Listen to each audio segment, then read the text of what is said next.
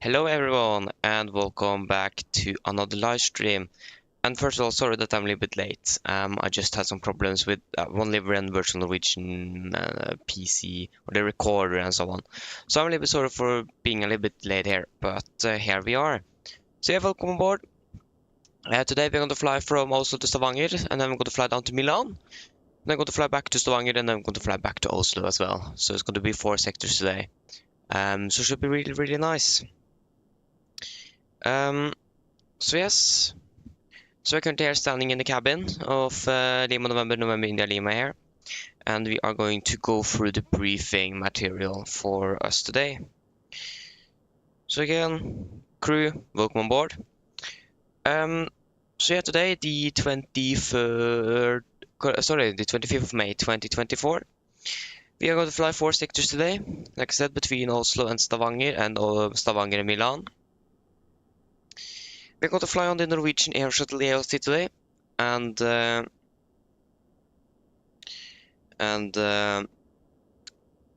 we're going to fly Norwegian Air Shuttle AOC, and we're going to fly on Lima November India Lima that we are currently standing in. So, the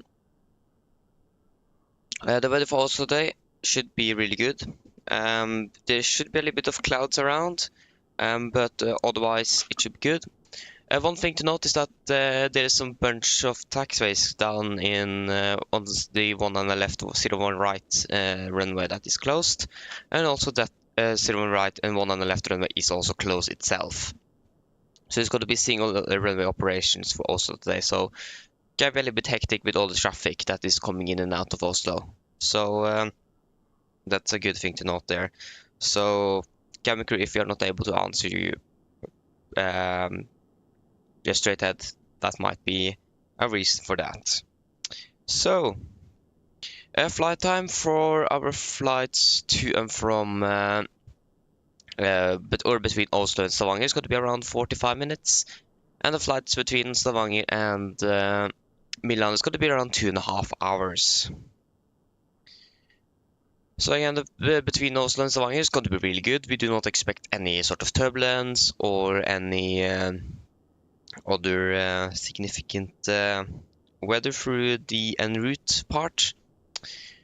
In Stavanger, the weather also should be good, but we do expect some rain a little bit later today. So there's a probability between 6 and 20 UTC, so that is between when we are in Stavanger, that we could have some rain or shower rain, but that's a probability and a temporary, so we'll wait and see what we're actually going to encounter there. On our way between Stavanger and Milan, it's going to be a little bit different.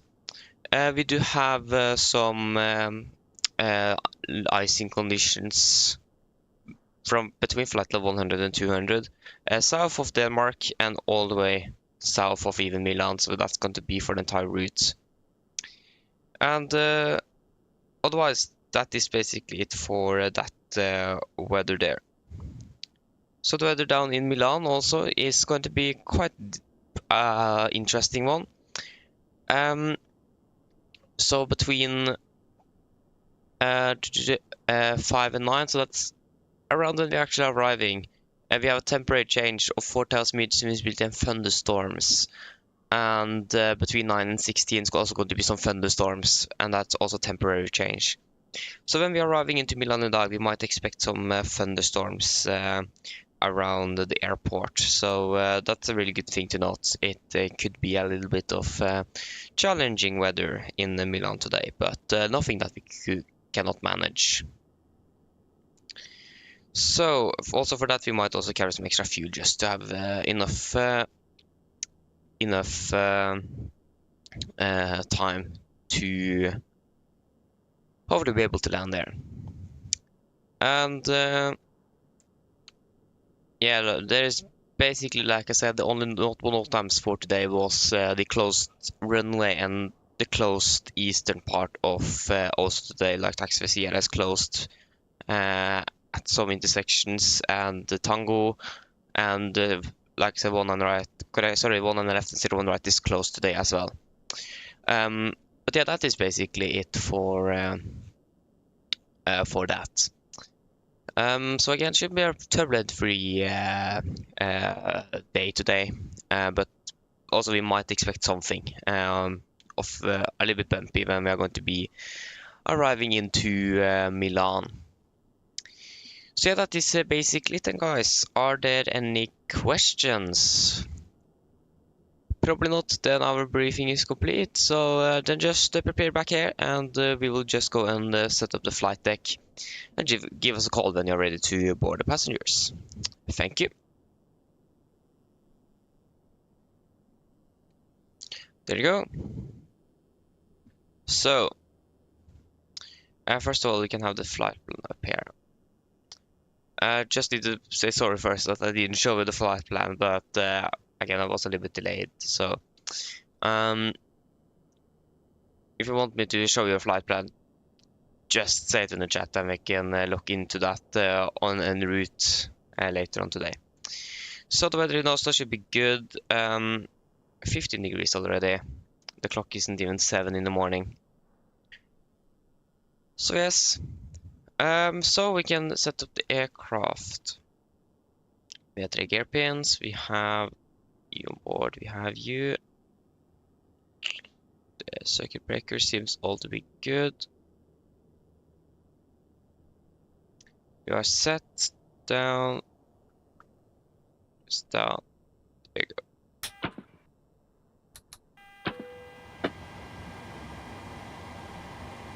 Beautiful.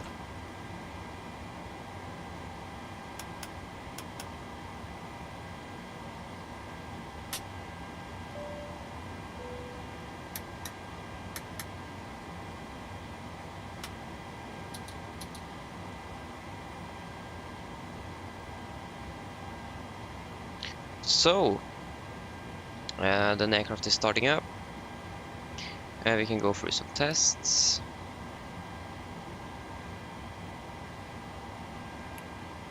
There you go. And the fire. Good.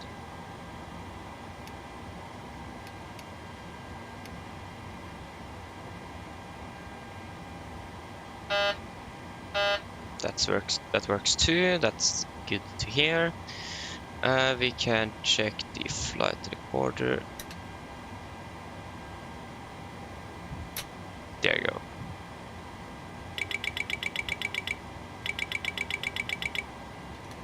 Oh. Yeah, we again can't do the stall warning test yet. So, before we do anything else, we should probably just request the refueling. Refueling truck is on its way. So that is good to go. There Please you go, the don't load instruments aircraft are until the fuel truck arrives and ask to do it. halfway up and running.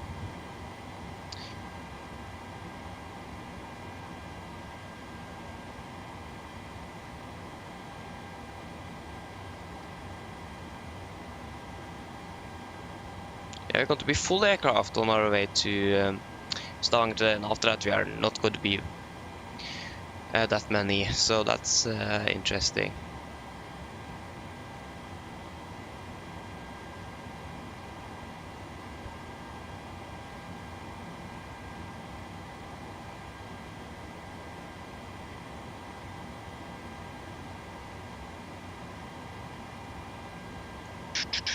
Come on, there you go.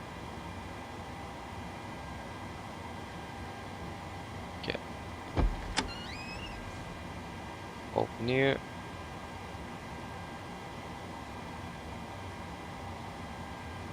Okay. So then we can go to the FMC.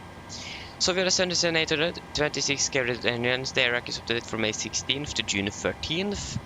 And we have the latest operational program for the PMDG 77. We are currently standing here in Oslo, Gardermoen.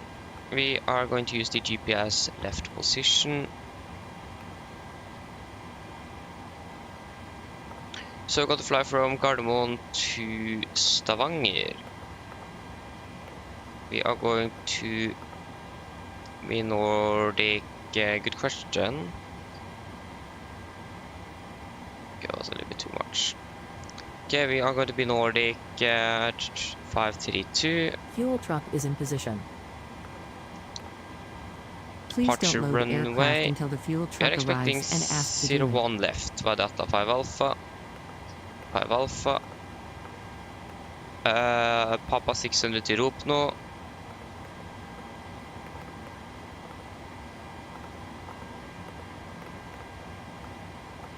Rop nå, and then rop nå to Tango for 36. I can take, just confirm 36 again, yes. ILS Zulu 36 var det rop nå to Tango, and then var Tuxas. Cost X going to be 9. Final reserves is going to be 3.1 tons. Cruising altitude 280, so quite low. Cruising wind is going to be 1 to 115.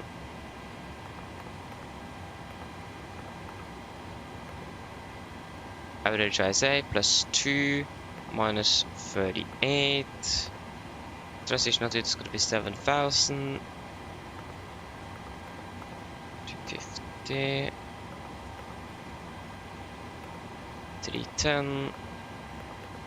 200. 100. 70. Just going to check something.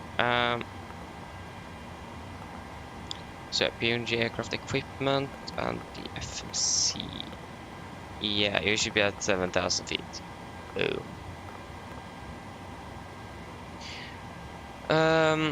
The engine outset for 01 left, that's got to be 5 miles from Gardermoen VR. Gardermoen, it's going to be 5 miles. Then we're going to take a left turn, correction, a right turn to Gardermoen VR. And we are going to hold at Gardermoen VR.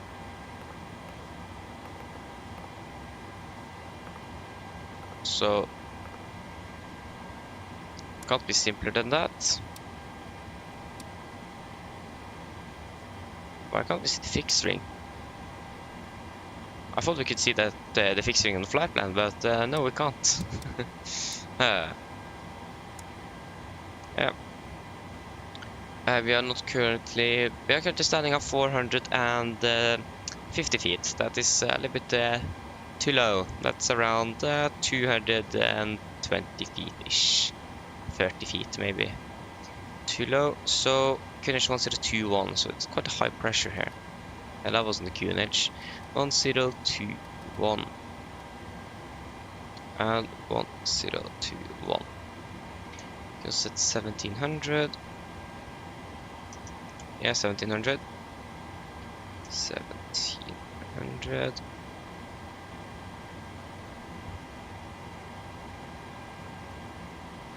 Good.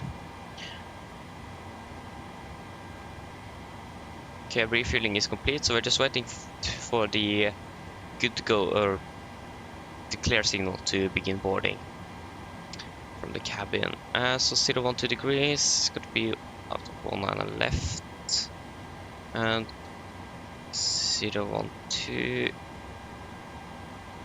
Initial climb is 7,000 feet. To cruise at 280, and I never can remember the airport elevation for Stavanger. Coming in, or fetching some charts. So, hello. Hi, Captain. The terminal staff are ready to send the passengers down. Can we start boarding? Yes, you can start boarding.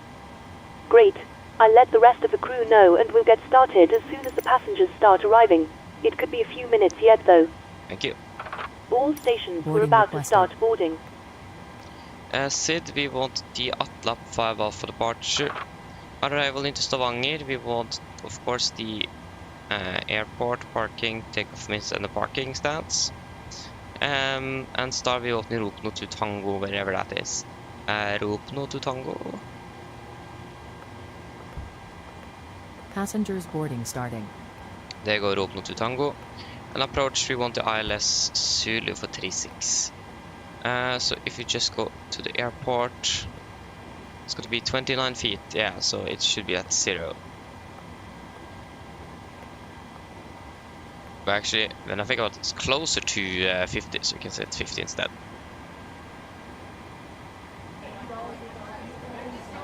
Okay, there you go. The passengers have begun boarding.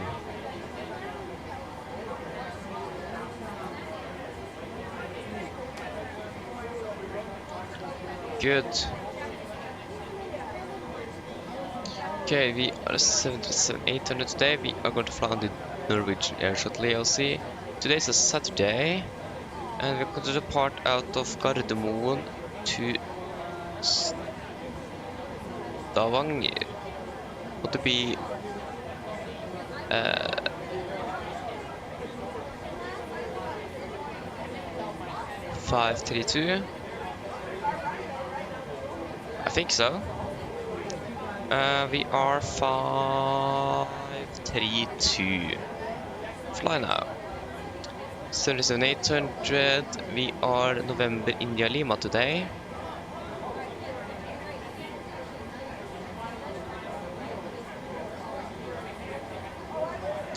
Beautiful. So again, we're going to be full aircraft on our way to Stavanger today, and then it's going to be not above 160 for the rest. So again, quite interesting there, but yeah, should be fine.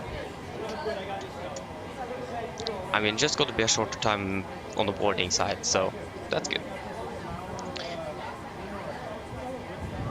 Okay. One thing that I forgot to do is to log on WhatsApp here.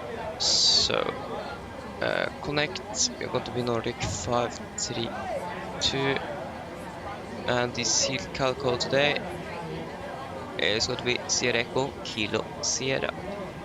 It's Charlie Echo, sorry. Kilo Sierra. I haven't filed a flight plan either.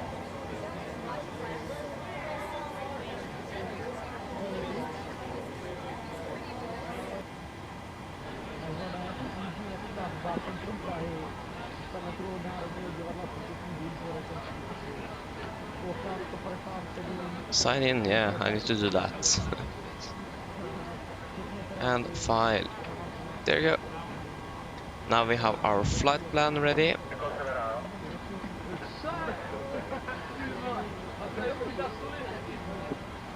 And it is quite early in the morning, so we do not expect any ATC for now. We actually do have Göteborg online though. I'm not sure what's happening with Göteborg. It's quite popular. Okay, so should we... Okay, actually we can wait with the departure briefing. We can use... I think for this flight we may use the entire runway. So Bravo 1. Isn't that a good idea? I don't know. I mean, we could also use Bravo... not Bravo, I mean Alpha 2 or Alpha 1. Doesn't actually matter which one we're going to use. We could use either of them. Like the difference between those two are quite small.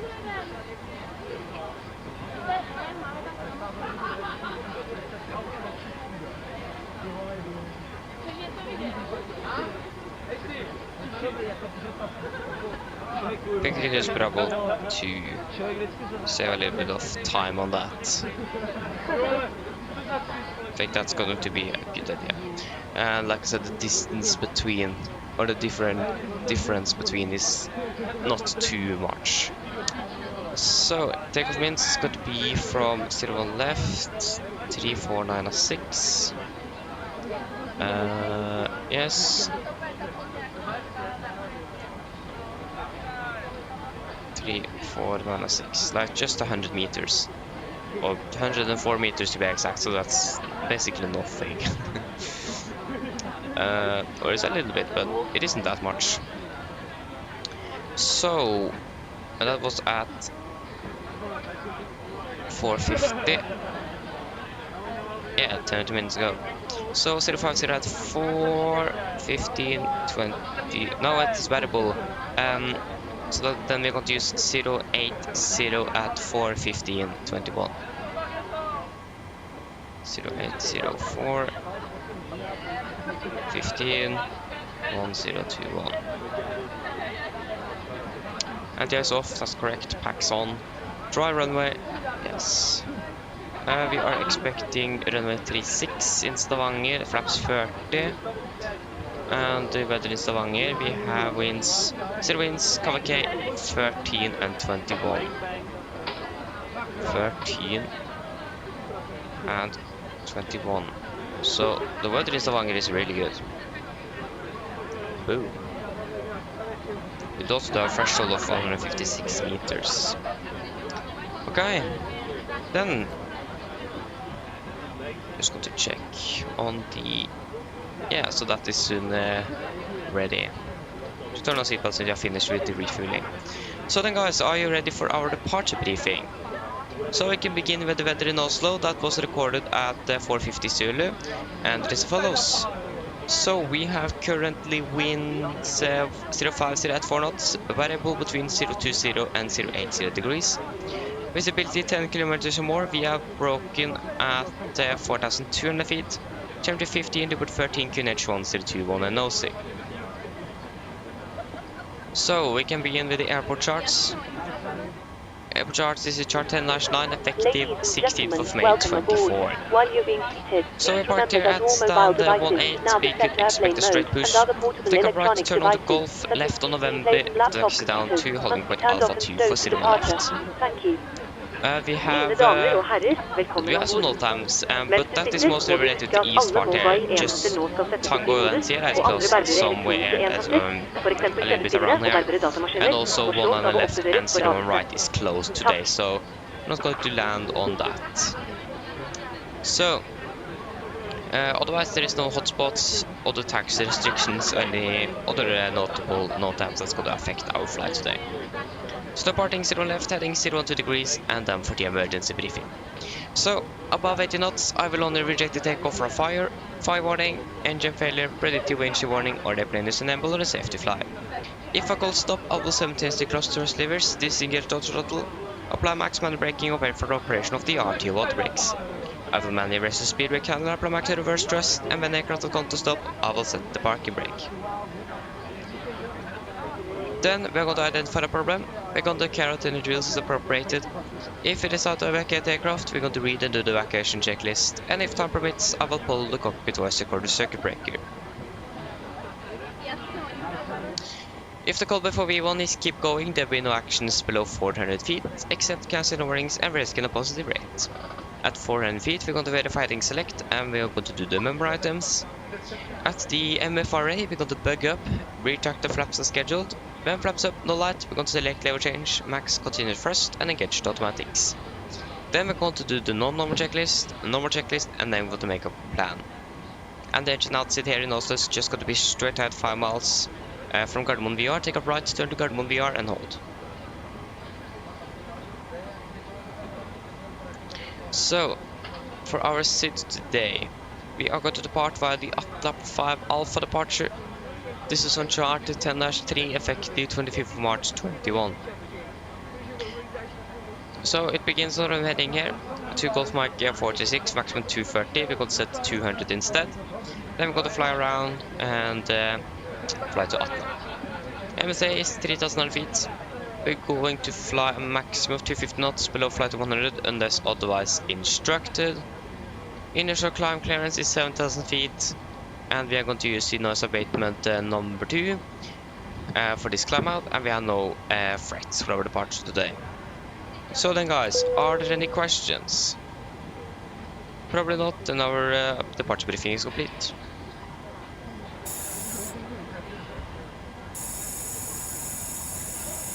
There you go, and we can do the preferred checklist to the line. So pins and covers, they are removed. Oxygen is tested 1%, now transfer and display switches, all at normal auto. Window weight on, air compress, packs auto, and bleeds are set. Flight instruments, tracking 192 degrees, QNH 1021, reading 682 feet ish. It's like 85, so plus 3 feet. Park brake is set, engine start levers cut off, rudder and aileron trim 3 and 0. And takeoff and taxi briefing are completed. Leave objectives to the line complete. You can also do a PA then. Flight time is going to be 45 minutes. Mine damer og herrer, god morgen, dette er kaptein som snakker. På en Norwegian og besetningen ombord så ønsker vi dere velkommen ombord denne flyvningen fra Oslo til Stavanger. Flytid til Stavanger i dag er forventet til å bli rundt 45 minutter. Vi er ganske så snart klare for avgang her fremme, så vær så snill, sett dere ned, ta på sikkerhetsbeltet, og for deres egen sikkerhet andres, vær så snill, følg med på det veldig viktige safety-demonstrasjonen som kommer fra kabincrew nå, veldig snart. Vi skal ha en marsj i dag på rundt 28 000 fot, og det vil si at været i dag skal også være ganske så greit. Vi forventer ikke noe turbulens gjennom flyturen, men vi anbefaler på sikkerhetsbeltet på bare sånne tilfeller vi kommer bort til noe uventet turbulens. Som sagt, været i dag skal være ganske så greit. Det ser vi også ganske så fint nede i Stavanger.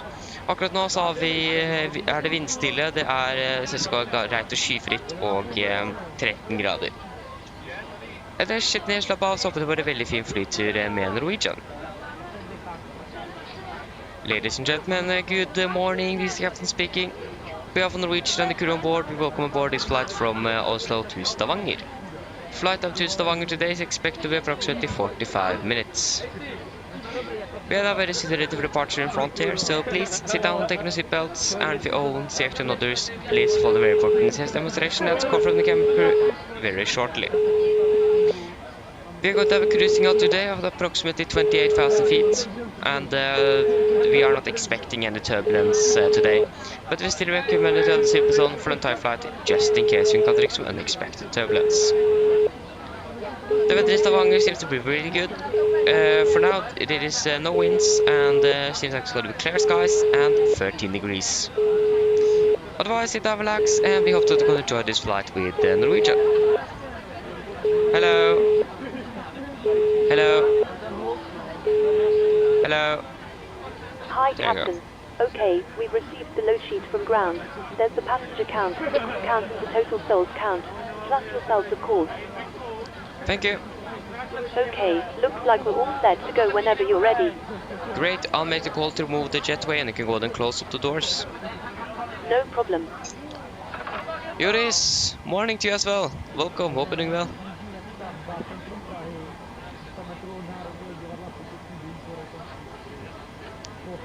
PA system, welcome on board, blah blah blah. Not expecting any delays. You never know. So what we can first do is to go through the flight plan. So we are departing out of 5 Alpha departure, going to fly southwest, and we are expecting 36. Missed approach, and also the engine outside, good. Activate, execute.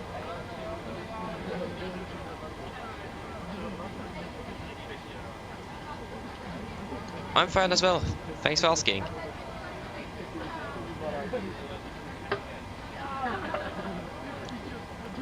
Good load.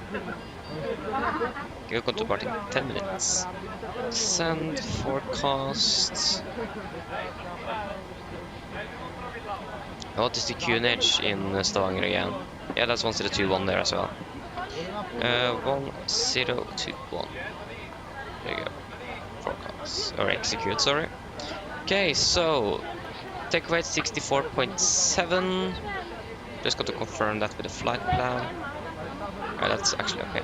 64.3, and that's going to be 400 more. Yeah. Still interesting, but okay. 64.7 and 79. 64,700 and 17. That is not a 17. 17.9. 64.7, 17.9. Execute. And calculate. So that's going to be takeoff to 3191.2. Takeoff to 3191.3, 91.3. Flap's gonna be 5, trim is going to be 6.20 units, or 6.2, and 149, 149, 145, 149, 149, 145. 145.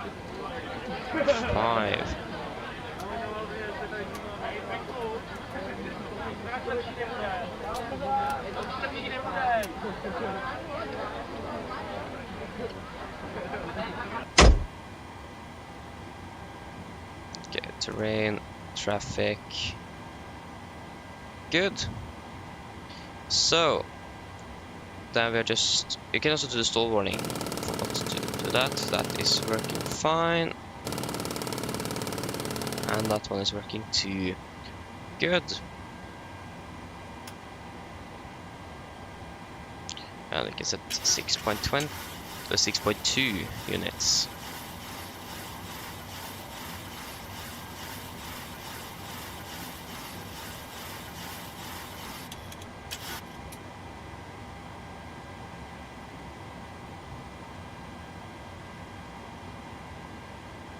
So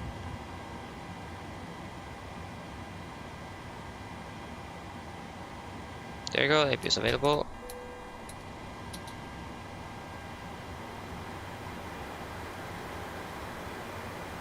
We actually need to turn on you as well.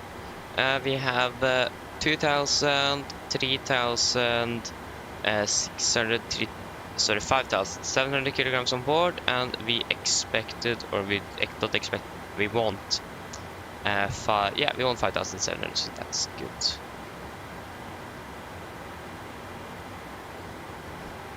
Good, and then we can do upgrade for checklist plotline. Fuel, we have 5,700 kilograms on board and 4 pumps on. Passenger sensor set, auto brake, RTO, CD pre-510A cars are completed. Takeoff speed, V1 139, rotate 139, V2 142. Correction 145. MCP V2 145, heading 012 degrees, altitude 7,000 feet set. Pre-for checklist is complete.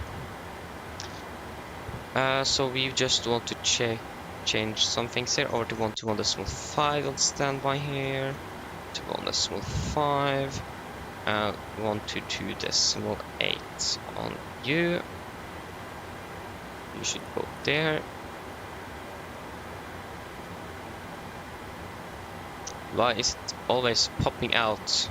Jumping. Several cargo is not always synchronized with GSX. Jumps out all the time. That's quite interesting. Okay. Then we're pretty much ready to go. So we can close that door. Prepare for pushback and departure.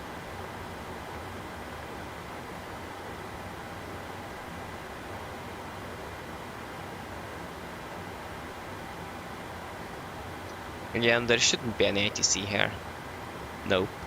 I think also we are the only aircraft here. Oh no, sorry, it was a Lufthansa guy that just departed out of here. But now we are the only one. Like traffic-wise, we are the only aircraft inbound Stavanger. I was going to check for Oslo though. Yeah, 3 aircraft, 3 departures to Stavanger, Frankfurt, and yeah, it's one guy that have departed to some. That's flying to Canada. So yeah, we are not the only one.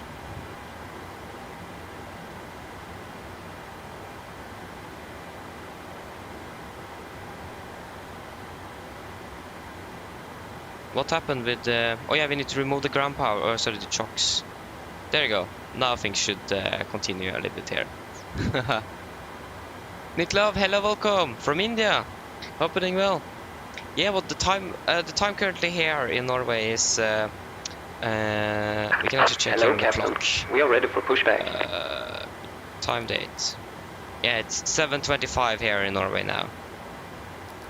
7:25. So for us it's 2 hours difference in the summertime for UTC. in the winter time, it's just going to be 1 hour, but yeah. So yeah, 7:25 here. So it's morning here. Completed. What is it in India right now? Is it like in? Is that going to be? If it is morning here, isn't that going to be in the afternoon maybe? If I'm correct. Locking gear. I'm not quite sure.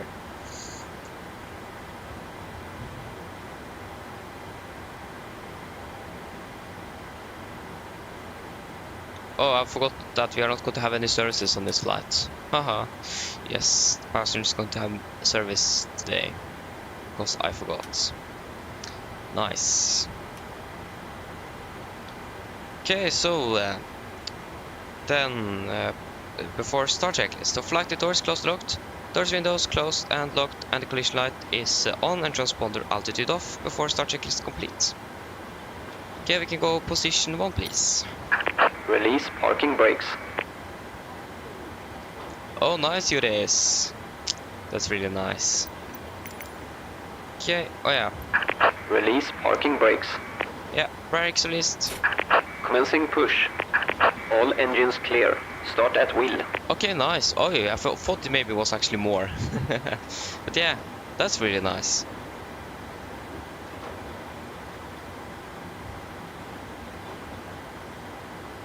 Yeah, I thought it actually was more than 4 hours, but yeah, I'm not good at time zones.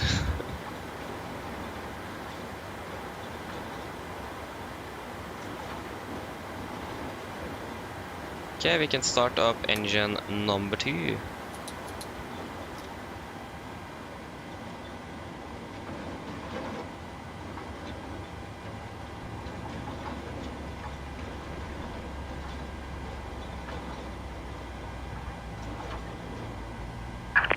Set parking brakes. Brake set. Waiting your confirmation for good engine start.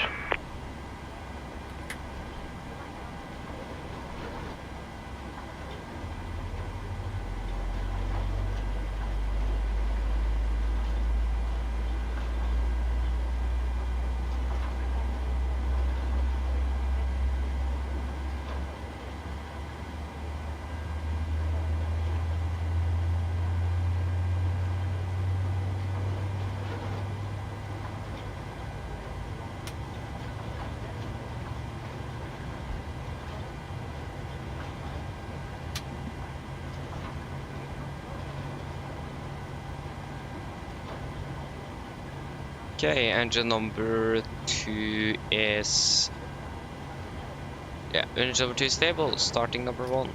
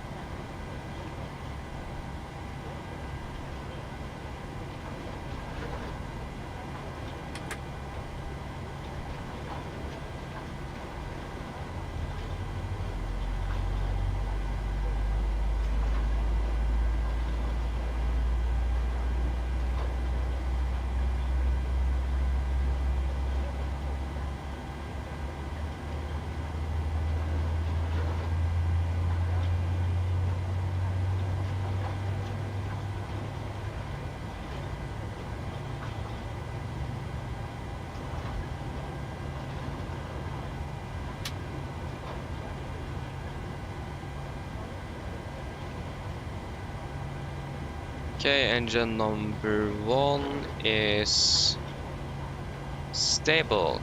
Copy the ground, we have 2 good engine starts. You can disconnect handling on the right. Have a good morning. Bye bye. Unlocking gear.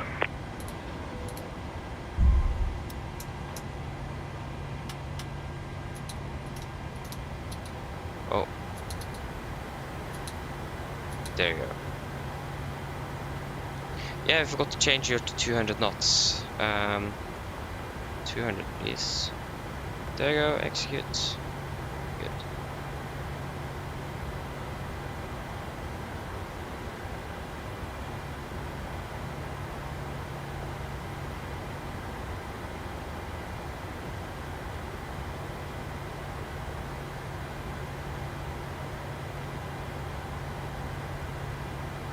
Tow truck disconnected.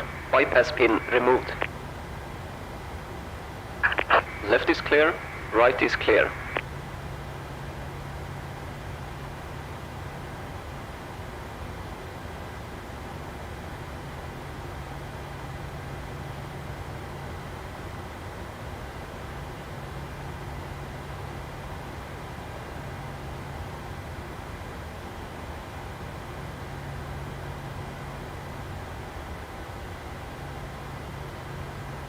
There you go, got the gear pin, flaps 5.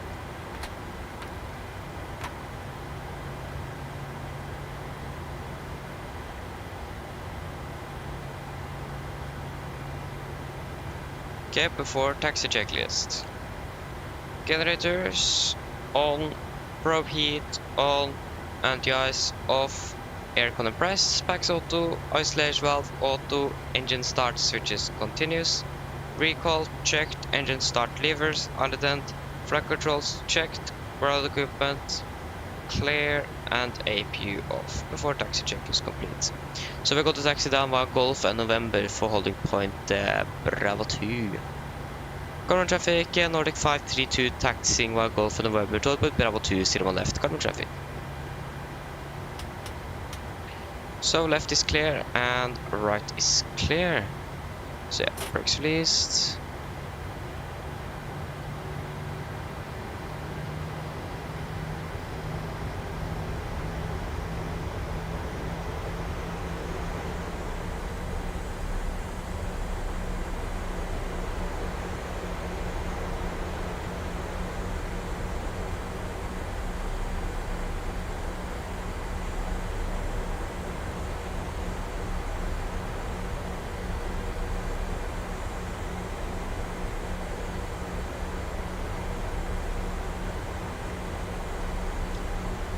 Good. All is clear.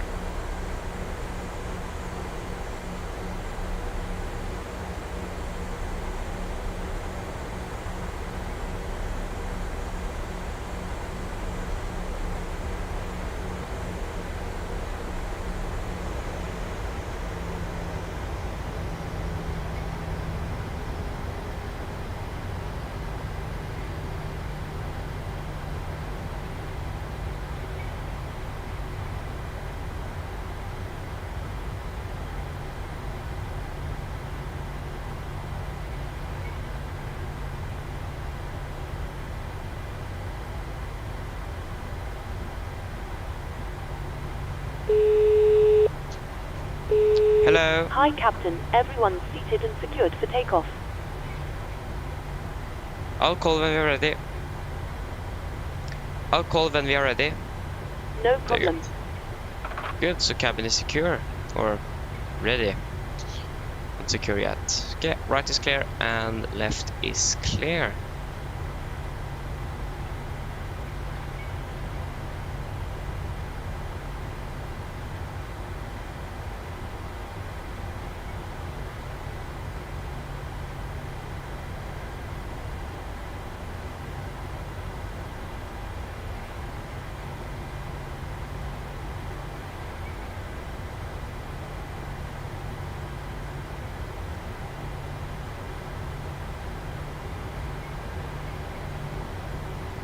Yeah, my FPS at Gardermoen is actually quite good. I currently have I have it like topped at 30, so I'm running like between 28 and 30. But I have it capped at 30, so it's not more than 30. But you can see that it is my CPU that is limiting me. But I think if I would have turned off that cap at 30, we would have more than 30 on the frames per second. So yeah, it is around 30, but that's because it is capped there. So the performance here is quite good, especially at the Aerosoft that we're using here.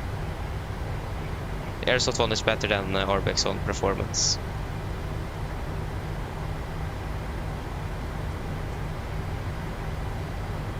Same with visuals as well.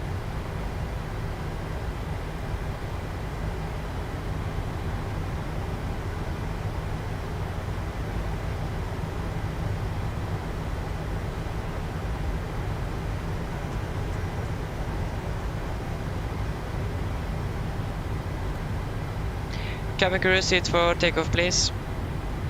Almost at landing there. Okay, before takeoff checklist. Flaps, 5 land, 5 green light, stabilized trim, 6.2 units is set, and cabin collar given before takeoff checklist complete. I think I need to have or get a new side stick because there's something wrong with the sensitivity on this one. If I'm just leaning a little bit too hard on the side stick, it turns the aircraft to the left. So there's something wrong with the axis on the twist axis on this joystick here. So yeah, it's a little bit like sluggish.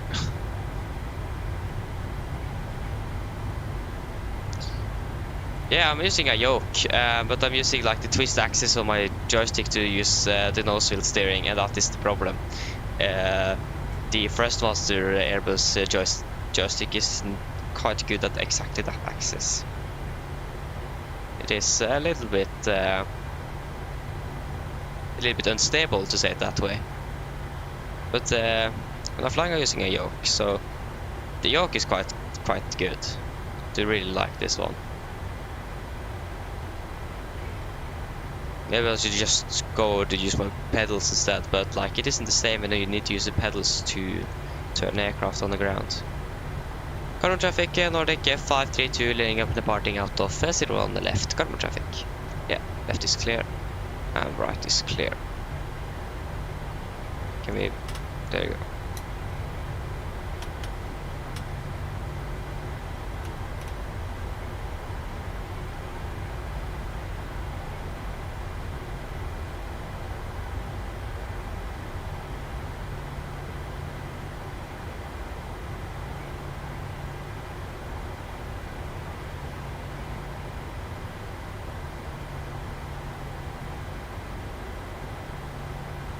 Okay, so takeoff.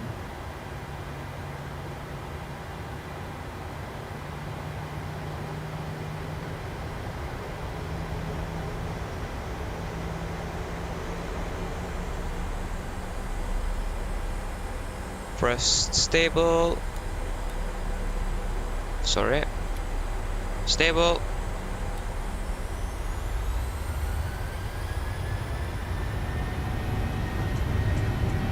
Takeoff reset.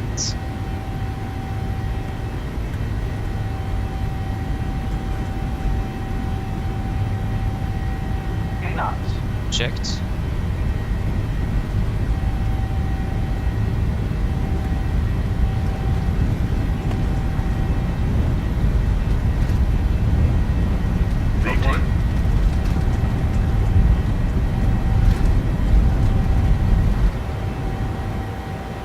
Positive rate of climb. Gear up.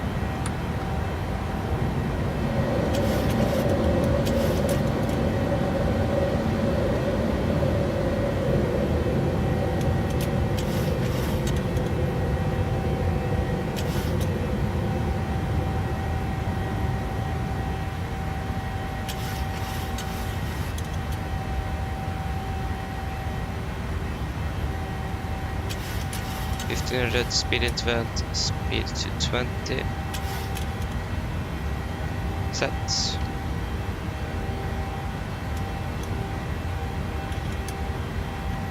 Flaps 1.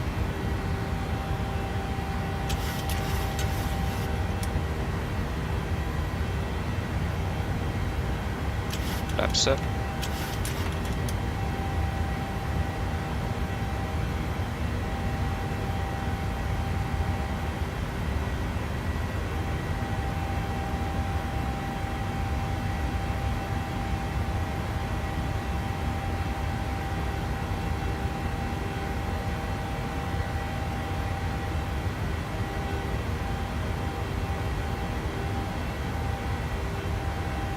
Cancel speed into vents.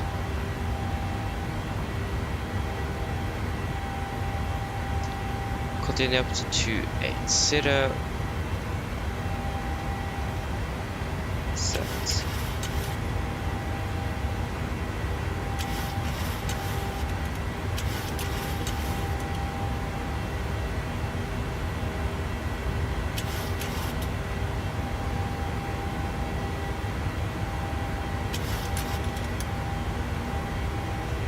set standard, standard.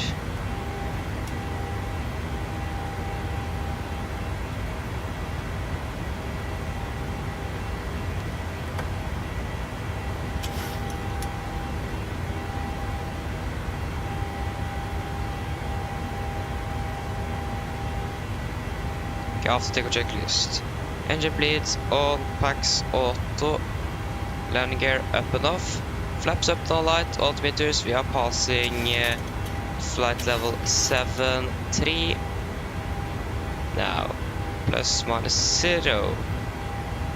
After the take-off checklist is complete. Okay, I can fly direct to Atla. Execute.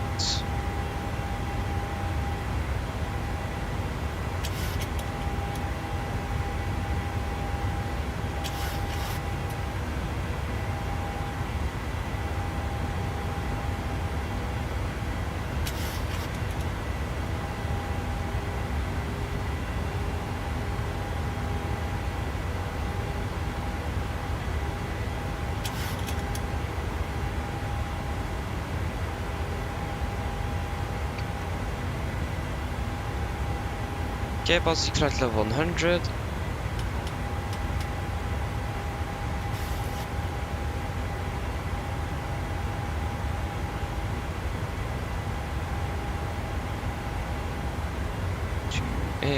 Good. There you go.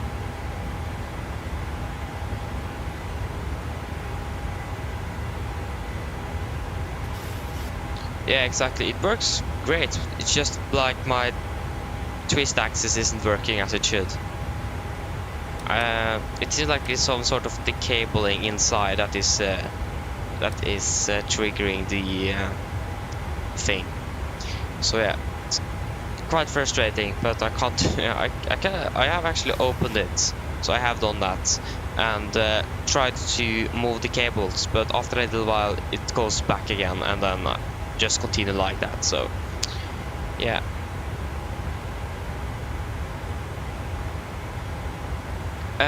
No, I haven't tried shared cockpit. So I don't know if it works like 100% with the 77, but I've heard many fly shared cockpit on the 737. I think it should work quite good. I don't know, but it seems like it's working nicely. But like I haven't used it, like I said, so I actually don't know. Okay. One thing I need to do before we are arriving into Stavanger to eat breakfast. I do have it here, but I didn't have time to eat it because of all the problems I encountered. So yeah.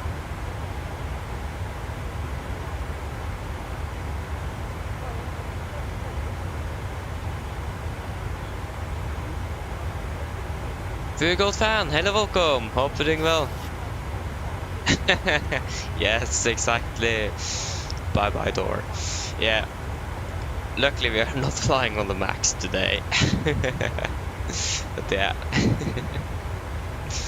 Yes. I think we will never forget that. Oh. Yeah.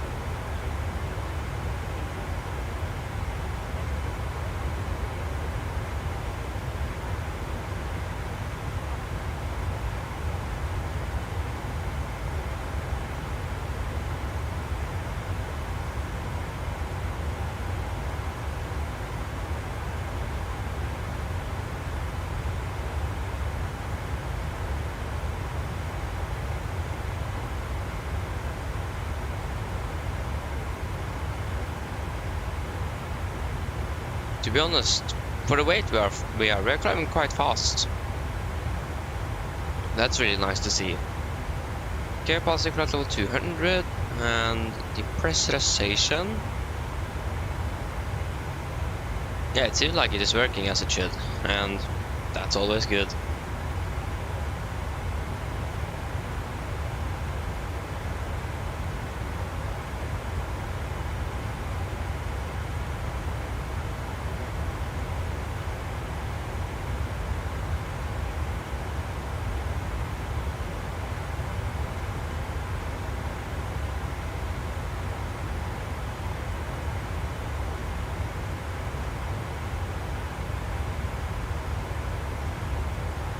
One thing I just realized, forgot the heading here.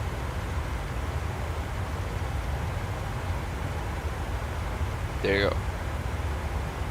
Erik Kristoffersen, hello, welcome. Hope you're doing well. Hey, we can begin with the MSFS2020. I think it is going to be really good. It seems like it's going to be really good, and yeah, hopefully I'm going to have some more information soon as well, since we are closing up on the release, if that's going to be like in the third quarter of this year, like July, August, September period. So yeah, I think that's going to be really great, and it seems like it's going to be really good as well. Explain 12 also seems to be really good, but I haven't tried it out myself, or I've actually tried the demo version, but I have not used Explain. I do actually have a copy of Explain 11, but that's basically everything. But I haven't used Explain that much. But especially with it now, the update 12.1, with like the new effects and so on, it seems like it is actually really good. And I think Microsoft need to step up the game a little bit, not just with the graphics, but like with other things as well. So I really hope that Microsoft is going to step up the game quite a bit with the new 2024 release, but we'll just wait and see. Explain 12 seems to be really good, but I think I'll still prefer Microsoft Flight Simulator, to be honest.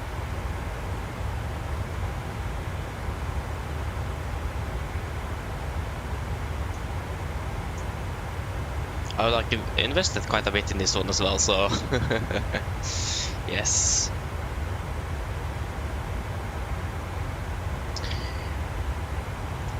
Oh yeah. Should we prepare for arrival into Stavanger? So that's going to be 357, 357, 1,000 to go, 357, and 11135. Yes. Again, we're still climbing quite fast, 2,400 feet a minute. When we have full passenger load. I think the only reason we're climbing that fast is because we don't have full cargo load and not full fuel load as well. 111.35, 111.35. Please. There we go.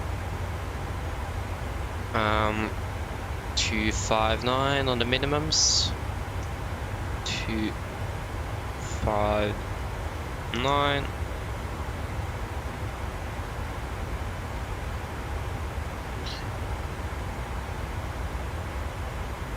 Good, and the current weather for Stavanger, it's variable and good. Then we can just import. Still can't write that variable factor there on my keyboard, or with my keyboard, so that's quite frustrating, to be honest. That's going to be 4 plus 3. That's going to be 700 kilograms, and that's going to be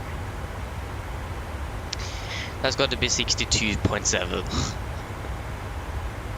Just actually go to double check. Was it 63? Yeah, 62,700 kilograms on landing weight. 36. Calculate. Going to be 150 minus 5. That's going to be 145. 146 works as well. Yeah, that seems all to be good.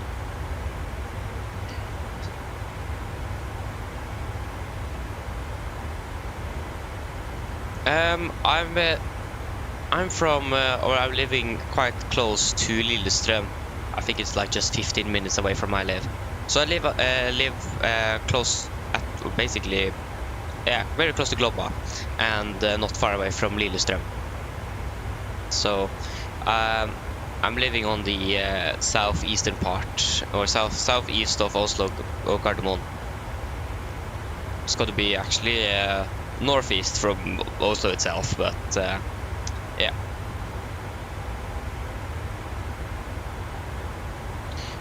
So yeah, then we can begin with our approach briefing. So we have the weather currently for Stavanger was recorded at 5:20 Zulu, and it is as follows. So winds variable by 2 knots, KVK temperature 14.12, QNH 1021, and no sick. So for our star, we are going to fly the Ropen to Tango arrival. This is a chart at 10-2 November, effective 7th of October 21. So we're coming in via Ropen here, above flight level 100. Continue now to Zulu Victor 736, between flight level 80 and 140. Continue now to Lurup, above 7,000 feet. Zulu Victor 731, above 4,000, and then Tuxas, about 3,000 feet. And also at Zulu Victor 734, it's a maximum of 20 knots. So MSA at Stavanger is 4,800 feet. We're going to forget that was here.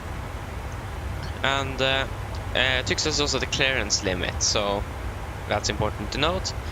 And frets, we do have a limit of terrain on the eastern part of Stavanger, but otherwise it should be good.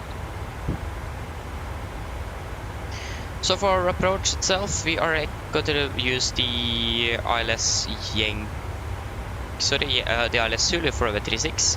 This is on chart 11-2, effective 14th of July 22. So we are coming in with the Tuxas station, maximum 220 knots, about 3,000 feet. Going to fly into an initial fix of PDUG, about 2,007 feet, maximum to 10 knots. The heading is 357 degrees, and ILS DME is 111.35 Sierra Lima. So 357, that is set 1, 2, and 3, and 11135 is set 1, 2, and 3. So it's going to be normal 30-degree cloud slope, with minimums of 259 feet or 230 feet AGL.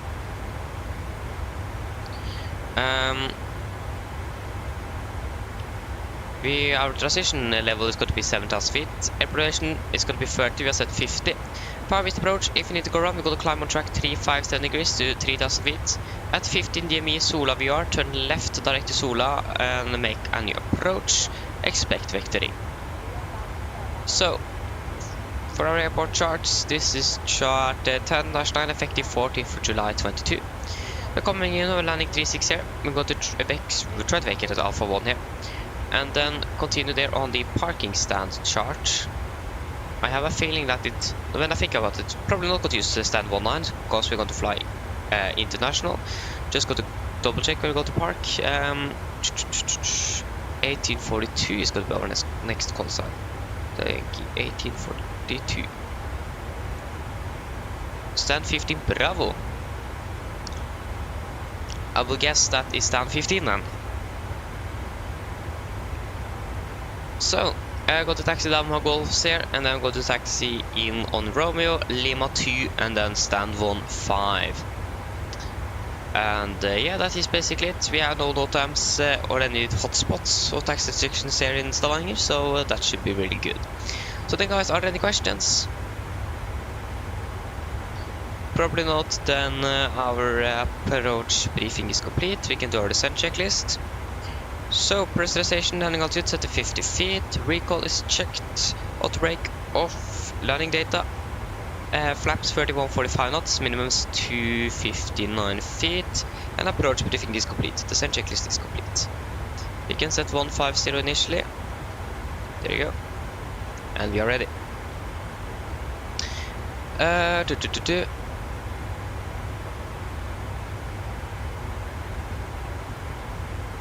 Oh, nice, Joris. To be honest, I'm actually not sure 100% where Holmstad is. I think I've heard of it before, but I actually don't know where it is. Yeah. Eric, no, I can't, unfortunately, because of my I don't have the good enough eyesight here, so unfortunately I can't. But like if I could, yes, of course I would have done that. But unfortunately I can't. But what I can do is to be a mechanic, so I can actually at least do maintenance on this aircraft. So that is the plan, to be a mechanic on the 737. If that is possible, then that would have been really, really good, or really nice. But unfortunately can't have a pilot license. Can't even have a driver license, so yes. Oh yeah, okay, it's near Fredrikstad. Okay, then I know where it is. Then it makes sense.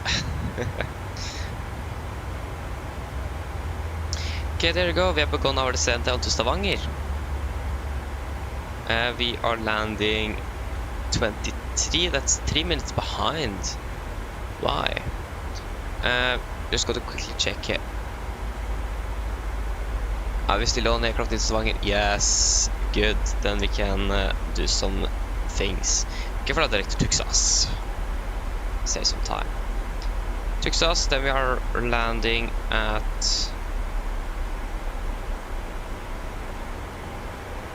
Yeah, there you go, 618. I thought that was something else. 618, so you can execute. A little bit high. No worries there. 618, that's going to be around 20 minutes then. Mine damer og herrer, dette litt omtring her fremme fra cockpiten. Så har jeg nå kanskje lagt merke til sånn at det skåres ned til Stavanger, og vi har ventet til å lande om rundt 20 minutter. Været i Stavanger, det ser ganske så bra ut. Vi har noe variert vind i området. Så det skal være ganske så håpefullt, så at det skal være skyfritt, men det kan at det er noe høyere skyer. Og 14 grader. Ellers ble det veldig fin flytur med Norwegian denne morgenen, og vi håper å se den for neste flytur. Ladies and gentlemen, this is a quick update from the flight deck. As you may have noticed, we now begun our descent down to Stavanger, and we are expecting to land in approximately 20 minutes. The weather in Stavanger seems to be good. We do have a little bit variable winds. There is either clear skies or some clouds at the higher altitude, and it seems like it's going to be just a little bit of clouds around and 14 degrees. Otherwise, we hope to enjoy this flight with Norwegian this morning, and we hope to see you again on a future flight. Thank you. It probably doesn't sound good that I don't even know if it's going to be clear skies or if it's going to be clouds.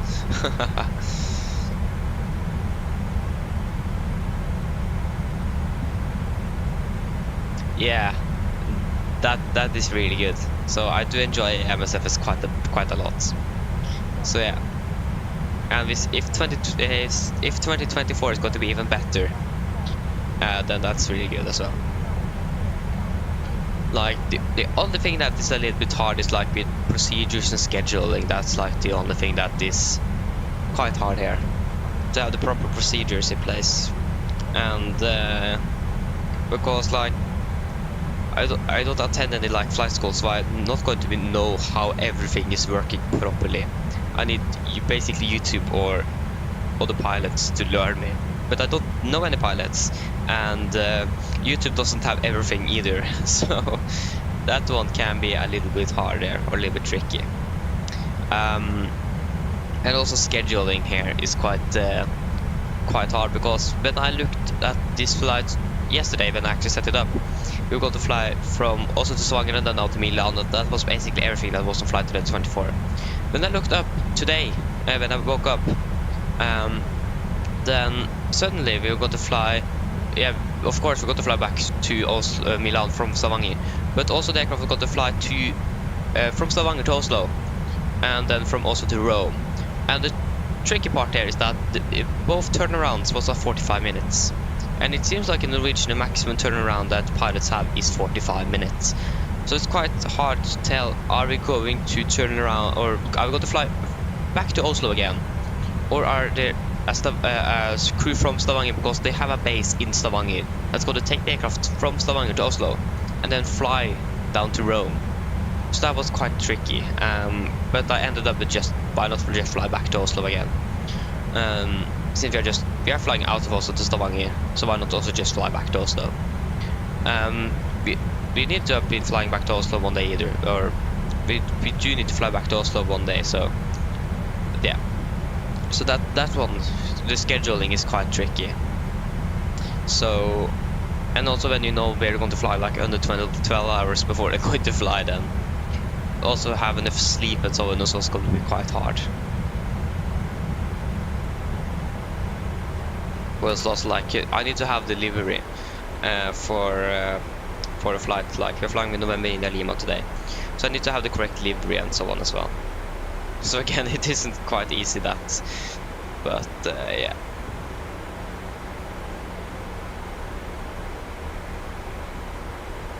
What? Do you have the Norwegian SOP with this? What? That's nice. I think I actually found the one, but that was like from over 10 years ago or something for an add-on. So yeah, I have just looked at videos from people sitting on the jump seat inside their aircraft and filming. That's where I have their procedures from, is that. Like scanning everything they are doing. So like for example a departure briefing, I don't know how they are doing it because no one is filming that. Or they are filming that, but like then I know how they are just formatting it, but not what they're including and so on. So also that is quite tricky. But like the emergency briefing, for example, is going to be standard for every 77 operator, so that one is quite easy. Or probably not going to be standard for maybe some differences, but you know what I mean. It's basically the same. So yeah. I mean, it would have been really nice to have the SOP for Norwegian, but I know airlines and their SOPs are quite... They don't want to leak them out. So yeah. And I do understand, or actually to be honest I don't understand that, but just how they're operating the aircraft. So yeah. Cabin crew, prepare the cabin for landing. Oh, cabin crew, prepare the cabin for landing. There you go, second try. So yeah.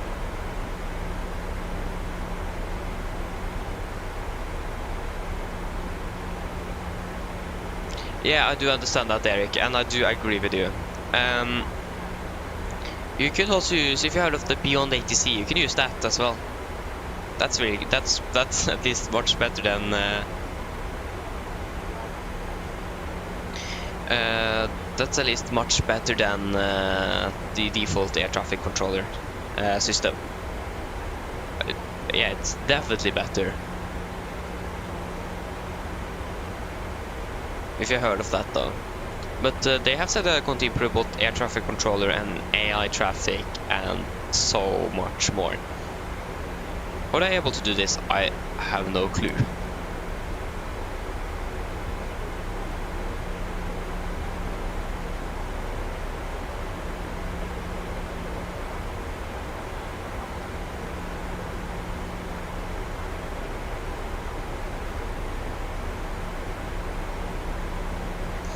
You bought the supporter pack. That's nice. Then they're going to have air traffic when it's actually probably beta or alpha or something. I don't know. But yeah, you're going to have it ahead of many others. That's really nice. Yeah, I haven't bought the Beyond ATC yet. I'm waiting for. I know I don't need to wait, but I just don't have time to try it. And I think what I'm going to do is that when they have released both with the air traffic or like the live traffic as well, or the air traffic with the program, then we're going to have a day here we're just using Beyond ATC to try it out and see how it works. And if that is much, I mean, it's quite hard to see if like you have more ATC but you don't have the human factor in here, so that's quite yeah, so we need to think a little bit about that, but we're going to try one day. Okay, it's just a basic, but I mean, that's also good, just to have the basic one. Like for example, I have a checklist here. Download for version Norwegian, it is like from 2011. So this checklist here is quite old, and when I have looked at those videos, they have some different things on their newer checklist than I have here. So this one is also quite out of date with like 13 years. So yeah, I mean, it would have been really nice to have a new checklist and their SOPs. It would have been really nice to have, but again, airlines don't want to share them. And to be honest, that's quite unfortunate for us that want to fly like them.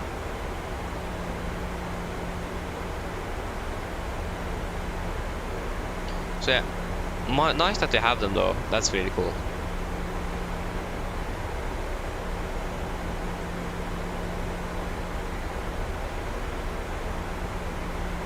Like for example, the yoke checklist, I just use what they have in their aircraft. I think that's actually pretty accurate as well.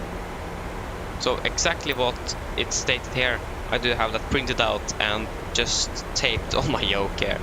So I don't need to take out the A4R paper here to read the checklist. 1000 go over, so passing flight 100 as well. Nice. Nikolai, hello, welcome. Hope you're doing well. Hello. Yes. Okay. We can descend down to 3,000 feet, and the QNH is 1021. Good. 1021. We managed it right before the stereo cockpit phase here. That's nice. Windows security, the Microsoft Defense summary. No thanks. Don't have time for that. Okay, there you go, passing flight level 100.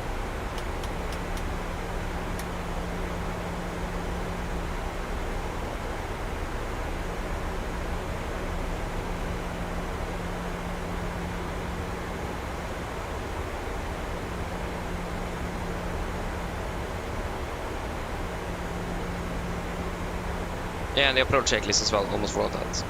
Approach checklist, altimeters, we are passing 1903, correction 903, now, plus minus 0, approach checklist is complete. Yeah, this is definitely not clear skies, because the KOK is like clear skies or clouds above the transition altitude or 5,000 feet or something. Oh, what? Okay, that was an interesting stutter there.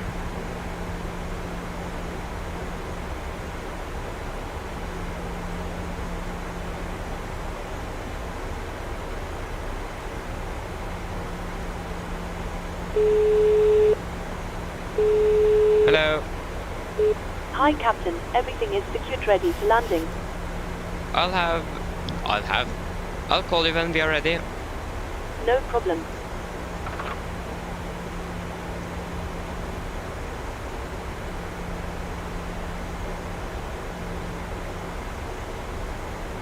I'm flying 249, I'm flying 260, we're flying 10 knots faster. We should.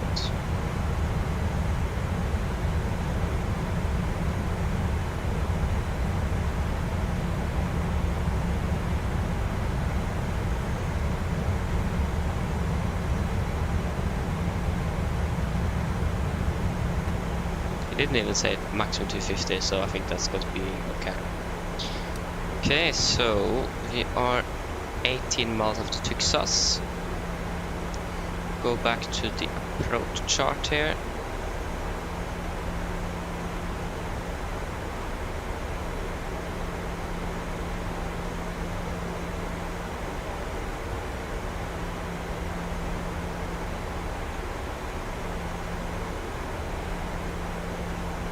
Yeah, so we're going to 2,700 feet, and then we should be 8 miles out. So we are an 8-mile final. Forgot to say that in the briefing.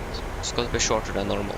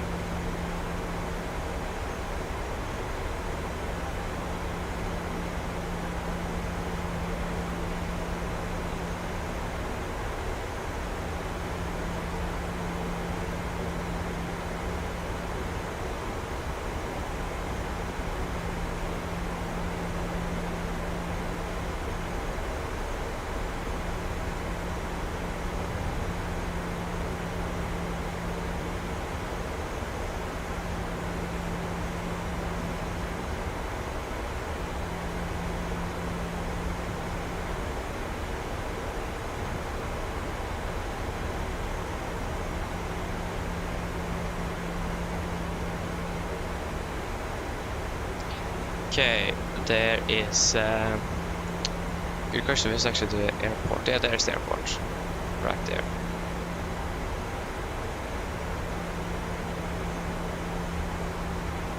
So again, we got to capture it at 2,007 feet at PMDG.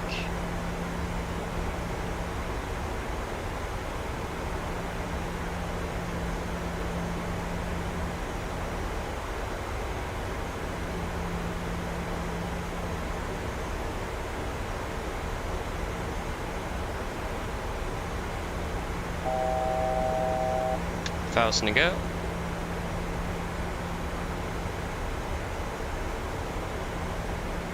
Okay, continue down to 2,700 feet.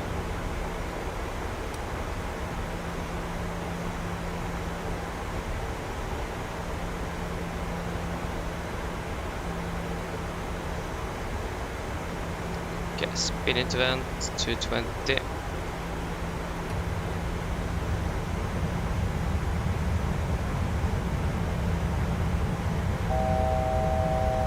Thousand to go.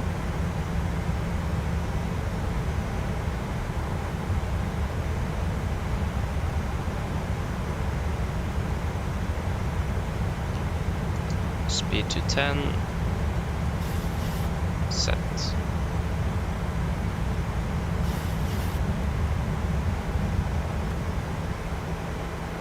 Okay, heading 357 degrees. 357 set. Flaps 5. See warning here. Track record of the PMDG. Disregard. Set speed on 8 knots.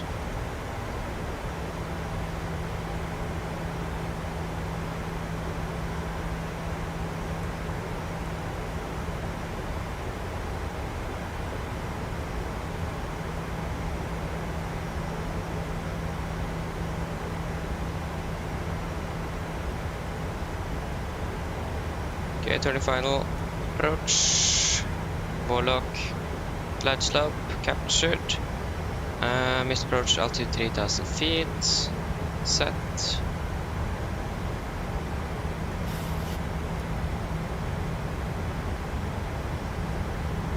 $2,500. Camera crew, seat for landing, please.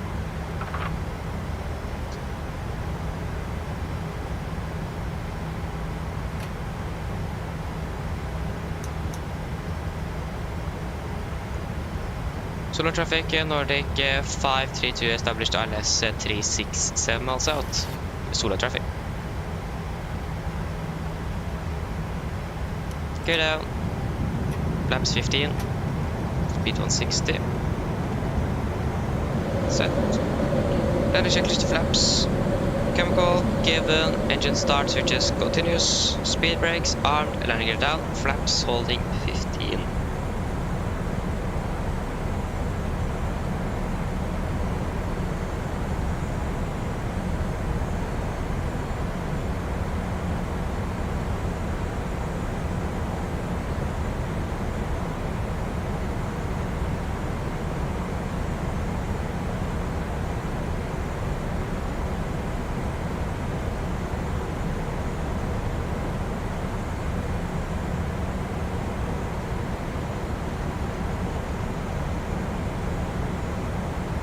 Flaps 30. Complete landing checklist. Flaps 30 planned, 30 green light. 1,000. Landing check is complete. We are approaching 1,000. We are stabilized. We are clear to land.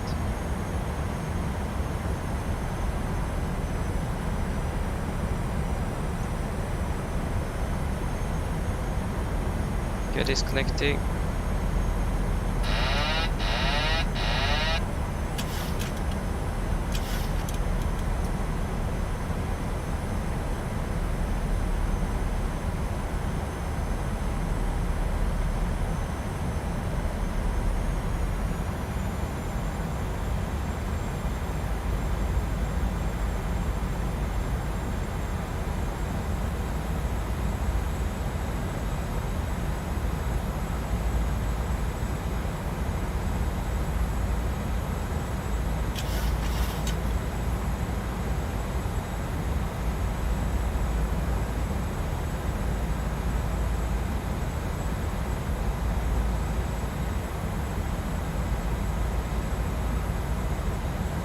approaching minimums.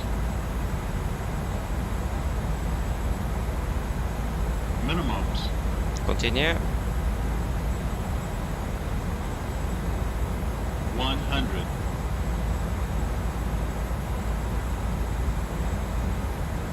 50, 40, 30, 20, 10.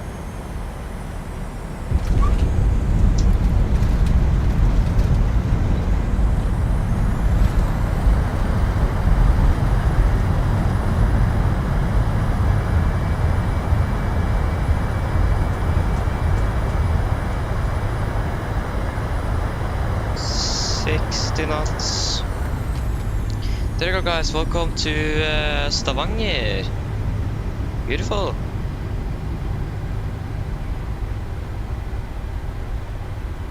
What a beautiful approach. Landing as well. I really like that landing, to be honest. I think that was right on center line. Quite nice one. A little bit behind the touchdown zone, but yeah. Solar traffic, Nordic 532 and wave 36 vacated solar traffic. But I mean, that was because of the poppy and the glide slope, so that wasn't our fault. That was external factors.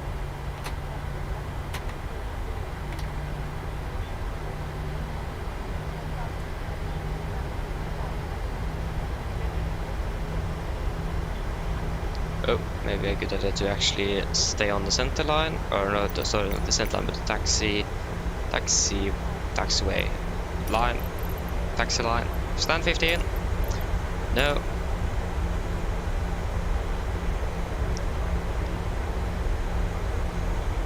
Ian, hello, welcome. Hope you're doing well. Yes. Nice like butter. That was about 96 feet a minute landing. That was a really nice one. Hope that we are not going to have a warning that it was too smooth. Like, they really that the Symphony cargo is normally giving us when we have a good landing. Too smooth. Okay, this is Romeo. If I remember correctly, we got a taxi on to Lima. I think I got a taxi here, to be honest. Just wait. That is stand. What? Okay, if we go back to the parking stands, we are over taxi to stand 9. Yeah, we got taxi out, Romeo. Sorry, Lima is at the apron here, so yes, a bit confused there, but no problem there. At least we know where we are going. That's the important thing here. Not need to stress either, we have quite a bit of time here. Okay, that is stand 16, 17, 15. Yeah, not actually to stand 9, but actually stand 19er all the time, because we're flying domestically, but we're going to fly international now. So then things are a little bit different. Okay, here we go. Stand 15.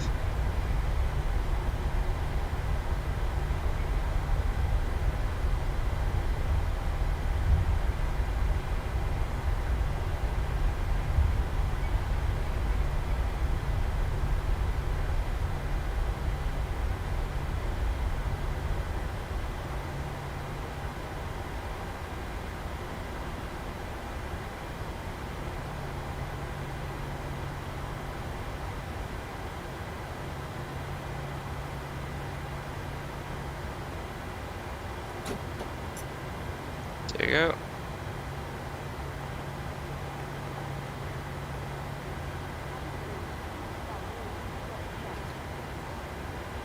We can shut down engine number 2. Okay. Shut down engine number 1.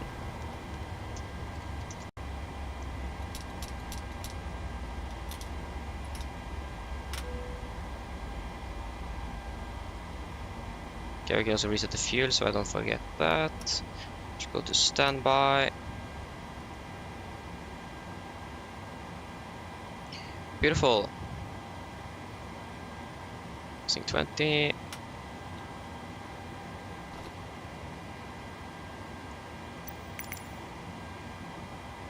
Request deboarding. The boarding requested.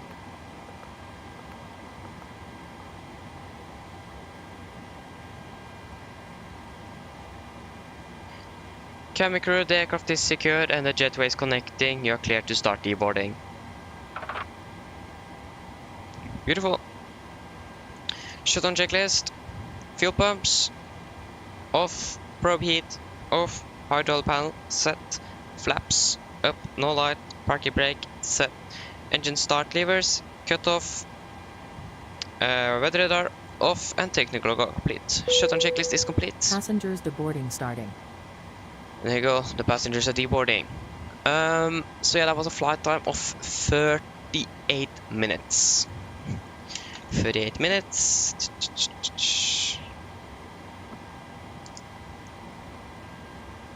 38 minutes.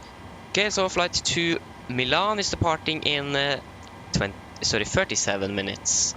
So this is a 40-minute turnaround here. Really good. Can upload you. Good. So 96 feet a minute on virtual Norwegian, but what does self-loading cargo say? I like how we can hear the passengers before the door is even opened. That was... Why does self-loading cargo say it was 229 feet per minute? It was a 1.02 G landing though, so perfect landing. It wasn't too smooth, so that's good. We don't like people that's complaining about the landing that is too smooth.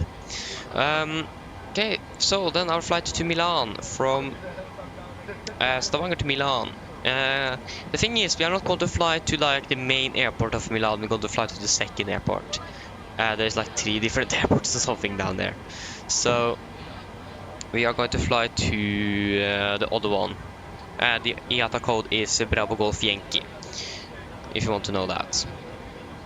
I think what we should do is carry out extra fuel. If you take 1200 kilograms, is approximately what we need for 2 go-arounds.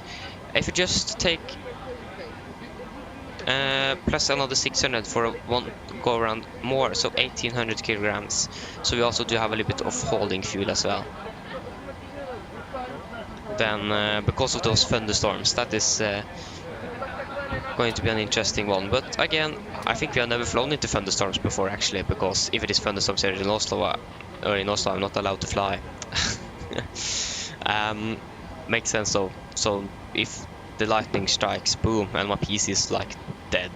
So it does make quite a lot of sense to not destroy my electronics here. That could be quite expensive to replace again. So yeah.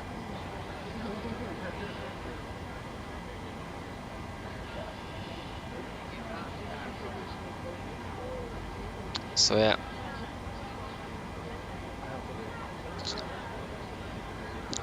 Okay, we are going to be in Nordic 1872, I think it was.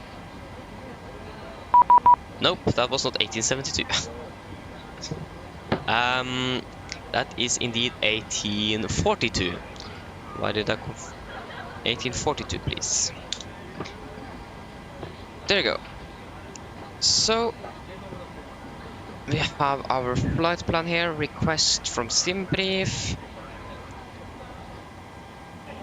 So we're going to have quite a bit of fuel with 11,700 kilograms on board.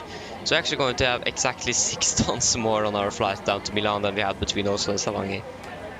But they are going to depart 700 UTC, so in like 34 minutes. I think it's a bad idea to like think that we don't need to stress, because when I've done that before, we have like departed 15 minutes behind schedule. So like normally when we do have a bit of time on the ground, I might take things a little bit slower, makes sense. But I take it too slow and we are departing behind schedule. So then the point of arriving early is like gone. So we're going to fly from Echo November Zulu Victor today. Echo November Zulu Victor till Lima India Mike Echo Lime. We're going to be Nordic 1842. Departure runway, I think that might be 36. That does make sense, yes. Departing 36 via the Bivki Von Hotel departure. Okay, after BFK, we're going to fly to Doror. Oh. That wasn't supposed to happen. Sorry for that. 36. There you go. And if you need to delete all of this. Delete you. And Doror, you're going there. Doror, direct to Tivun. Tivun. Direct to Doden. Doden. Direct to Tabum. Tabum. Tabum, direct to Giget.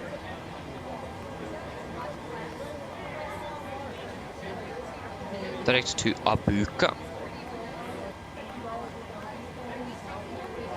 Abuka, direct to Kilo Romeo Hotel. Direct to Nator. Nator, direct to Tango Romeo Alpha.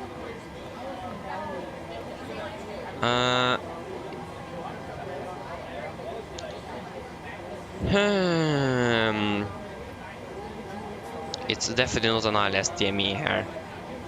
I think these two here we can say it's definitely not you. These two are quite similar. Either a waypoint or a DME or a Trastang. Okay, I'm not going to try to pronounce that. But that is a VUR. Just got to double check here with the here. Yeah, so it says DVR and they have the frequencies, so we can select you then. I don't think it would matter which one they actually select, but just in case. Tango Romeo Alpha to Ripus. Ripus, direct to Gersa. Gersa. Direct to Soson. Soson, direct to Odina. Odina, and then Odina for Echo for runway 10. Arrival, ILS, runway...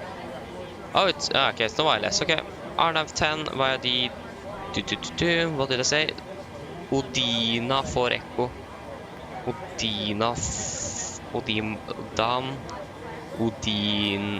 Odina for Echo. And a good question. Which via? That's got to be Tixum. Tixum. There you go. Okay, so cost X would be 9. Final reserves is going to be 3.2 tons.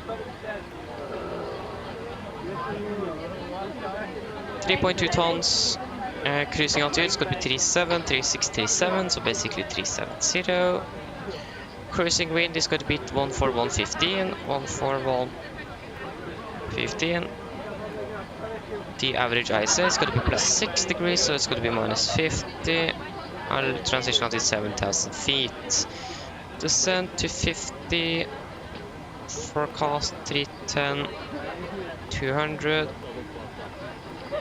And 100. So I think for the charts we want to let Oslo be here because we want to fly back again. But otherwise we can remove U and U. So departure we want the Bikini 1 Hotel, 1 Echo, Foxtrot, Golf and Hotel. Hello. Hi. We're all done back here. Everyone's offloaded. Brilliant landing, by the way. We barely felt anything. Thank you. Call me if you need anything. Of course. Good, so passengers have deboarded.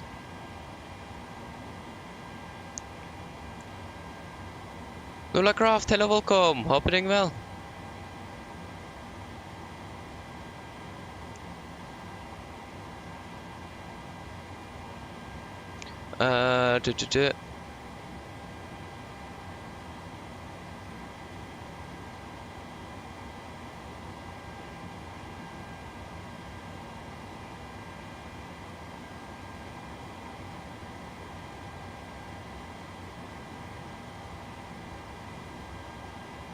What?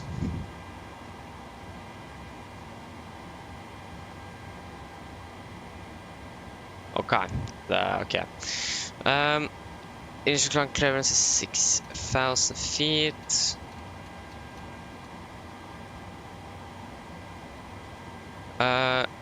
No, we need to pin you. Arrival into sorry, not Linate, but Milan. Airport, parking stands. Yeah. Airport elevation in Linate. Not Linate. It's Milan. 800 feet. 800. Going to cruise at 370.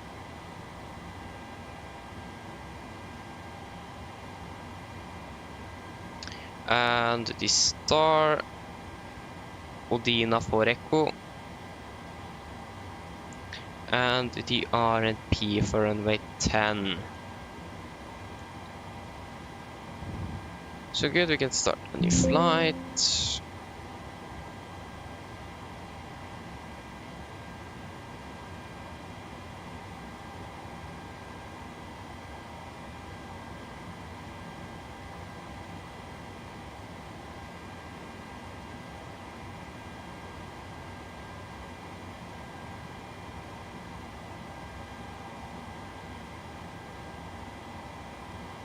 Okay, we're going to be Norwegian.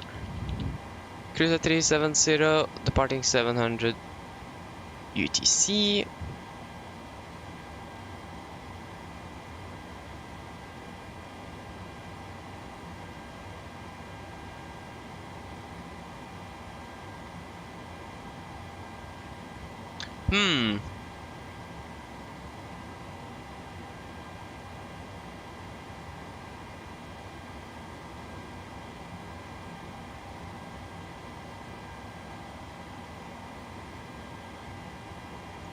I'm not quite sure what happened in the chat there with Ola Craft. That's quite interesting. No clue what to say.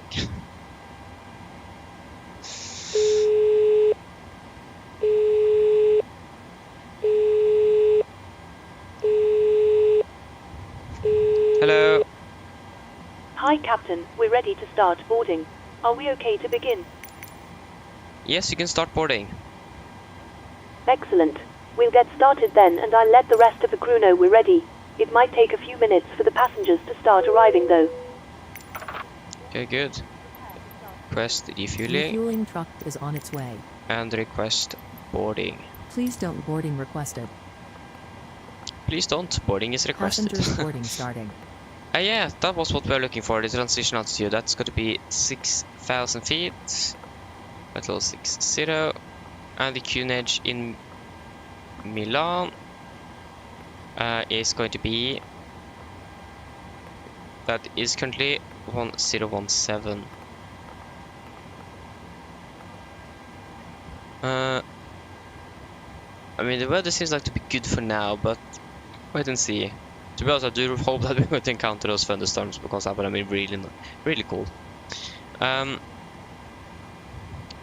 So yes. We do need to open that door then, maybe.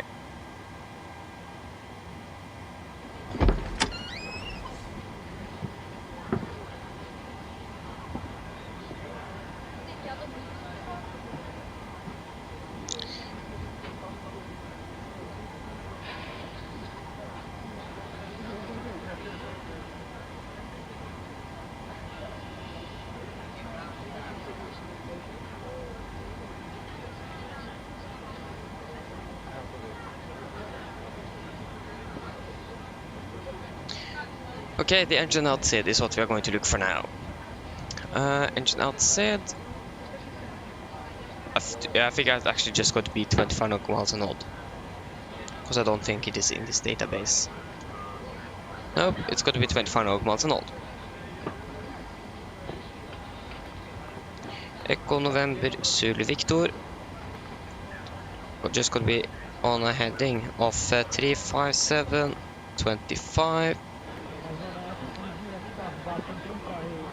and it's going to be Echo November Zulu Victor, not 1 but 357 degrees 25, and it's going to be 357 inbound, please. There you go.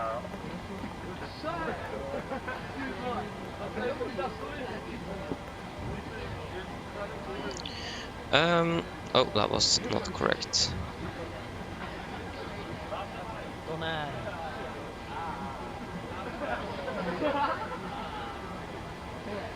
Think we are just going to do this.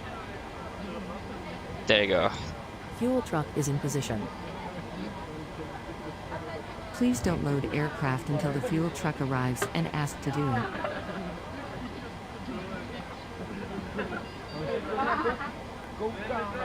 So,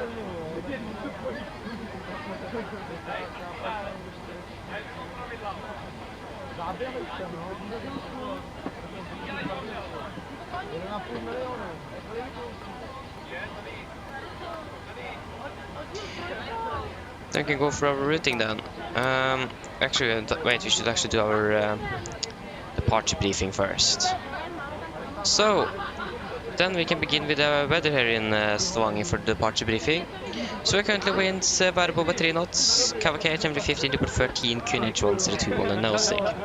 And this was from 6:20 UTC, just 20 minutes ago. So, we can begin with our airport charts. And we can actually begin with the parking stance. This is our parking stand chart 10-9 Bravo, effective 14th for July 22. We have parked here stand 1-5. We could probably either expect a straight push or a push facing to the south.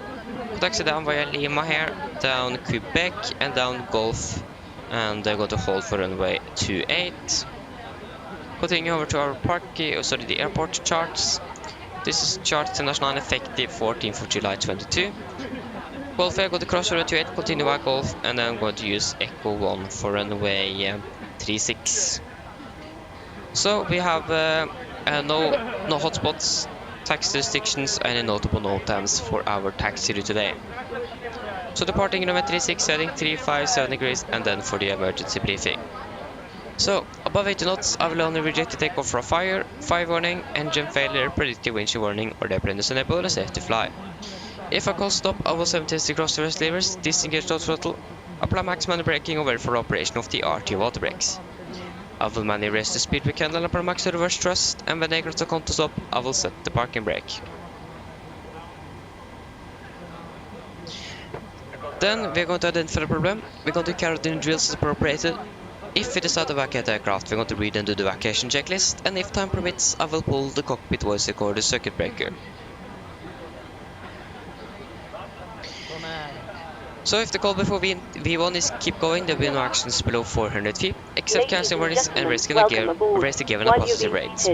At 400 feet, we're going to set heavy, verify heading, select and do the memory items. At the MFR, we're going to plug up rear active flaps as scheduled. When flaps up, no lights, we're going to select the level change, max continue first, and engage the automatics. Then we're going to do the normal checklist, and then we're going to make up a plan. So far as today, also the engine not it, just going to be straight ahead 25 knots and hold. So for our today we're going to use the PMDG 1 hotel departure. This is on chart 10-3 kilo, effective 14 for July 22. So the PMDG departure is going to be a straight out heading or heading 357 degrees to good to be. Then I'm going to turn right to Sierra Zulu Victor 523, maximum 250 knots, and then continues southbound to PMDG. MSA at Stavanger is 4,800 feet, and they have some close-in obstacles warning here. So racing terrain at 0.6 nautical miles from threshold, runway 18 at the right. Obstacle close to threshold 18 require climbing gradient more than 3.6% and must be avoided visually or by other means. So 3.6% of the 2,000 feet, that is going to be approximately 7. We are going to climb more than 1,000 feet a minute, so there shouldn't be any problems.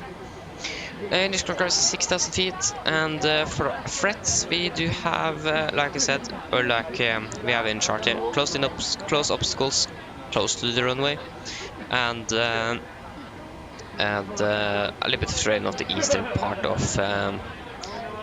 eastern side of Stavanger, but otherwise there is nothing further. So then, guys, are there any questions? Probably not. Then our departure briefing is complete.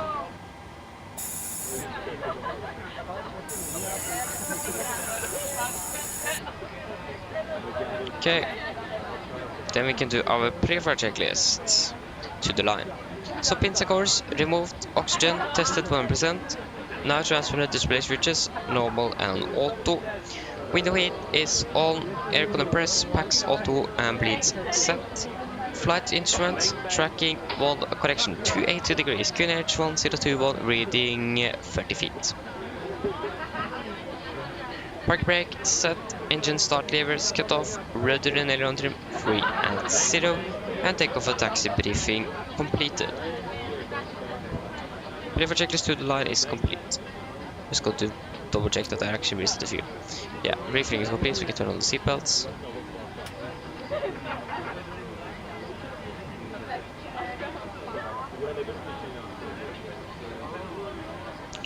Down to Milan, parting 700. Lima, November India Lima, sorry, November India Lima. Okay, so then we can go through our route. So we are going to depart via the Bivki Von Hotel departure. It's going to take us a little bit eastbound, and then I'm going to fly southbound, going to fly over Central Europe, and I'm going to have, and this is our arrival into, quite interesting arrival this one, into Milan, and then do not let the miss approach is set.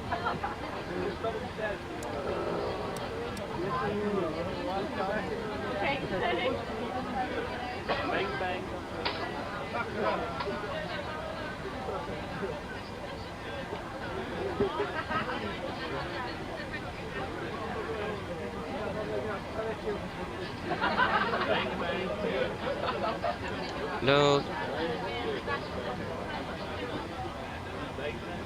Execute. Load. Execute. Boom.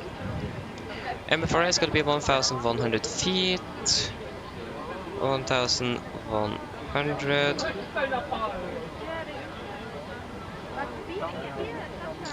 And then we can do a PA then. So flight time is going to be approximately 2.5 hours. And we do not expect any turbulence, but we might have some thunderstorms when we arrive, but that is a little bit uncertain. Mine damer og herrer, god morgen, dette er kaptein som snakker. På AMD Norwegian og besetningen ombord så ønsker vi dere velkommen ombord denne flyvningen fra Stavanger til Milan. Flytid til Milan i dag er forventet til å bli rundt 2,5 timer. Vi begynner snart å bli klare for avgang her fremme, så vær så snill, sett dere ned, ta på sikkerhetsbeltet, og for egen sikkerhet andres, vær så snill, følg med på den veldig viktige safety-demonstrasjonen som kommer fra cabin-crew da, nå veldig snart. Vi skal ha en marsj i dag på sånn cirka 37 000 fot. Gjennom hele ruten i dag, så skal det være ganske så bra. Men vi andre har sikkerhetsbeltet på denne flyturen, bare som tilfelle vi kommer bort til uforventet turbulens. Været nede i Milan akkurat nå ser ganske så bra ut. Vi har litt grann vind fra nord, og så er det 15 grader og en nordskyet område. Og så er det en liten sånn uforventet, at det kan kanskje komme litt tordenvær i området rundt når vi kommer, men det er ganske usikkert ennå. Så vi får bare vente og se hvordan det går. Ellers, sitt ned, slapp av, så får du bare veldig fin flytur med Norwegian. Ladies and gentlemen, good morning, this is Captain speaking. On behalf of Norwegian and the crew on board, we welcome aboard this flight from Stavanger to Milan. Flight time to Milan today is expected to be approximately 2 hours and 30 minutes. We are now very soon ready for departure from there, so please sit down, take your seatbelts, and for your own safety and others, please follow the very important safety demonstration that's coming from the cabin crew now very soon. Our cruising altitude today is expected to be approximately 37,000 feet. The weather is going to be good. We do not expect any turbulence throughout the flight, but we still recommend that the zip is on just in case you encounter some unexpected turbulence. The weather down in Milan seems to be good. We do have a little bit wind from the north, a bunch of clouds around, and 15 degrees. There is also, we might also expect some thunderstorms when we, at the time when we are arriving, but that is still a little bit unsure. But we'll wait and see, and if that's going to happen or not. Otherwise, sit down, relax, and we hope to enjoy this flight with Norwegian.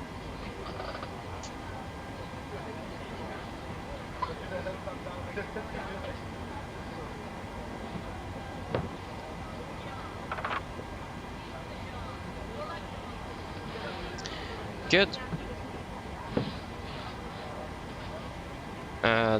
Did we go through the route? We have executed it. Good. So we're going to depart via Echo 1. So port. Takeoff means, of course. Runway 36. Echo 1's going to be 2435. 2435. 2435. And the weather here currently, we have winds. Yeah, again, variables we need to import. Okay, landing dispatch. We had expected runway 10 in Milan. Winds there are currently 040 at 4, temperature 15, QNH 1017. So 040, 4, 15, 17. 040, 4, 15, and 17. Yeah, we should be good there. Just want to double check. Echo 1, 2435. 2435. Good, then we're just waiting for the baggage to be completed. Or for the ground crew to... forgot to turn on you. For the ground crew to finish up boarding here. Or loading. Not boarding, but loading. And that hopefully shouldn't take too long. Airborne simulations. Hello, welcome. Hope you're doing well.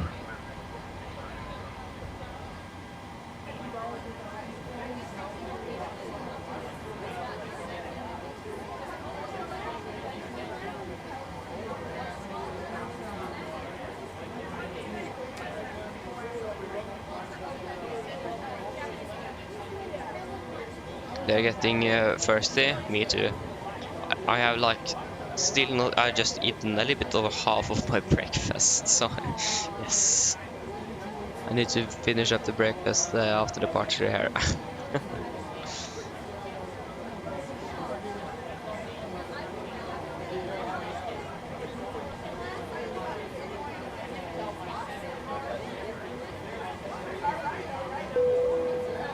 There you go.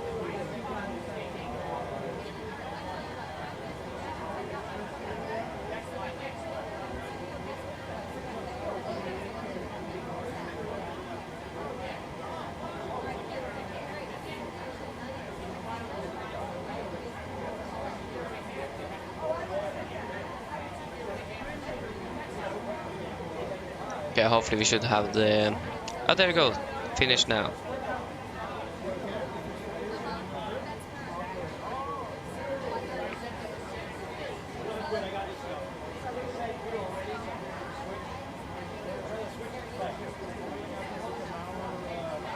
Kevin is the cabin crew going to call. Hello. Hi, Captain. Okay, here's the load sheet from ground. I've written the passenger count here, the crew count here, and the total number of souls, not including yourselves, here. Thank you. Okay, looks like we're all set to go whenever you're ready. Great, I'll make the call to remove the jetway and you can go and close up the doors. No problem. Good, that means the cap, we have the load sheet, so we are ready to go. So, takeaway is going to be 67.7. 67,700, and it is going to be 18.8 on the CG. 18.8. Just going to double check Take weight 67.2. That's 500 kilograms difference. That's a half ton. I'm not sure why. That's not good. Okay, if you just look at the payload, that's 500, that is 600, that's going to be 1,170 something. So, a little bit over 1,000. Yeah, this is 1.2 tons.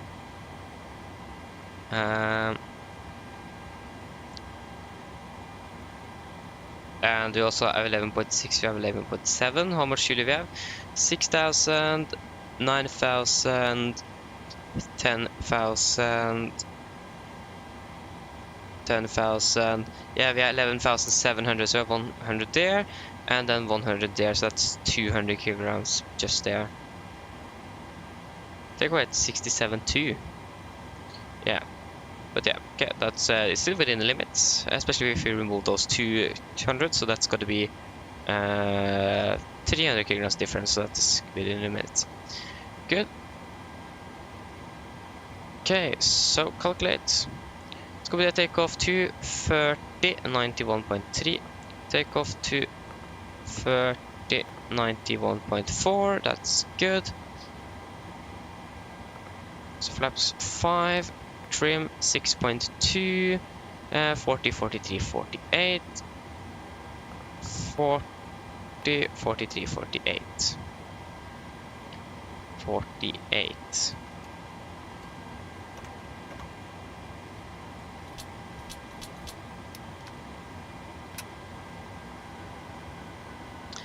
Good.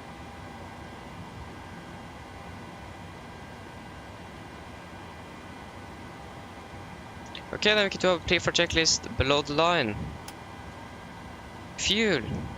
We have 11,700 kilograms on board, and all pumps are going on actually. Passenger stand set, auto brake, RTO, CD pre-for car is completed. Takeoff speeds V1 140, VR 143, 143, V2 148. MSP V2 148, heading 357 degrees and altitude 6,000 feet set. Pre-for checklist is complete. Okay, we can close door.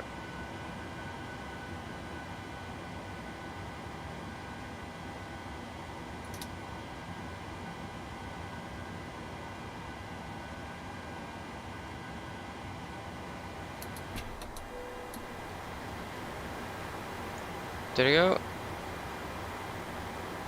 That means we can prepare for pushback and departure then.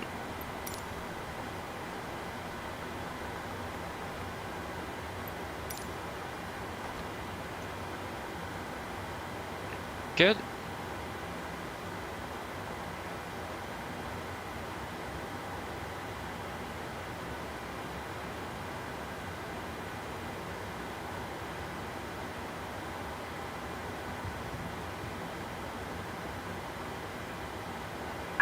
Hello, Captain.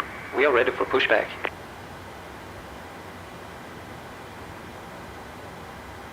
Yes, me too.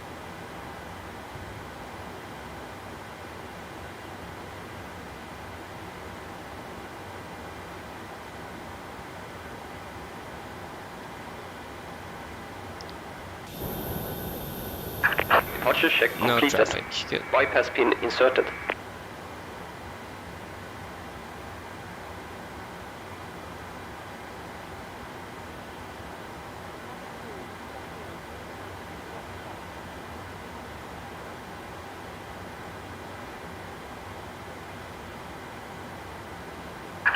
Locking gear.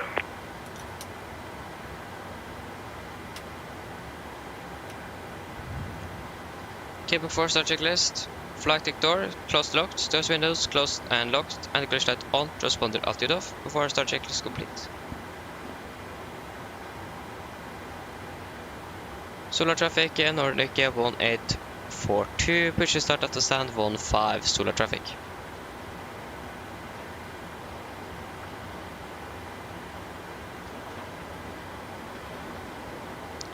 Okay, 737, 800. Release parking brakes. Brake list. Commencing push. All engines clear. Start at wheel. Thank you. Starting sequence 2, then 1.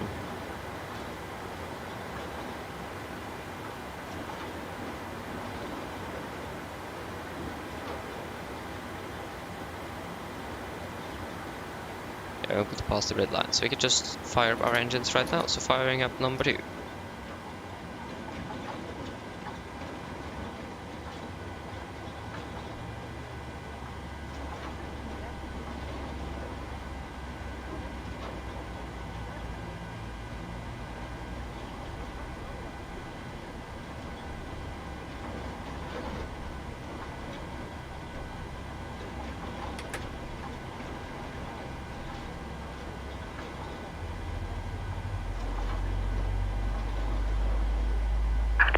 Set parking brakes.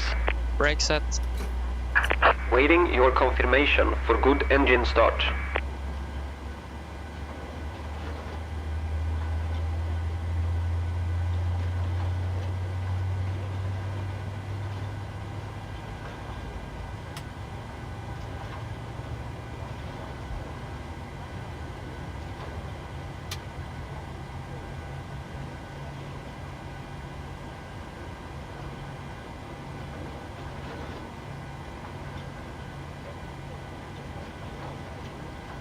Okay, engine number 2 is stable. Starting number 1.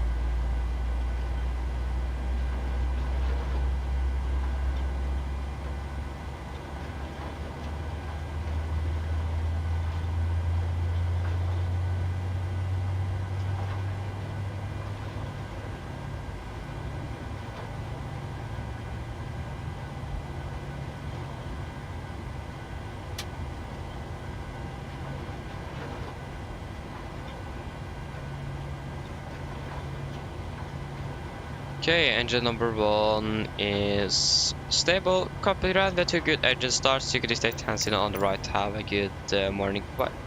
Unlocking gear.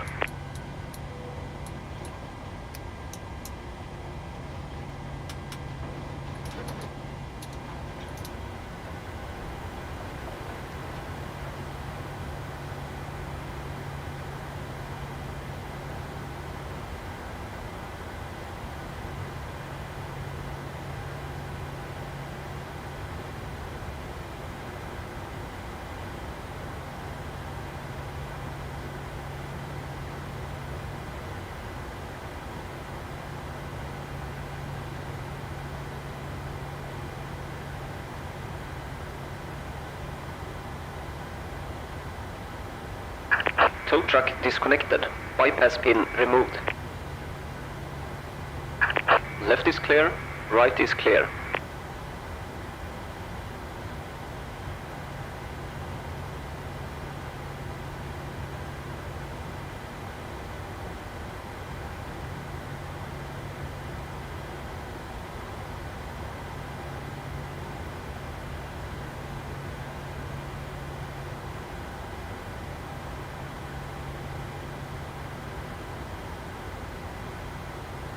There you go, we got gear pin.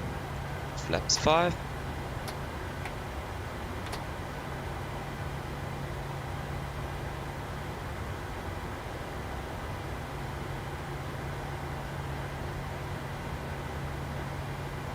Before taxi checklist.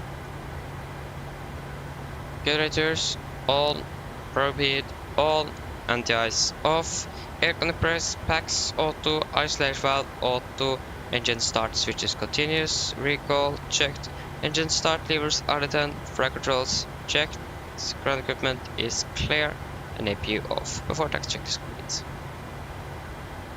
Solar traffic, Nordic 1842, taxiing by Lima, Quebec, Golf, crossing runway 28, 12 på Echo 1 for runway 36, solar traffic.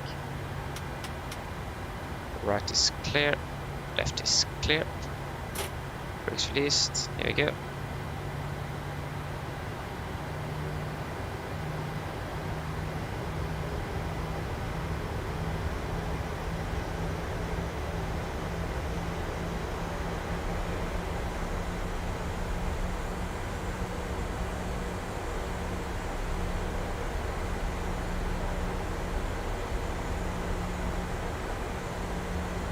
Everything is clear right there.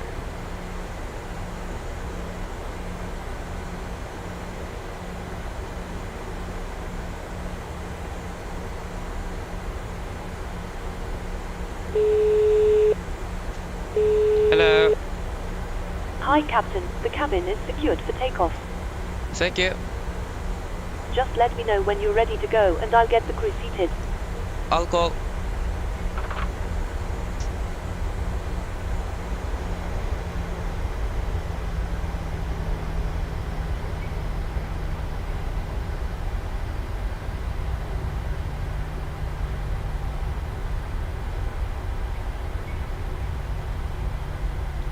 Left is clear, right is clear.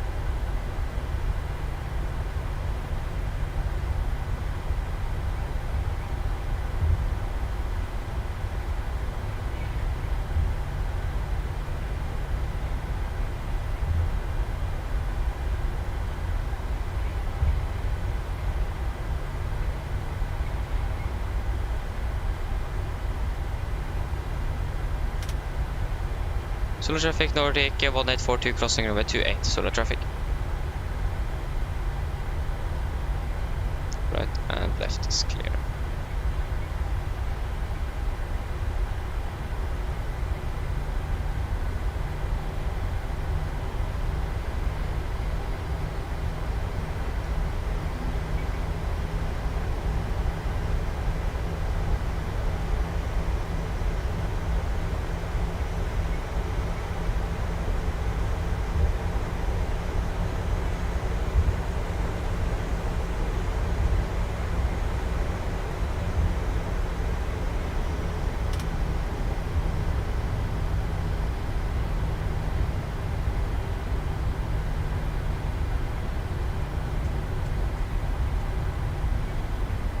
Can we crew seat for takeoff, please?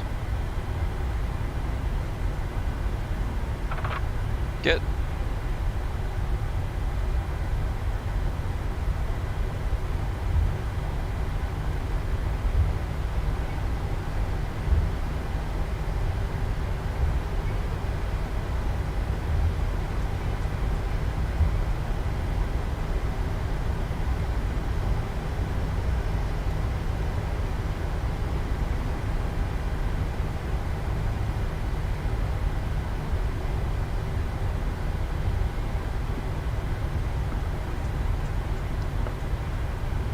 Okay, right is clear, left is clear.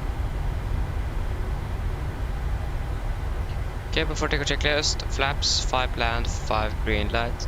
Stabilizer trim, 4, wait, standby, or hold the checklist there. Just going to finish this turn first.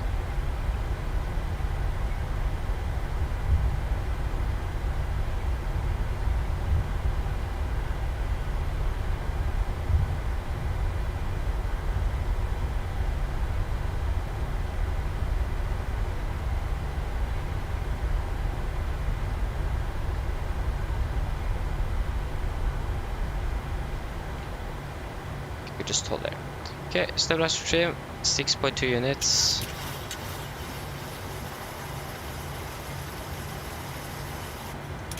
Set. And chemical lock given. Before take a checklist complete. Solar traffic here, Nordic 1842, leading up and departing out of runway 36. Solar traffic. Okay, right is clear and left is clear.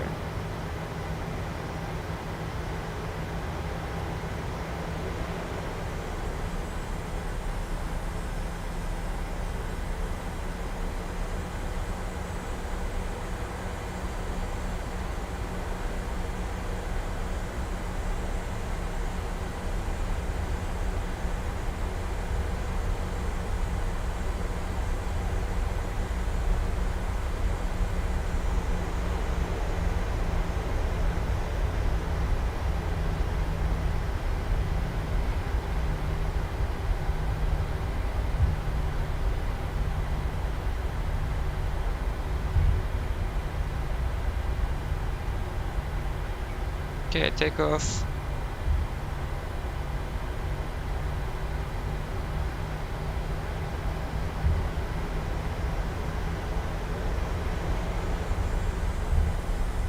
Press stable.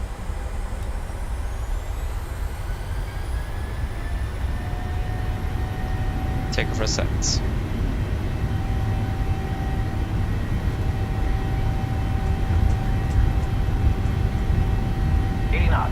Checked.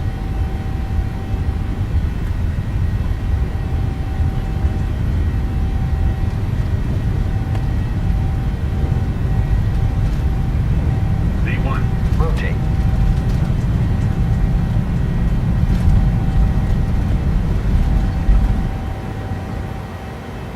Positive rate of climb.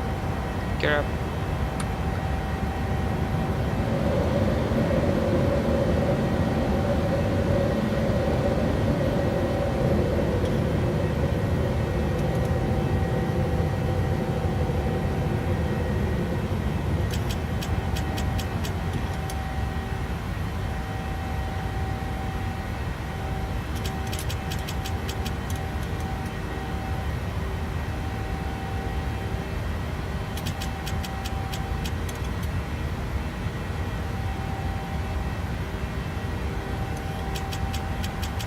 Flaps 1.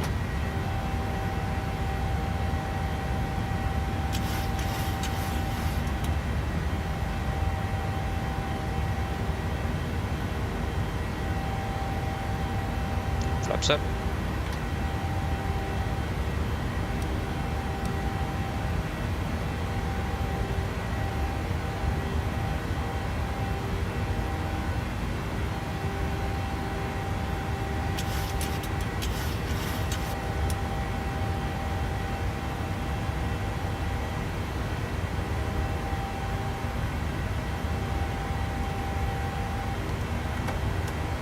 Set standard. Sorry.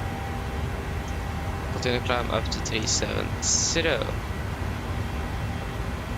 And then we can set standard, standard, after take a checklist. Engine bleeds, on, packs, auto, landing gear up and off, flaps up, no light, not meters, passing 4,500 feet now, plus minus 0, after take a checklist complete.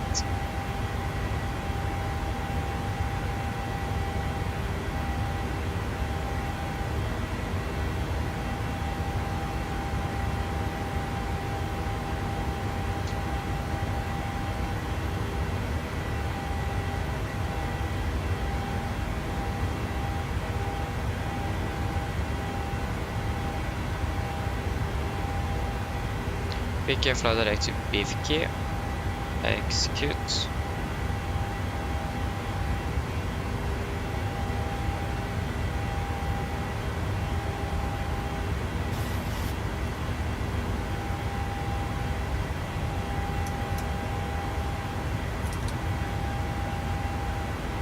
Right, it's plus 14 degrees and we don't need, sorry. Yeah, disregard.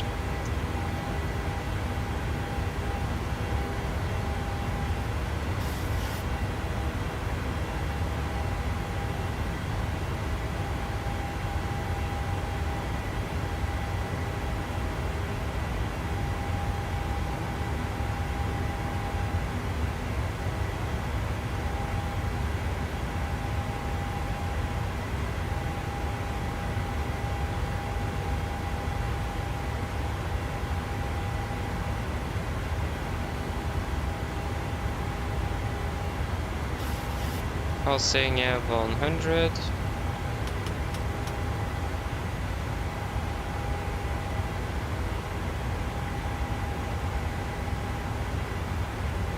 Good.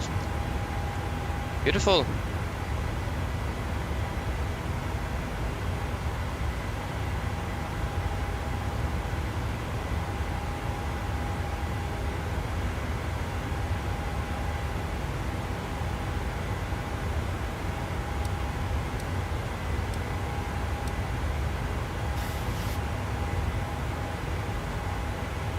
We don't have any sunshades here.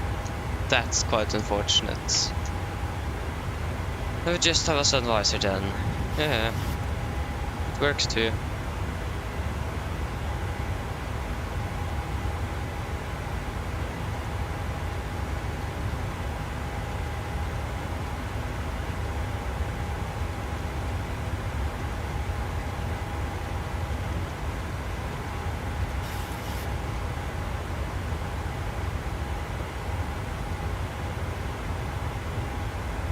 I can turn off the seatbelts. Beautiful. So when are we landing now?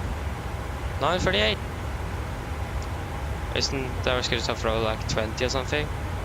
Flight time is 2 hours 20 or 2 hours 30. And then it comes 20. Yeah, it is 9:20, so we're landing almost 20 minutes by schedule. Yeah, we'll probably stay up some time when we reach cruising altitude. At least that is what we could expect. It does make sense to save something when we are up there.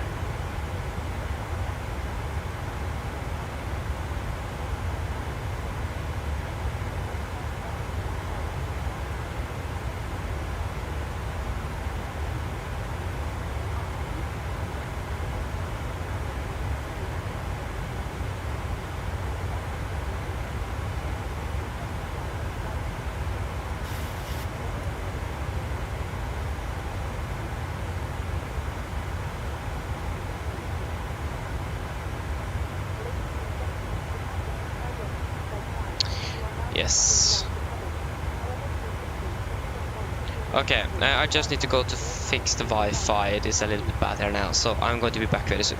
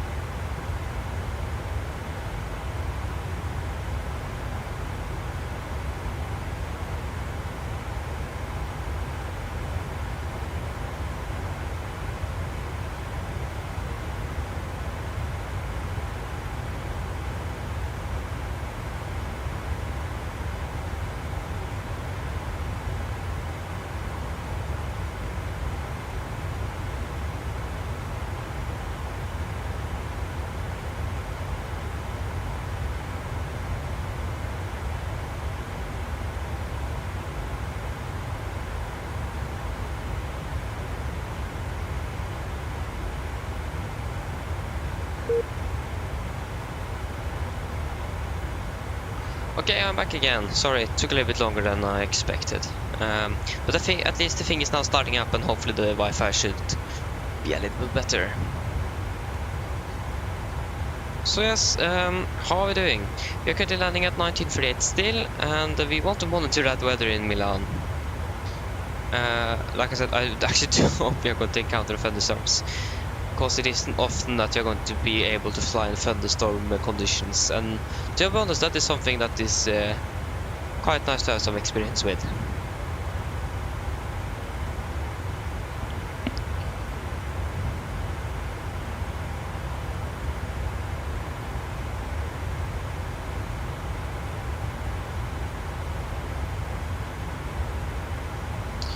Do we have any? Yeah, there you go. We are even disconnected from voice server because the Wi-Fi is so bad.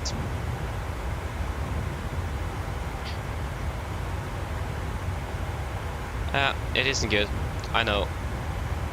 Trying to solve the problem now. There you go. The thing is now up and running. Just disconnect for a moment. Going over to cable. No, it didn't. Yeah, there you go. Now it's over on the cable. Now the Wi-Fi should be a little bit better.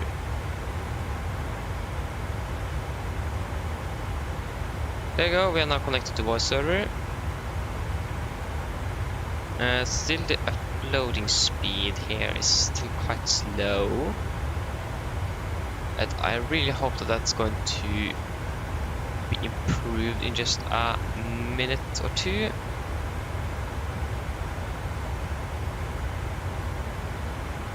Then it realizes that it does have a little bit of Wi-Fi. But the Wi-Fi now should be much better than it was just a few minutes ago here. But I think OBS is going to take a little while before it's going to catch up with that. Like, this is so typical that the Wi-Fi is like dying now. Yeah, we are like 180 megabytes per second of download. That's actually that's actually 70 megabytes slower than it should be. But the upload speed is like, okay, it's like, that's just 15, 14, 15. 50 ping. Okay, that was quite a bit of ping.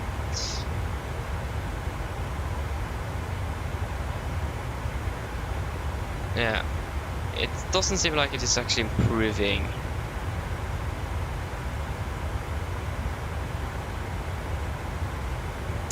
And that's not good. That's not good. Okay, now. I think the only thing we can do is just to wait a little bit, and hopefully it should improve soon, I hope. Otherwise we need to reset the router, and that's going to take like ages. So I think,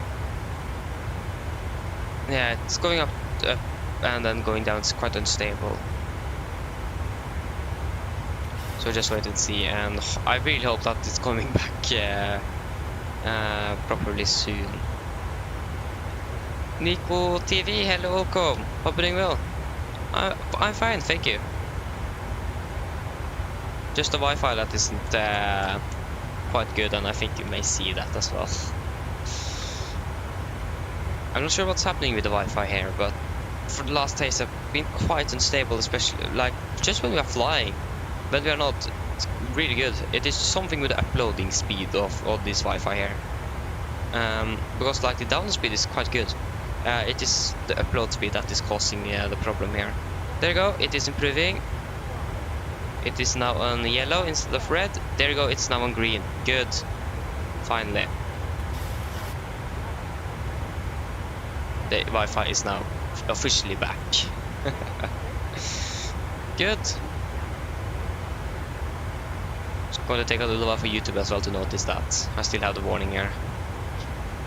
That's really good.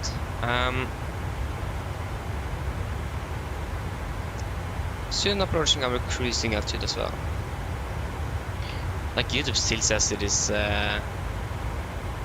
slow. Yeah, that warning is probably going to be gone soon. So good. Next time I should probably have that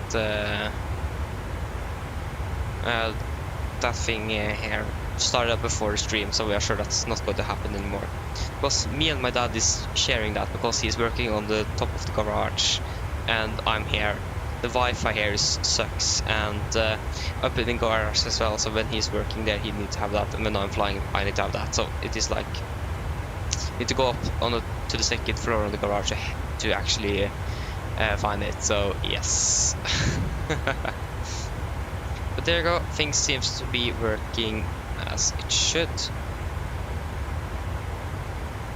So that is, again, really good. I think I said really good quite a bit now.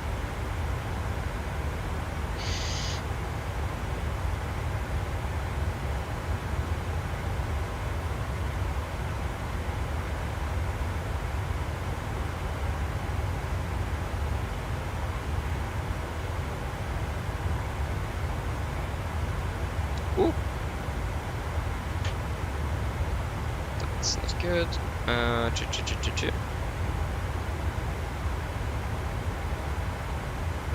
Okay, so when are we actually departing out of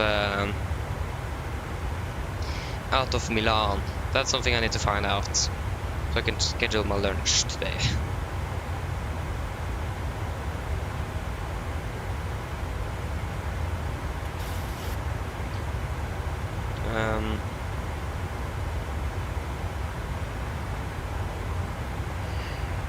Because I don't think we're going to be able to eat anything like lunch before we are landed. So we are landing at 9:20. That this is UTC, so that's like 11:20. And then we are departing 12:05. Oh, we are departing actually when I'm normally eating lunch at school. Nice, that's good. Departing 12:05, so maybe I can eat around 12:40ish. Just hope that it's not going to be an ATC at that time then. Okay, just going to let him know.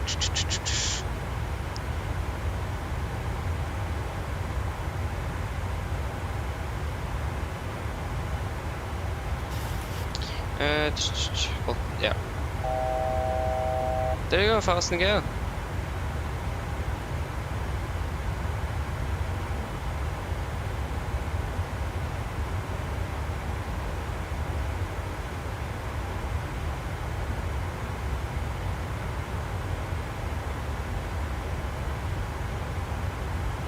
Okay. What's happened now? Oh, okay, there you go. Good. Maybe I should actually finish eating my breakfast. I still haven't eaten that one.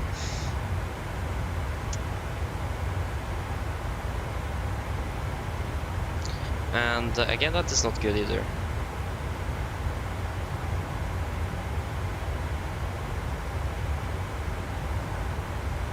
Did the Wi-Fi crash again? What happened now? Don't think it crashed. But that's just what I think. That might not be the truth.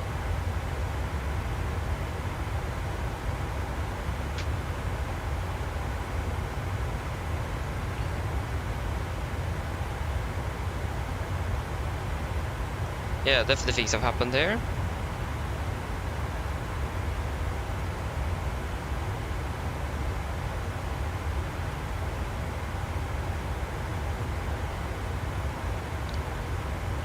Okay, good. So we have our cruising altitude. We do have a quite a nice heading at 24 knots. I wonder, we are cruising at 37, the next one is then going to be 39. That's the maximum, it's 392, so that's going to be quite close. 5.8. Oh, target speed is 777. Mark point 777. Yes. Able to 50 disregard. Yeah, we're basically not saving anything at fuel at least.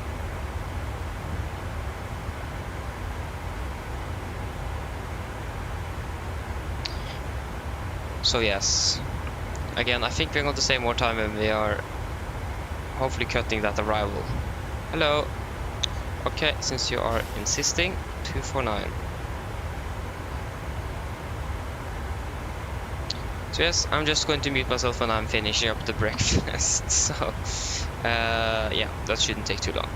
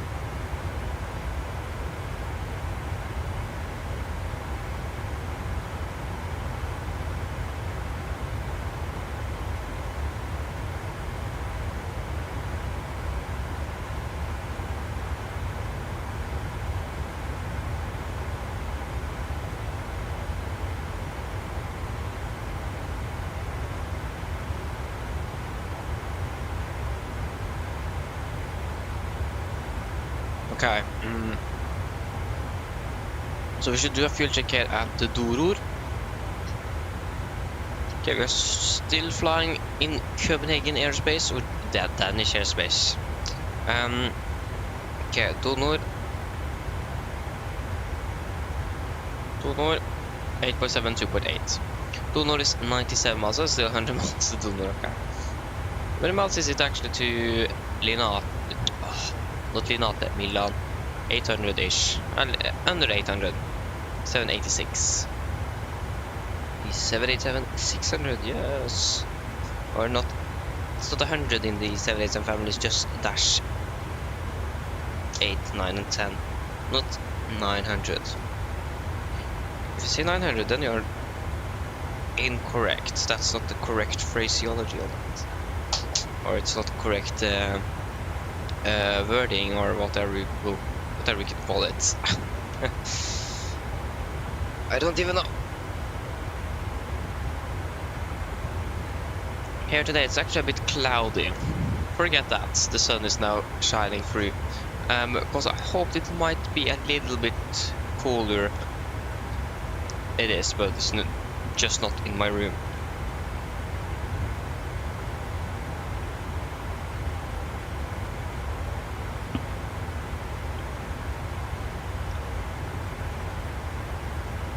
Okay, we're landing 39 now. This headwind is annoying me quite a bit. We can look at the different winds at the different altitudes at the different waypoints. So we can pick at Doror. At 37 we have winds at 33, at 39 we have winds at 23, so that means it should be slower. And that is indeed the case for the rest, but I mean, it is just a 2 to 3 knots difference. It isn't quite a lot, but we do also have the nice thing with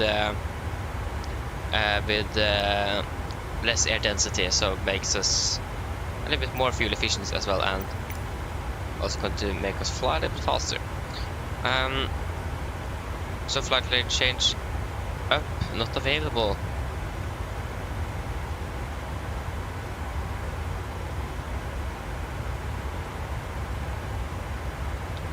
Saving 3 minutes. And we are burning 228 more kilograms. If we change the cost index to 100. That is nothing, we should not do that. But again, if you look into the arrival into Milan here. We're coming in here from the north and go to fly down here and go to fly around. Like this, and then and like that. It isn't strange that we're going to use a lot more fuel here and the time.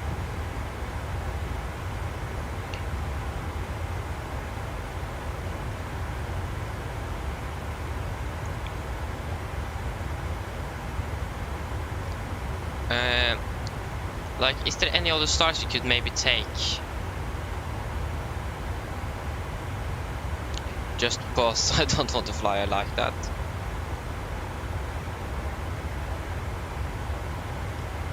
The sad thing is that for flights coming in for Eklipé, det uppfylls the initial perfects, but we need to fly around to Taxum.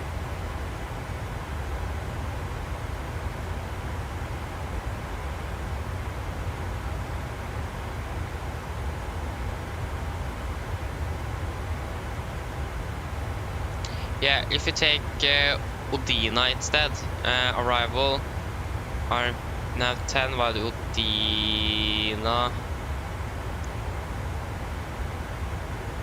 Odina 5 Sierra.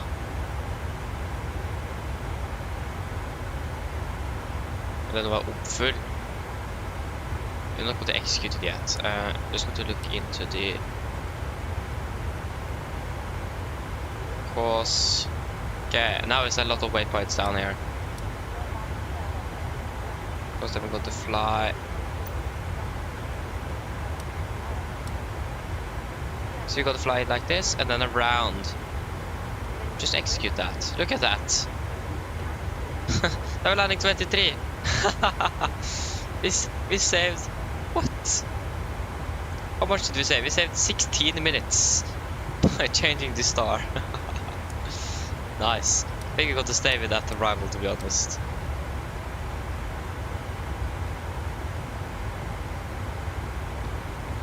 Because if you're saving that much more using that one, then yes, I'm going to use that instead. That is good. Unless we have ATC online though. And they want us to fly another star. Okay, we have good old Amsterdam radar online. Doesn't matter, we are not going to be there. Or could fly over there. Fly over Germany. So then we need Langen radar online and München radar, yes.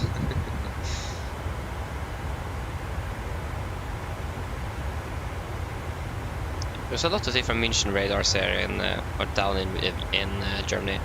When we flew from Rome, we passed through 5 different München radars here. That was quite a bit.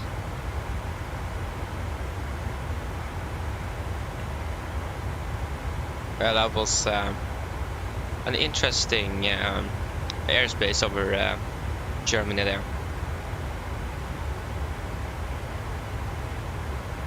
Have we had this community? Yes. Execute. Now we should be at the said path. Execute. Wait. Are we even going to be able? We should be about 6,000 uppfull. Uppfull about 6,000. Yeah, this should work. Yeah, this is the normal start. Now the set path after Mike Echo 865. First, we can delete you.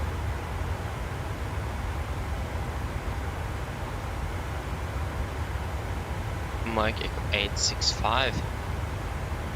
Now descend path after. Flight of 110 above. Yeah. Just take Mike 865. Place it over Mike. No.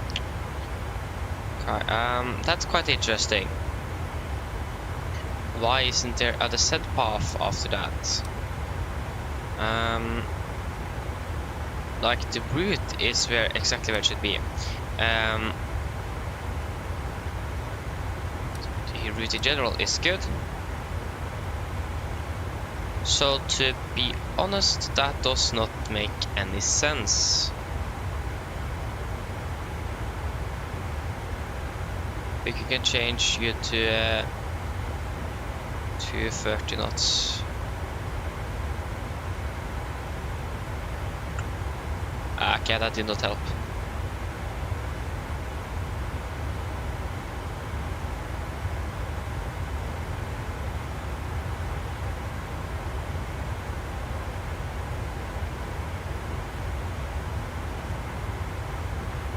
Mike Echo 865. No descent path. But why?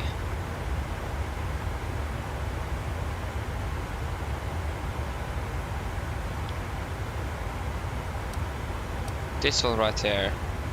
No descent path after.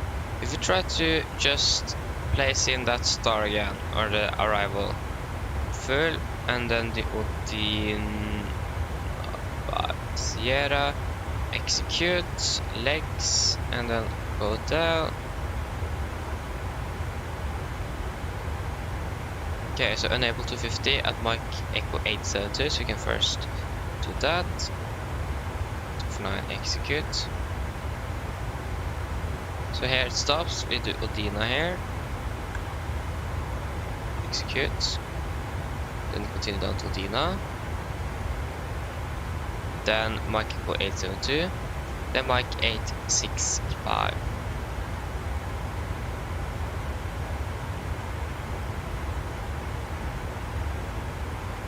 No. No descent path. Why? Okay, if you try to place in that restriction. So 249 knots.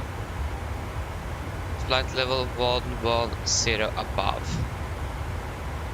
Execute.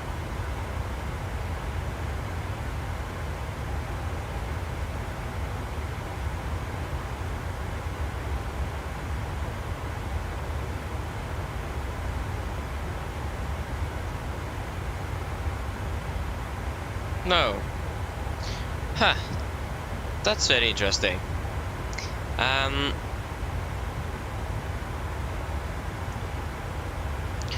If we compare the two approaches we have, so the Odina for Echo, that's coming from Odina.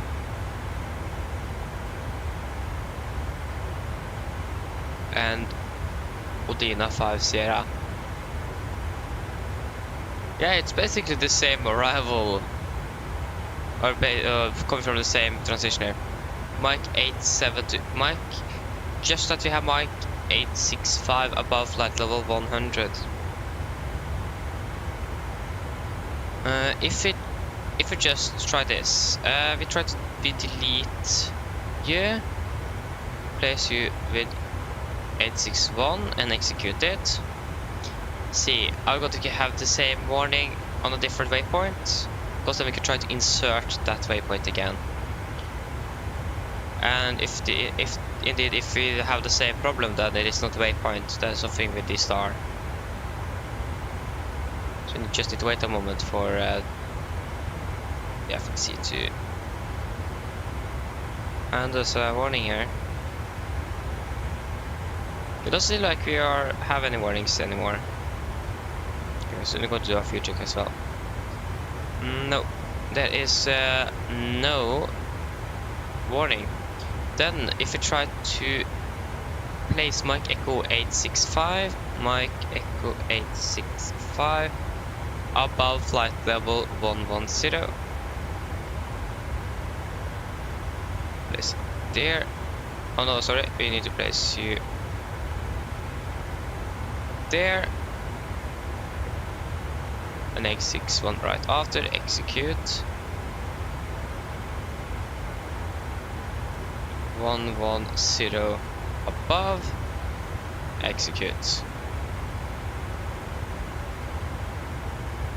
Mic 872 and 861.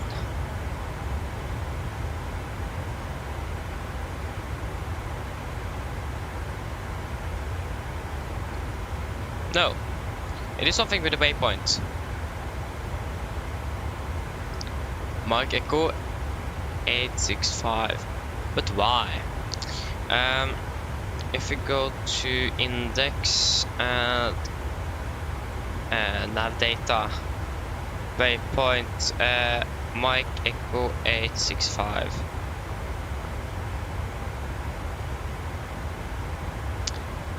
Longitude, latitude. Okay, it didn't give us anything more.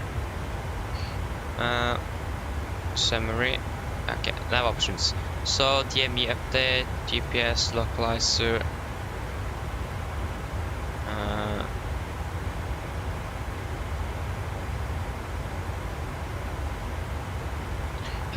That's strange.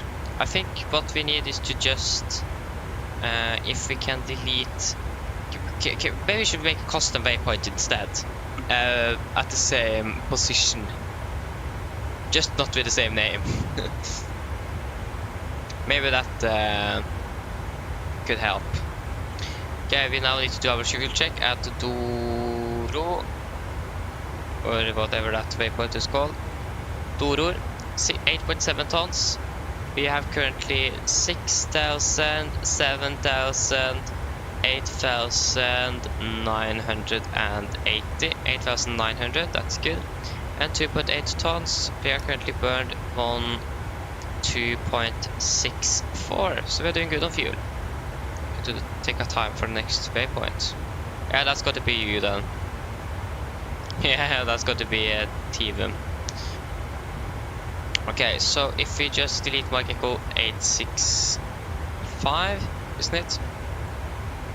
865, 865, delete and replace you there.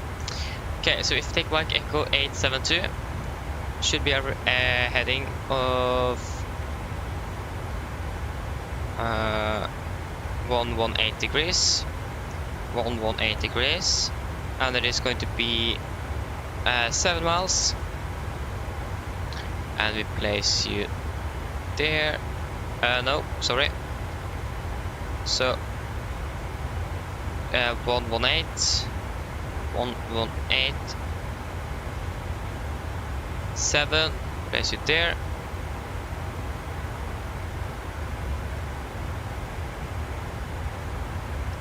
And execute, and you should be above 110.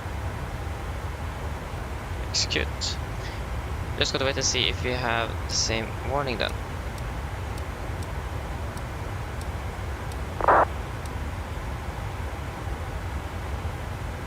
I think we might have fixed it. Then it's probably a defect waypoint or something. I don't know. No descent path after the... Might that be because of the restriction? If we select a lower altitude, like flight level 100 above, could it be the restriction? To be honest, that doesn't make sense, but it could be.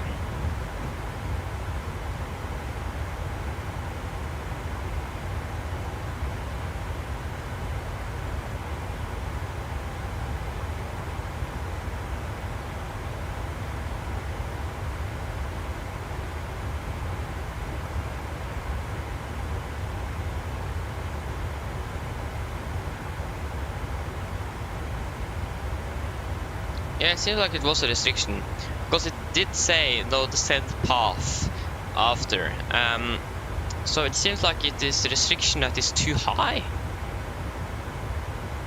But that doesn't make sense, because 130, 110, and then 90.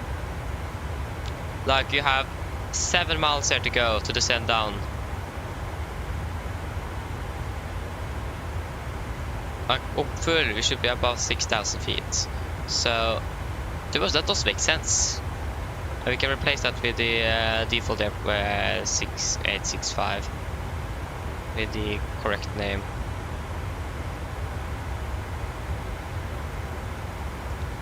So we have the correct name here. And just take flight level 100 above. Because it says that it's going to be a flight level 105. That's what we now calculates.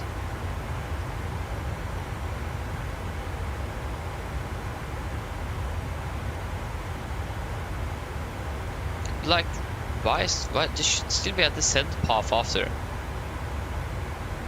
Because then it's from 13 to 11, then to 9, that's 2,000 feet between.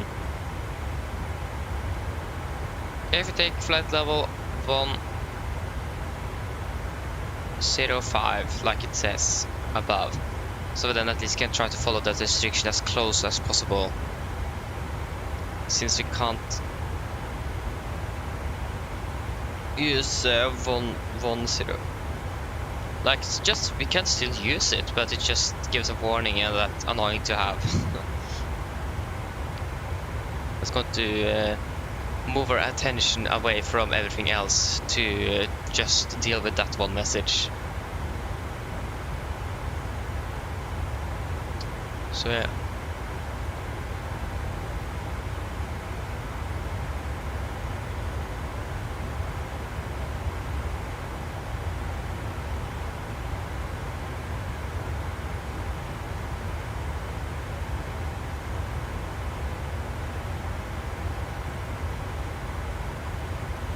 So yeah, it seems like we have this fixed problem. We have no more FMC messages. So I think we're just going to let it be at 105 instead of 110.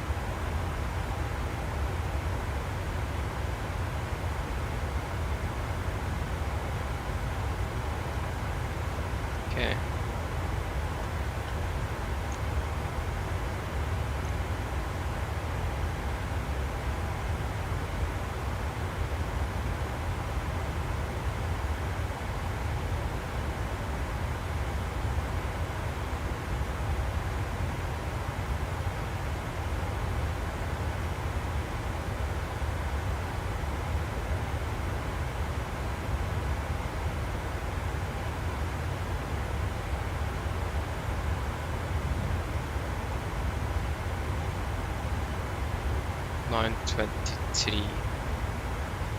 Yeah.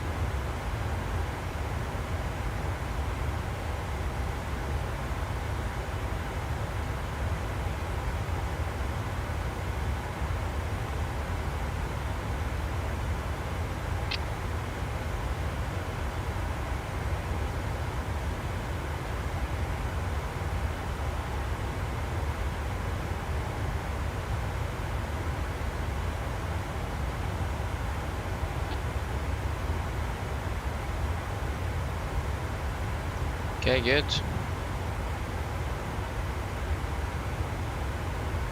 I think we used quite a bit of time actually to fix that issue with the waypoint. But yeah, that's quite interesting. Like, why are we going to have any descent path? Because we're going to be above flight level 1.0 at that exact waypoint. I think it has something to do with the distance. Because between Mike Echo 872 and 865 there's 7 miles, and between 865 and 861 there is just 4. I think it has something to do with that. Is the distance is less. So that could make sense. Otherwise I have no clue why. Oh yeah. Maybe we should check the weather in Milan to check if we actually want to encounter any thunderstorms or not.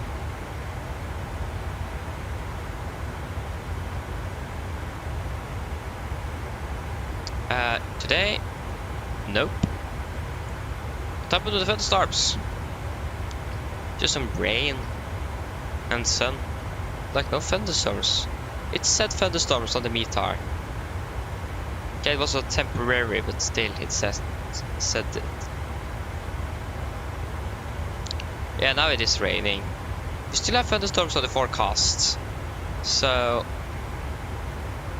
yeah, maybe the airport is a little bit out of Milan itself, because that was like the normal weather information for a normal city, so maybe. Okay guys, I just need to go for a few moments and I'm back soon.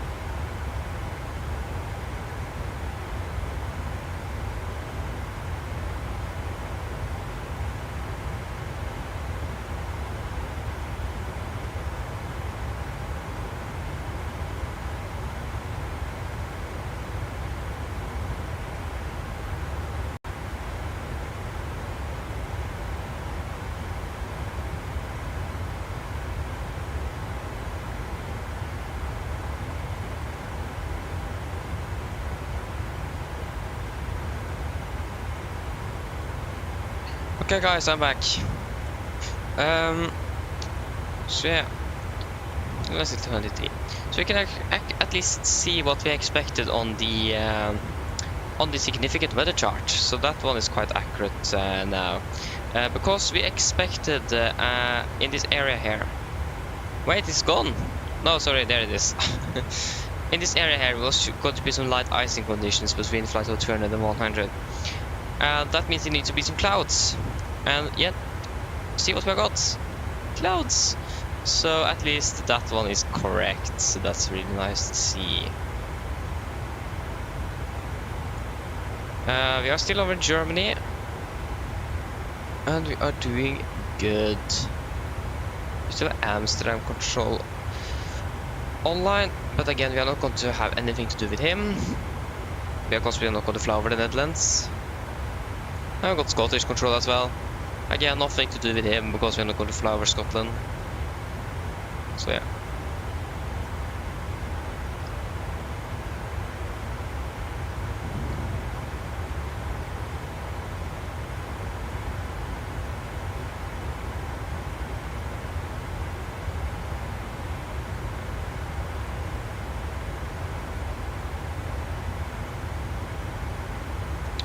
So yes.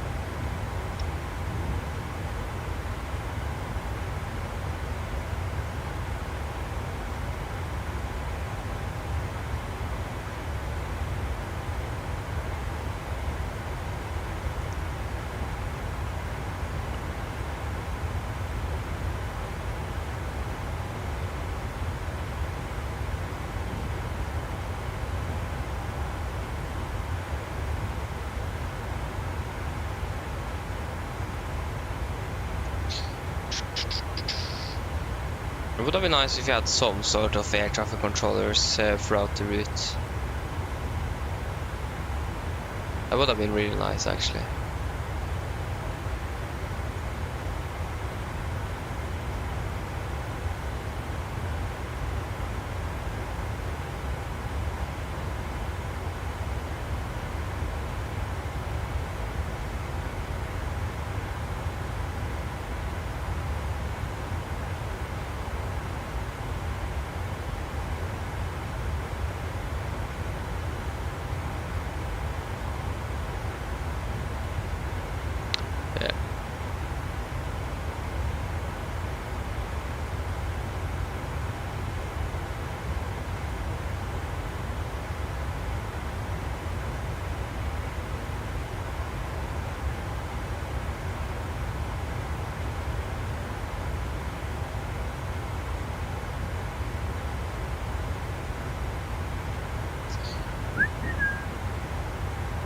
I wonder when we're going to have some more information from PMDG. They have been silent for almost a month again. Again, it is a good sign that they are, but also it's like a little bit frustrating to not know what's happening behind the scenes. But I mean, that is not even the point to know what's happening behind the scenes. So I really hope that we're going to have some information soon. That would have been really nice.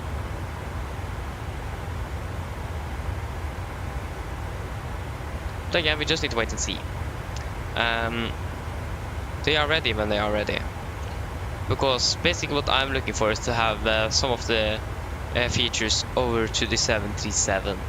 I really hope that we're going to have a new nav database that I have been working on, like CPDLC would have been nice to have over on the 7.3. Like things like that would have been really nice to have.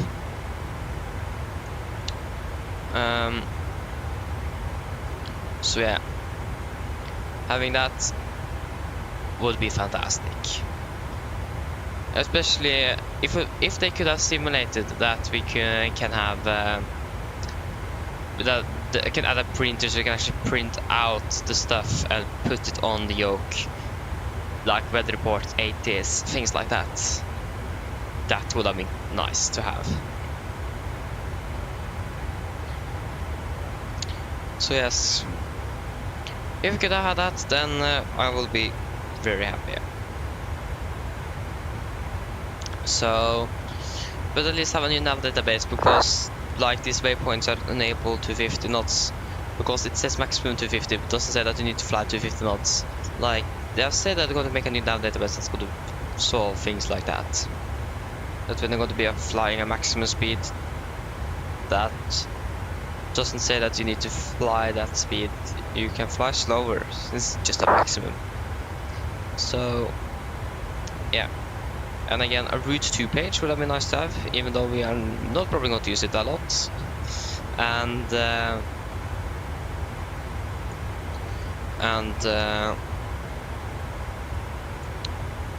yeah, and again, CPDLC functionality would also have been really cool to have.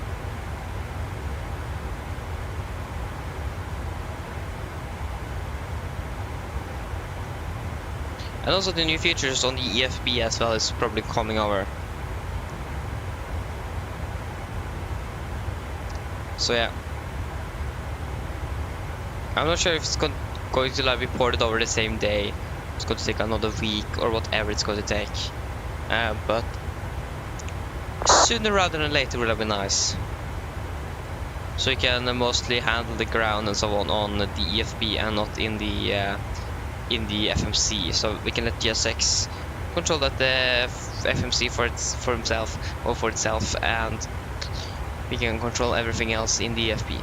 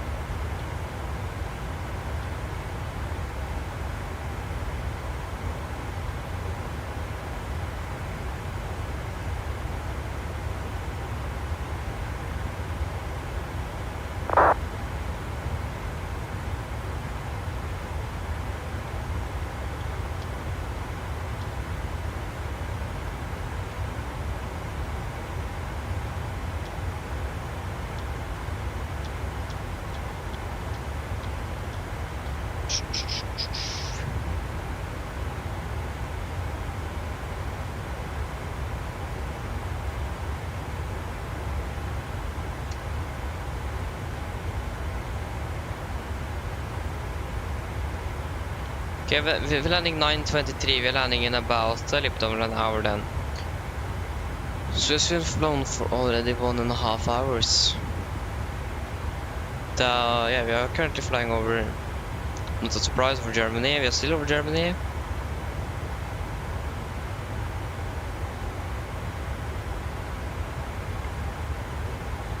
So yeah. In fact, we are not going to fly like to, I think... Okay, just wait a little bit. Hello. Hi, Captain. Just checking to see if everything is okay. Everything is fine. Yes, everything is fine. Give me a call if you need anything else. Of course. Okay, because there are also flights out of Stavanger like to Rhodos and places like that. But we were not going to fly that because we were not stationed there. Yeah, it's really nice to actually have like be out or like in the districts in Norway and fly down like to Southern Europe and fly back again and stay there.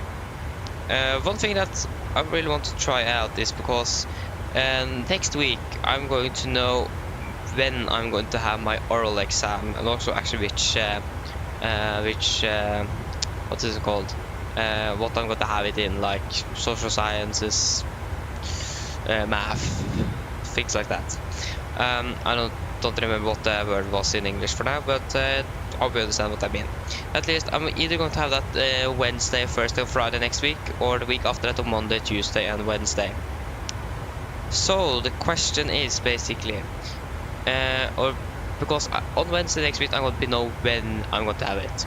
So when I'm not going to have it, I'm going to have free. So if I want to be in the second group, I'm going to have them free on Wednesday, Thursday, Friday, Saturday, and Sunday that week.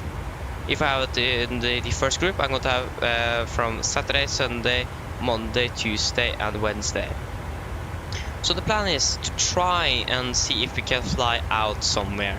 I really want to try that we can fly out of Sweden or Stockholm, but I just need to try to see if like they're just going to be just commuting over Because if they're doing that, then we can like fly out of Sweden for 2-3 days and then fly into Norway and fly out there or something.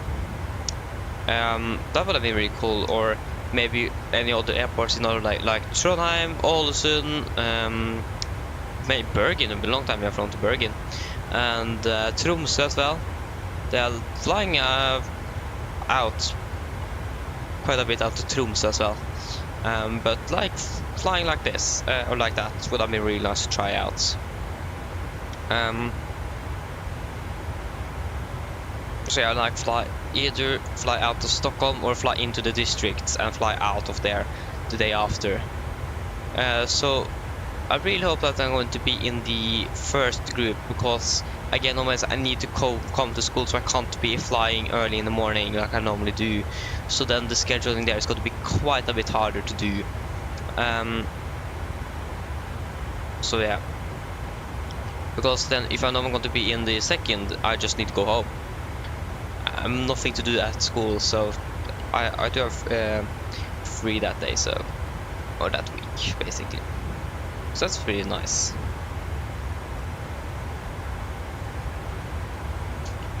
So going to probably a little bit of flying next week. So that's going to be really nice. But again, it's probably going to be more in the morning and not in the evening. We'll wait and see.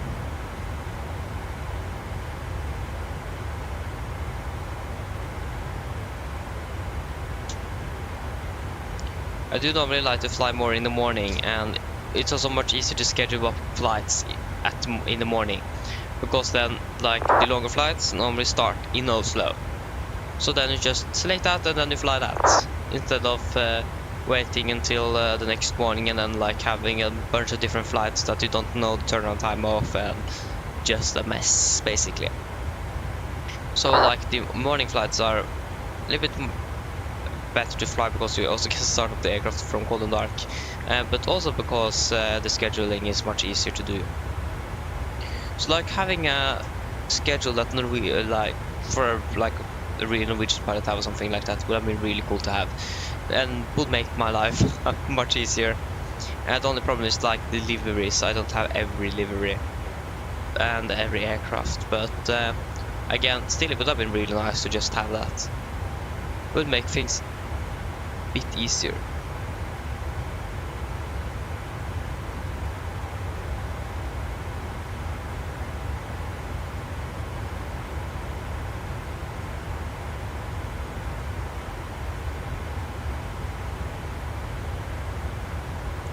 So yeah, it all depends a bit there. So yeah, it would have been nice to have, but I don't know anyone that's flying for Norwegian, so I can't like ask either. So yeah. Then also I don't need to choose anything, and that makes also things much easier.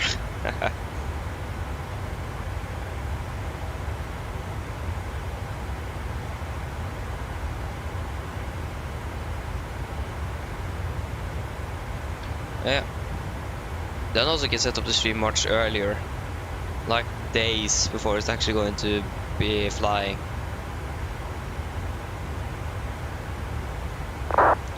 So yeah, I'm normally trying to set them up as early as possible, but sometimes it's going to be like an hour before, 2 hours before.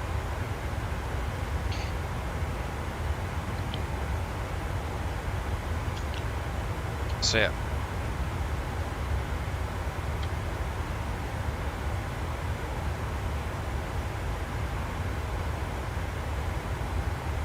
Also, like I said before, sometimes Norwegian crews switch aircraft in the middle of the day. You fly maybe 1-2 flights, then at the ground, and then they switch aircraft and fly to somewhere else. It isn't often that's happening, but they do it. And also, like that would have been nice to know. Then, for example, that cruise, all that aircraft is going to change and so on. So it would have been really nice to have a real schedule there. Would make things a little bit easier, and also make me have a general idea of how things are working there. and also maybe try out. And if, for example, that schedule it is nothing on that day, then still I then have an idea how it works, and I can find something out.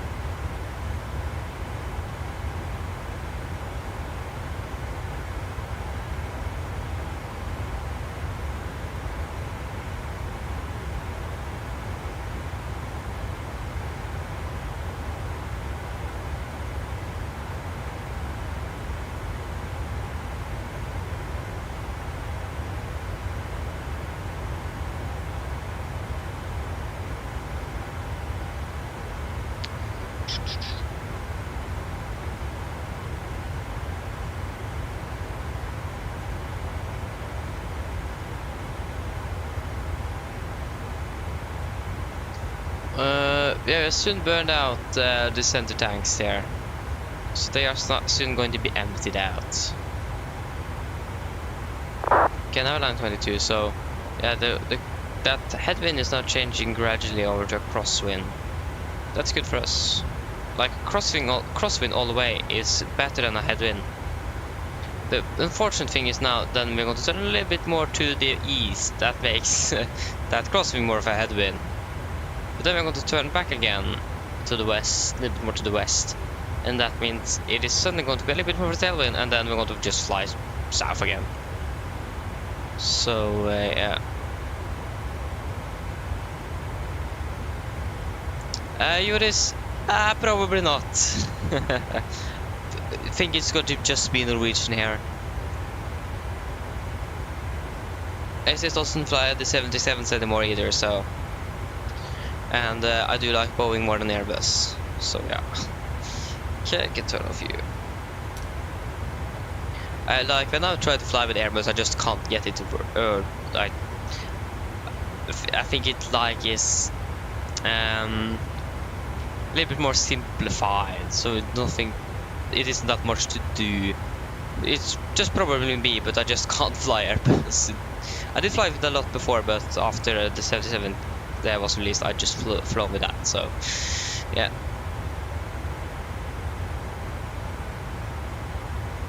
Yeah, exactly. Yeah,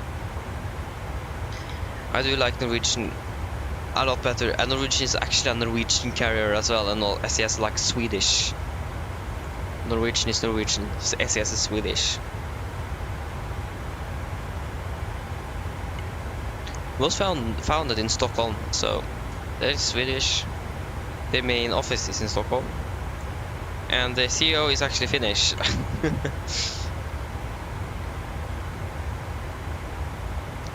And now they are owned by Air France KLM. That's also quite interesting. So now they're even less Swedish. Oh yeah.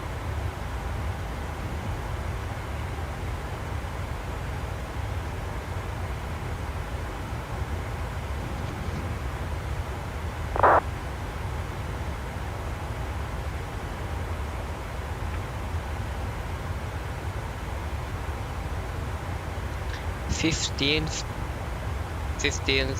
15th for... Oh yeah, it's the... what? Why is the date on my checklist on the American? It says Norwegian.no, and it is like an American American date there. That's switched over the month and day. That's quite interesting. So the... No, wait, no, sorry, it's my fault. It is the 15th of April 2011, quite old. That is the plan, Joris. That is definitely the plan. But you never know, suddenly like the electricity is out, or the Wi-Fi is dead, or my house is gone, you never know. But yeah, that is definitely the plan. To be live tomorrow. That is the plan. I have no clue where we're going to fly though. But for like 9 or 2100 this evening. Because Flight Radar 24 is not quite good at updating flights. And that is also why we are probably never going to fly SS, because SS is even slower to update flights on Flight Radar 24 than Norwegian. So yeah.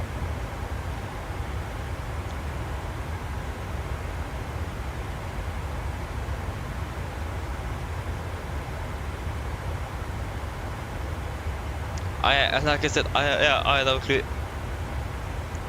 I have no clue when I'm gonna fly. It's going to be probably tomorrow morning, so maybe around the same time, maybe a little bit early, maybe a little bit later.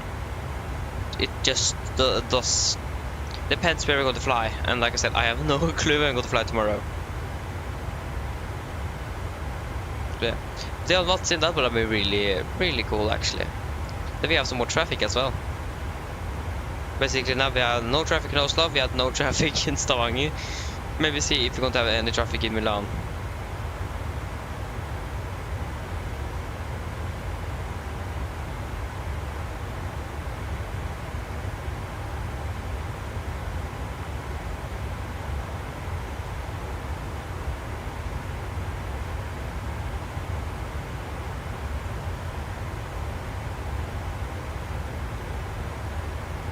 Think about, oh, there you go, the last fuel pump is emptied out. So think about that, when we flew from Oslo to Stavanger, we flew below RVSM airspace. Think about that.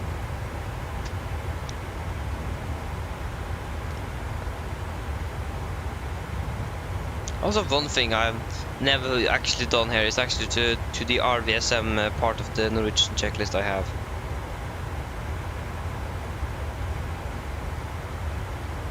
But like also, it's a flight simulator. The altimeters is basically not going to be any different. But still, this is nice check to actually do. But again, I have just never done it. I don't know why actually. But I definitely should have done it.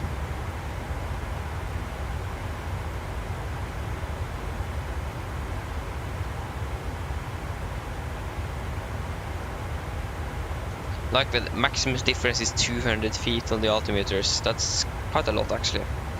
On the ground, the indicated altitude shall be within 75 feet of the of the aerodrome. Okay, that was something else. Elevation difference between captain and first of the altimeter 50 feet or 60 feet at aerodrome above 5,000 feet. Please check your mic.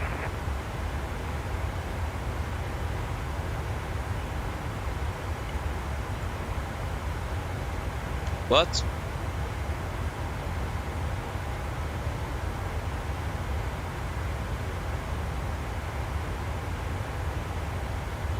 What was that? I hope it didn't say anything to me. I hope that wasn't for me. I'm just sitting here talking and just say, check your mic. But it's something, some traffic key maybe I've heard that we are not in range of, maybe. Yeah, and also doing it whenever you're so I'm going to do it whenever you're entering an RVSM airspace.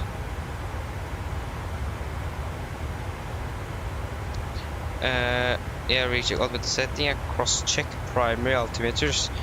Record on operational flight plan when aircraft is stable at cleared RVSM level. Yeah. So like this thing is probably something we should do, but like I've just never done it. I've basically also just forgot it, that it also exists. And yeah. So that's probably something we should do actually. But again also there is no point in doing that in the flight simulator, but again we should also do it just because it is something they do in real life as well. Just a dilemma there. But also you never know, certainly something is wrong. That's also why we have the approach checklist with just check the altimeters. We have checked that before and suddenly I forgot to like set the QNH for the standby instruments. So like it is a reason why you should do it. And it's a good idea to do it as well.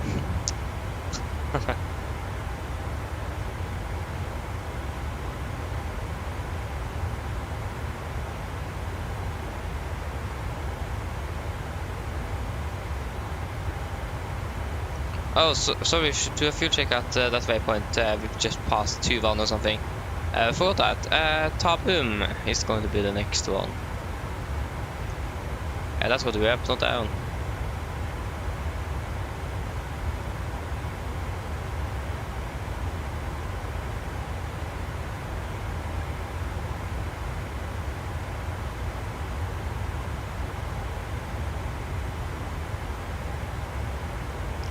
Tabum, there you go. 7.2 and 4.4.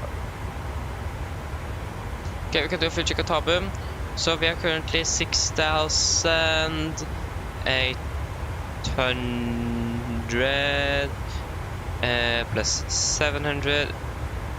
That's going to be 500, so 6,580. That can't be right. That needs to be 7,000. 6,000, 7,000, 7,000, 500. Yeah, that's Sweden and 4.4. Yeah, that's exactly 4 tons. Good. Or 4.14 to be exact. That was that fuel check. Ambo traffic, Lufthansa 338, taxi Oh, we have 7 in November, Ambo traffic.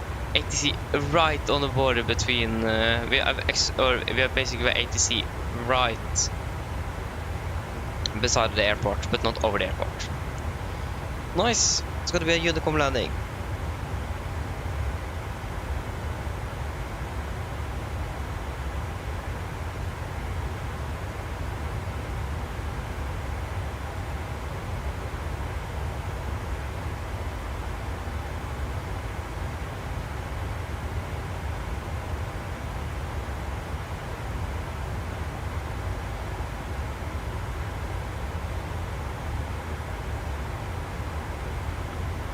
Frankfurt traffic, 3Jet 904 Charlie, taxi, holding point 25 center via Lima, Lima 1.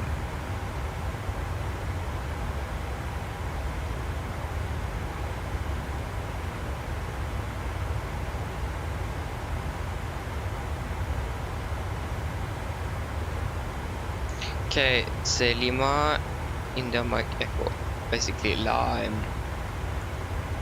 Key Lime Air, what?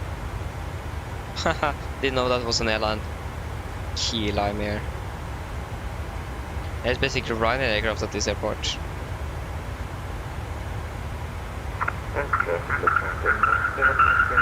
Oh my.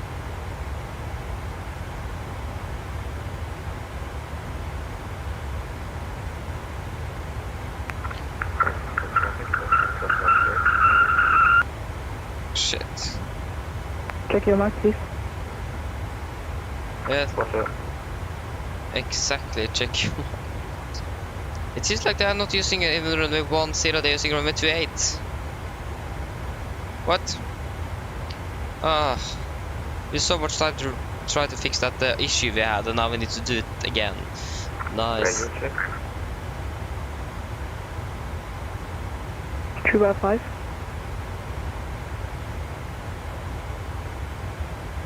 Okay, what's... Frankfurt traffic, Lufthansa 756, taxi, 25 center via November 3, Lima, Lima 3.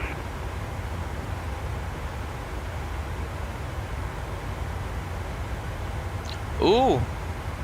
It's got to be a Munich event. Oh, that's nice. No, wait, no, that's not good at all. I'm going to eat lunch. No, no, no. Oh, no, that's not good. Yeah. Frankfurt traffic, 2Jet 904 Charlie, lining up 25 center. Shit. Yes. Frankfurt traffic, Lufthansa 512 heavily, lining up runway 18. Yeah. Okay. Then it's no RP RNAV for us then. It's going to be an... The worst thing is that for 10 you just can't fly directly into a round.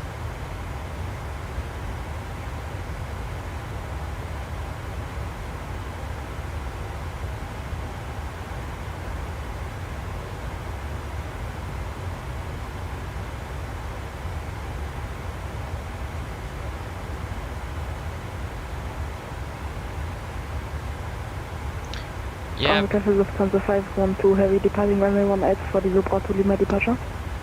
this one makes more sense for runway 28.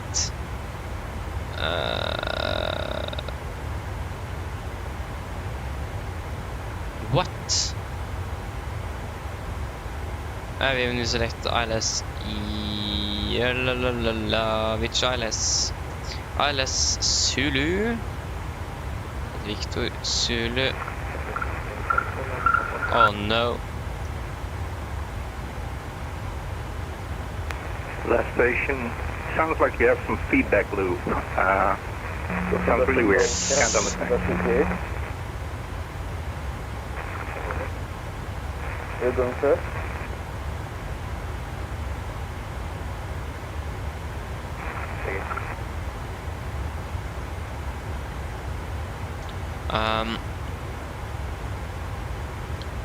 I have no clue.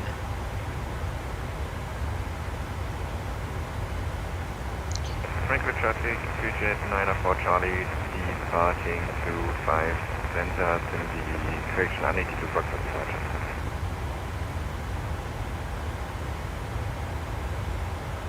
Like, we can't use this arrival. Or we actually can.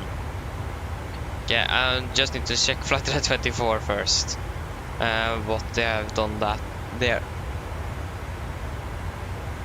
Hotel Lufthansa 512 Heavy airborne runway 18 for the Zebra to Lima departure. Yeah, exactly. Normally when I'm eating lunch, I normally just eat it here, so it doesn't matter. But this time we're going to have like egg and bacon and some tomato beans and something like that, because we are home alone with our dad because mom is gone. And he wants me to eat with them. So that's the problem when ATC is suddenly online. Oh yeah. But normally when I'm flying, I'm allowed to eat lunch and dinner by my own here. Actually, so quite lucky there.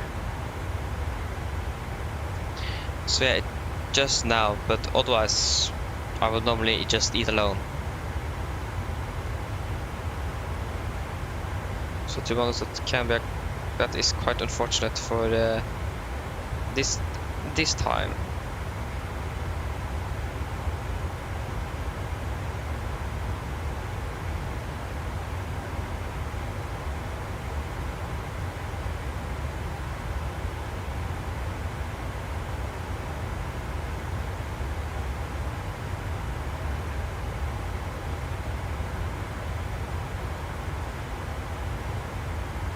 Okay, playback.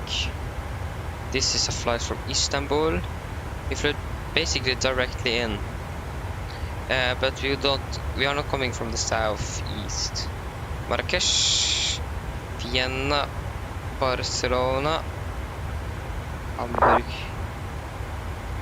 Luxembourg. Here we go. So yeah, he basically flew that same start we have now and then flew around to the initial approach 6 and then yeah. So then we can just fly that triangle instead. Then that is solved. So it's just going to have the same arrival via... No, we're not going to use Tixum. Or we're going to use Tixum. Yeah, it is Tixum. Forget that. It's cute.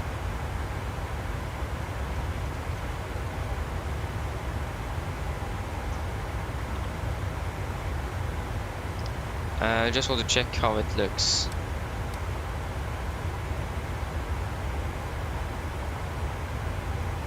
What happened there? Dun, dun, dun, dun, dun, dun, dun. Because it's a discontinuity. Boom. Execute. Boom, boom, boom. That definitely is not correct. So we have a little Dina here, we can place a Dina there.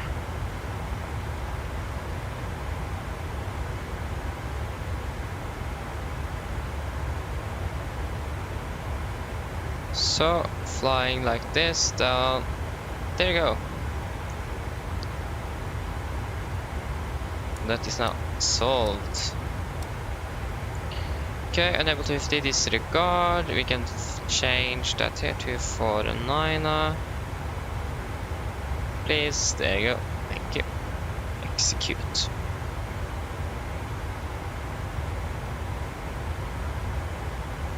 Oh, it's already soon 100 miles to the top of the sand. Oh. Time has passed quite quickly here.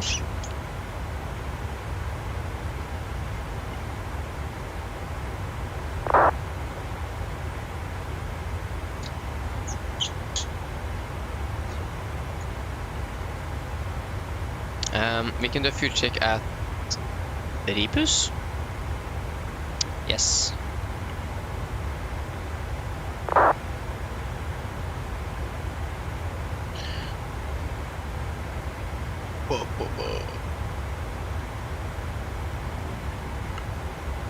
Yeah, it is still. No, it's under an hour until we are landing. 77 Nordic pilot, hello, welcome. Hope you're doing well.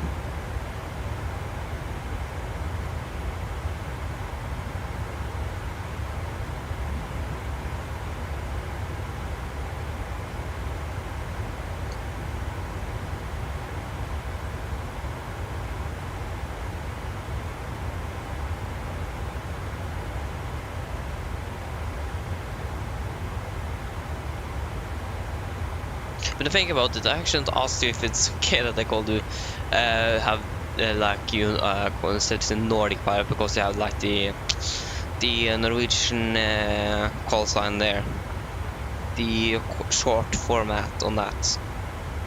You haven't complained, so I hope it's okay for you.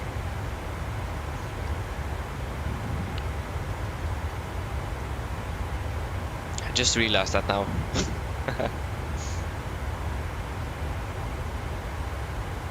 I think I need to open that window a bit more because the temperature is quite high.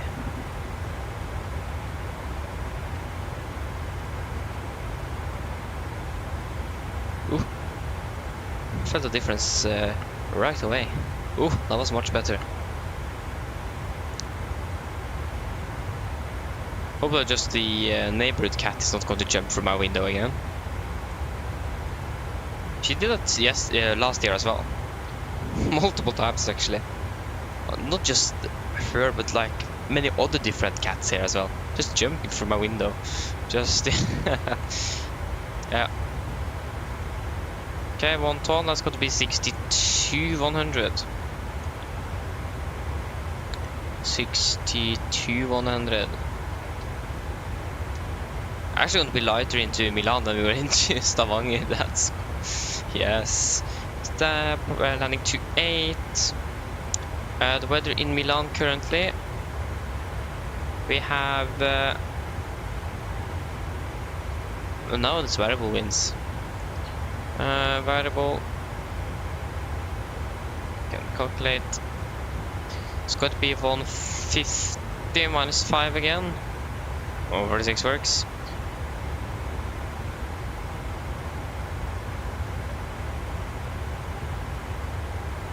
Okay, so 282, 282, 282, 282.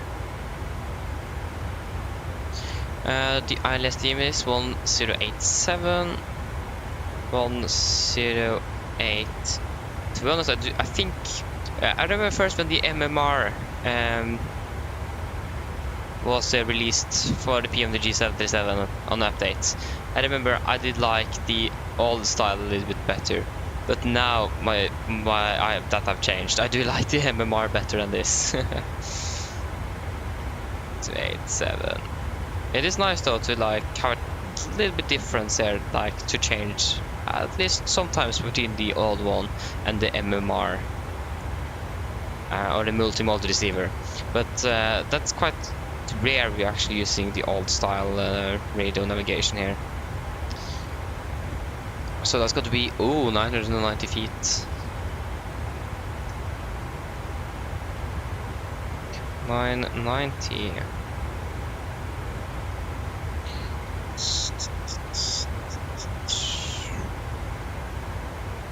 6,000 set. We have set 800. That's good.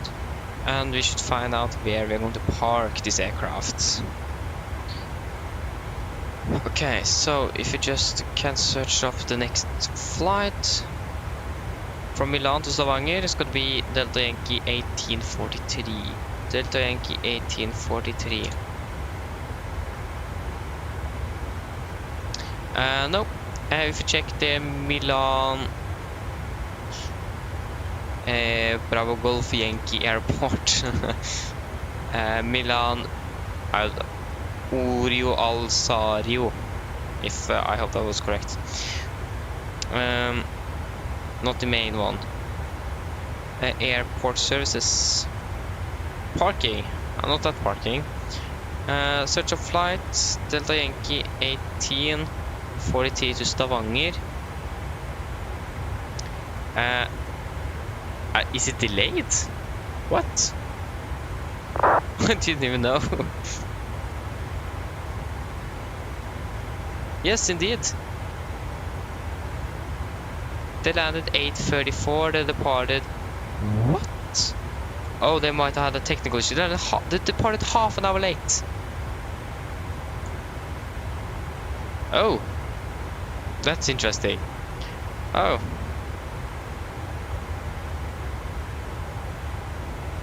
Nice.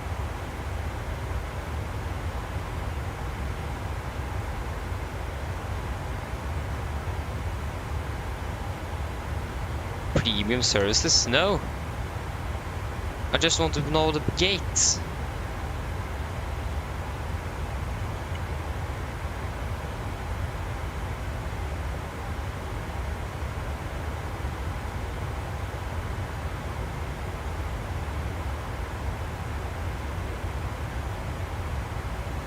Is Norwegian from Stavanger? Hello.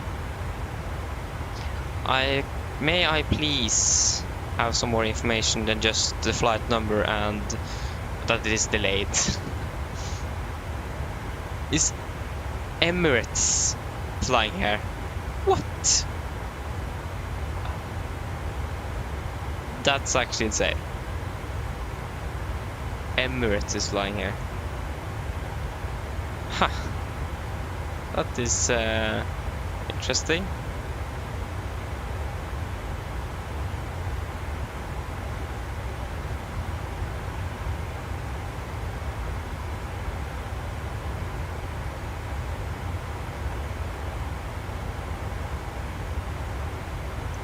Car parking.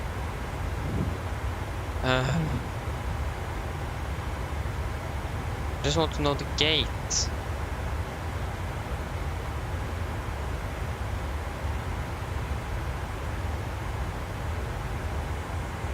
Okay, here we have another website. Maybe this one is going to be better. Departure to Stavanger. Naples. No, there you go, Stavanger. Delta Yankee. Check-in gate and no information. The 25th. Okay, then we just need to do a briefing without a certain gate, and we will just find out when we land, and probably. Hopefully the information should be updated by then. Okay. So then we can do our approach briefing. We can begin with the weather in Milan. That was recorded at 8:20 Zulu, and there is a follow. So winds are variable by 2 knots. Visibility 10 kilometers more. We have we are broken at 2,500 feet. Temperature 16, Newport 12, QNH 1018, and no sig. So we can begin with our star. We are going to fly the Odina 5 Sierra arrival. This is on chart 10-2 Bravo, effective 23rd of March 23. So we're coming about Dina here. Going to fly down to Mike Echo 872, maximum 250 knots, above flight of 130. And then Mike Echo 862, correction 865, above flight of 110, and Mike Echo 861, above flight of 190. Just going to check. Yeah, now it says 110 above, and we have not got that warning. That's good. And that full should be about 6,000 feet. We have a 2 here, and where is that? Yes, that is... where is that 2? Yeah, we do have a 2 marking here, 2 marking there, but I can't find animation. There you go. At or above flight 190 for runway 28 approach only.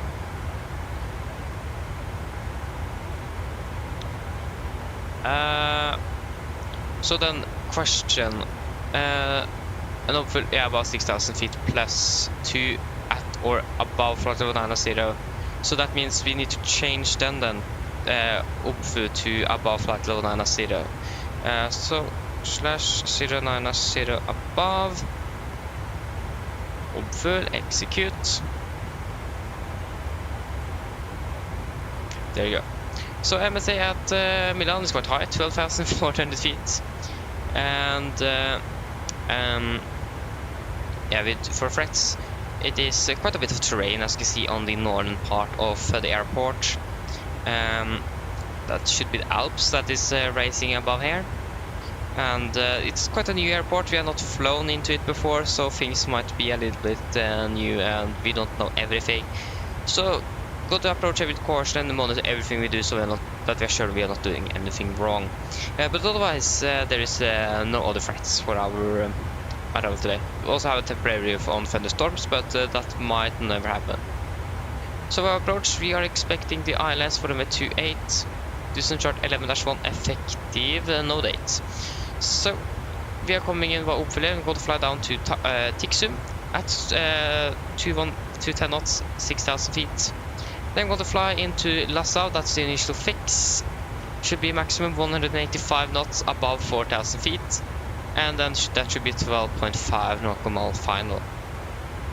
Remaining is 282 degrees and ILS DME is 108.7 India Bravo Romeo Mike, and that should be set 282, set 1, 2 and 3 and 1087, 1, 2 and 3.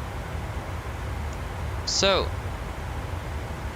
warning here, maximum 160 knots at 5 nautical miles from threshold, so we can't be above 160 knots when we are 5 miles out of the airport. So just to visualize that a little bit more, we can use the fixed rings, so runway 1028. Runway 28 here, and 5 miles, she should be maximum 160, so you need to be below 160 knots. So that's basically the opposite that we normally do. We normally have minimum 160 to 4, have its maximum 160 at 5. So yeah, we are going to capture it at around 4,000 to 3,500 feet. It's going to be a normal 3-degree cloud stop, and the minimum's 990 feet or 236 feet AGL. And transition level is going to be 6,000 feet. Aberration 782, we have set 800. And we do have a wall and a 2 marking here, but that is for the holding pattern that we probably don't need to use. For our missed approach, if we need to go around, we're going to proceed on track 282 degrees, climbing to 4,000 feet at DME 2 India Bravo Romeo Mike or DME 0.3 Bravo Romeo Lima. We're going to use India Bravo Romeo Mike on 2 DME. Turn left, maximum 190 knots to join and follow radial 159 Bravo Romeo Lima to elbow and hold. So Bravo Romeo Lima, that's going to be Bergamo VR 11105, so you can set that on standby, 11105 on the first one. So, yes, going over to the airport charts, you can find the correct airport. Yeah, these are airport charts, chart 10-9 effective 23rd of March 23. Landing 28 here, we are going to try to vacate at either, we're going to try to vacate at Delta, and then we're going to have further taxi after that. We do have some hotspots, but they are not going to be within our taxi route or expected taxi route. For our parking stand chart, this is chart 10-9 Alpha effective 23rd of March 23. So we're going to try to make it out Delta, and then we're going to taxi our assigned parking stand, and we don't know where that is going to be. If that's going to be either 209 or 208, we have 1 and 2 here. And those basically say nothing. If you go back to the airport charts maybe.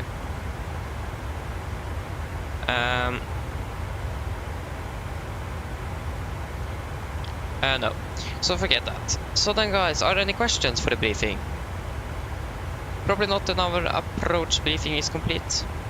Go over the send checklist. Pressurization, landing altitude set to 800 feet. Recall, checked. Auto brake, off. Landing data. Flaps 3146 knots, and minimum is 990 feet. And approach briefing is complete. The send check is complete. Oh nice, we have no winds up here. Cat repus. Fuel check. Repus.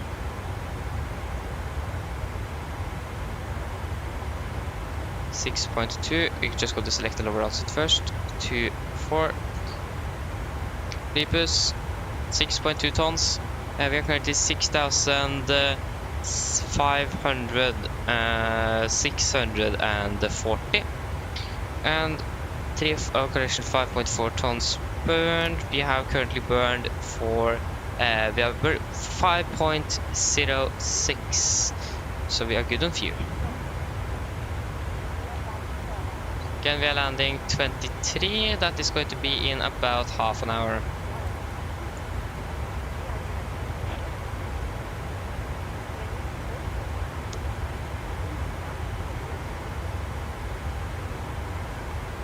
Okay, we have already flown past that.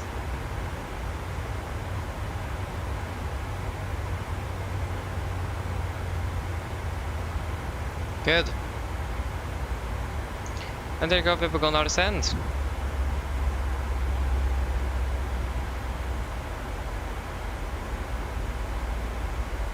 And we have no winds as well, that's also really good. So, then we are going to just, because that weather should have been updated by now. Yeah, so we've got to do just a recalculation on the winds. But yeah, it's just some variable winds around, slight variable winds, and some clouds in 60. Mine damer og herrer, dette er livsoppdatering her fremme fra cockpiten. Så dere har lagt merke til, så nå beveger vi oss ned til Milan, og vi er forventet til å lande om rundt 30 minutter. Været i Milan ser ganske bra ut. Vi har noe variert vind i området. Det er en del skyer i området også, og 16 grader. Ellers forhåpentlig en veldig fin flytur med Norwegian denne morgenen, og vi håper du ser igjen for det neste flytur. Ladies and gentlemen, this is a quick update from the flight deck. As we are not spin up, we're gonna set down to Milan, and we're expecting to land in approximately 30 minutes. The weather in Milan seems to be good. We do have a little bit variable winds around, a bunch of clouds, and 16 degrees. Otherwise, we hope to enjoy this flight with Norwegian this day, and be able to see you again on our future flight. Thank you.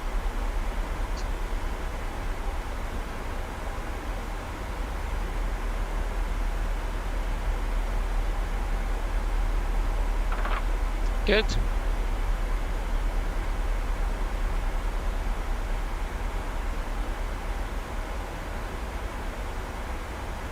We are the only aircraft flying in.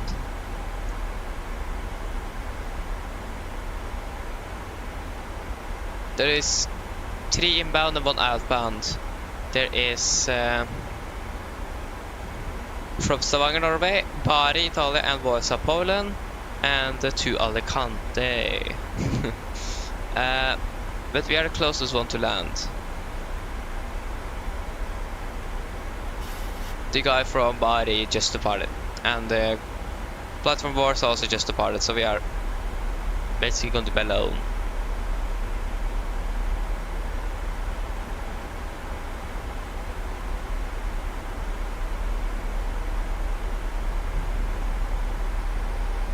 You can see some rain here. So I wonder what happened to that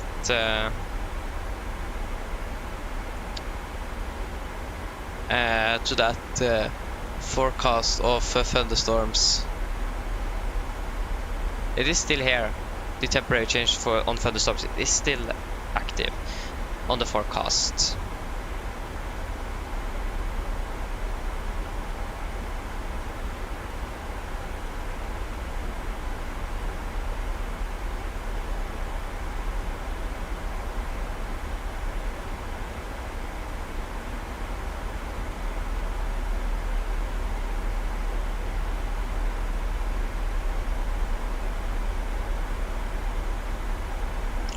So yeah, again we're going to the winds are changed. So red wedding is 282. Why are we using 28 and not 10? That's my question. I mean, it's just a tailwind of 4 knots, so I mean it isn't much, but still.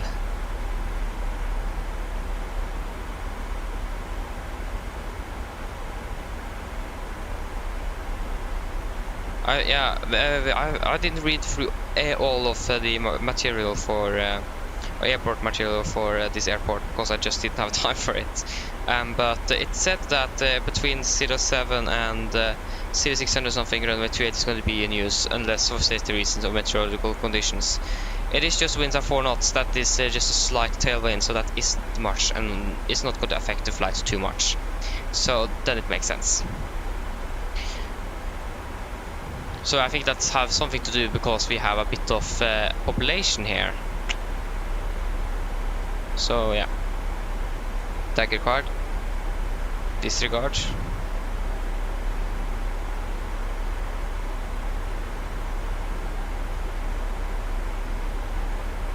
Yeah, pass flight level 300 already. You can continue down to 150.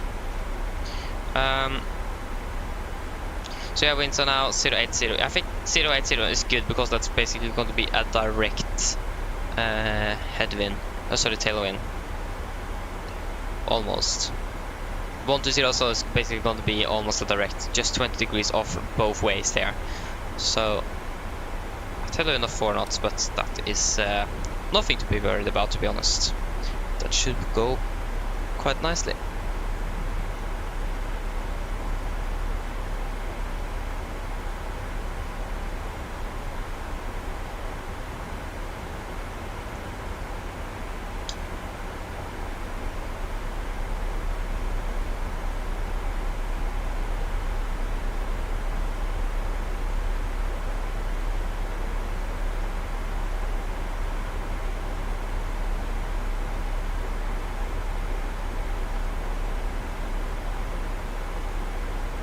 Also, one thing that's very important to remember, maximum 160 at 5 miles, not above 160 knots. Very important.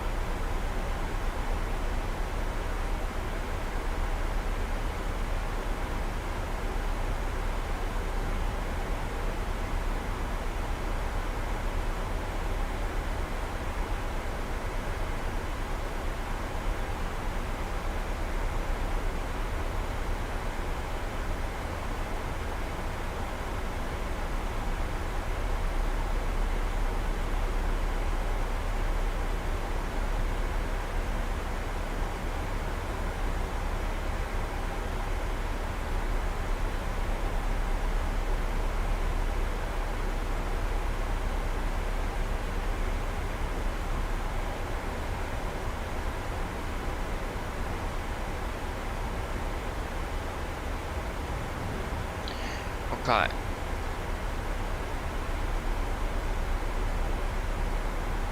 You can see that's raining quite a bit actually. Oh, there's even a city down here. So it's quite a bit of rain over the Alps here. What's a little bit shocking here actually is that we haven't encountered any turbulence over the Alps. I think again that's because the setting I have set the turbulence mode here in the simulator. I set it to low because it is in medium, and realistic is just can't fly the aircraft into Oslo, so then we can't have it at that high. But basically at low we are never going to encounter any turbulence. So quite unfortunate.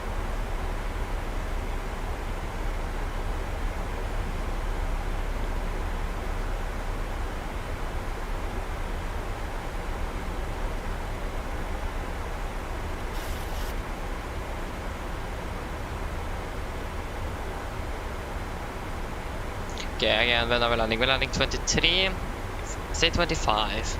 Then we're turning on the seatbelt at 10, and we then divide or subtract 2 from 10. That's going to be 8. turn on the seatbelts at 8. So in 5 minutes.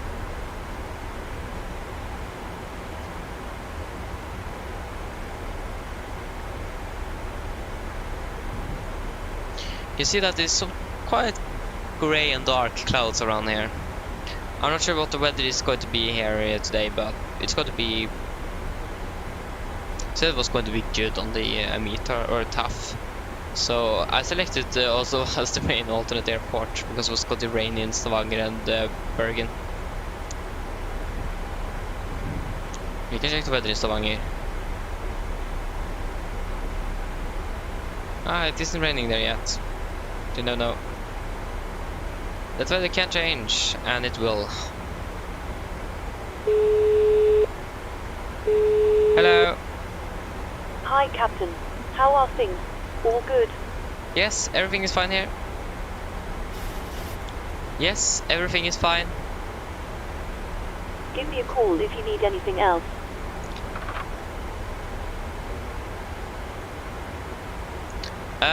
Yes.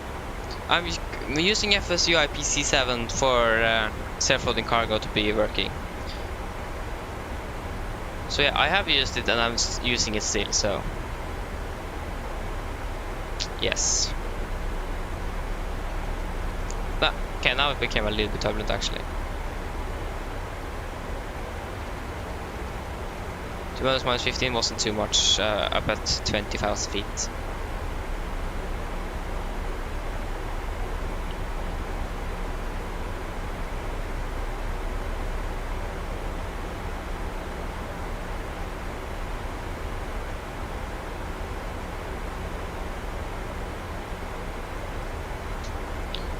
Hi, internals of engine anti-ice.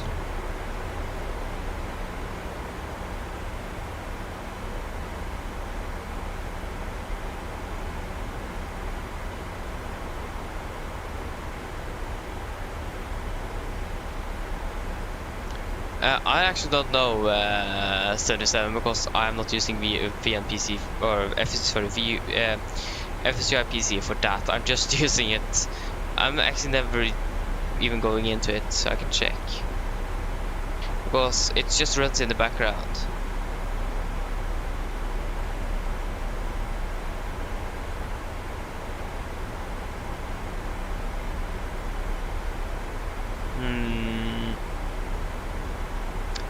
No, I don't have anything called assignments here. I think you need to buy the FSU IPC version to have that or something.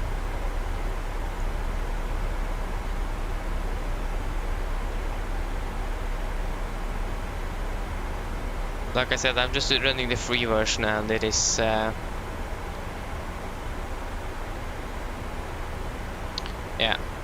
it is just to have self-loading cargo to work.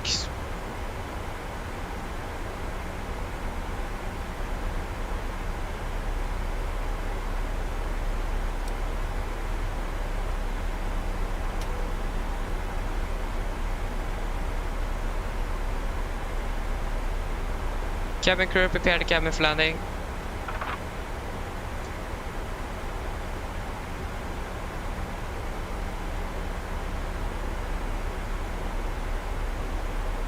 Oh, you did. I have actually no clue. Like, don't you have any manuals or something like from the company you bought your throttle from to connect it to your sim?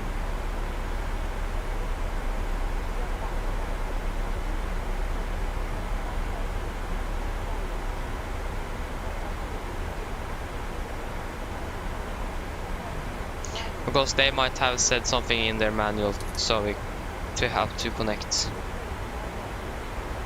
I don't know. That would make sense, but...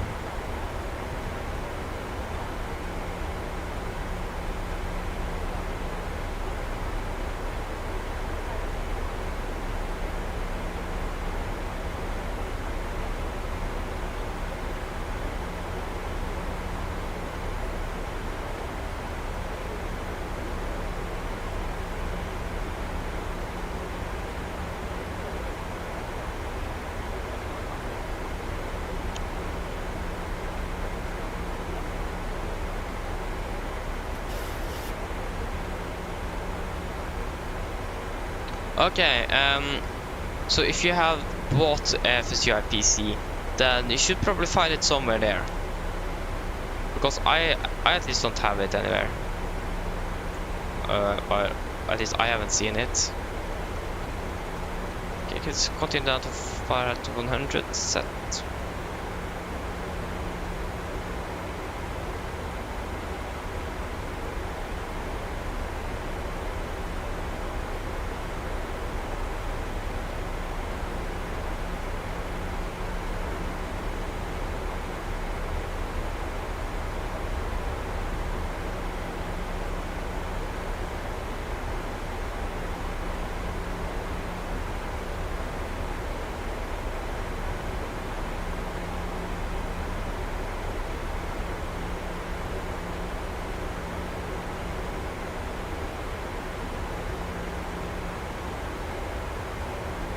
Like also doesn't FSUI PC have a manual for that, for example? Don't they also do have that? If not, maybe try to search around for YouTube or something. How to assign hardware to MSFS2020 via FSUI PC or something. Because I've never used FSUI PC for that before, so I don't know how that works. So I'm sorry for that.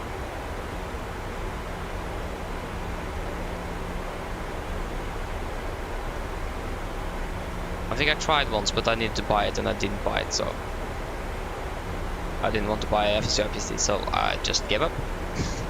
Because I needed to buy it first, so yeah.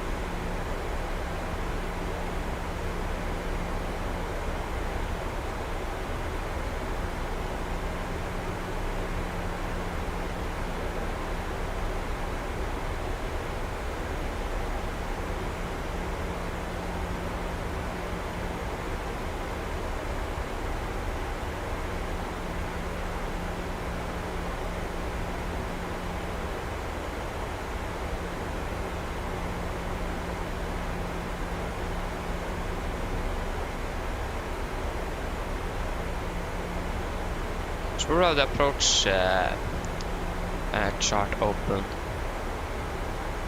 There you go.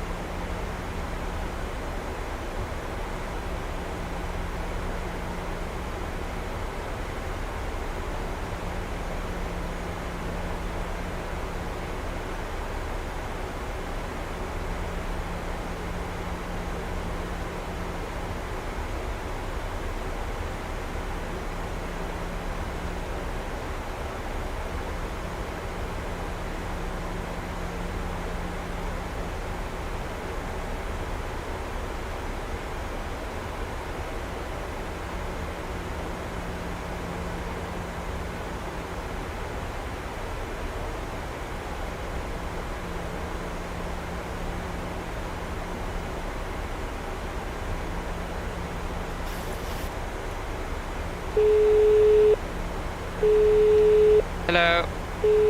Hi, Captain. All passengers are seated and secured for landing. I'll call when we are ready. I'll call when we are ready. No problem. Oh, okay. Yeah, sorry, I don't actually know. So, yeah, I'm really sorry, but I don't know. I just not used to it, or so, FSUI PC for that before. I just have it running in the background. I never like properly used it. But again, doesn't they have a manual for that? Go down to flight level 70. Okay, we're also now passing the stereo cockpit phase soon. QNH 1018.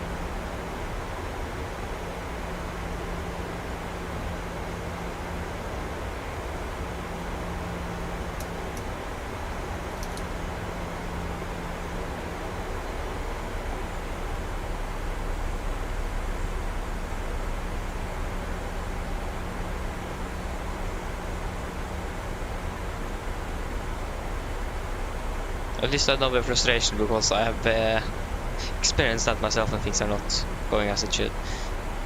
Okay, past the flight level 100.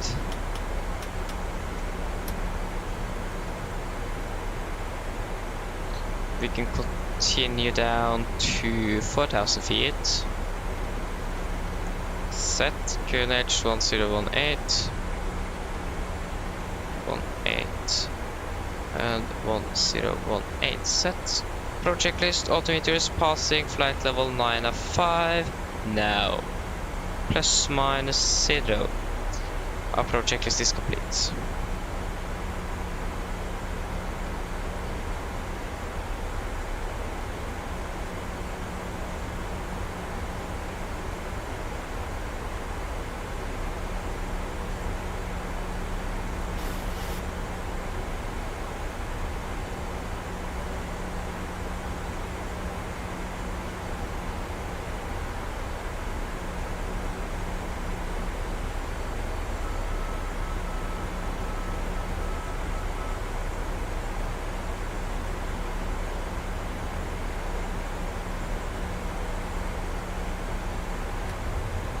A little bit of drag.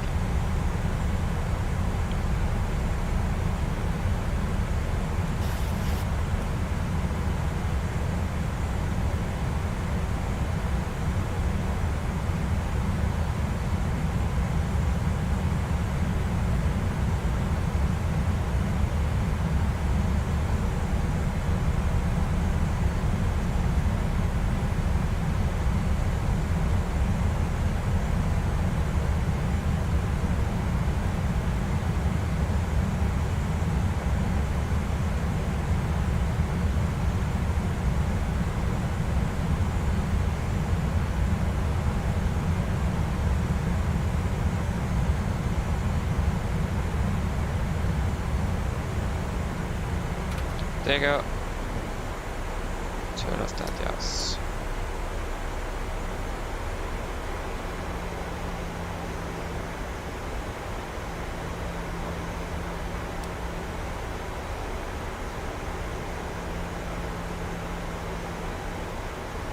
That was maximum to 10.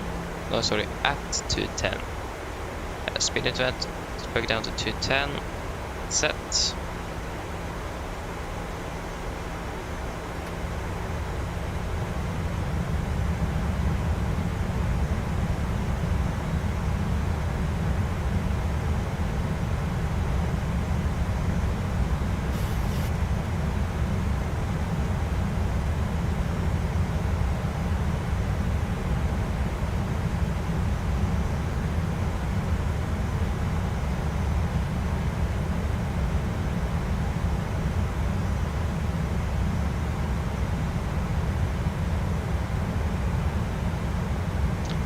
Flaps 1.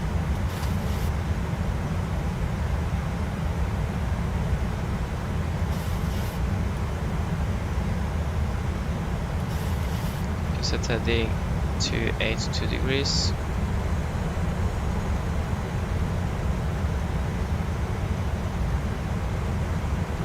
To 82.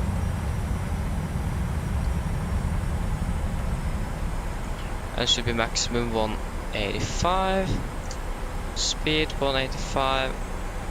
Set. Flaps 5.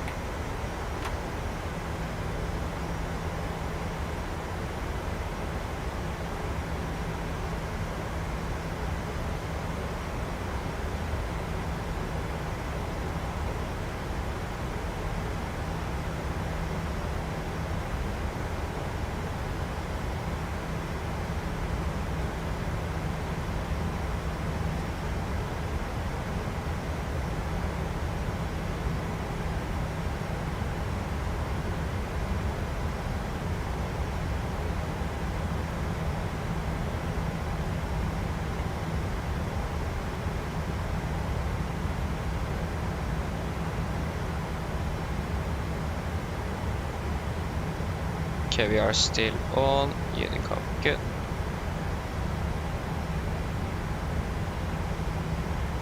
Separate call again.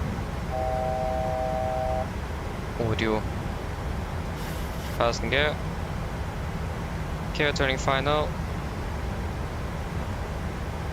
Approach Warlock. Glad so captured. Mission approach altitude is 4,000 feet. That is set.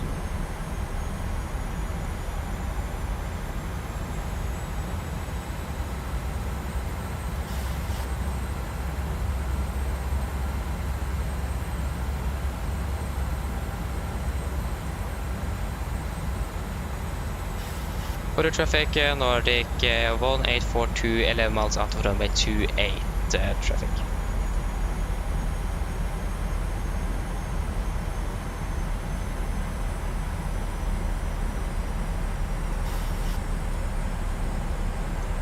Can we cruise it for landing, please? Okay, speed 160, since that's going to be the maximum.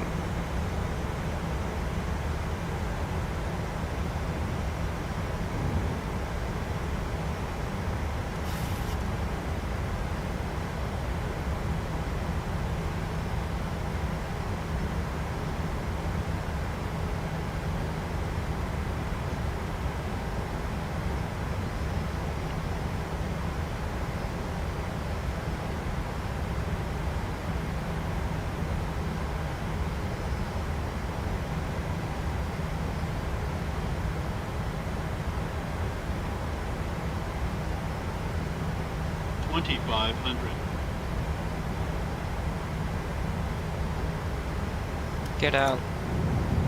Flaps 15.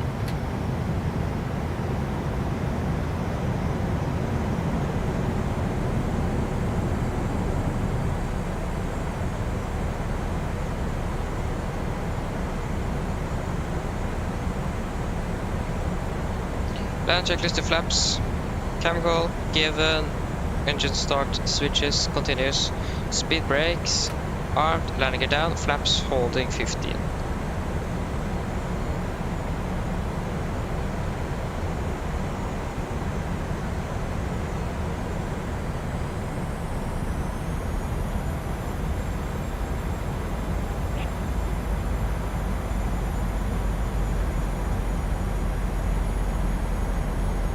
Runway in sight.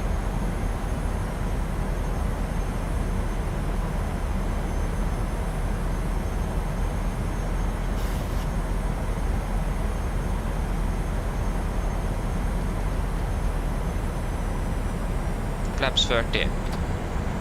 Complete landing checklist. Flaps 30 planned. 30 green light. Landing checklist complete. Approaching 1000. We are stabilized. Cleared to land.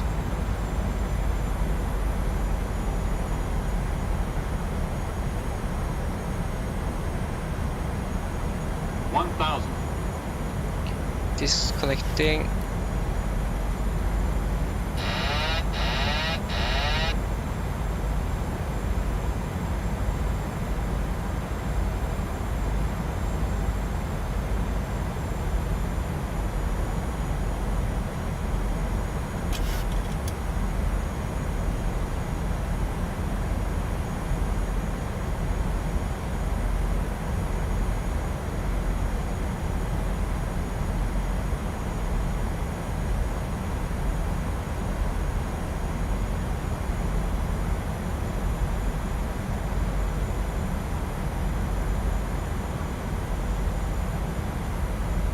Approaching minimums.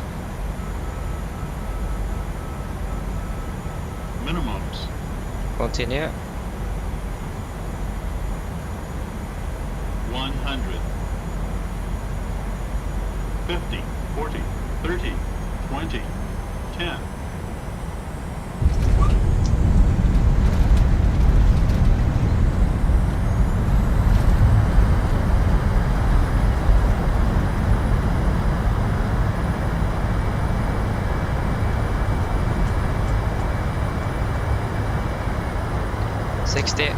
There you go, guys, welcome to Milan, Oreo something airport.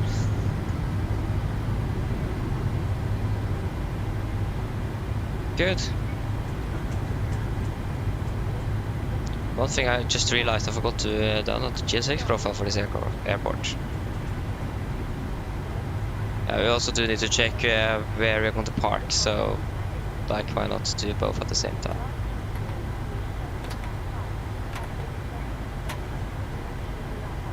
Just taxi off here. We can hold at the split here. For the traffic in Nordic 1842 runway 28 vacated.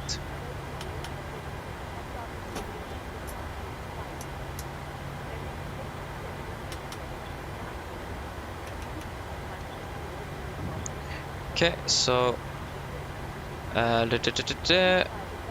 what's the airport code is Lime.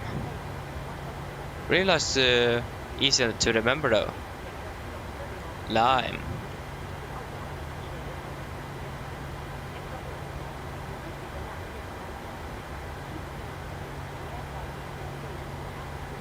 There you go. So just going to quickly download you, and we're going to find out where we're going to park. Nikolai, hello, welcome back from football training. Nice. Nice with some activity as well.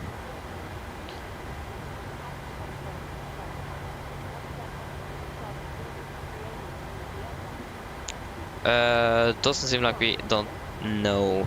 1843. If we just search it up, Delta Yankee 1843. Nope, we do not know. We have at least one thing we can do. We can use the gate they used last time they flew to this airport. That is a possibility.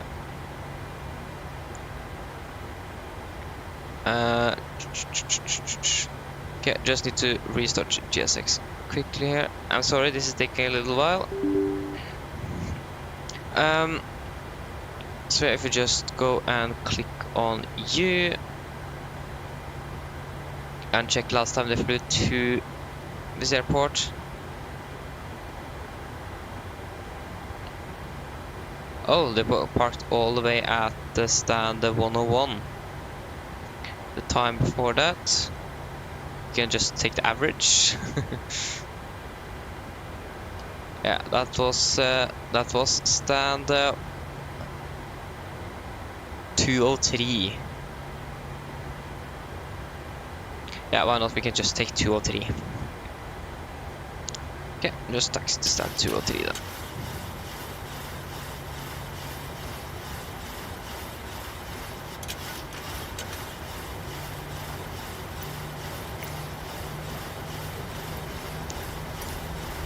Parking 203. Wait, is 203 a gate? Nope.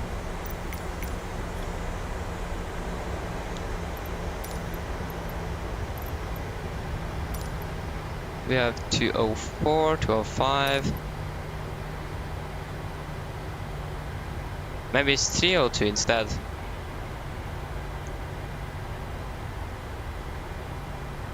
It's like you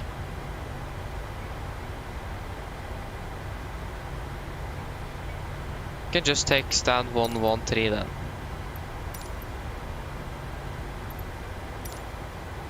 That works also. Should probably start up the APU.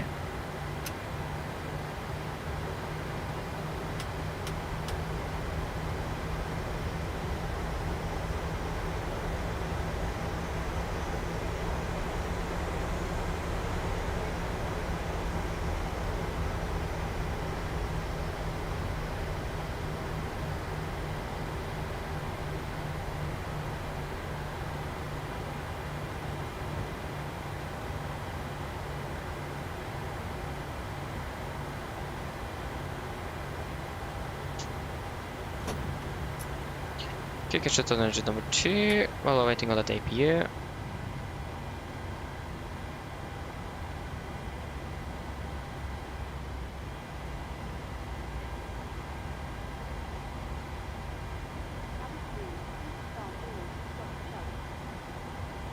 There you go.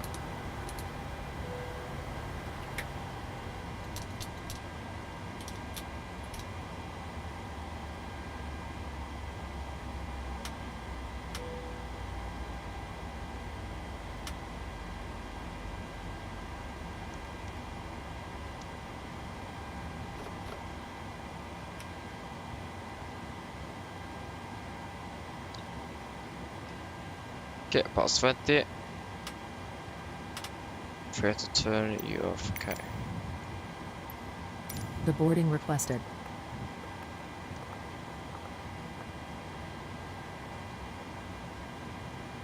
Cabin crew, the aircraft is secured and the stairs are connecting. You are clear to start deboarding. Good.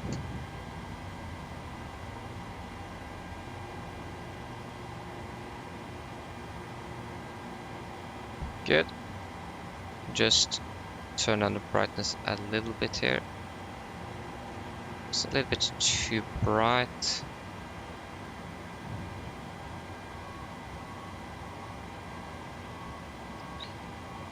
Okay, same here.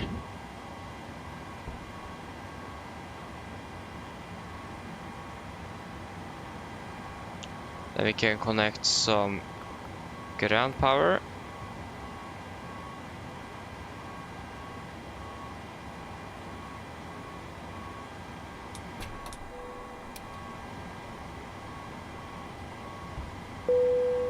Passengers deboarding starting.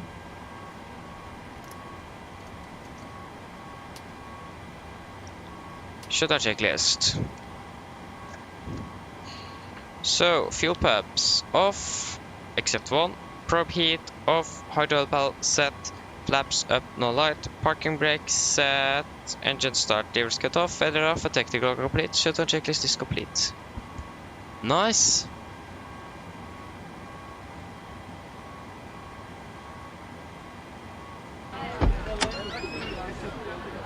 That was a quite nice landing. I need to say that, or admit that. It was quite nice. A little bit to the right of the center line, but otherwise it was really good. So I'm quite happy with that one. So, saved flights. Now we're going to fly back to Stavanger. Yeah, we're going to fly from Milan to Stavanger.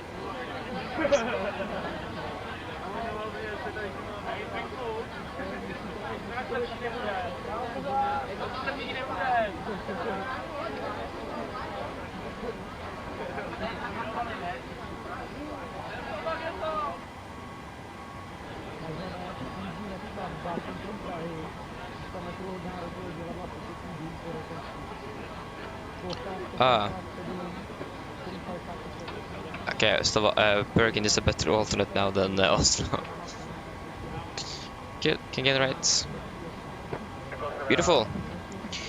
So, flight time. That was 2 hours 13. So not even 2.5 hours then. 2 hours 13 minutes. Okay then, halfway finished for today. 2 more flights to go.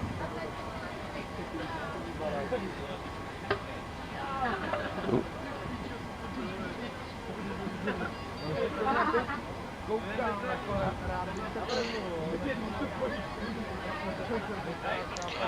Okay, so the flight plan is now filed. We can also not filed but generated, so now we can file it to VATSIM.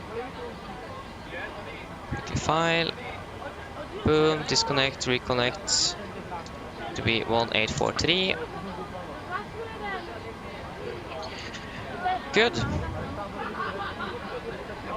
Then we can fetch our new flight plan. So we're going to fly from Lime to Sola. November Zulu Victor. Milan to Stavanger. Going to fly Nordic 1843. Departure, that's going to be out of 28.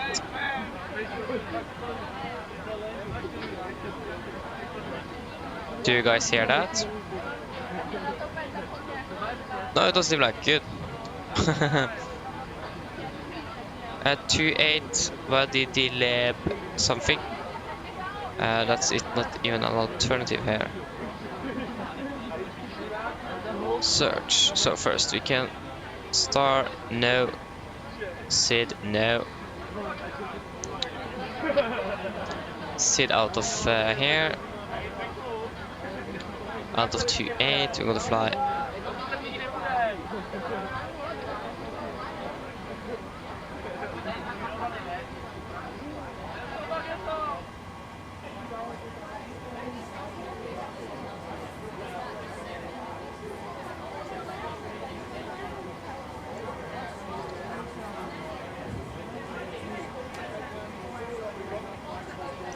Huh.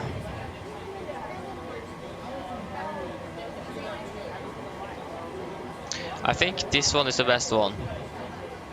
Take the Leglo von Papa.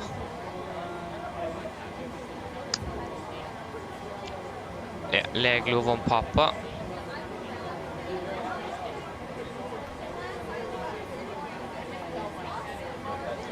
Transition.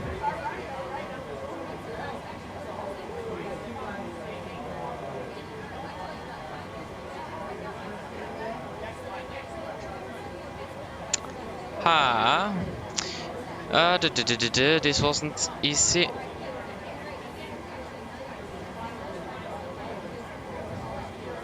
What was our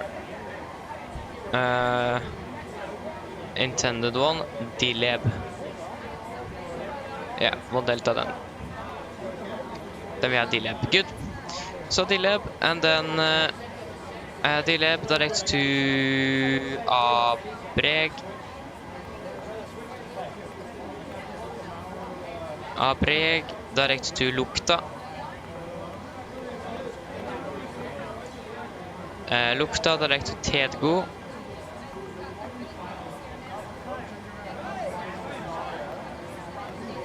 Tedgo direct to Harem.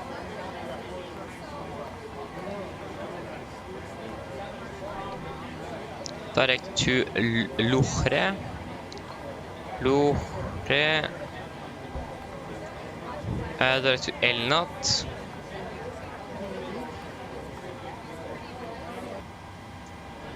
Direct to Lovme.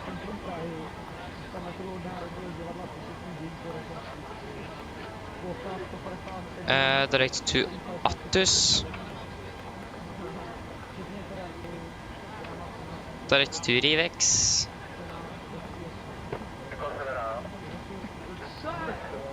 Rivex, and then expecting runway 36. ILS Zulu 36 var det Rivex to Tango. And via Tuxas.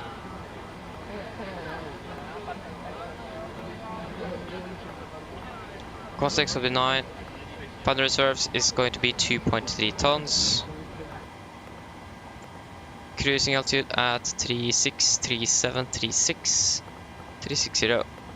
Cruising wind is going to be 127.19. 127.19. And then average ISS plus 6 minus 56. That's going to be minus 50. Good.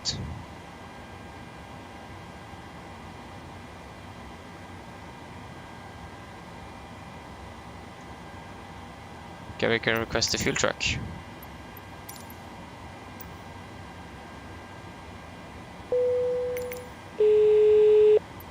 Refueling truck is on its way. Hello. Hello, Captain. Please don't load All of aircraft the until the passengers fuel have truck been arrives offloaded. and asked to do it. Brilliant landing, by the way. We barely felt anything. Thank you. Give me a call if you need anything else. Of course. Yeah, minus 81 feet a minute, 1.15 Gs. Yes. Okay, descent 250, below flight level 100, forecast 310, 200, 100, and forgot 6,000 feet. Start new flight.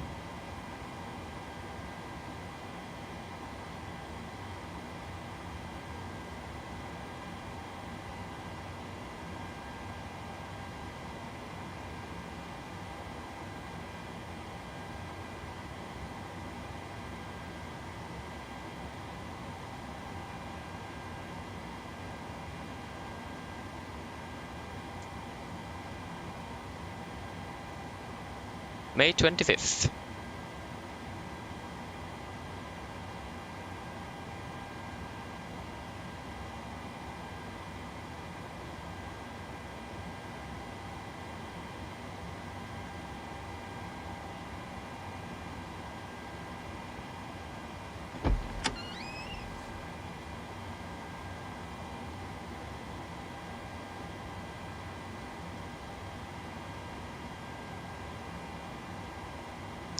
Okay.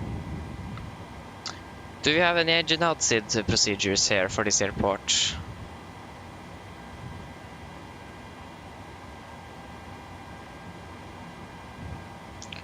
Lima India Mike Echo. Yes.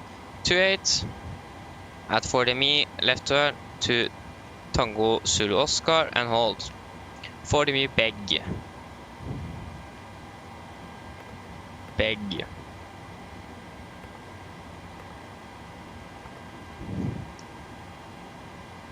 Yeah, Bravo Echo Golf. Volvo 4.195. 11.4.95. Fuel truck is in position. Please don't load aircraft until the fuel truck arrives and ask to do it. I have a feeling that things have changed here. Since yeah,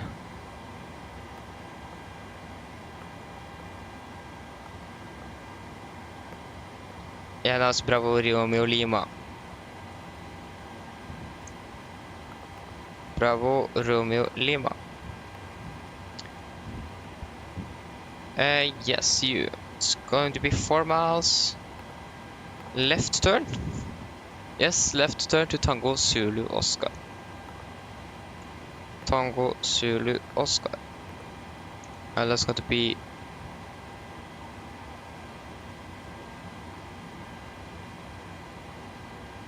what was it? 11725. Yes, we are. Boom.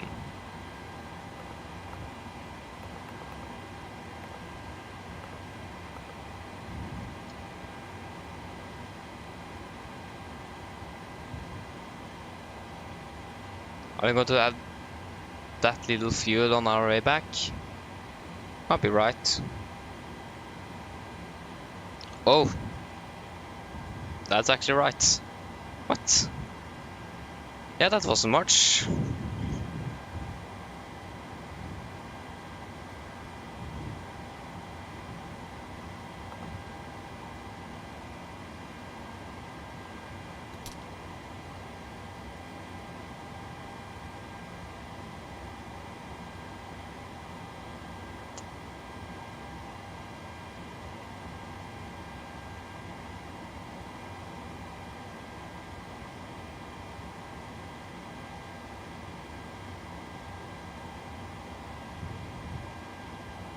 Okay, it's going to be 1800 feet then.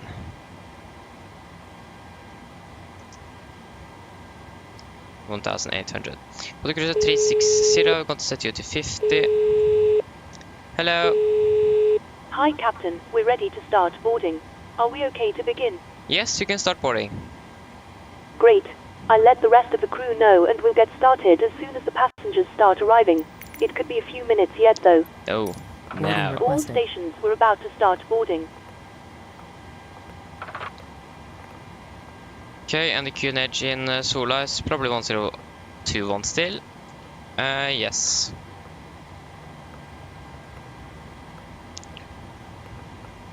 One 021. Passengers boarding starting.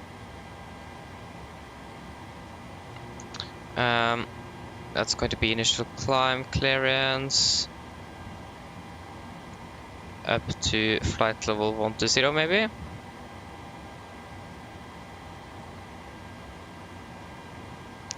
Transition level.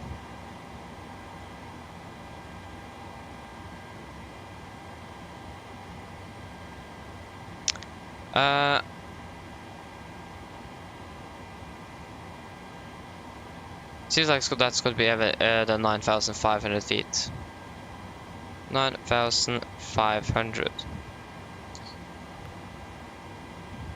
So maximum 180.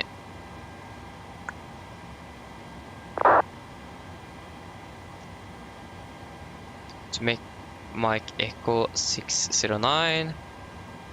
180, 4,000.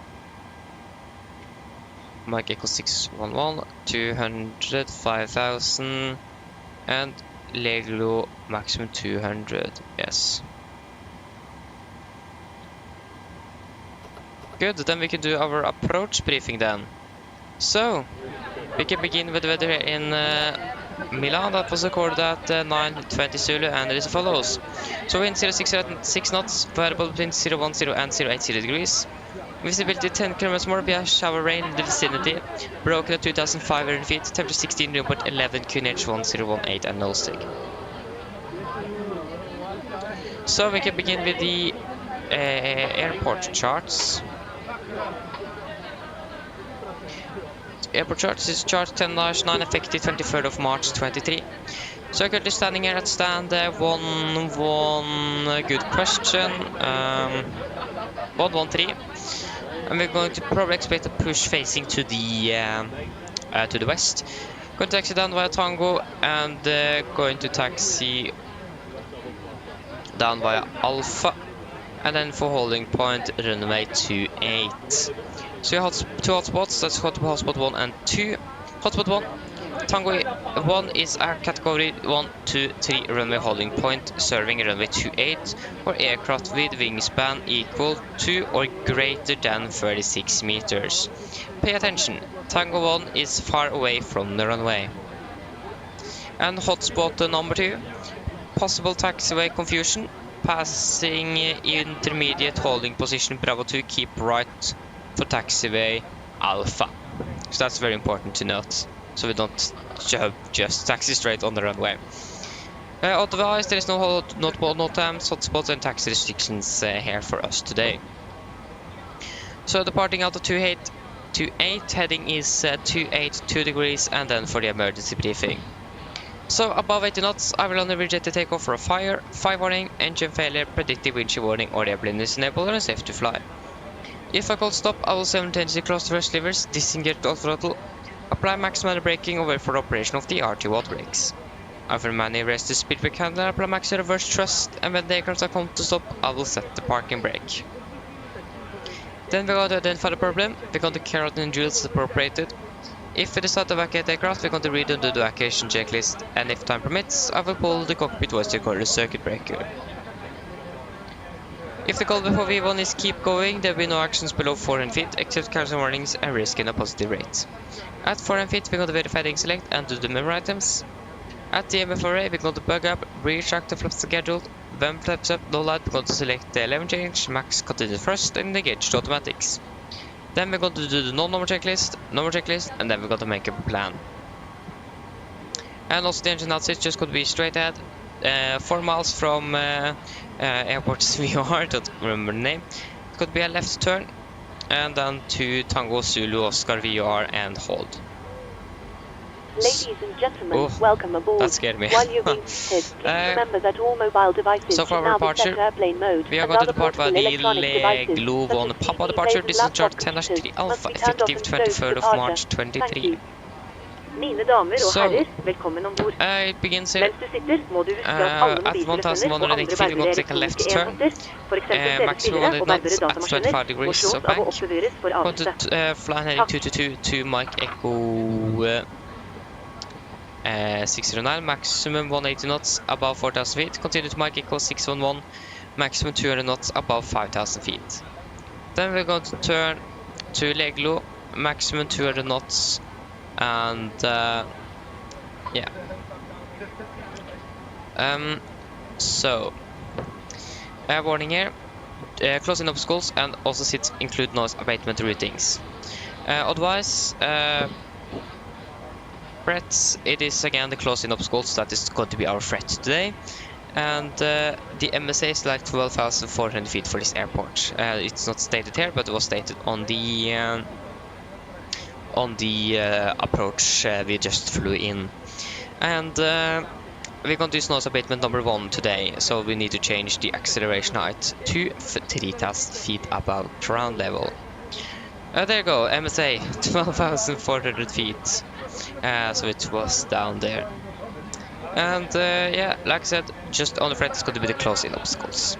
So then guys, are there any questions?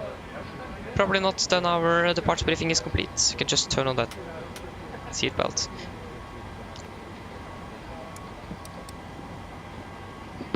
Okay, our route here, got to fly northbound into Sola, and then engine outside as well, good. Route requests.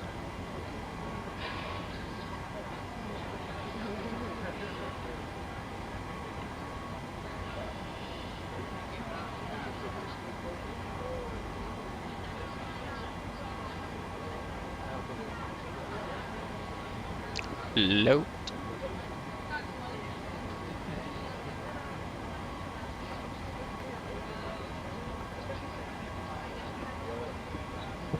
Execute. There you go.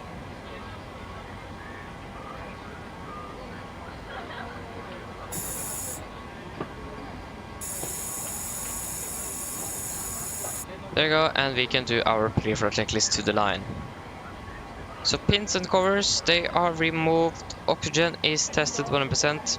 Now transfer and display switches, normal and auto. Window heat on, air compress, packs, auto, and bleeds are set. Flight instruments, we are tracking 102 degrees QNH 1018, reading 790 feet. Park brake set, engine start, levers cut off, rudder and trim free and 0, and takeoff and taxi briefing are complete. Pre-flight checklist to the line complete.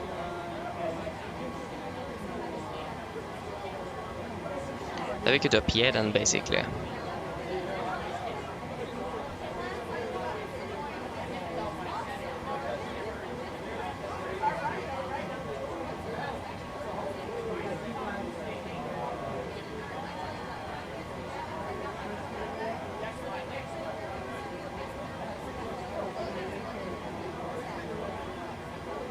Okay, so flight time, that is going to be approximately just 2 hours. Oh, nice.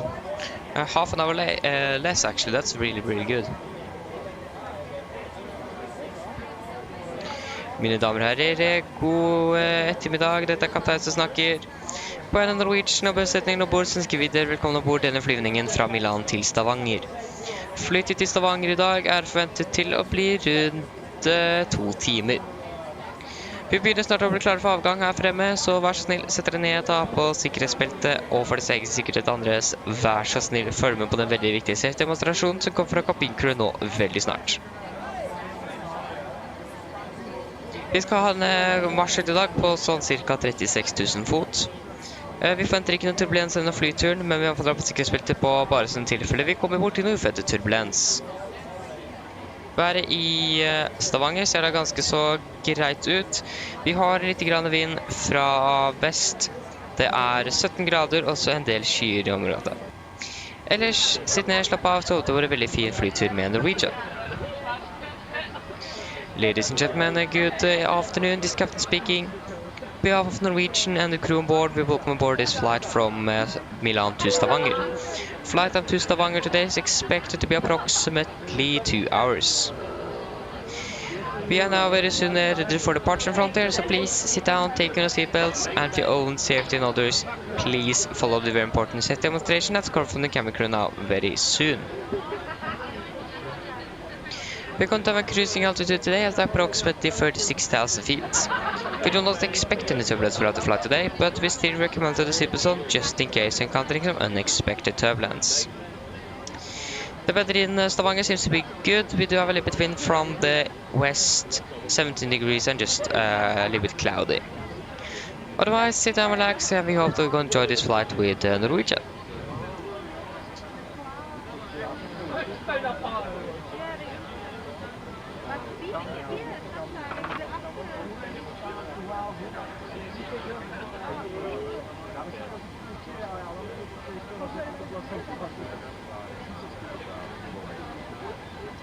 Like GSX is finished with their loading, but Surfer and Cargo is still insisting it's 10 minutes left.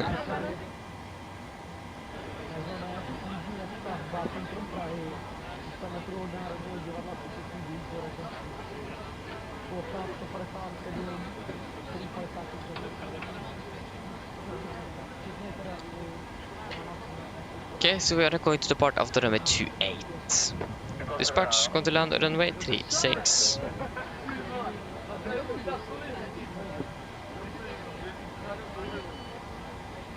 Again, it's a little bit too bright here. Get 2806, 1721.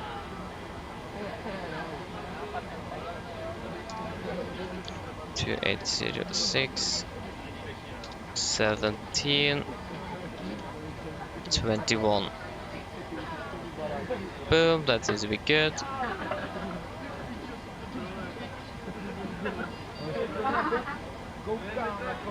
Just waiting for a new METAR for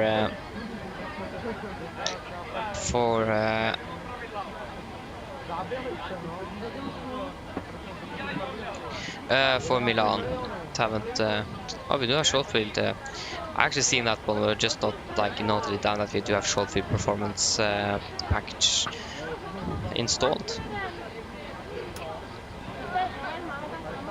Okay, when are we going to actually be able to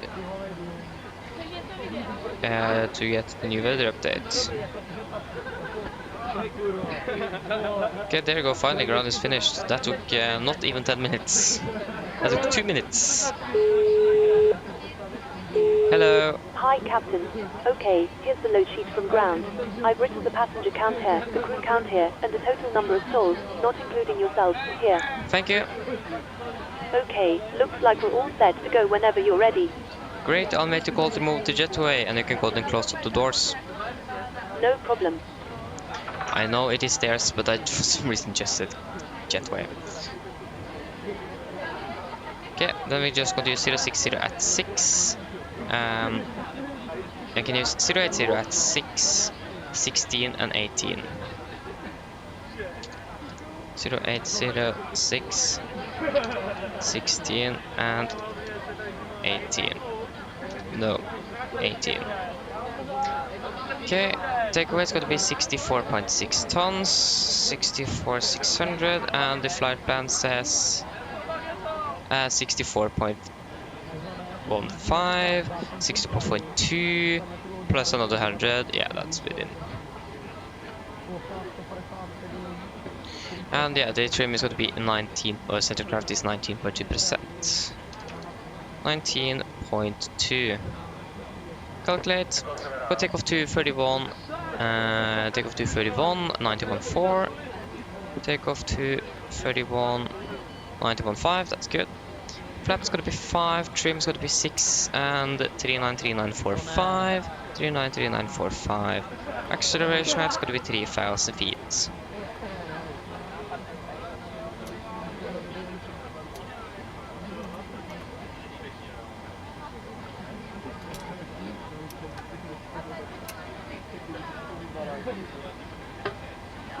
Good, and the trim is going to be 6 units.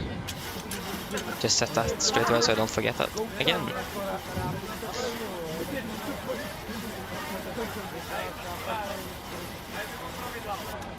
There you go.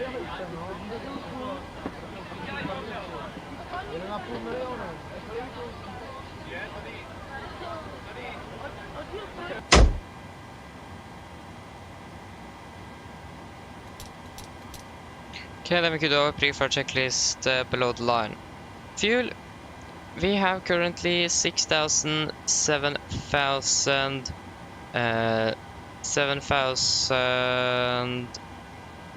Wait, what? 6,000, 7,000, 800, 7,900, 7,900. Yeah, that's correct. 7,900 kilograms on board, and we have 4 pumps on. Passenger signs is set. Auto brake, RTO, CD brief and ACARS completed. Takeoff speeds V1139, rotate 139, V2145. MCP V2145 heading to 82 degrees and altitude 9500 city set. Pre-flight checklist is complete.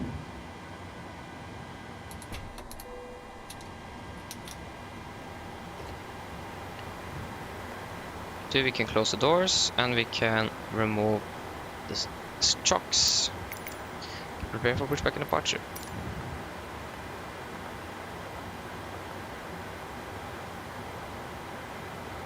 I like how it just appeared on the apron. Didn't walk from anywhere, just spawned in the middle of the apron.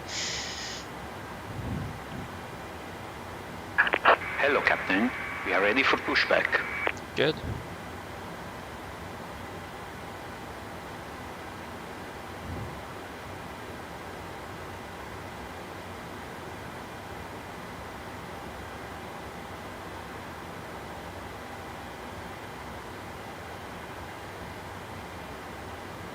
Departure check completed. Bypass pin inserted.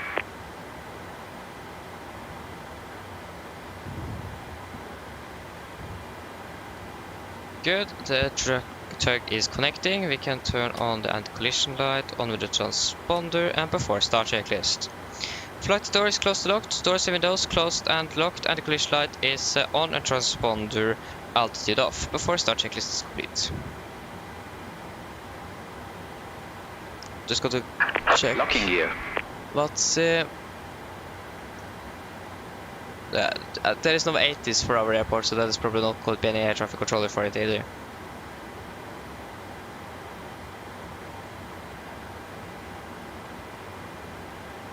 Okay, we have one guy that is now arriving, but he's arriving, so he's just close to the airport. He haven't landed yet.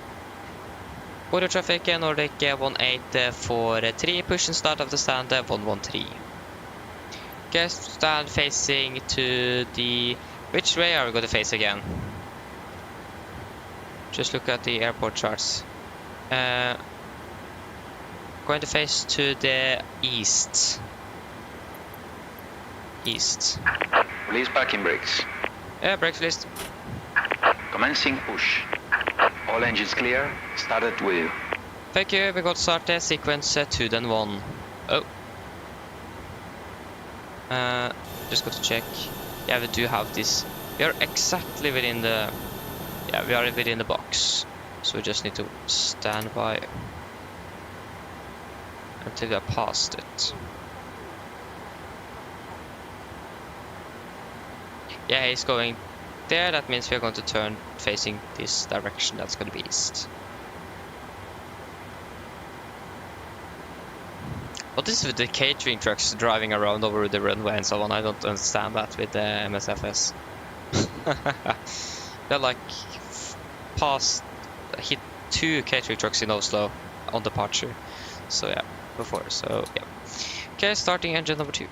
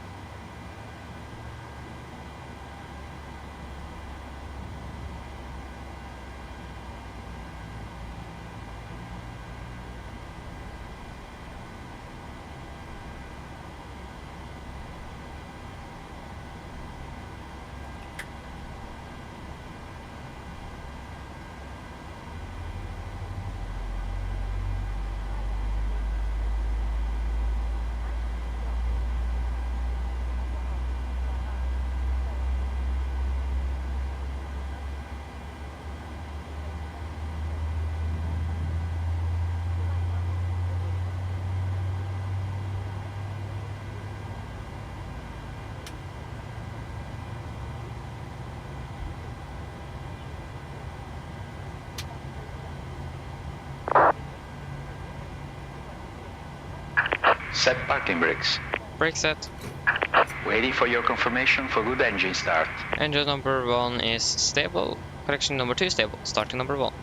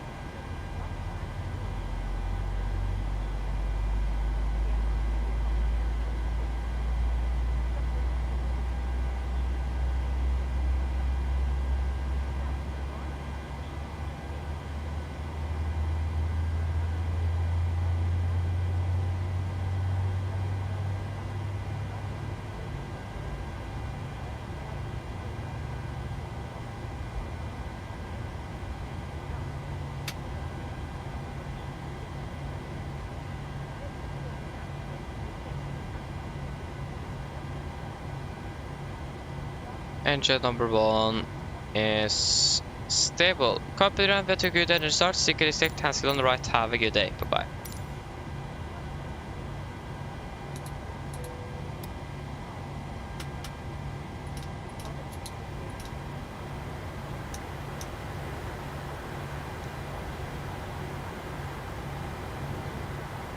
So this Ryanair aircraft should land quite soon.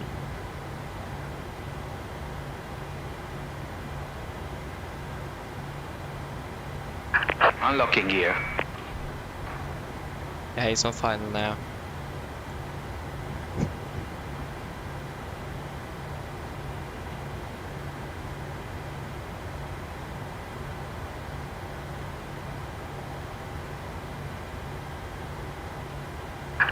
Tow truck disconnected. Bypass pin removed. Left is clear. Right is clear.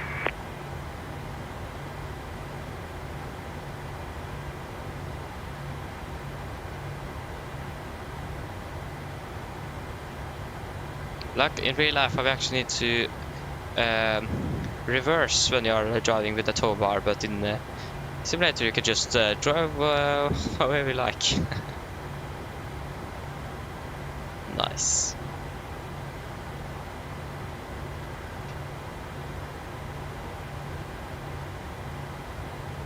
Okay, we got the gear pin.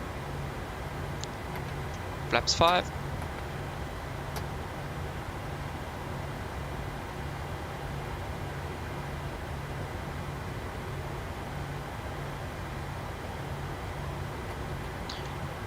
Before taxi checklist.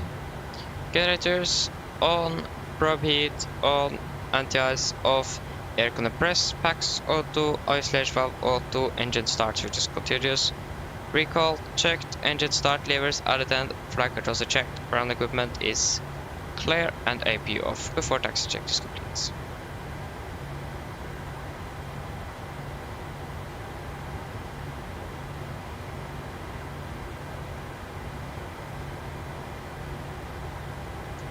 Okay, we got the taxi down by Tango. There you go, there we have the Ryanair aircraft. Audio traffic, Nordic 1843, taxiing by Tango to holding point runway 28. I like how he's not using Unicom at all. Brakes list. Was that there's a lot of smoke behind that aircraft.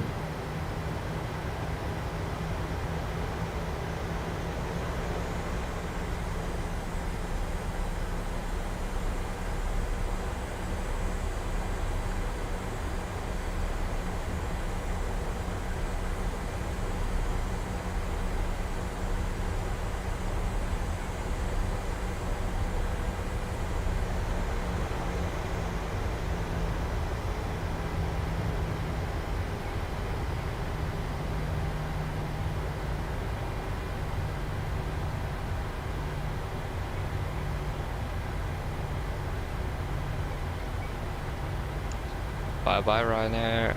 Oh, you hit a fire engine there. Not good.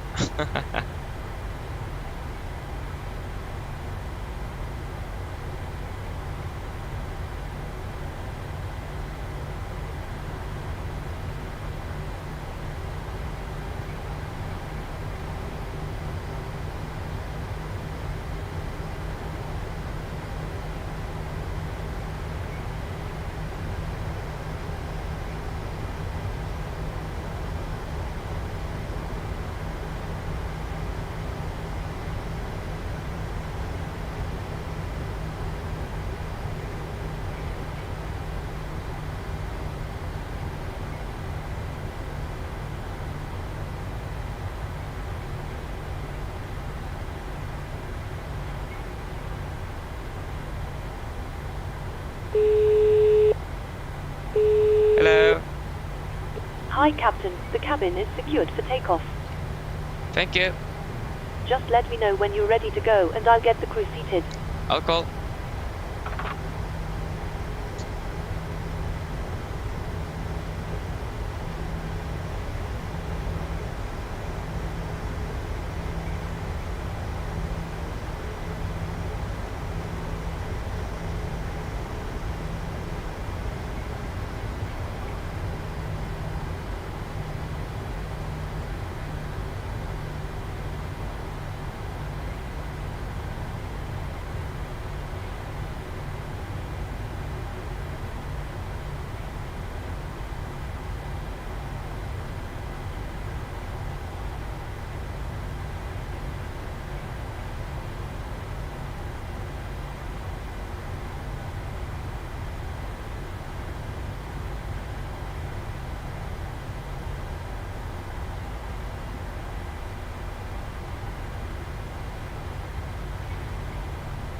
What is that? Why is there a taxiway sign in the middle of the taxiway?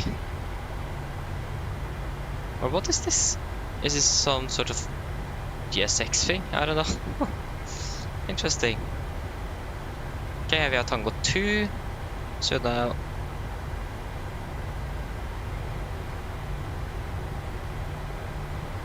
Okay, remember, taxing on Tango there, so we just continue on to Bravo to take that right turn onto Alpha.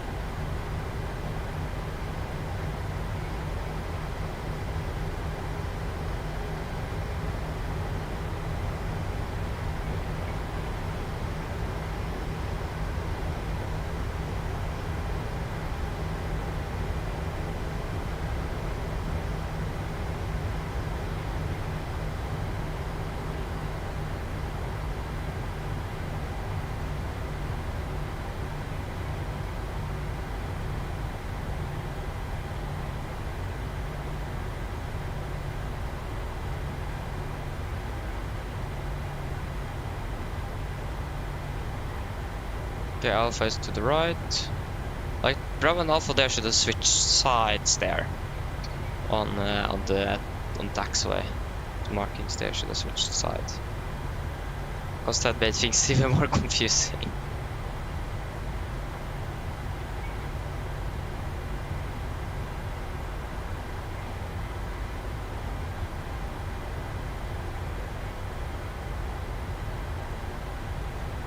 Camera crew seat for takeoff, please. Okay, before takeoff checklist. Flaps, 5 land, 5 green light, stabilizer trim, 6 units is set, and camera call are given before takeoff checklist complete.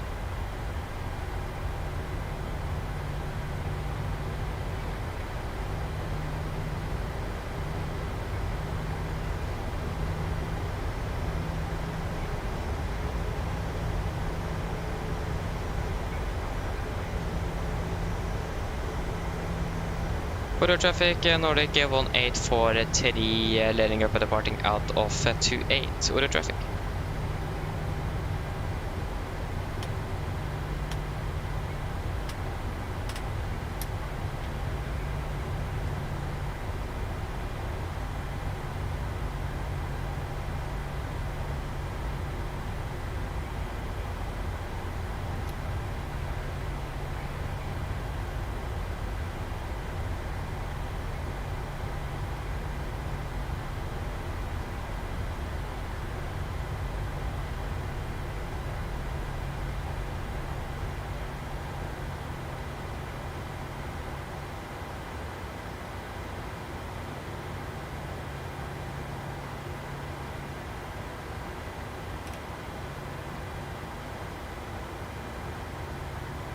Okay, ready, take off.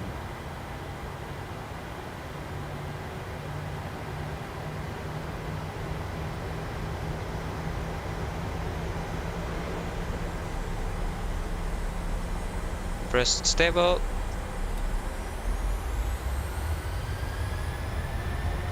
Take off reset.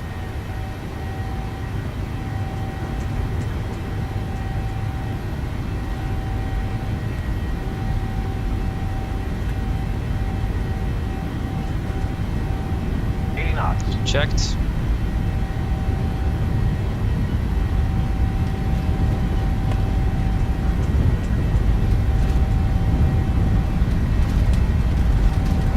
Rotate.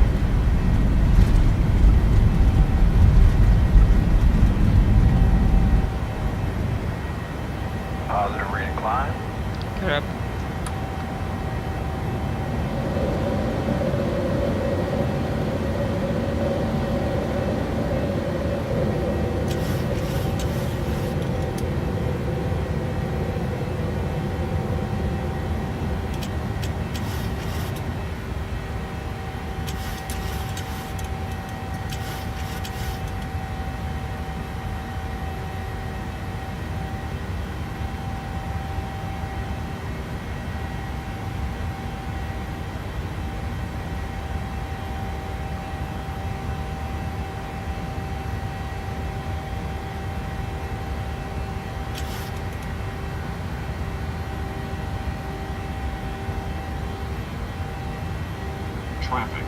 Traffic. Traffic.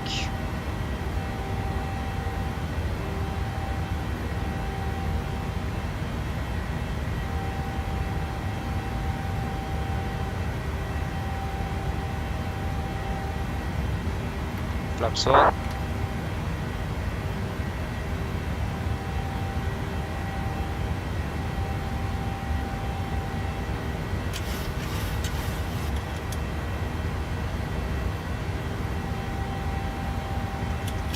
To the climb up to 360.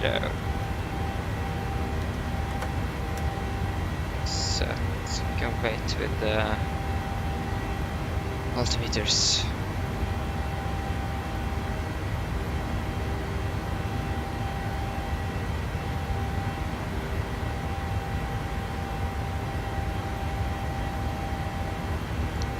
Standard, standard.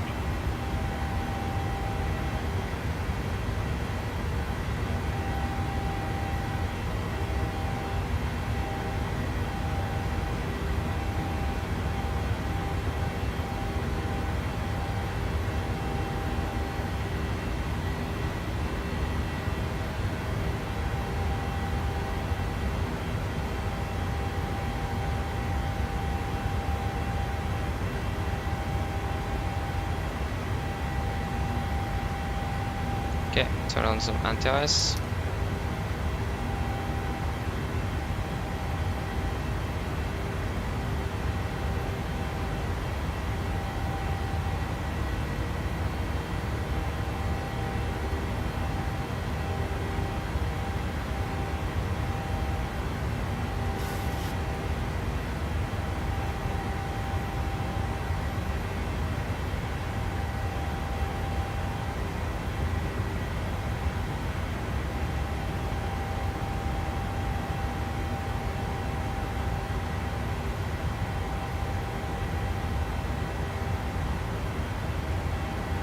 There you go.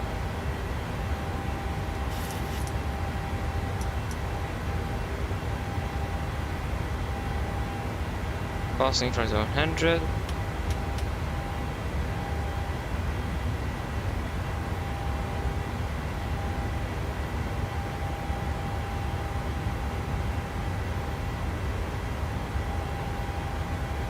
Good. We need to turn up the brightness a little bit since we are now over the clouds.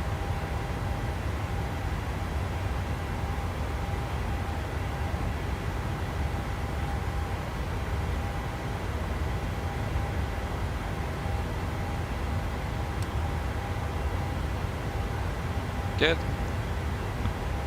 And I think we may just retract the flaps now.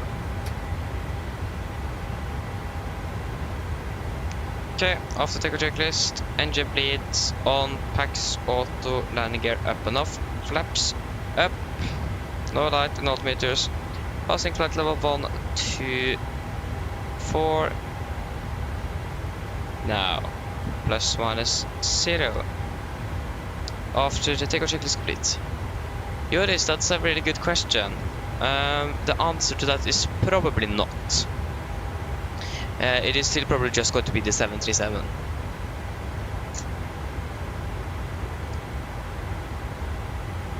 I mean, it would have been really fun to fly the Dash 8, so we may just do that sometimes, maybe.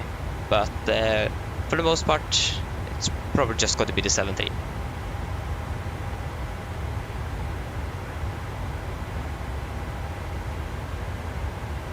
But at least I think we may try it once, but again, I don't know yet.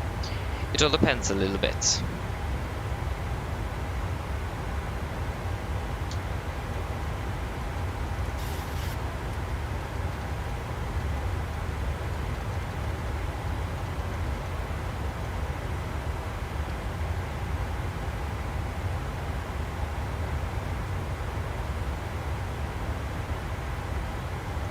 Sophie, hello, welcome. Hope you're doing well. The answer to that is yes and no. I did try the new A320 V2 out when it still was in beta. If you remember the period where I didn't stream for a month because I didn't have my yoke. Then I tried the V2, but it was quite buggy and so I just gave up on it. But after that I have not tried it out, and to be honest I'm probably not going to try it out either, because I'm not flying Airbus that much. But you never know, probably one day in the future I may fly one flight with it, maybe one flight with it, I don't know yet. But it's probably just not going to fly with it at all, to be honest. I'm not that into Airbus, so yeah.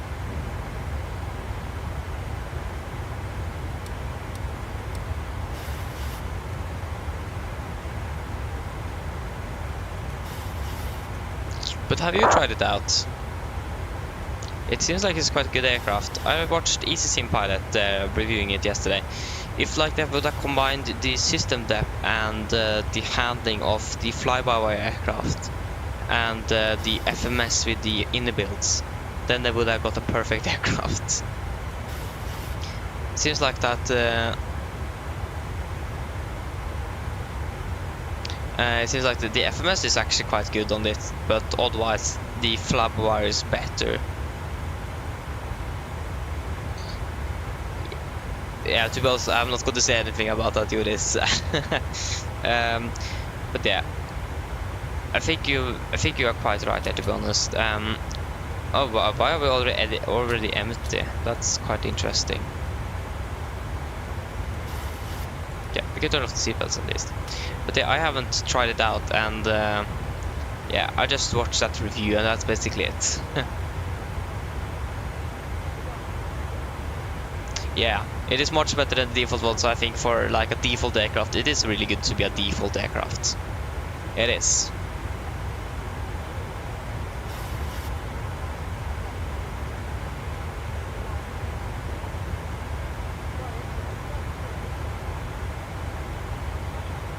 Liam, hello, welcome, hope you're doing well. Yeah, like things like that is not working as it should, but yeah. At least for a default aircraft, especially for those on Xbox, it is good. But for PCs, probably the fly-by-wire is still better.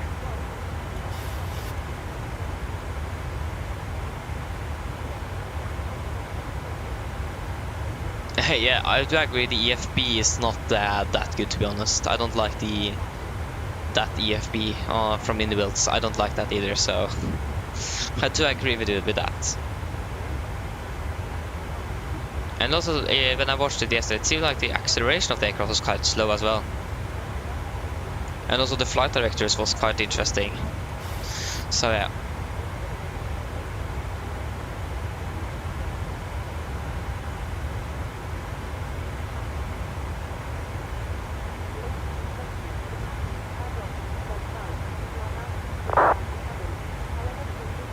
But again, it is free, and it is like the default aircraft, and Xbox is probably just going to use it the most. So preferring the fly-by-wire, but for Xbox users, that is the best one. So yeah, but I think they're still going to, if I remember correctly, they're still going to improve the aircraft further and further. I'm not quite sure. Like I said, I'm not flying Airbus that much, so I'm not quite into it.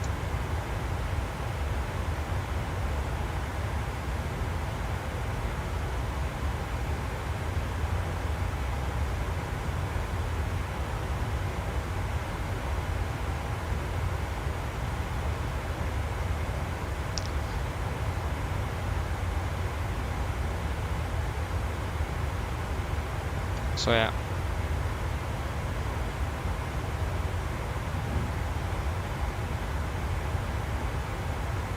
What's the static air temperature?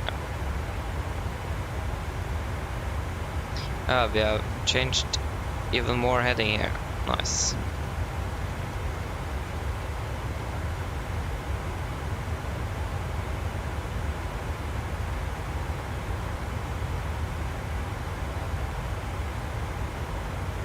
Yeah, I do agree with you with that, Liam. I do agree with you with that. The Phoenix is the best one. When I've been flying Airbus, I've actually preferred the Phoenix one over the fly-by-wire because it is better. But you also need to think that the fly-by-wire one is a freeware aircraft, so yeah. But yeah, I do agree. The Phoenix is the best one yet.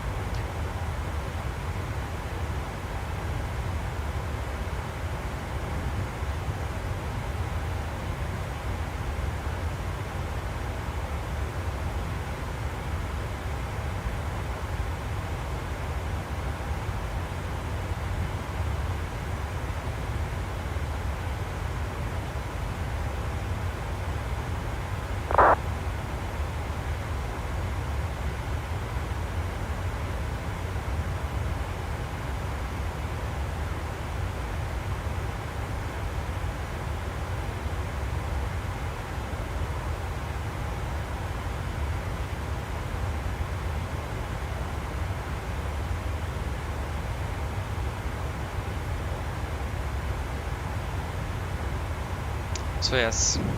I also do like the EFB from Phoenix. I also do like that a little bit better actually than the PMDG one, to be honest.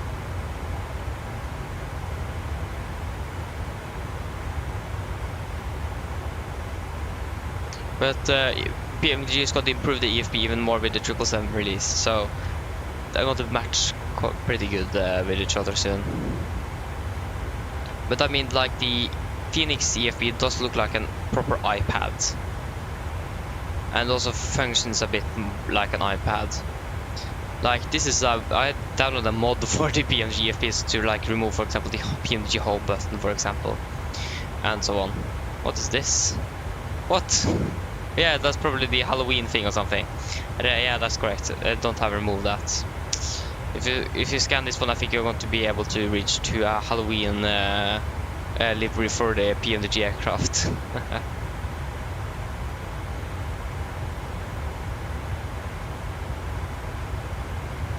Yeah, I do agree with you that, Liam, but I'm not quite sure actually if that is 100% accurate or if it is like or what it is actually. Yeah, I do agree with you. It can be a little sluggish to turn sometimes. It's hard to move around. I'm not sure why. But like if PMDG is not fixing it, then probably it's just how it is. I don't know. I'm not a real 777 pilot, so I don't know.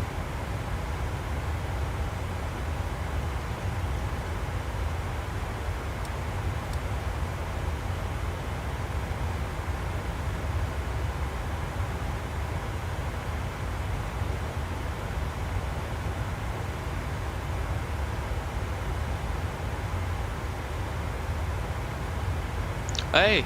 Oh, sorry, that was Flesland, that was not Stavanger. I thought we had approach online. That was the wrong airport.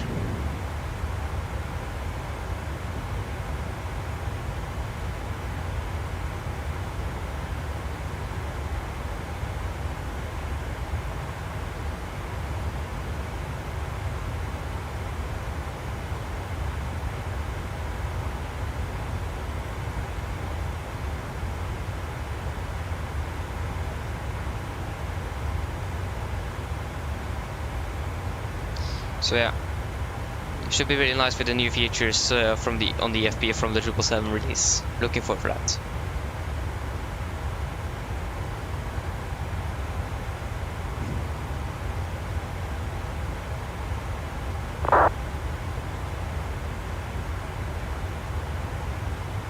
Yeah, exactly.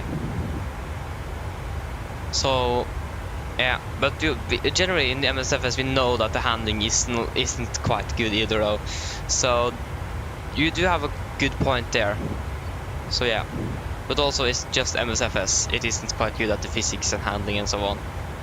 So they can't be 100% correct. And to be honest, they're never going to be 100% correct in any simulator either. But yeah.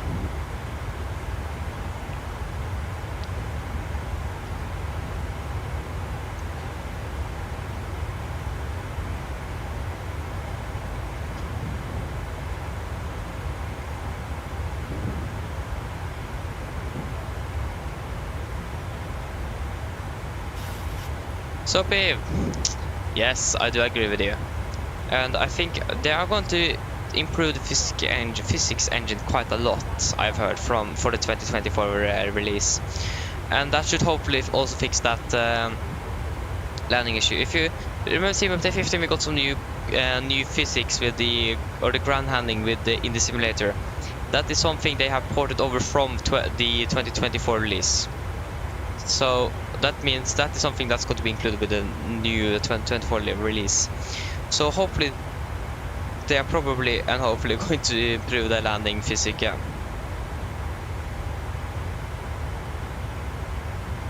That would have been really nice. The unfortunate thing for that is that I probably need to train even more on landings when you are like know how to land the aircraft in this physics here and then suddenly change it. I don't think it's going to be that huge of a change, to be honest. I think the handling is going to be pretty much the same, but we're going to feel a difference at least, especially hopefully on landing. But to be honest, I haven't actually floated my aircraft too much, so yeah, I have done that a few times, but like not quite often either.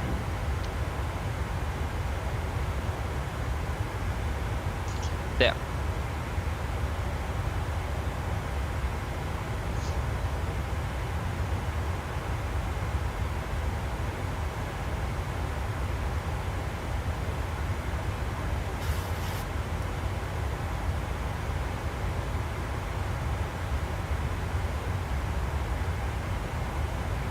So yeah, it should be really nice, and I think many look forward for the new release.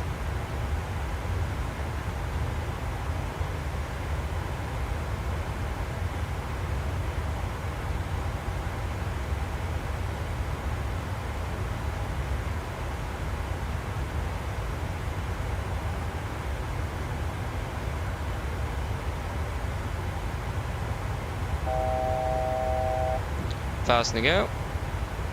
Nice.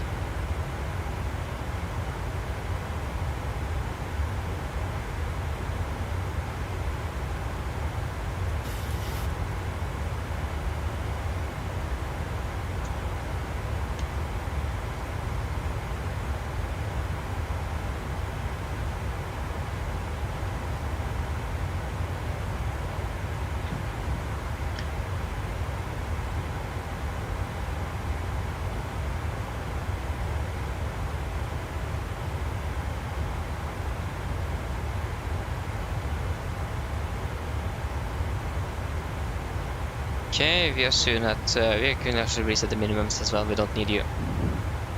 Probably have the moving map up here. Now we also need to increase the brightness here a bit. There you go.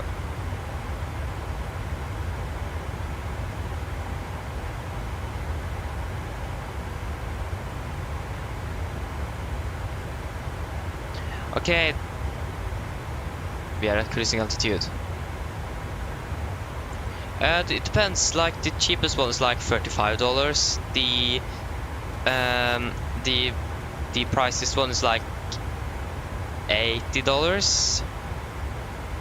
So yeah, it depends. The 700 or the 700 and the 800 variant costs $80. The 600 variant costs $35, and the 900 I don't remember. But yeah, so it depends. The most popular variants cost a little bit more than the non-popular ones. But yeah, I'm going just to eat some lunch, so I'm going to be back soon. I hope. Enjoy the views.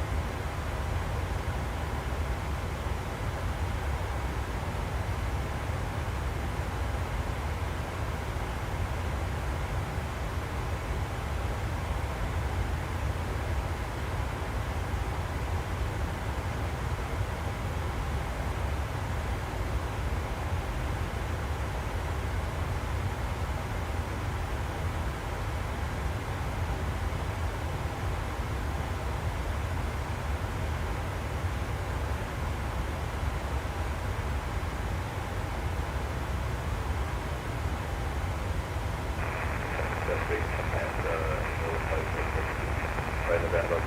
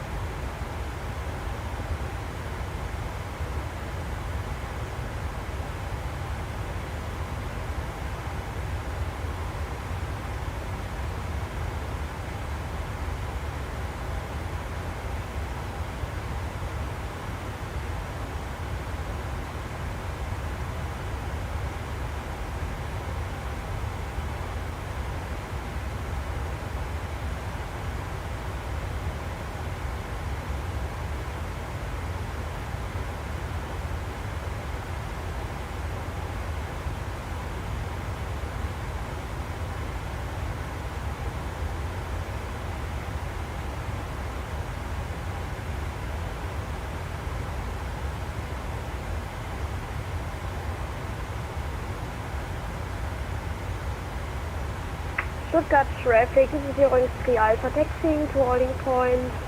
Runway 25 intersection Bravo via Lima 2 November and Bravo, Stuttgart traffic. Stuttgart traffic, you will install Whiskey for company to over 25.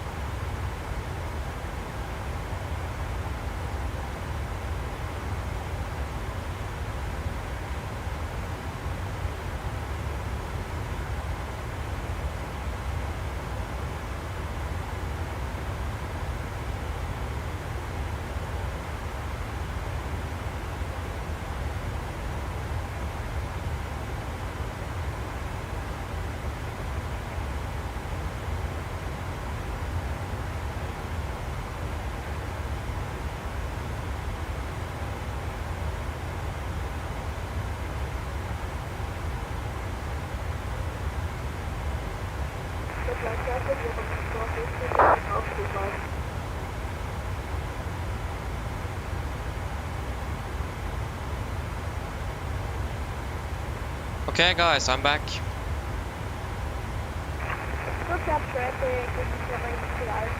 What?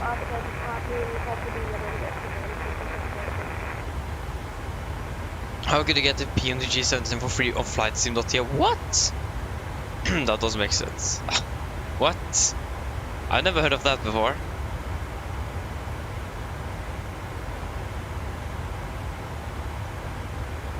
That's a new one.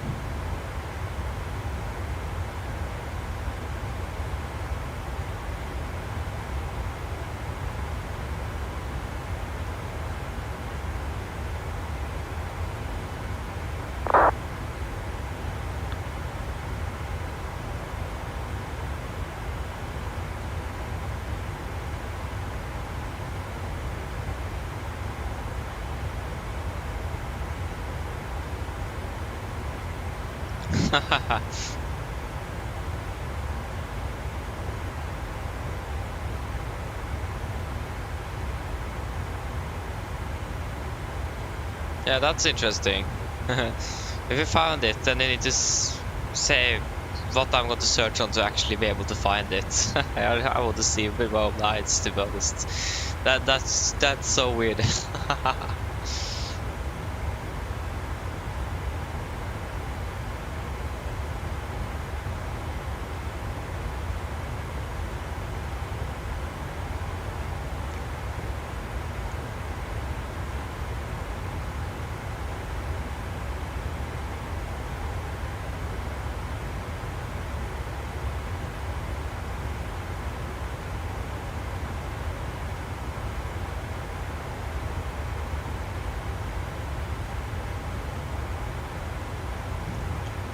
Oh, when did this aircraft pass us? Right below us. What?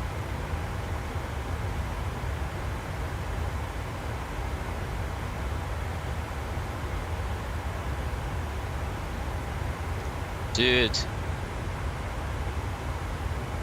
If that is indeed the...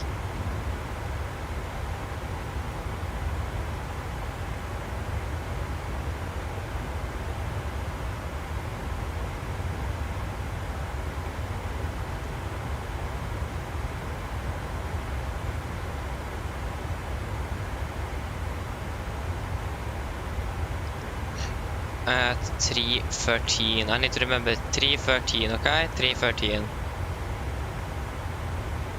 3:13.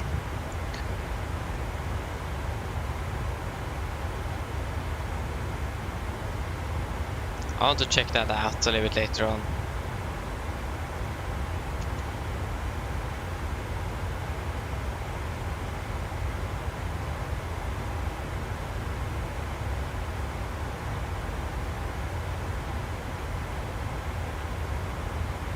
Skolvik, hello, welcome. Hope you're doing well. That's great. I haven't experienced anything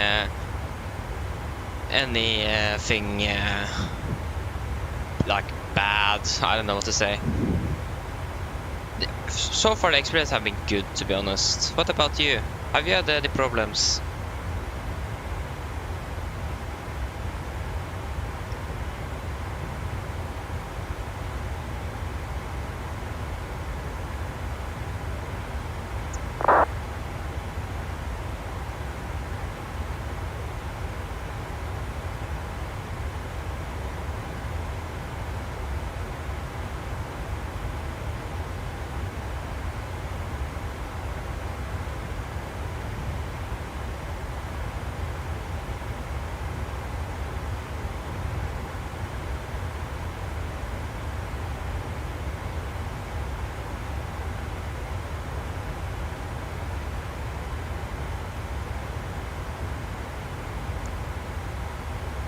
Okay, we're landing 12:21. What's our scheduled time for arrival? 12:25. Then now we got to depart out of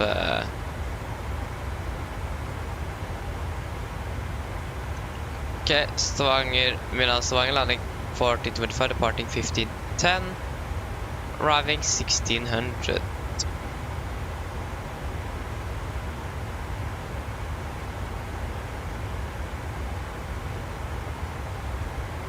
I totally missed the time here. What did I do? Nice. I thought we were finished like an hour before. No. That's not good.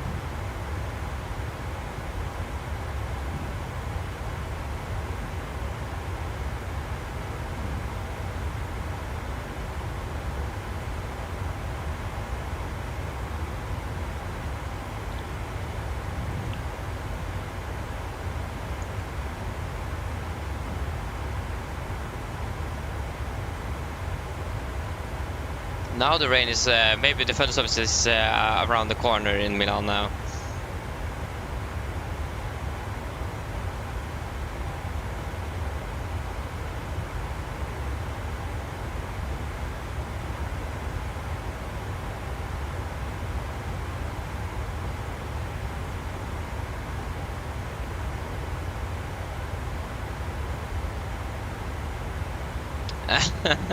I understand, Skolvik. I do understand you there. It is quite hot. Oh yeah, I do understand that. You also got the 77900. How? How, Soapy? What did you search on flights.to to find it? I really want to see it myself.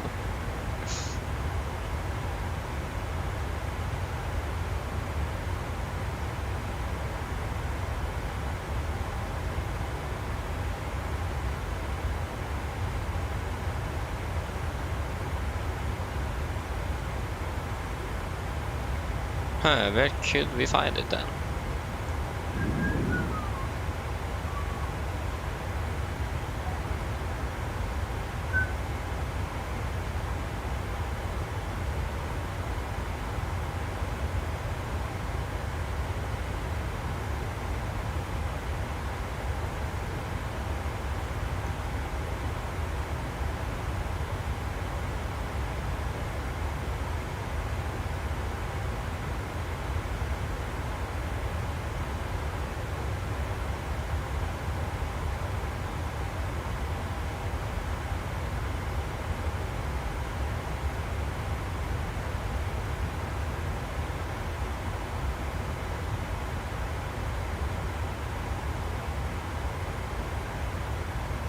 Wait.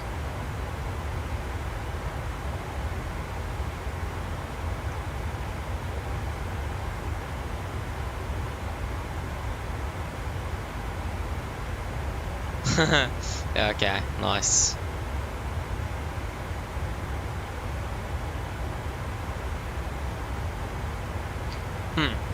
Yeah, that seemed quite interesting.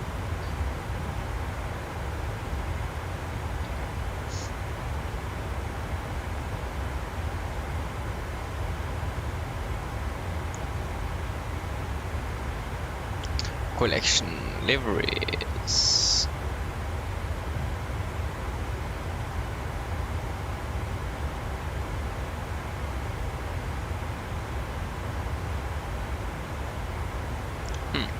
Tweaks. Are there any nice? Oh no way! No way!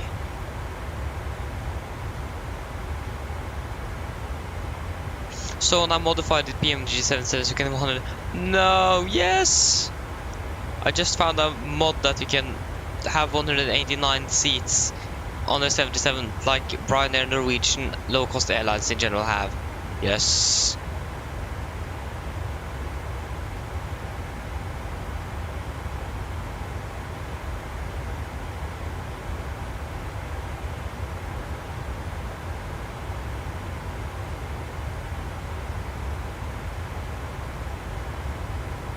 What?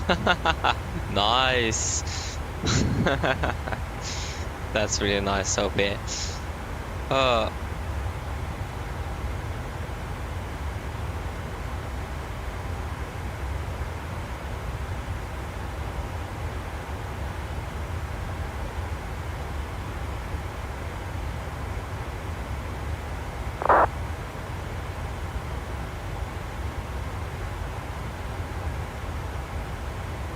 Well, the only problem here is that he also have modified the nose wheel steering, and that is I know the nose wheel steering isn't best, but also I'm not quite sure if I then want to actually modify it. So yeah, but I mean 189 seats is exactly what we need.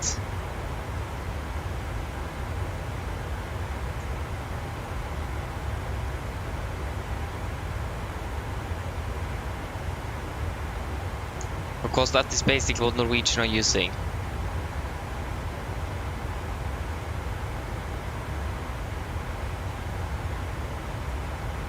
So that's really nice. Okay, we should do a fuel check then at L knot.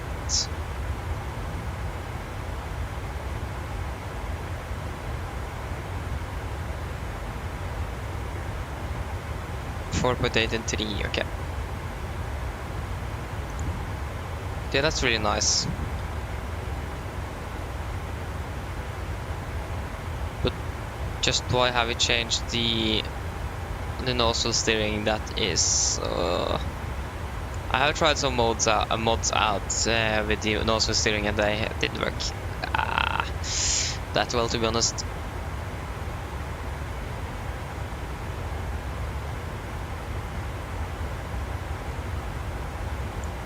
Like, he's doing not just 189 seats, but on many other things as well.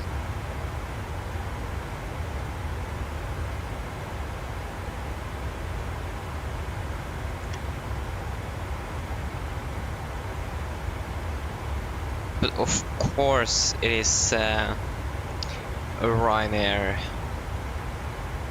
To be honest, what did they expect? Ryanair is quite popular.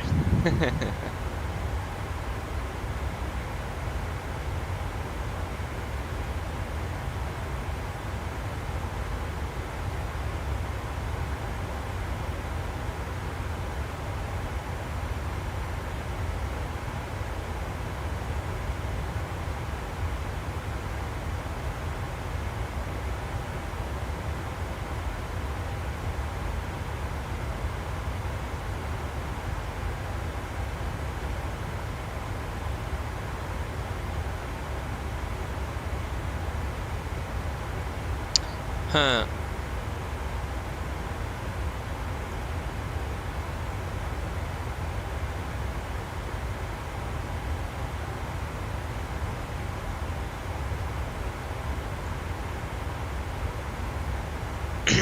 Ugh.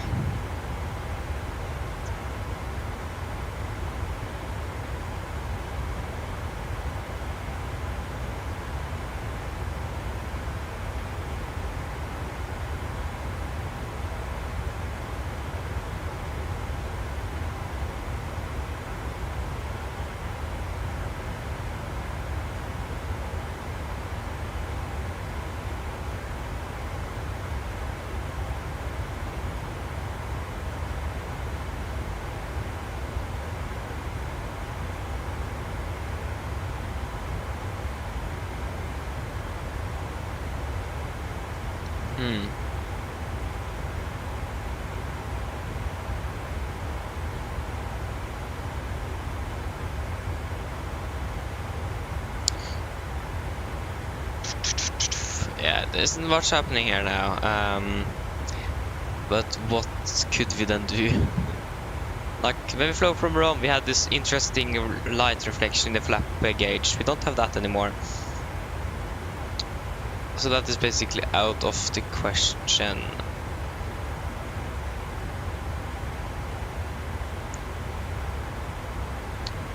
Oh, we just flew around the airspace, that controlled airspace. That's really interesting. We flew around Vienna control.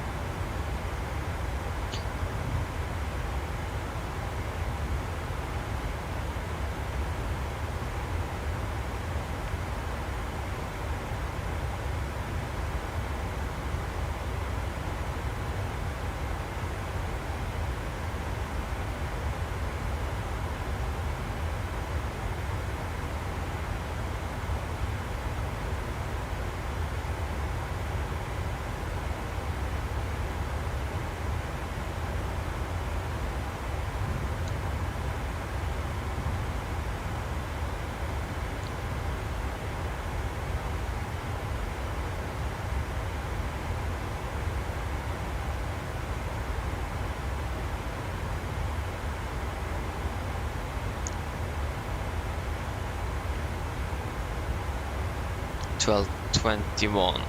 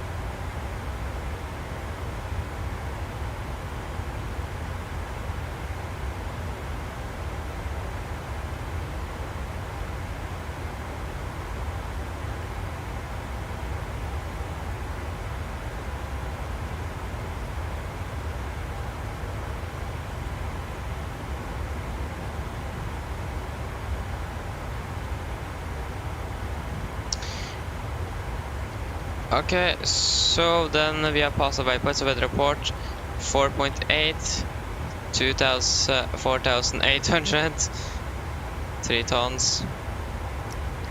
But yeah, that is 3 tons. Good.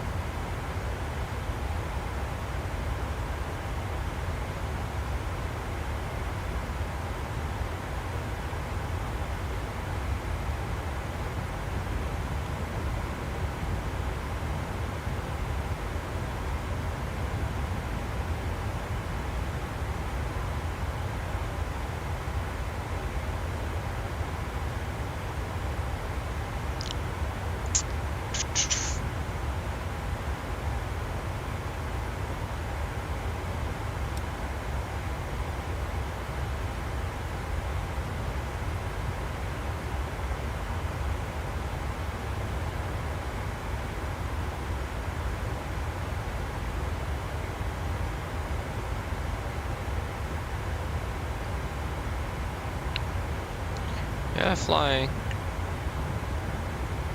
a bit like an turn here, long turn.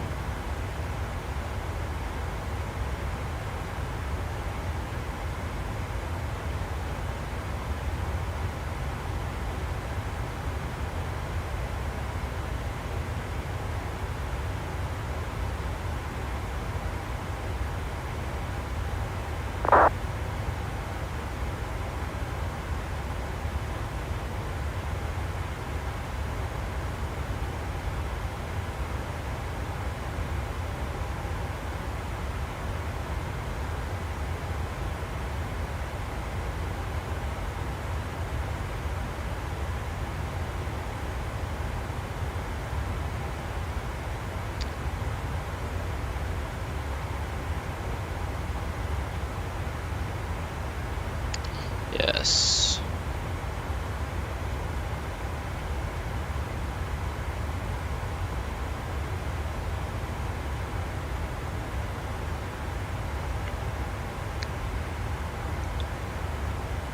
So yes,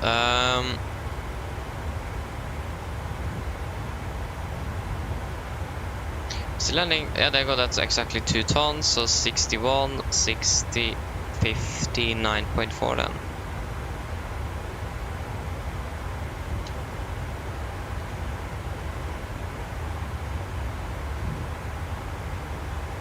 Yes.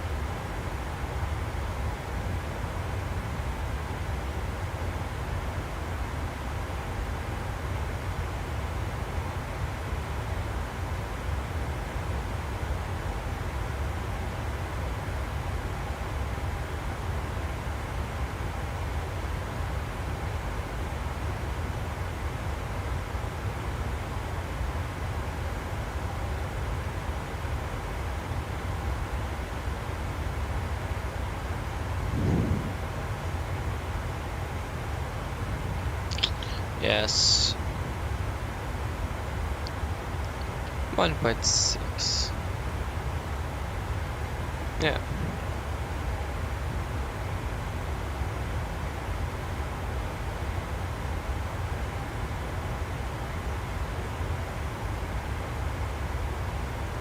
So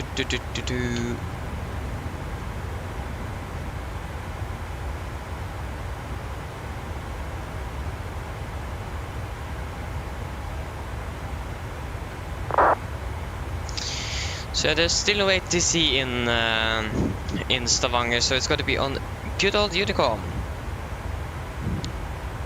So hello. Hi, Captain. Just checking to see if everything is okay. Yes, everything is fine. Yes, everything is fine. Great. Just give me a buzz if you need anything. Of course.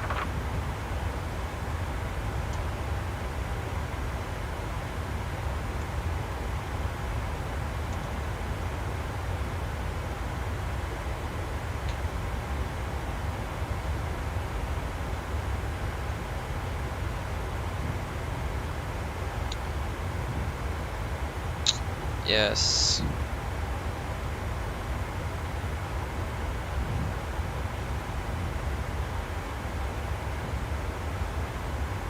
Three, 5, 2.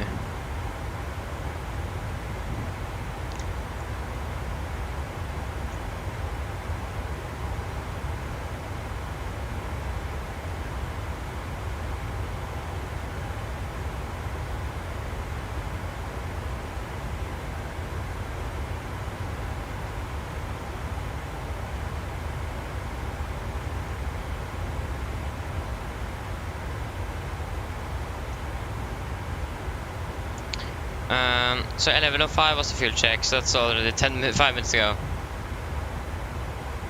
So we can do a fuel check at Atus.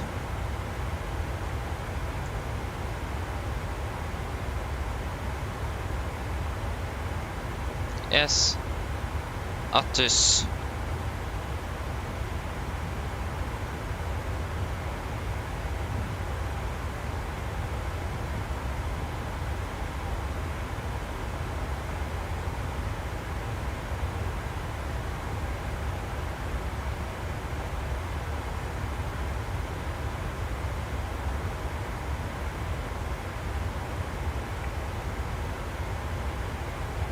So yes,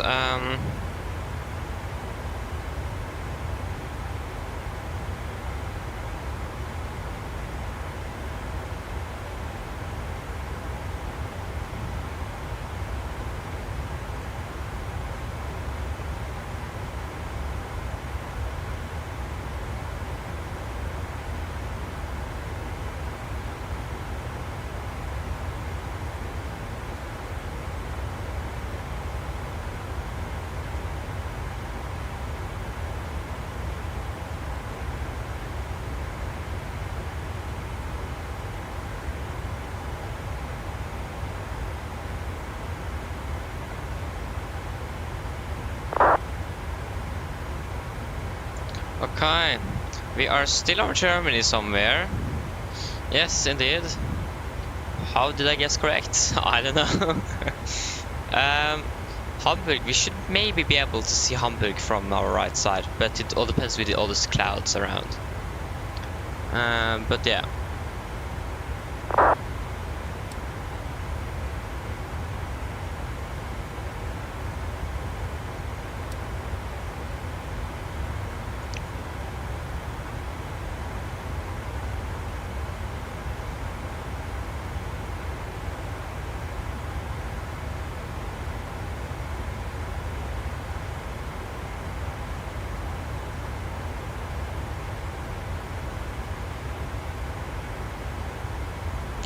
So yes, and then we got to fly one more flight to beautiful Oslo. Should be really nice. So again, we are landing there a little bit later than I thought.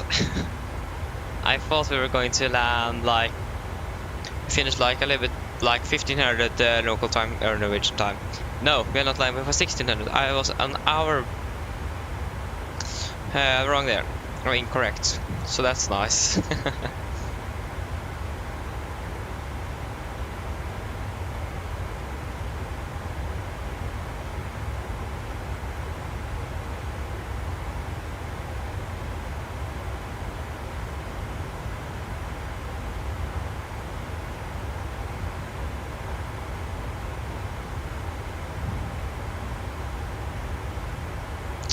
So yes. Yeah,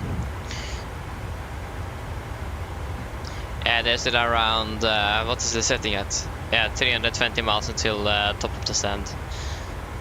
So it is a little while.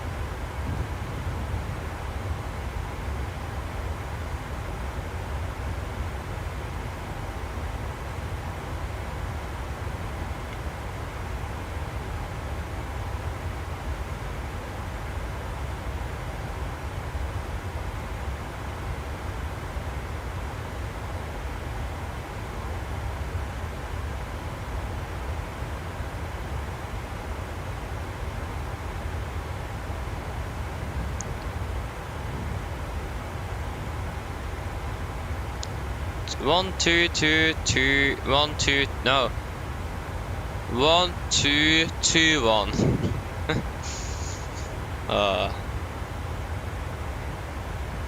Oh, did you find it? What?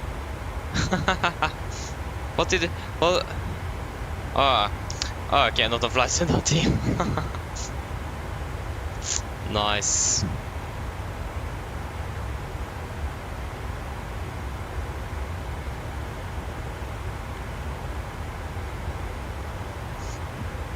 I would have been wondering if you could get a paper aircraft for free on Flight Simulator. That would have been really strange.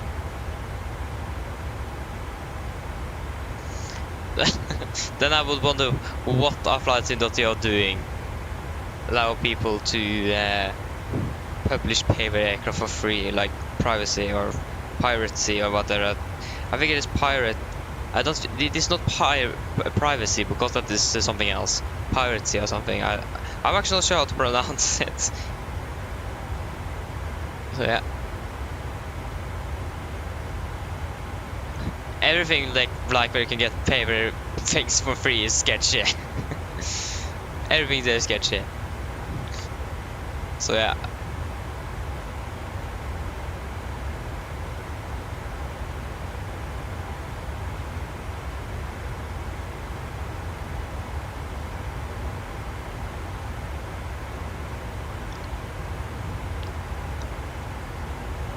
So yeah.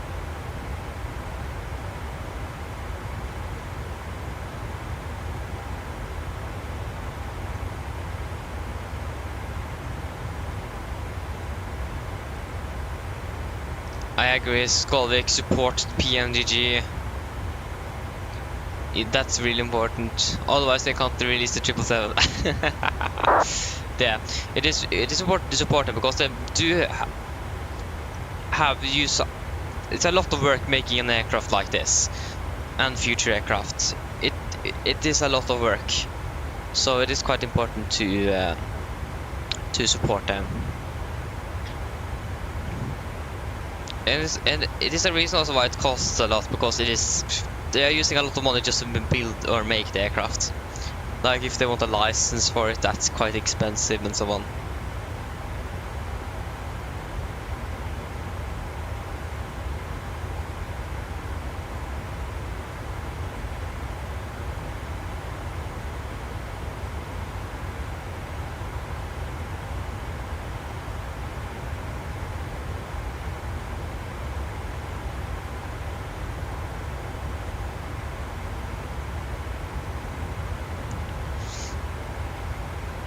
So long live the support.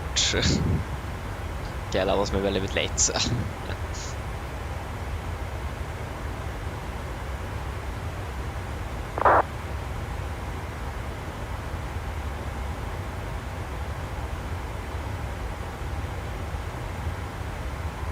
Huh, interesting. Very interesting. Not good.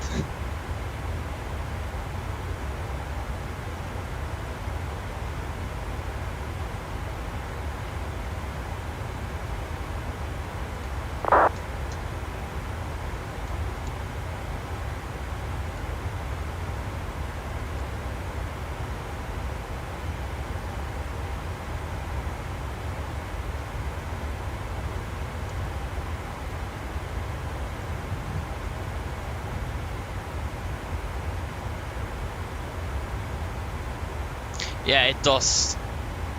like I'm no if you know A330 driver, or was previously called, he made a video about why not many aircraft developers does this, like make study or high fidelity aircraft, and like it costs maybe 4 million Norwegian kroner to just make one aircraft, maybe most likely more. It is extremely expensive.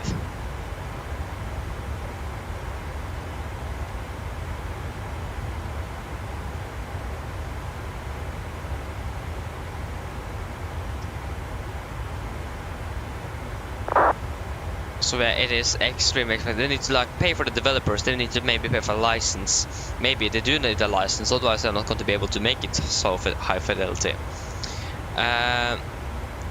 And so on. And that's why so many of them are so expensive, because it also depends how many is going to buy the aircraft. The more people buying it, the lower the price can be. The fewer, the higher price needs to be. That's why, for example, for P3D, D77 and the 777 for P3D is quite expensive, and not for this flight simulator. That's because many more people are using MSFS2020 than P3D, so they are going to earn more back by lowering the price, and more people actually buy them. So yeah.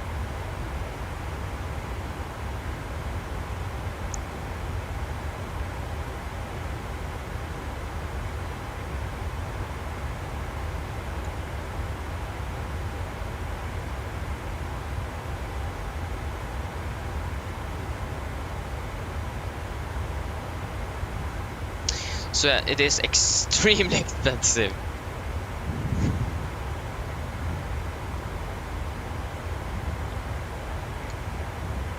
And also takes a long time. Really long time. Maybe 1 to 2 years. PMDG used like 3 years making the 737.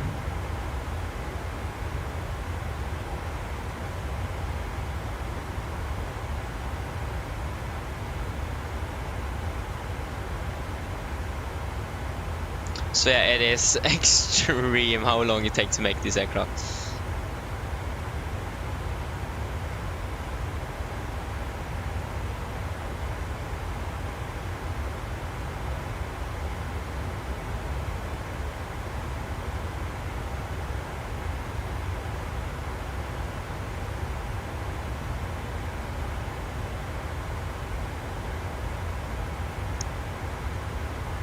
So yeah, it is important to support those that actually do make so high fidelity aircraft.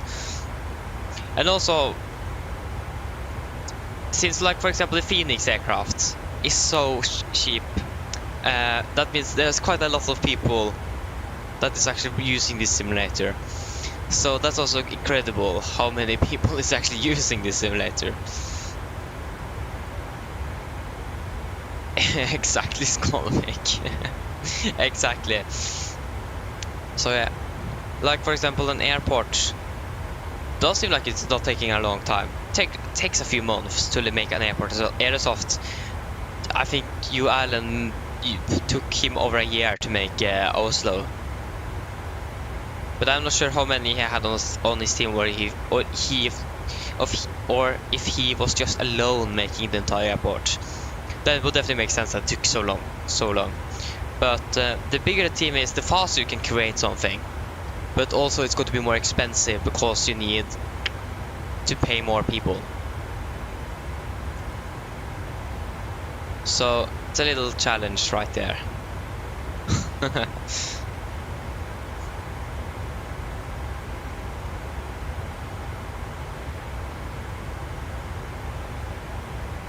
So yeah.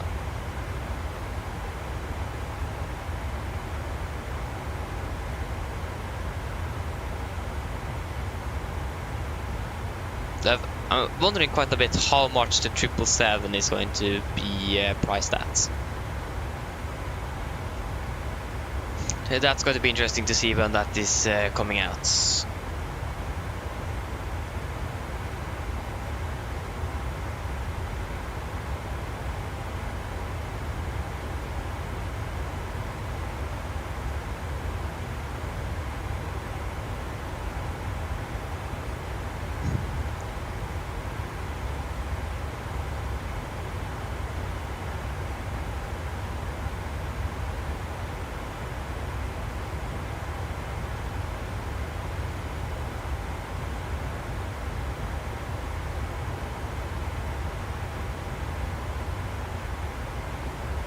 Så ja.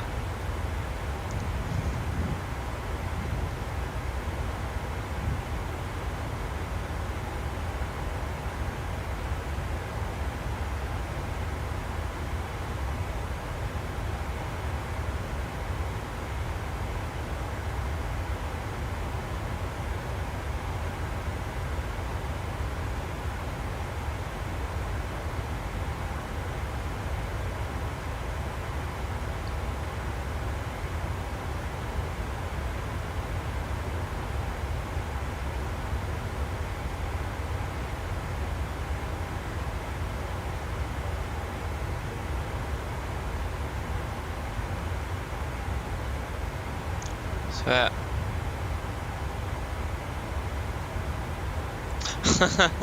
Okay, do that.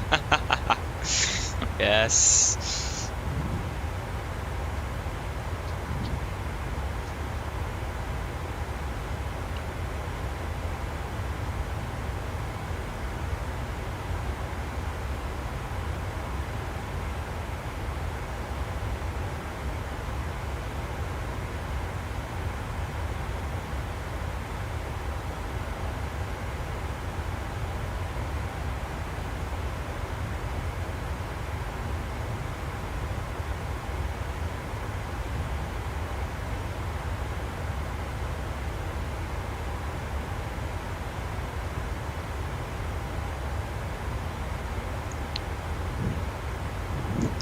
So yes, 160 miles until top of the sand. So we're going to do our last fuel check for this flight, or probably for today actually, because we don't have time between Stavanger and Oslo.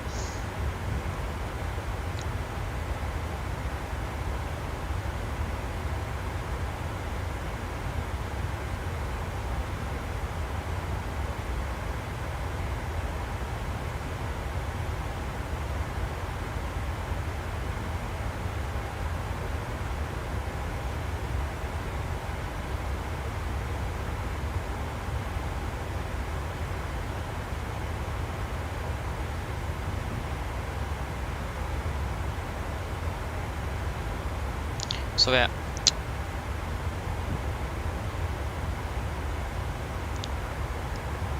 Yeah, 176 miles left.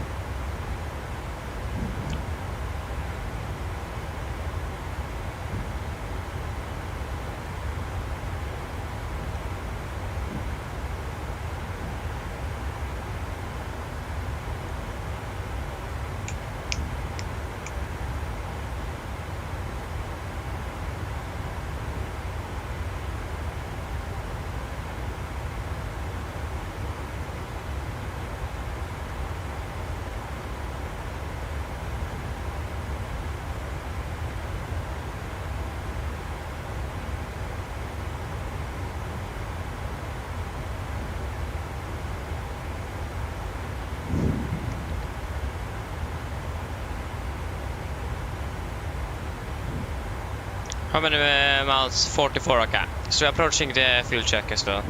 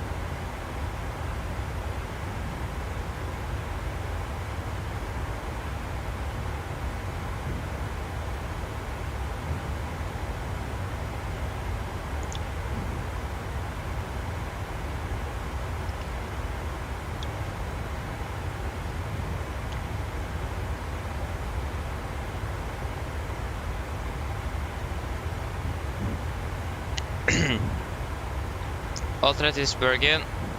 That's actually cover K conditions. That's really nice. We don't want simple. Okay, next change 120. Boom, boom.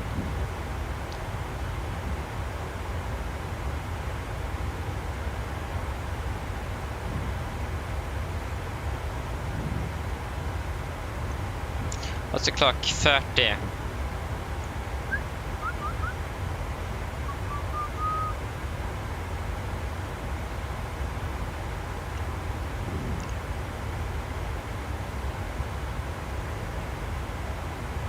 So landing 12 and 12.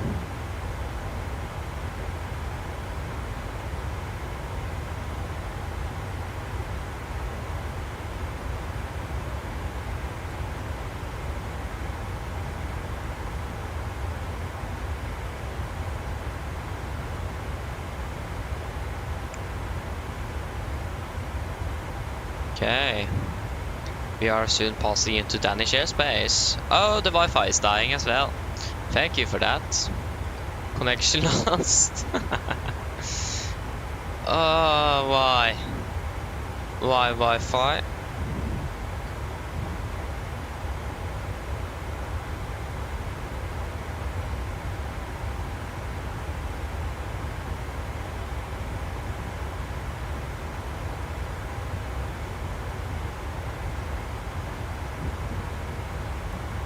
Nope.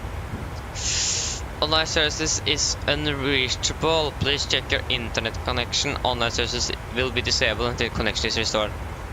Okay. Can I do anything with it? Oh, there you go. Successfully connected. I do love that successfully connected icon in the middle or on the top. Connected to online services have been restored. Dude. That one is new. The online services has been restored. That is new. That have not been there before. Just connected successfully have been there. I do really like that icon and like the label itself. For some reason I just like it quite a lot.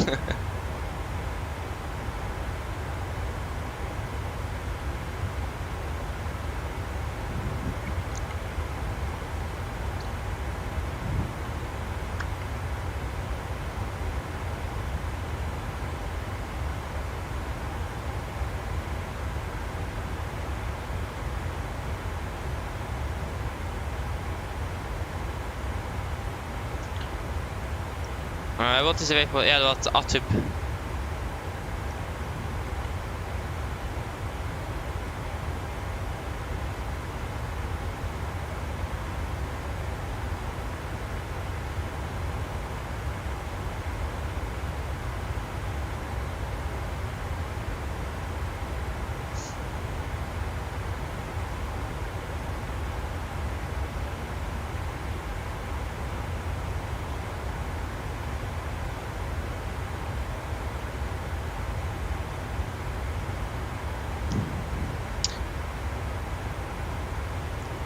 Okay, Atus, fuel check, 3.7 tons. 2, 3, 3.8. 4, exactly 4, good. Fuel check complete. We are running quite exactly on. That's not good. Or it isn't something out of the ordinary with that though.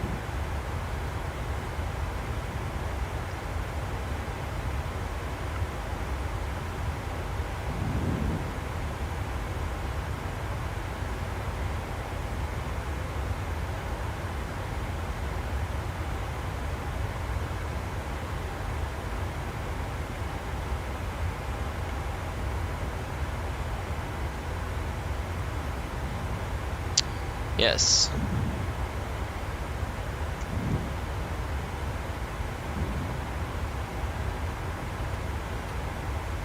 Ba, ba, ba, ba. Yeah, aren't we over the Netherlands here? Like around there? Yeah, because I think no, I'm just I'm not just I just what is it called?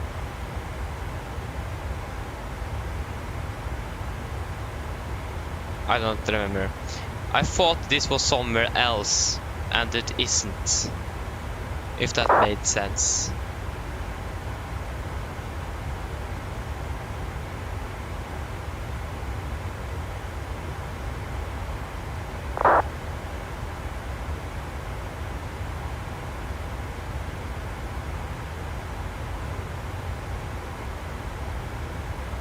So yeah. I thought we were someone else than we actually is. So that's nice.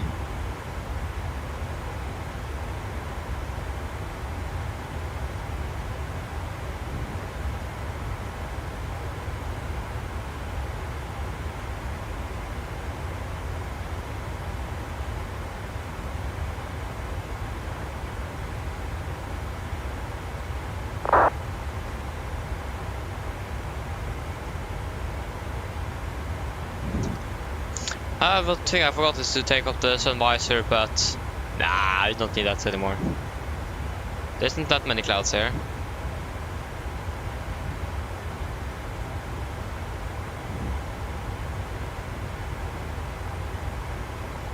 That's one ton.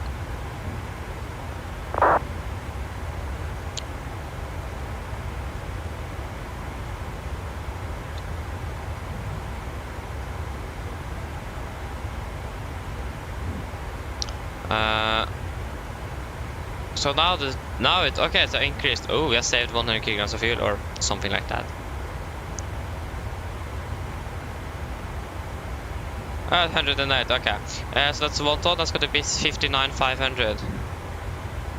59,500. 59,500. Landing 36. Winds at 290 at 7:18:20. 290 7:18:20.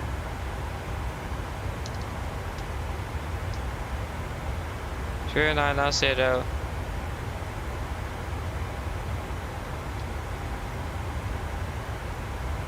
13? I don't remember. 20. 18.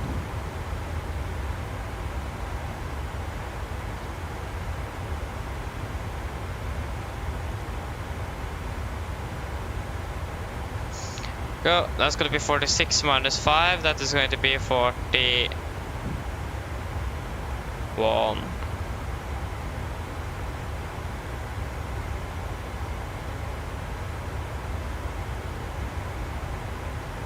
Wait. 146 is that?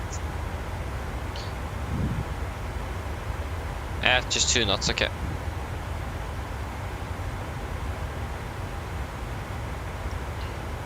What we can do now, we can actually remove everything related to Milan. Just wait a moment here.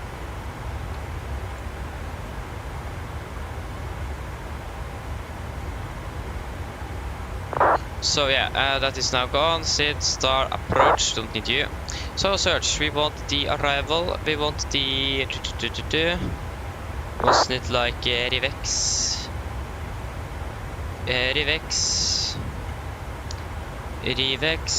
Rivex to Quebec. Nope. Rop nå. Skal det be 2 tango is it for that runway? 1 tango, 1 to Quebec. Rivex to tango. There you go.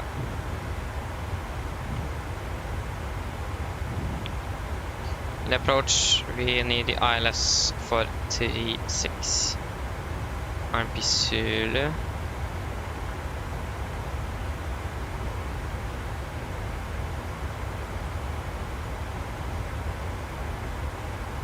Bye.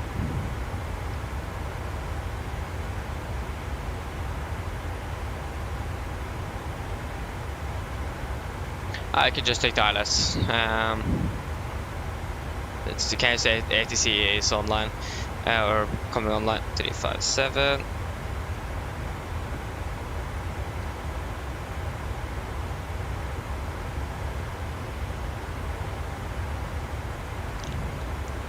And 11135.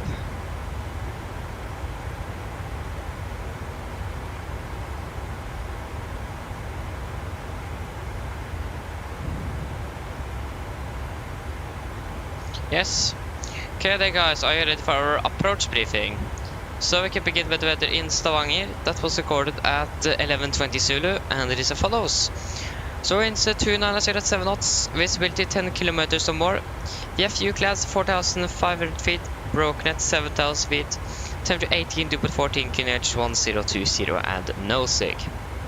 So we can begin with the star. We are expecting the Revex to Tango arrival.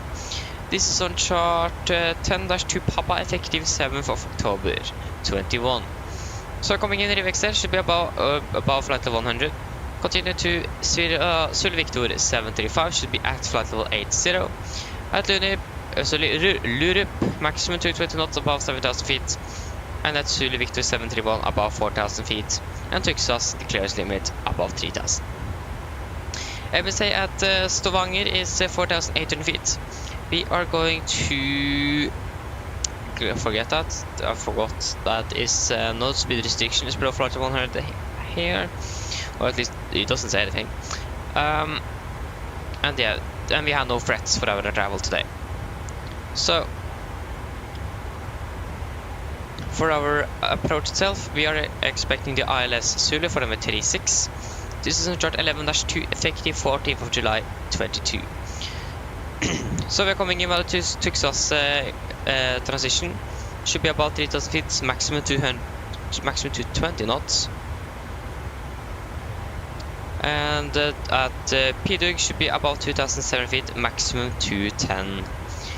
Remaining is 357 degrees and ILS means 111.35 Sierra Lima. So 357 is set 1, 2, and 3, and 11135 set 1, 2, and 3. So it's going to be a number 3-degree glide slope, and the minimum is 259 feet at 230 feet AGL. And we also coming in at an 8.45 mile final, so a little bit shorter than we are normally used to. Transition level is going to be 7,000 feet, air pressure is 30 at 50. 5 minute approach, infinite ground, we're going to climb on track 357 degrees to 3,000 feet. At DME 15, Sola VR, turn left to direct to Sola, make new approach, expect vectoring. So for our taxi, this is our airport chart. That is the wrong airport. So first, just go to double check where we're going to park. We're going to be Delta Yankee 537 to Oslo. 537. Yes, that's 16. So this is our airport charts. Chart 10-9, effective 14th of July 22. So we're landing 36, and we could expect to go to try to vacate at Alpha 1. If not possible, we're just going to roll down to Golf 1, but Alpha 1 is probably going to work fine. And then we can taxi down my Golf here. Can go over to our parking stand charts. Chart 10-9 Bravo, effective 14th of July 22. Taxi down my Golf here, taxi then right on to Romeo, and then straight to stand 16. We have no hotspots, taxi restrictions, and notable no times for Stavanger today. So then guys, are there any questions? Probably not, then our approach briefing is complete. We have forgot to set the minimums. Approach. Minimums are going to be 259. 259. And we are 48 miles. We are descending at 21. The clock is 44. What? Oh, sorry, 50. 5 minutes.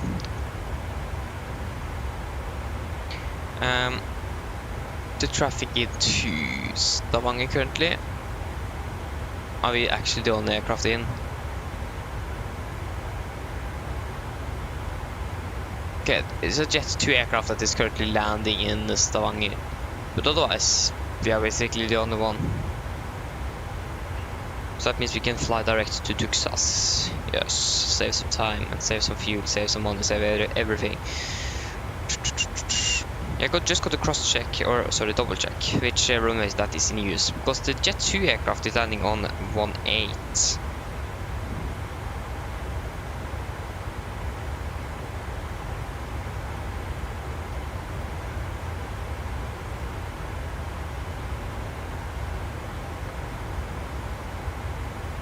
Yeah, they're still using 36, and she just the Jet 2 aircraft that flew from Trondheim to Stavanger is doing its own thing.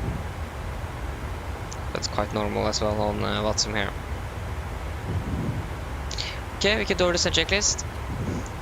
Pressurization, landing altitude set to 50 feet, recall checked, auto brake off, landing data, flaps 31, 41 knots, minimums 259 feet, and approach briefing is complete. Descent checklist is complete.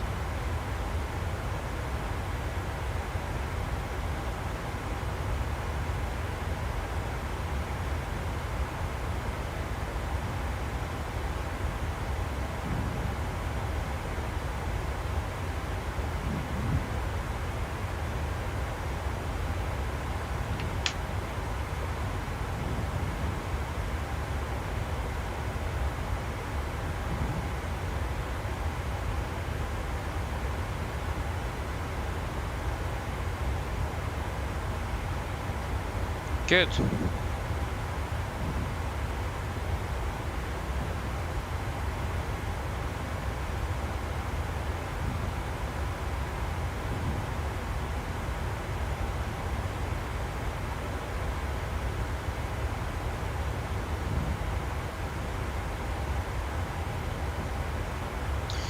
So, then if you fly direct to Tuxas, yeah, we can remove the engine outside, that is not needed anymore.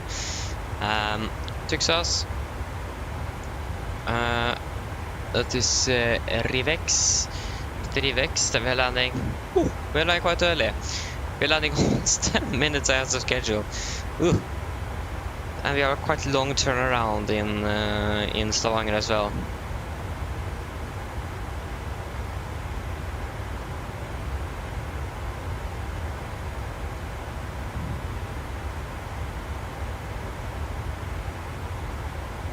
That means we're landing 17, so in this case that is going to be 30 minutes for now, isn't it?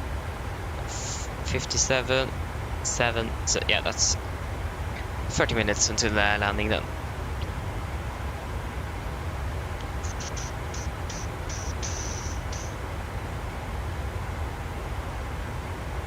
Oh. Unfortunately that we don't have any sunshades here. Just one sun visor. We actually have two, but we can't use the second one on this side. That's only for the first officer or the co-pilot. Hello. Hi, Captain. Just checking to see if everything is okay. Yes, everything is fine. If you need anything more, just give me a call. Of course. Yeah, we should probably select lower altitude. We can descend down to 150. 15. Probably a good idea to have a lower altitude.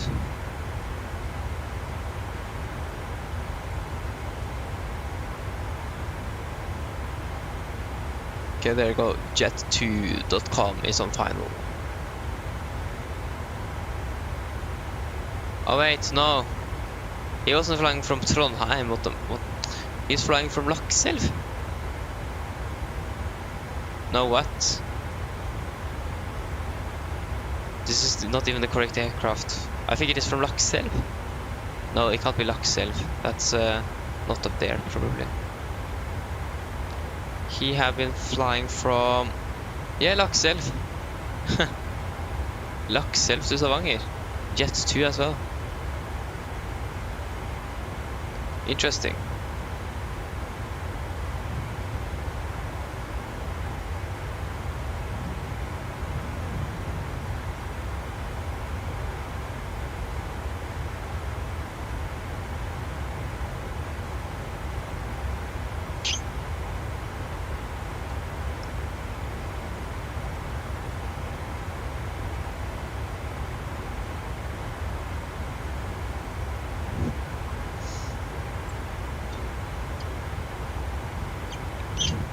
Are not we supposed to be gone over the sand? Or begin over the sand? We're past the top of the sand marker.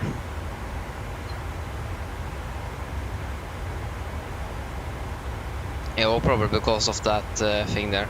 Still 1 mile. Now it is 25 minutes into landing. Nope, it is not 25 minutes. Still 30 minutes. Or it's 27 minutes. Let's round it up to 30. Okay, there you go, we have gone over the sand. Nice. The weather in beautiful Stavanger. Yeah, we should have a new weather report now in like a minute or two. Just wait for that before we do the PA. So we can give the passengers the most accurate weather.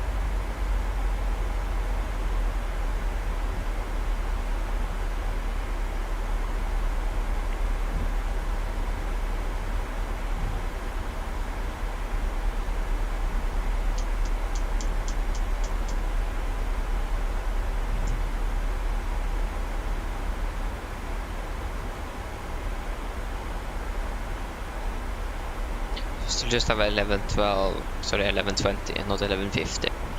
I mean, the clock is just 51. It's 1 minute. It does take a few minutes to publish it out.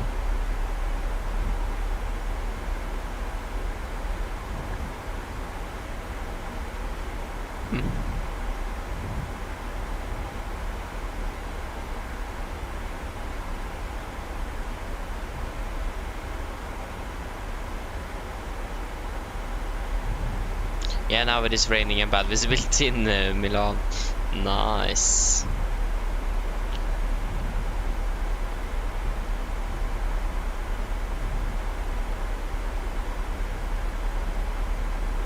Wait, don't we have any other fixes?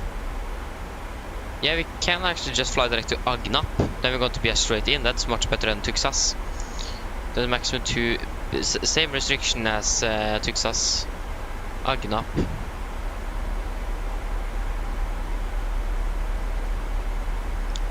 Okay, we can actually do that. Legs. Agnap. Tuxas. Diggy Tuxas. Bjedug. Execute. Agnap. Like that. Execute.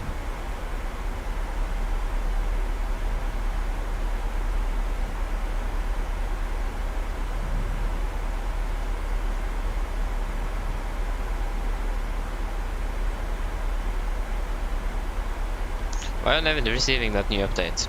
FNC message, track required after PDUC, disregard.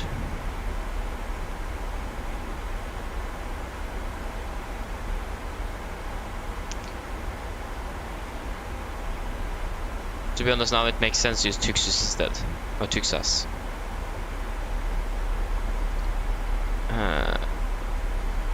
Tuxas.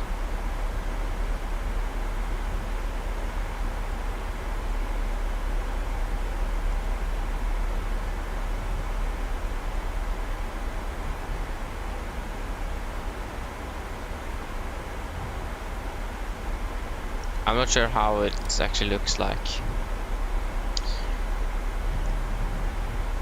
There you go.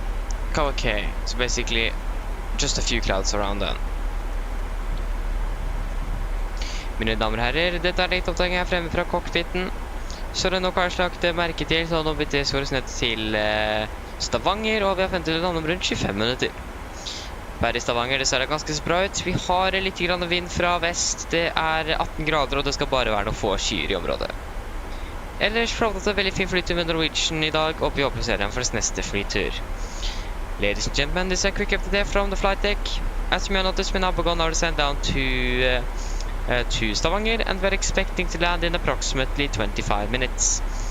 The weather down in Stavanger seems to be good. We do have a little bit wind from the west, 18 degrees, and just a few clouds around. Otherwise, we hope that you enjoyed this flight with Norwegian today, and we hope to see you again on a future flight. Thank you.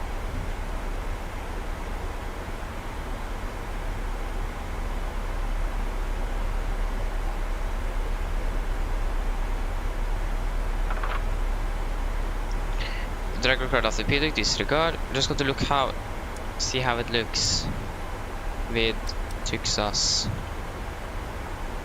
Yeah, that should be good enough.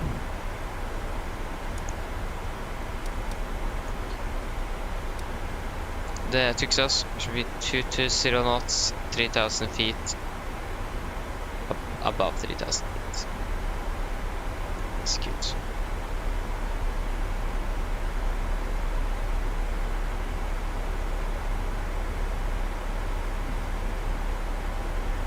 Okay, we need a little bit of speed brake here.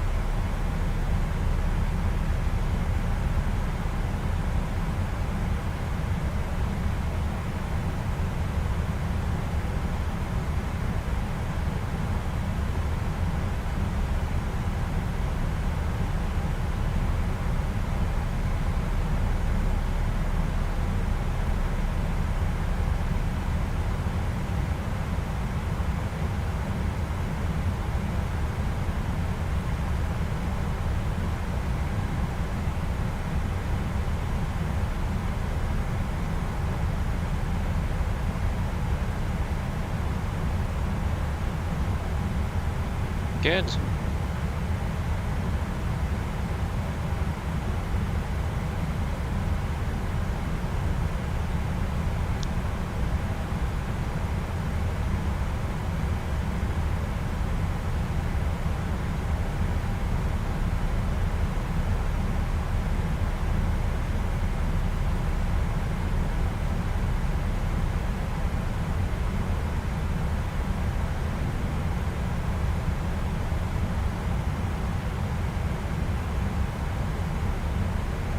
Okay, so for landing, now it is 20 minutes. So at 02 in 5 minutes we're going to turn on the seat belts.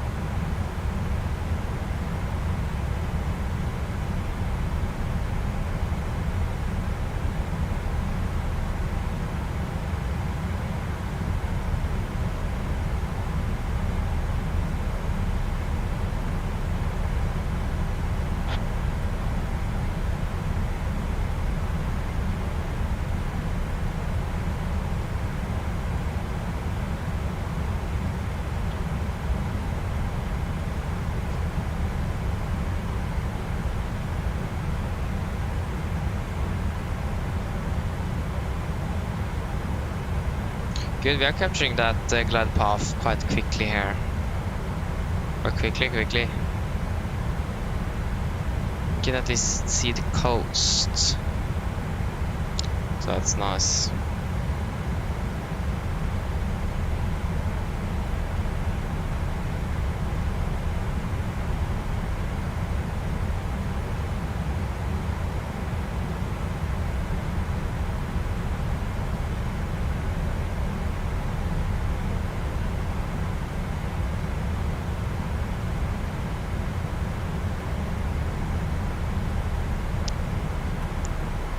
Good.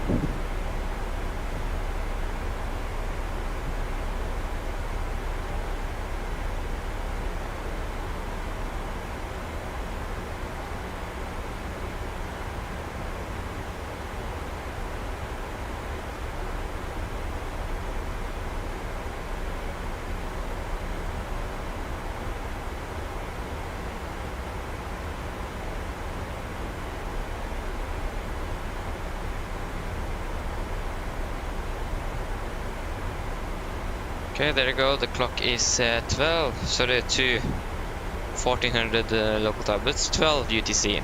So now in UTC time at least it is officially afternoon.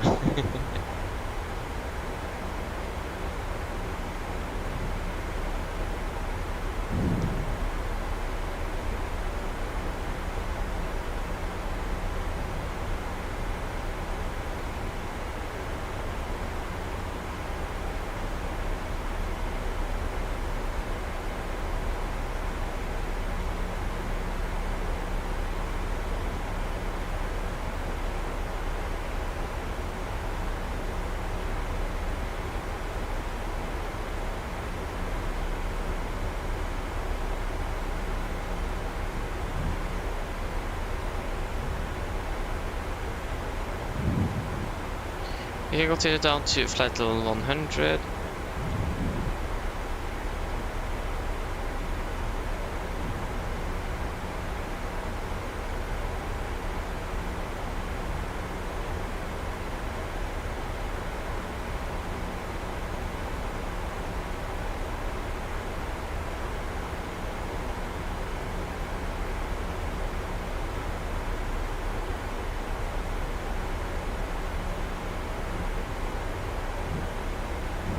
Oh.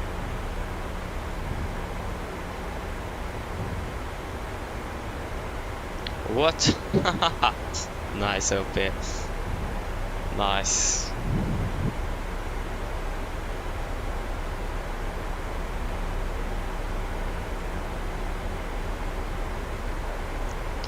Yes, not good.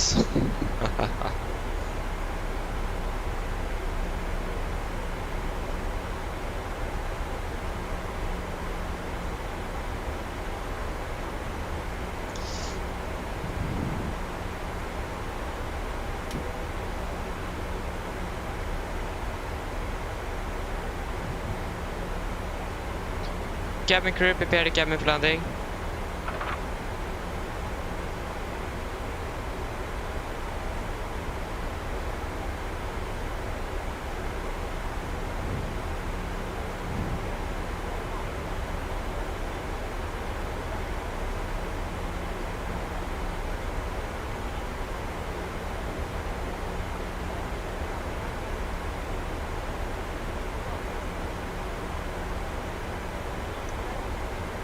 Yeah, 16 is it's quite cute. Yeah, it is. Also without winglets. Yeah, that's also quite right. The reason why is actually because it went out of production before the winglets was introduced to the NG family. So it didn't last long on the production line.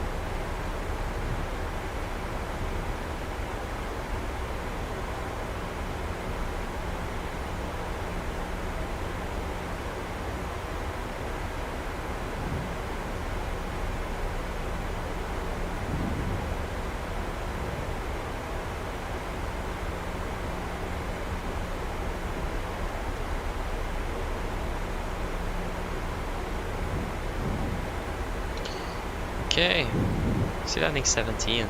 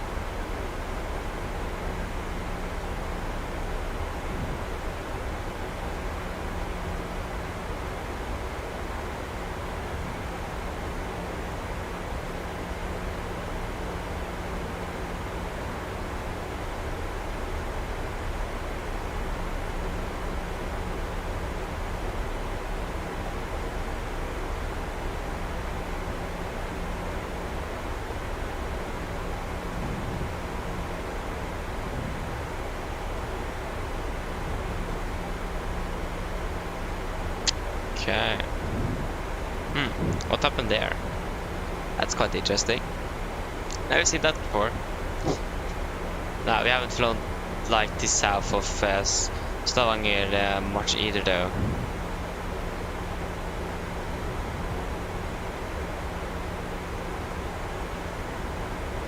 So it does make a little bit of sense.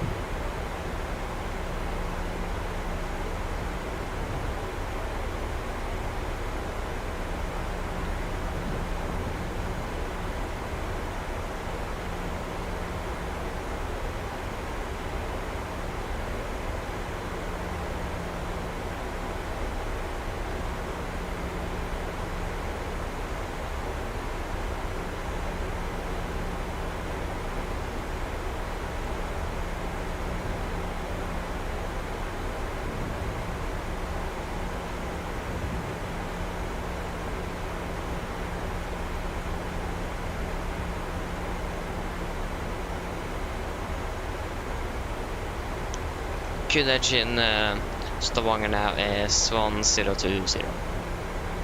Just good to remember that.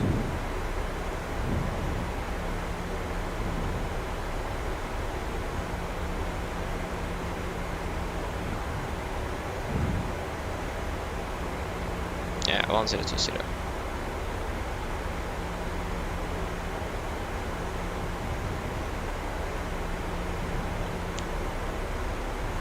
Continue down to 3000 feet.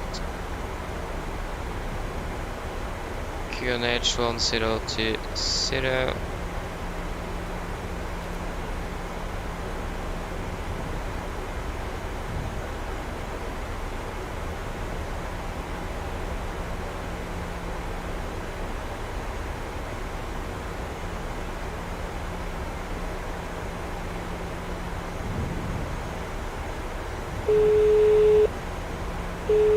Hello. Hi, Captain. The cabin is secured for landing. I'll call when you're ready. No problem.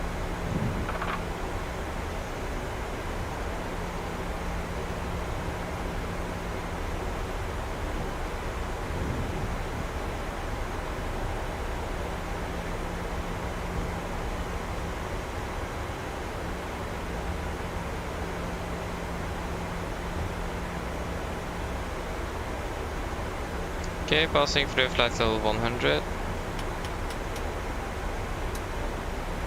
And approach checklist. Altimeters, we are passing flight level 97. Now, plus minus 0. Approach checklist complete. Okay, now we're a little bit high again.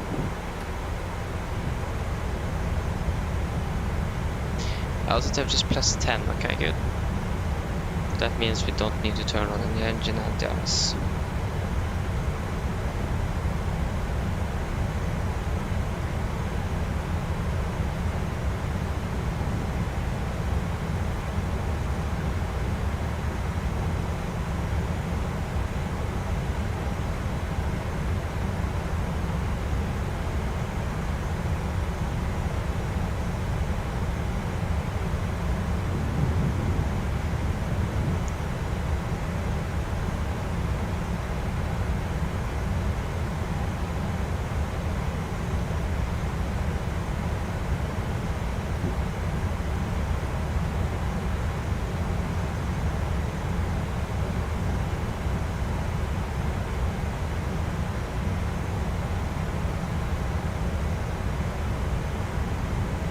Good.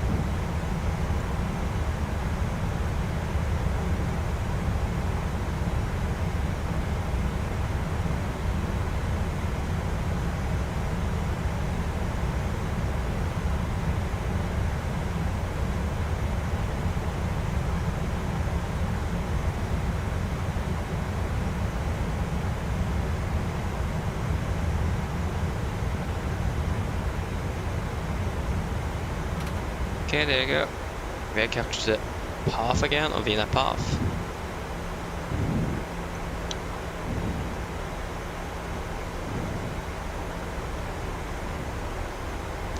Okay, so we want the... There you go, we have now the approach chart for runway 36. Open ready. What is the best approach altitude again? That is going to be 3000 feet.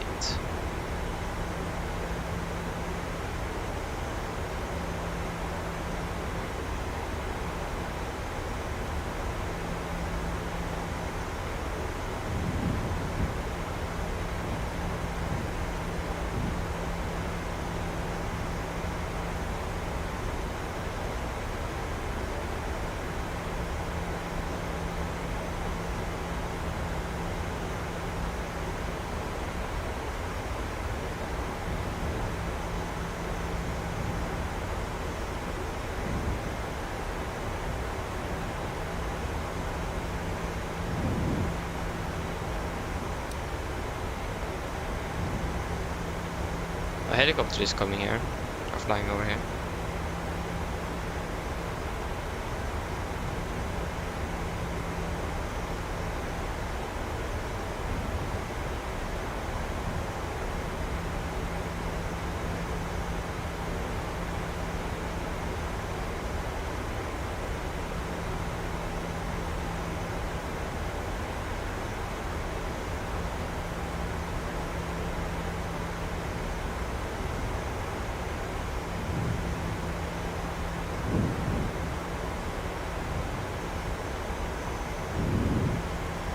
Here we have airfield in sight.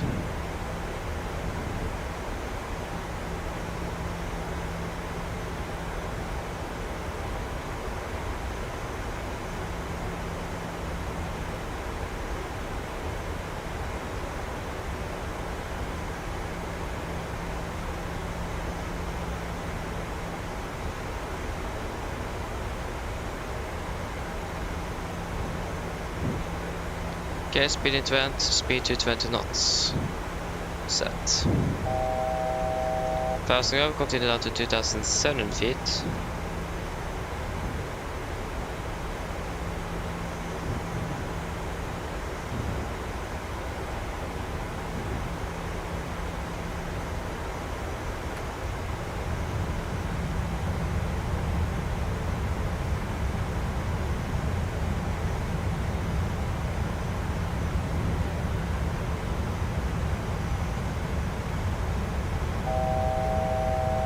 Passing go.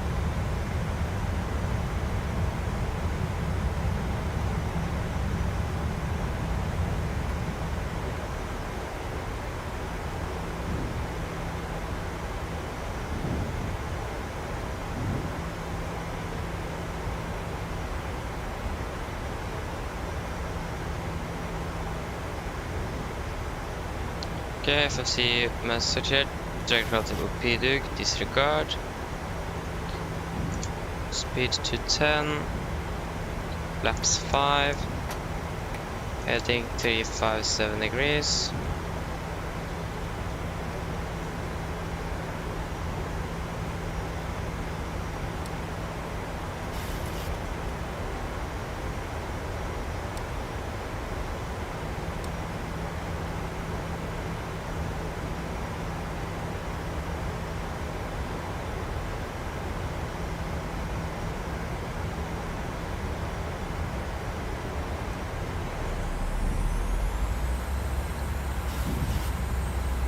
Final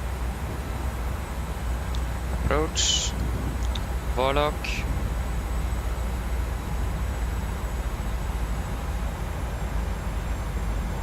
class of captured, missed approach altitude 3,000 feet, set.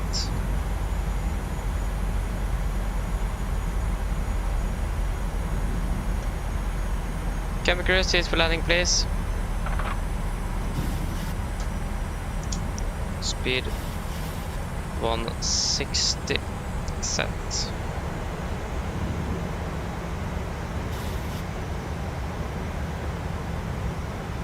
Get out.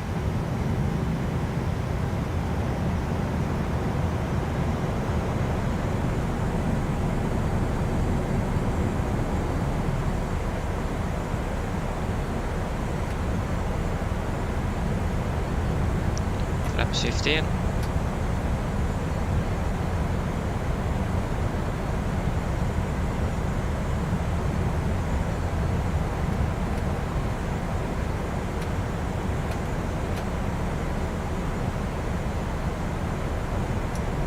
Okay, land checklist to flaps.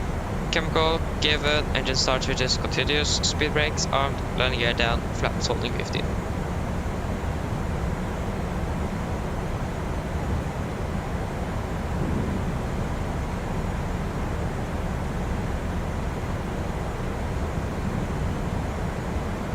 Flaps 30. 1,000.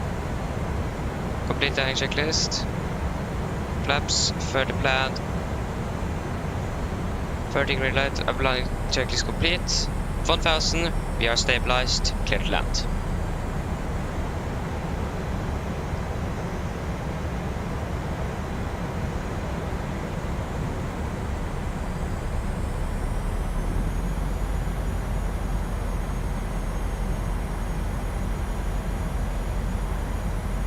Okay, disconnecting.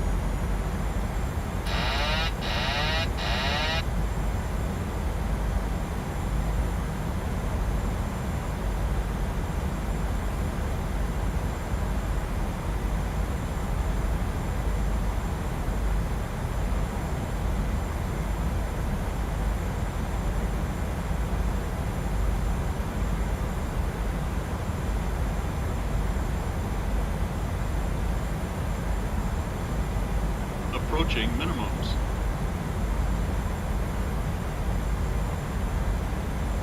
Minimums. Continue. 100.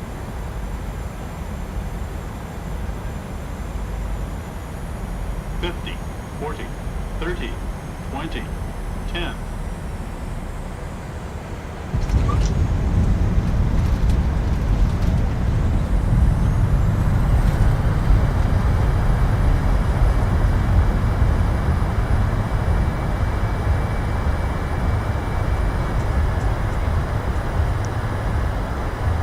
Knots. There you go, guys. Welcome to Stavanger.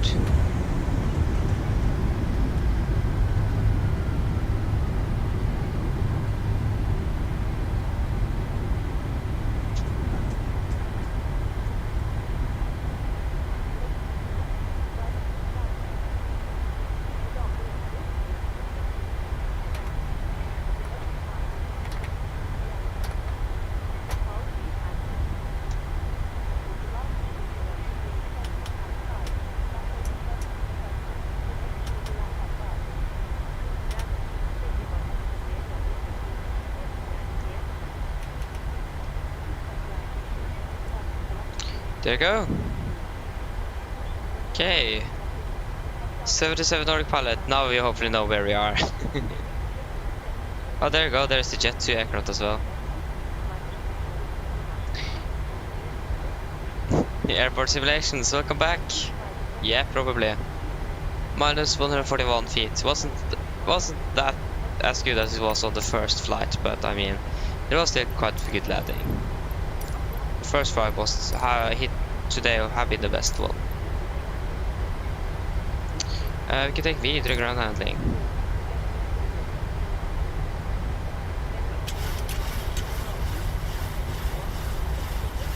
Sierra. We are arriving quite ahead of schedule. We are 27 minutes ahead of schedule. We are part of the gate. We should be around 5 minutes ahead.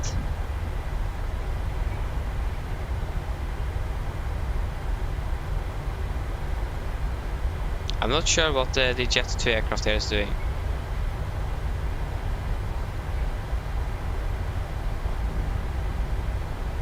He's just doing his own thing.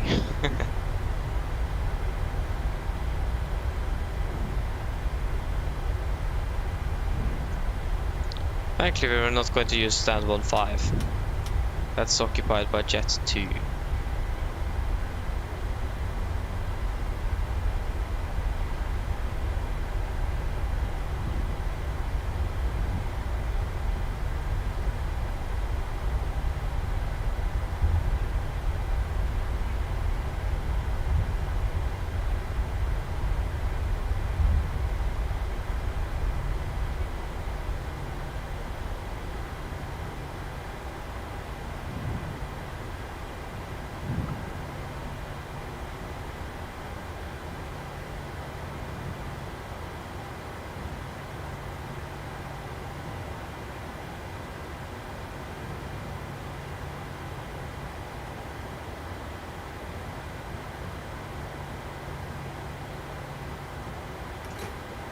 There you go, brake set, shuttle number 2.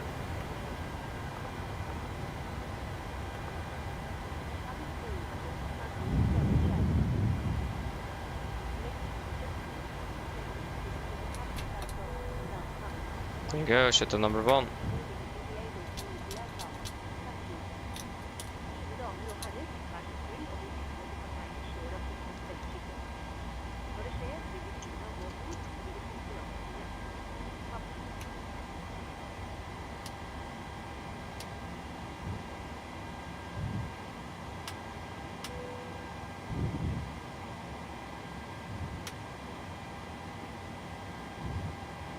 Okay, we can reset the fuel flow.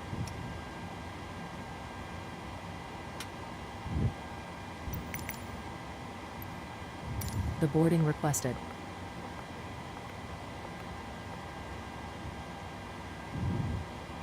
Cabin crew. I want to talk to cabin crew, not the ground crew. Cabin crew, the aircraft is secure, the jetway is connecting, you are clear to start deboarding. Beautiful.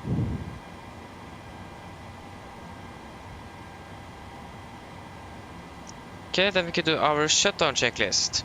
So fuel pumps off, probe heat off, hydro bell set, flaps up, no light, parking brake set, engine start, levers cut off, bed read off, and technical log are complete. Shutdown checklist is complete. And here we go. Deboarding has now begun.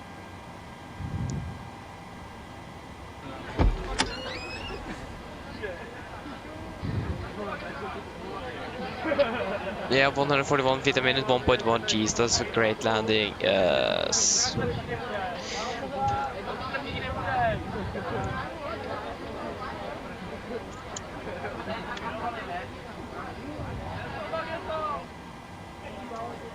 So that is flight time.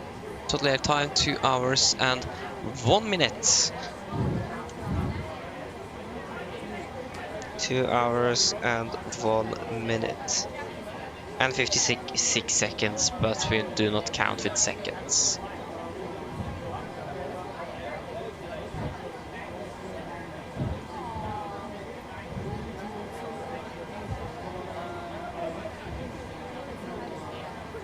Beautiful.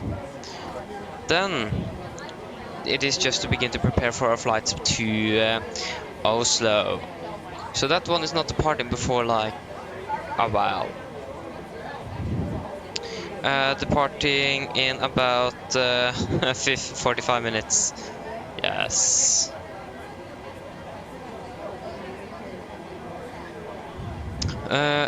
From Stavanger to Oslo.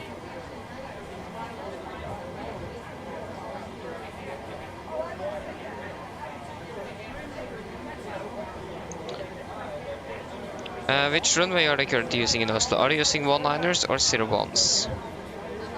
Or 19er or 01? Because, yeah, just one runway are they used today.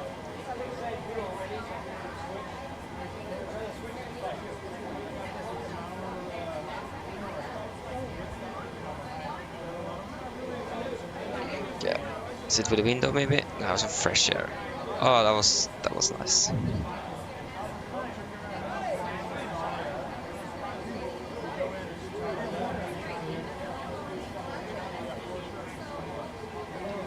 Yeah, they are using 19 right for landings and departures.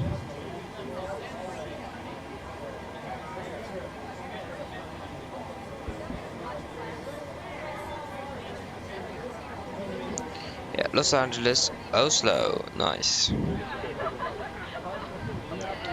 Okay, so we're going to land 19 right.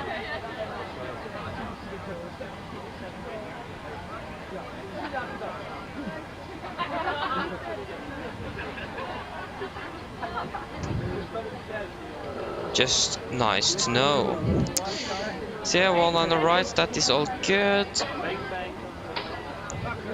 Departure is going to be runway 36.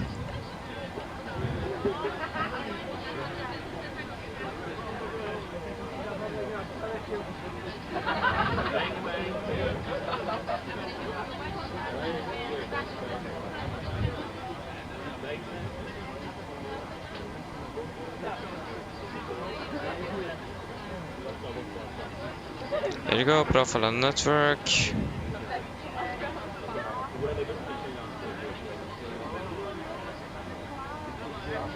Okay, going to be Nordic 537.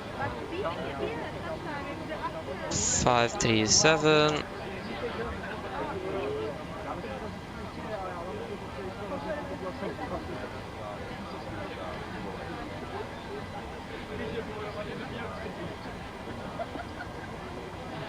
United States is flying into yes, United States is coming into Stavanger from Bergen.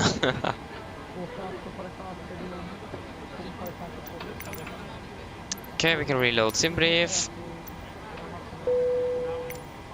and we can request refueling when they are ready, of course.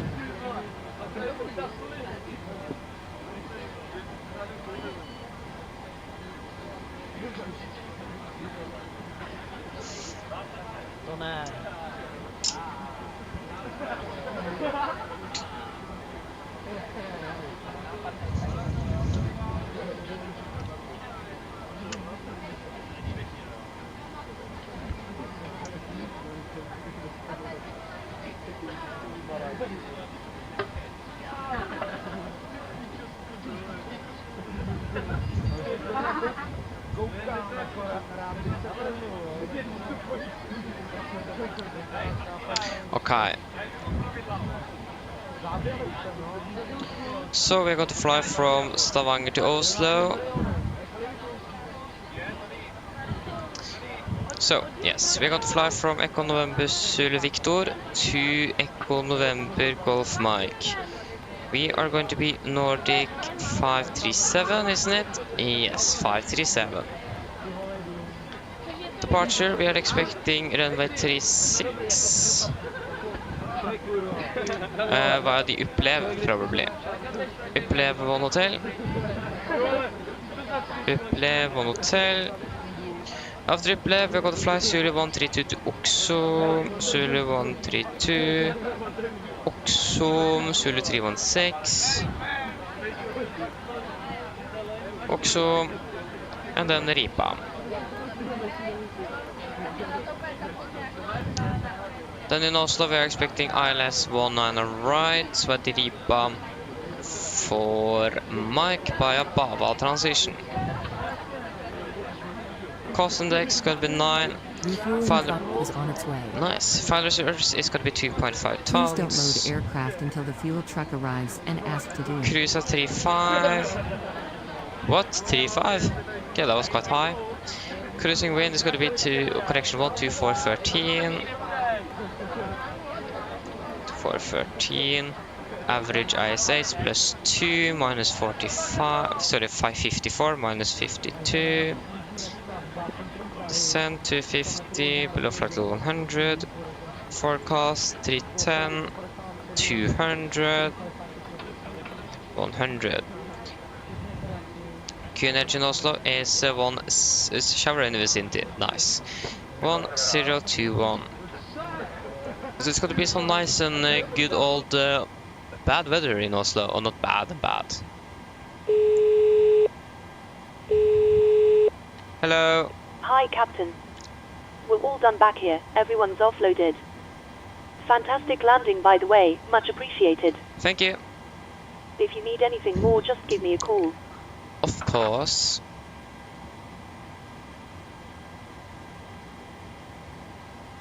Okay, then we can start a new flight.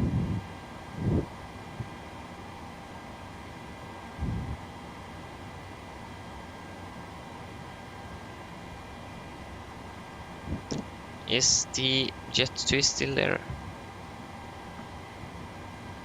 Set flight plan. We are going to be in Norwegian. Departing 1310, cruising altitude 350, in-flight services. I thought maybe now it was 37, so I thought it was higher than it actually was. On the Wi-Fi screens and no services today, or for now. Because of the short flights.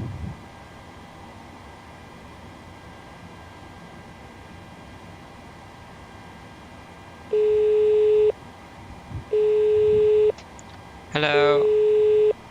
Hi, Captain. The terminal staff are ready to send the passengers down. Can we start boarding? Already? That was quite quick.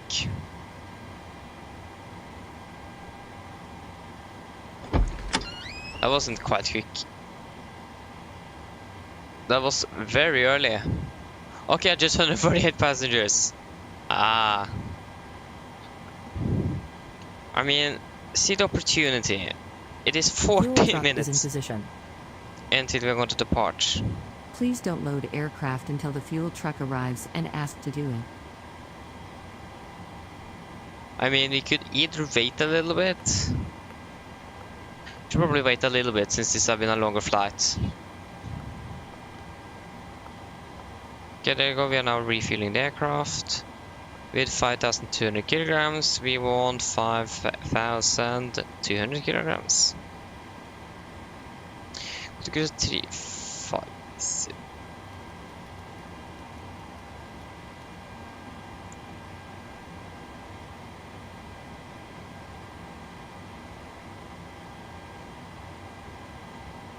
Nice.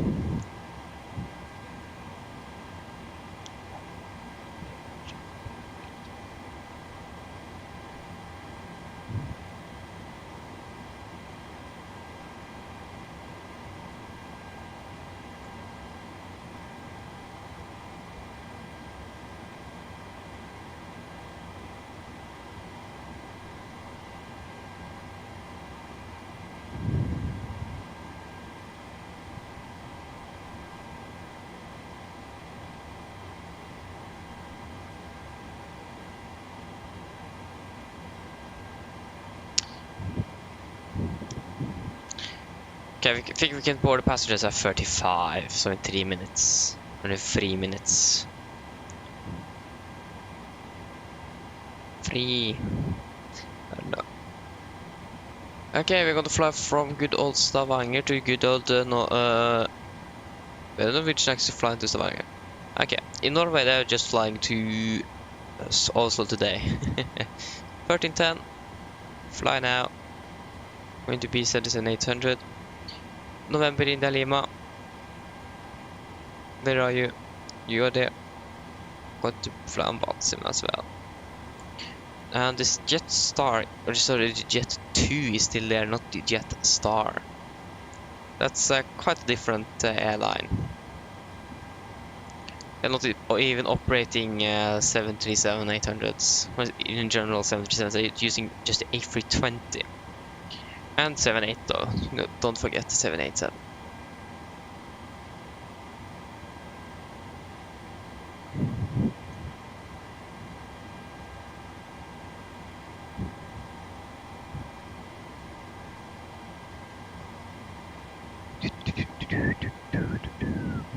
Yeah, the engine outside Echo November Sur Victor, that is going to be on heading of 357 degrees, 25 nautical miles.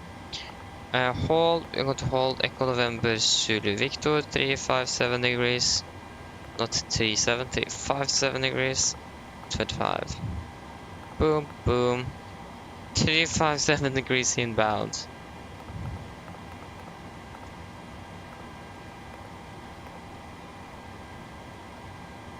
Beautiful. Is refueling complete? Yes, it is. We can turn on the seat belts. Turn on you, that's good.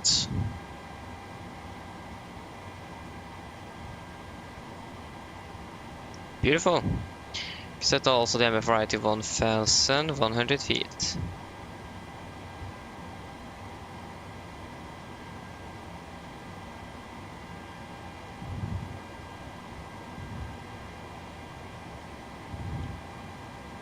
Yeah, we can just begin boarding now. Boarding requested. Yes, you can start boarding. Passengers boarding started. Yes, you can start boarding.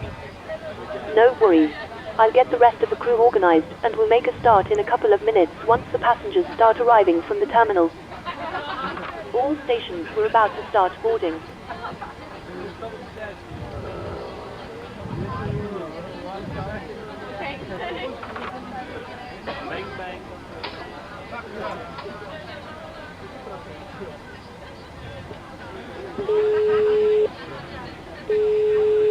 Hello.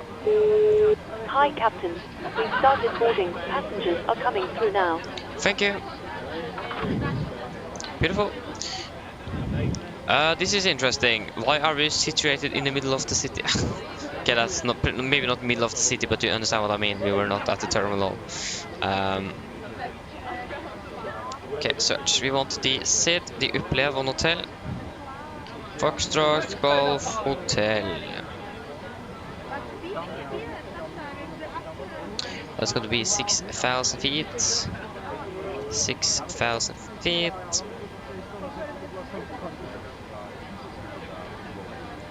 Good. Now the weather is clearing up a little bit here in Stavanger as well.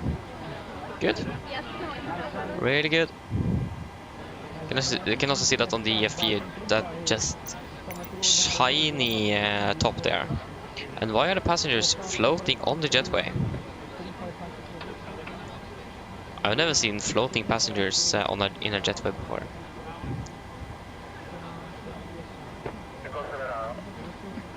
Also going through a closed door, that's also quite interesting. Okay, should we just jump straight onto the departure briefing then? So, where is that sun coming from? Is it coming from there? Is it coming from the other side? I don't think it's coming from here. Okay, so we can begin with the weather here in Stavanger. That was recorded at 12:20 Zulu, and it is as follows. So currently winds 290 at 6 knots, KK, temperature 19, with 13, QNH 1020, and no sick. So,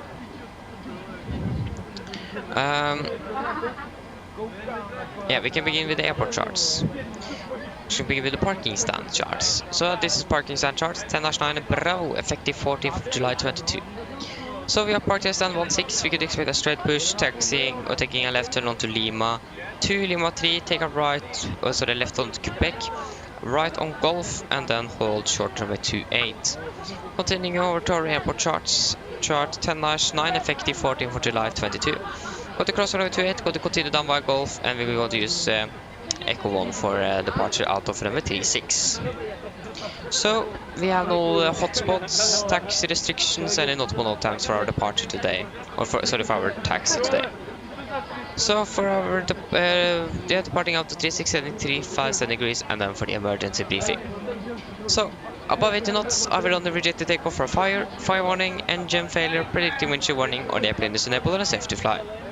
If a cold stop, I will simultaneously close thrust levers, disengage the throttle, apply maximum under braking over for the operation of the RTO auto brakes. I will manually raise the speedway candle, apply max the reverse thrust, and when aircraft come to stop, I will set the parking brake. Then we're going to identify the problem. We're going to carry out the drills as appropriated. If we decide to vacate the aircraft, we're going to read and do the vacation checklist, and if time permits, I will pull the cockpit voice recorder circuit breaker. So, if the call before V1 is keep going, there will be no actions below 400 feet, except cancel warnings and risk in a positive rate. At 400 feet, we're going to verify the select and do the member items. At the MFRA, we're going to bug up, redirect the flaps schedule. When flaps up, low light, we're going to select the lever change, max continuous thrust, and engage the automatics. Then we're going to do the non-normal checklist, and then we are going to make up a plan. So the engine outside as well is going to be just straight ahead, 25 miles and hold.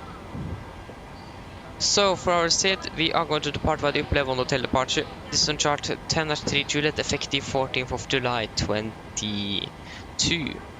So I'm going to depart initial over heading 357 degrees to QTP. Go at Sudvik to 533, it's going to be maximum 250 knots, and then fly to Upplev. MSA at Stavanger is 4,091 feet. We're going to fly a maximum of, sorry, not stated in this chart. Initial clearance is 6,000 feet. We have yeah, and ladies and gentlemen, welcome aboard. I'm going to use any noise abatements. We didn't use any noise abatements for our departure. Other portable electronic devices, such as CD players and laptop computers, must be can actually use noise abatement number 1. Mine damer og herrer, velkommen ombord. Mens du sitter, må du huske at alle mobiltelefoner og andre bærbare elektroniske enheter, for eksempel CD-spillere og bærbare datamaskiner, må slås av og oppbevares for avsette. Threats, we do have closing obstacles here. Racing terrain at 0.6 nautical miles from threshold at the right.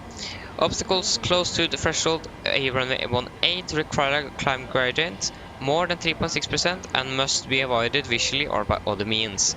3.6%, that's got to be approximately 730 feet a minute or greater. Yeah, that was the only threat as well. So then guys, are there any questions? Probably not, then our departure briefing is complete.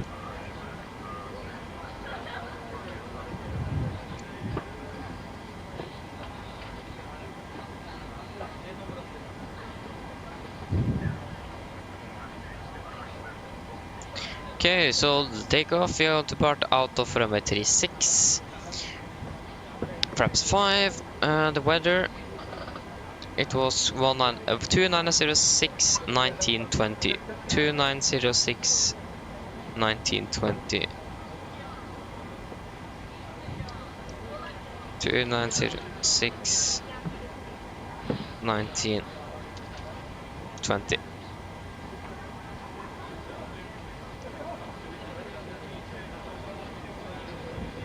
One on the right is landing runway Oslo now. Winds there are variable.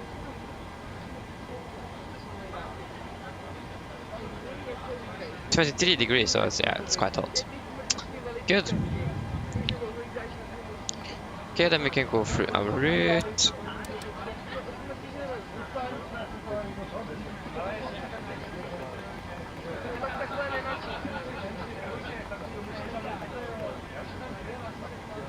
There you go.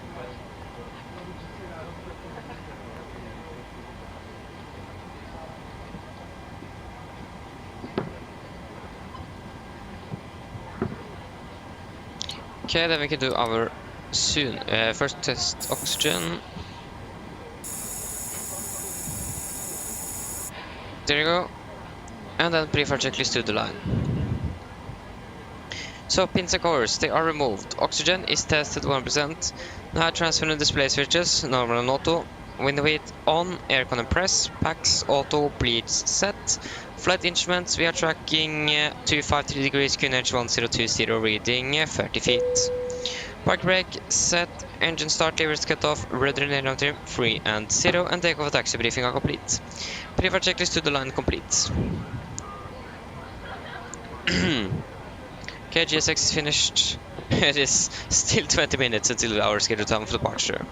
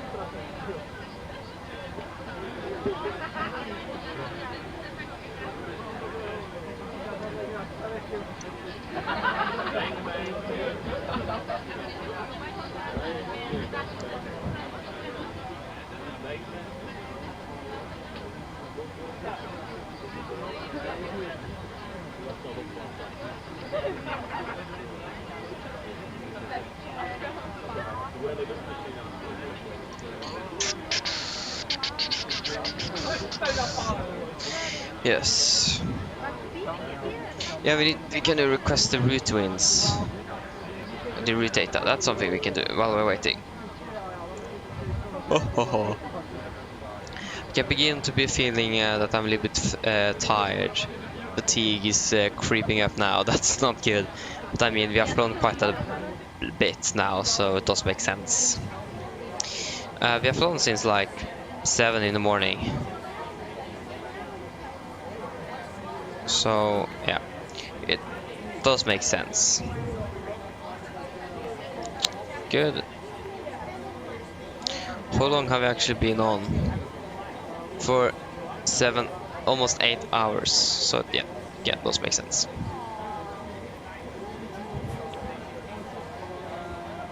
Okay, then we can do a PA to the passenger, to the passengers.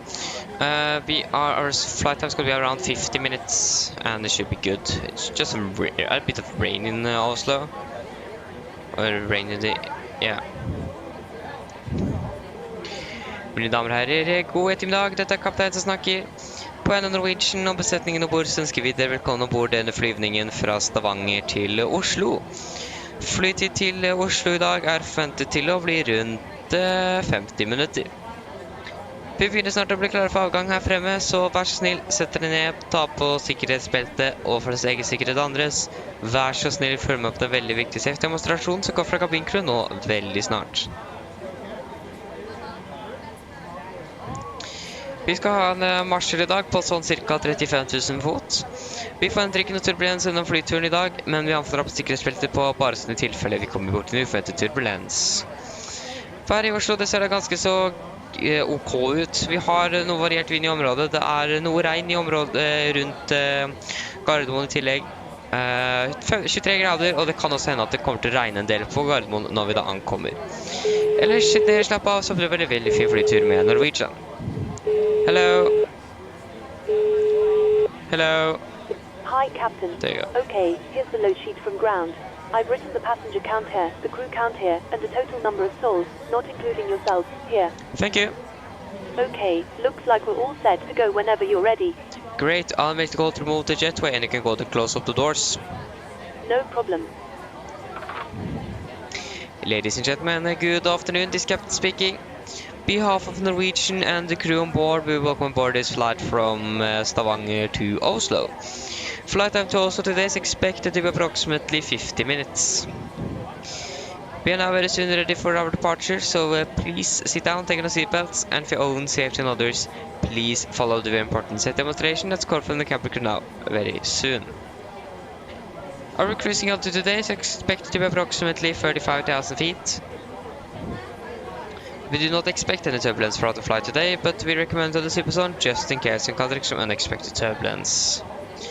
The weather in Oslo seems to be okay. We do have a little bit variable winds around. We do have some rain in the vicinity of the airport. 14.7 miles, final runway 36.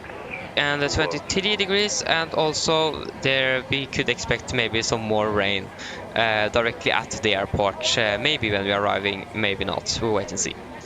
Otherwise, sit down, relax, and we hope that you're going to enjoy this flight with Norwegian.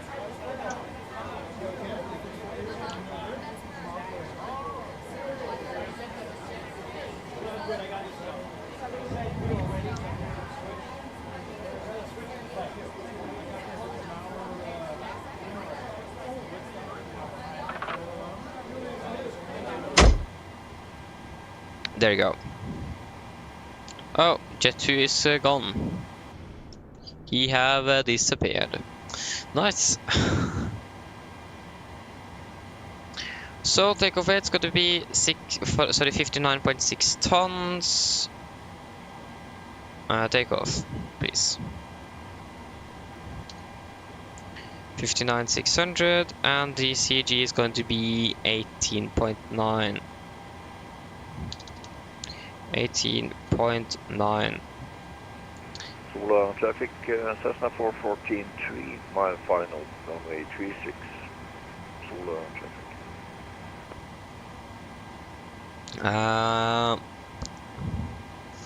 Yeah, takeoff weight 59.2, 59.6. That is within the limits. We need to add. That's got to be 300 kilograms difference. Okay, I can execute. Descend, no, sorry, N1 limit, because we are going to calculate the this is not the, oh, there you go. So that's going to be takeoff to 4388, takeoff to, yeah, 43,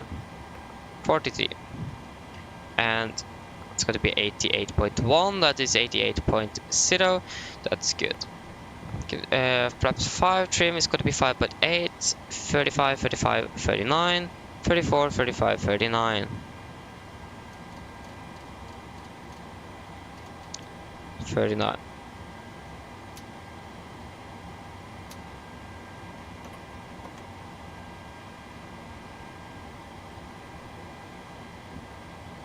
So yeah, that's going to be 5.8 units.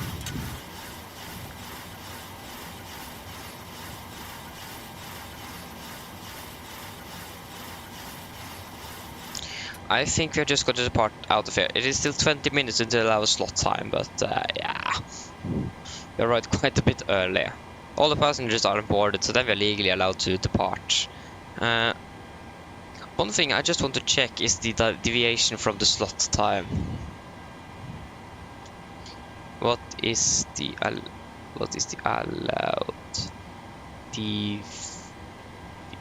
deviation on slot time?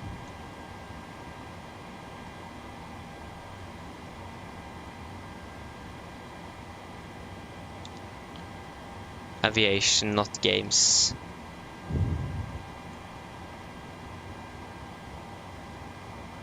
Oh yeah, so typically acceptable airport slot time deviation plus minus 15 minutes and minus 30 minutes when the flight is longer than 3 hours.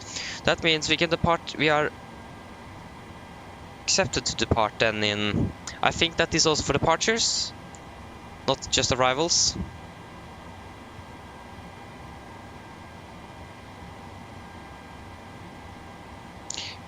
If you exceed permitted deviation, you may not be permitted to arrive, depart, and you may be even fined in some cases. Ooh, that's not good.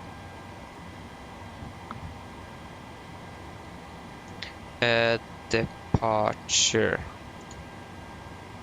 Yeah, plus minus 15 minutes. Okay, nice. Then that means we can depart basically in 3 minutes. 3 minutes. So that means we can turn on that good old APU and do the pre-flight checklist below the line. Pre-flight checklist below the line. Fuel. We have 4,000, 5,200 kilograms on board and 4 pumps on. Passenger signs on. Auto brake, RTO, seat pre-flight cards completed. Takeoff speeds V1134, V2135, V2139. Take that again, I think I said V2 twice. V1134, VR135, V2139. MCP V2139 heading 357 degrees and altitude 6,000 feet set. Pre-flight checklist is complete.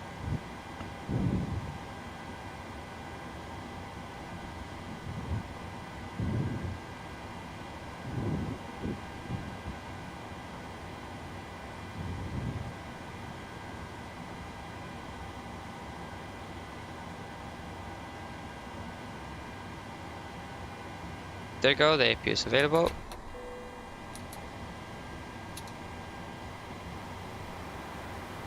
Beautiful.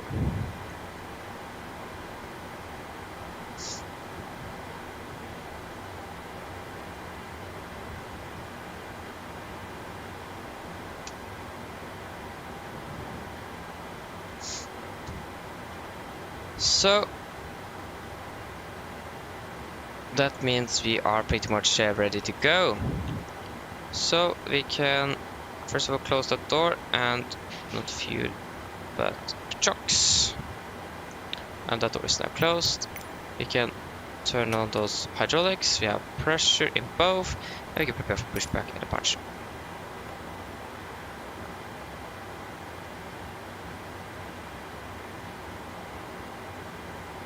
I like how the wheels of the jetway is like going on the ground. That's quite funny. That is basically perfect timing.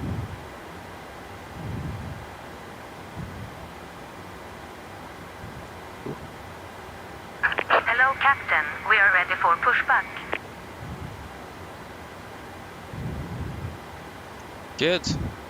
Me too.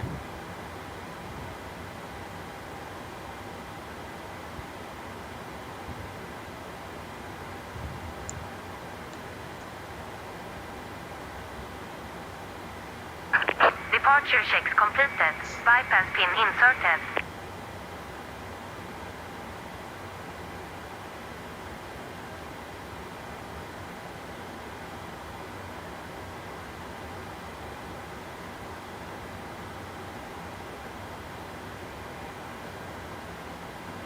Okay.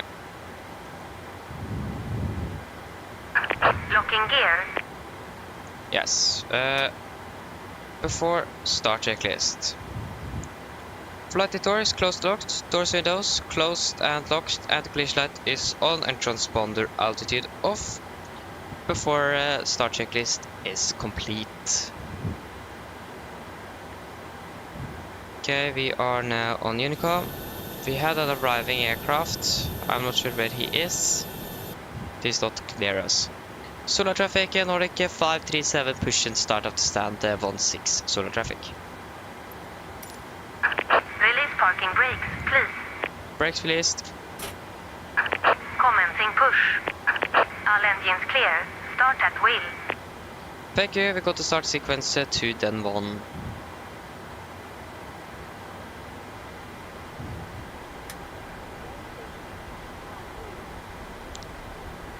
Okay, starting engine number 2.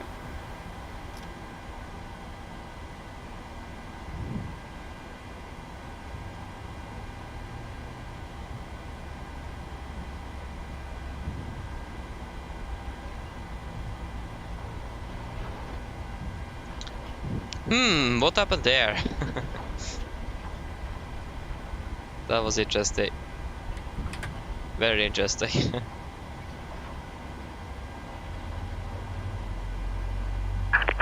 set parking brakes.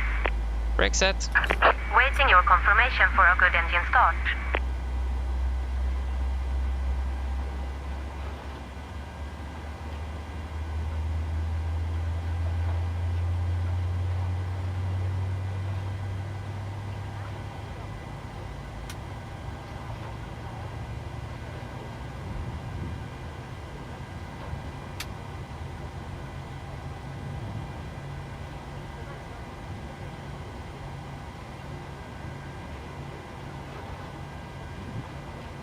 Okay, engine number 2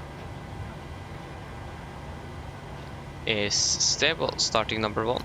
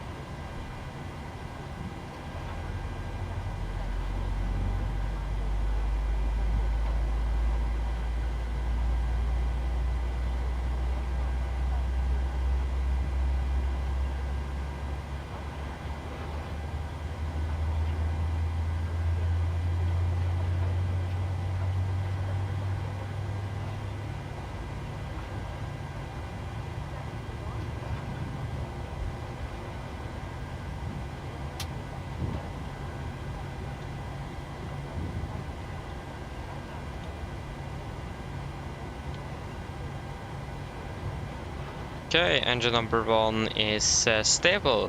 Copy that, we have 2 good engine starts. You can ignite hand signal on the right. Have a good day, bye bye.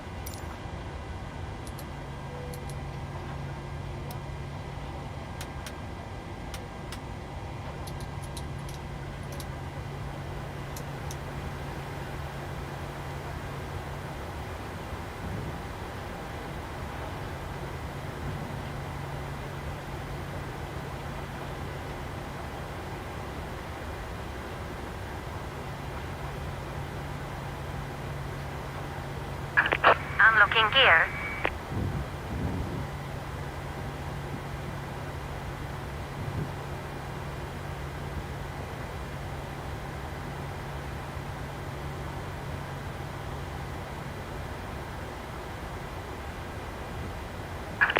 Tow truck disconnected. Bypass pin removed. Left is clear. Right is clear.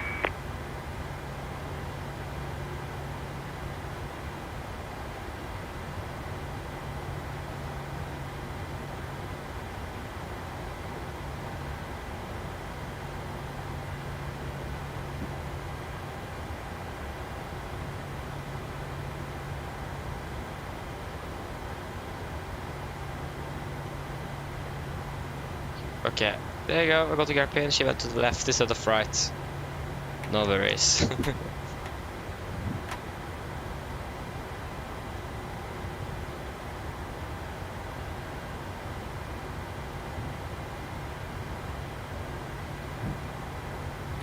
Okay, before taxi checklist. Generators on, probe heat on, anti-ice off, air compressor packs auto, isolation valve auto, engine start switches continuous, recall checked, engine start levers, attend, flight controls checked, ground equipment is clear and APU is off. Before taxi checklist complete. Solar traffic Nordic 537 taxiing via Lima, Quebec and Golf to holding point 28.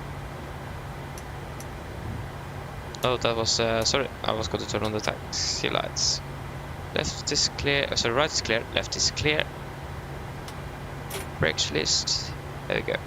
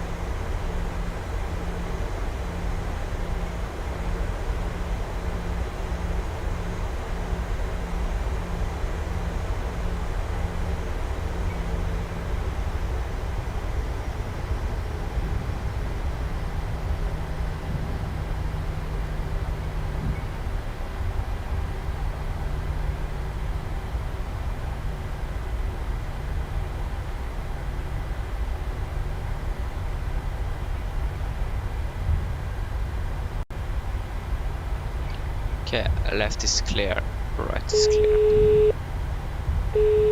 Hello? Hello? Hi, Captain. The cabin is secured for takeoff.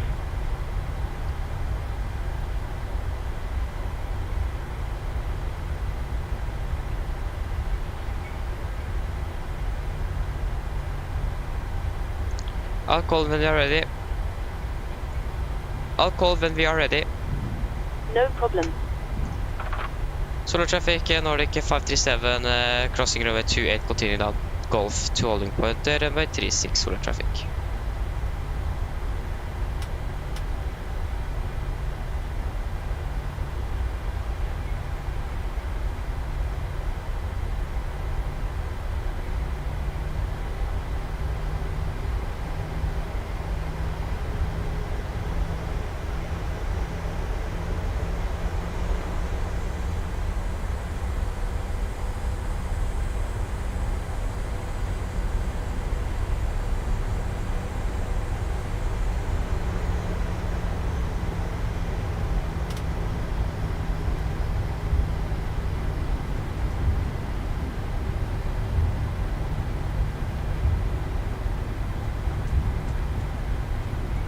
Camera crew, seat for takeoff, please.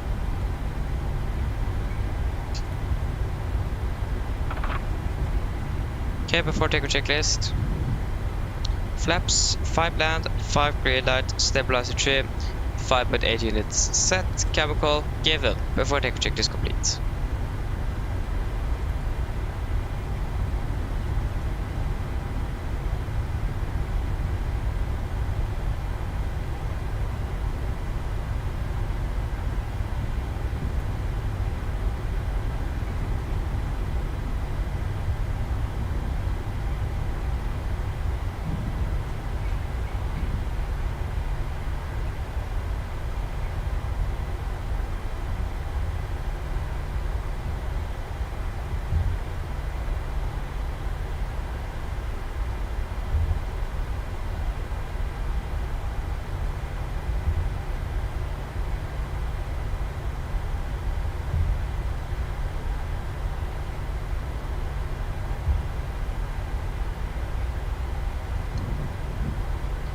Solar traffic, Nordic 537, landing up and departing out of runway 36, solar traffic.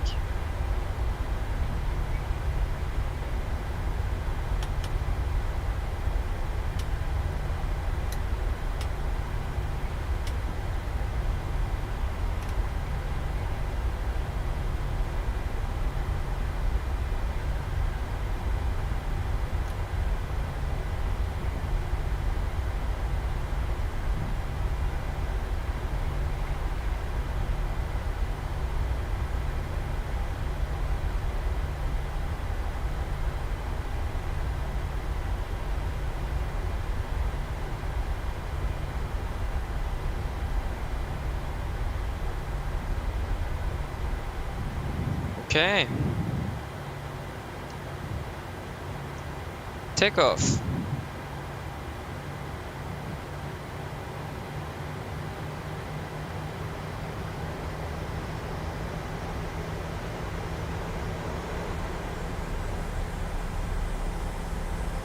First stable.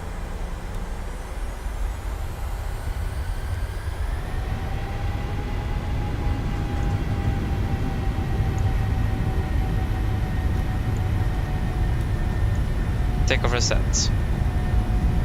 80 knots. Checked.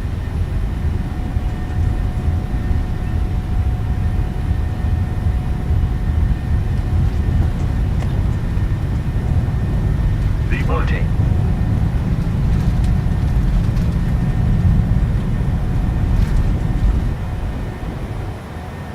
Positive rate of climb. Clear up.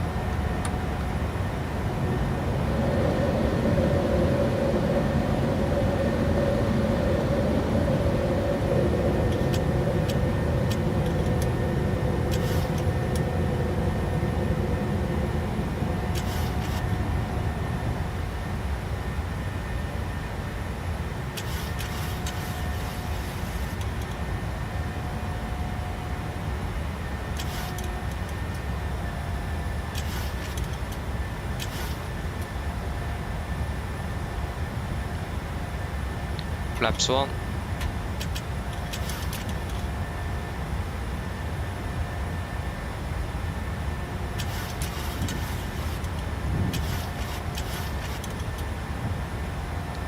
Flaps up.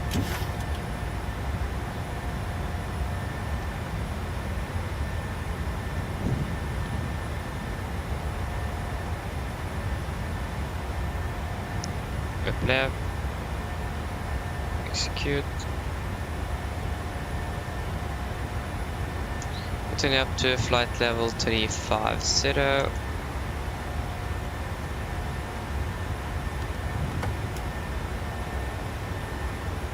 Set standard. Standard. After takeoff checklist. So engine bleeds. On. Packs. Auto. Landing gear. Up and off. Flaps. Up and on light. Altimeters. Passing flight level 32. Now. Plus minus 0. After takeoff checklist complete.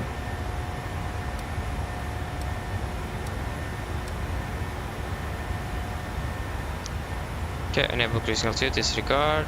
And one limit, we can delete the climb 2. This is going to go fast.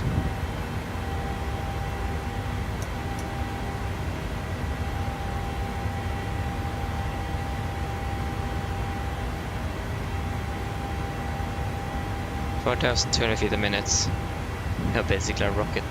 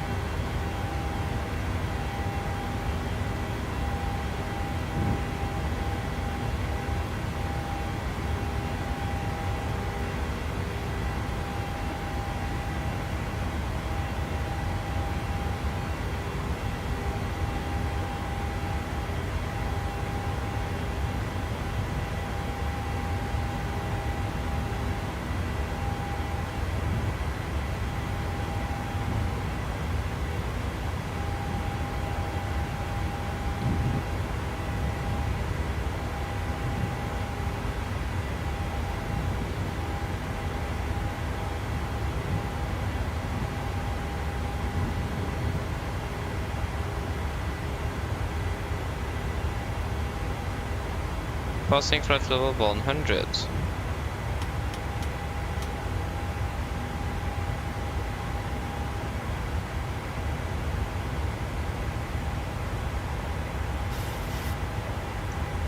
Good. There we go. Where is that? Oh, you're there. Good. Climbing quite fast up there when we remove that the climb D right there. It's quite fast, 4,200 feet a minute.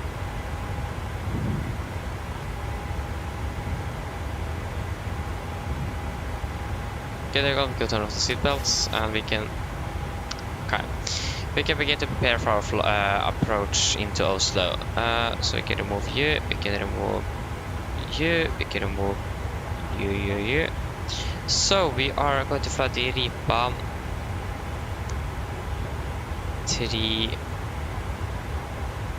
4 mic, is it? 4 mic approach. ILS1 on the right is in use. That's going to be 192 degrees. 192. 192. And it's going to be 111.3.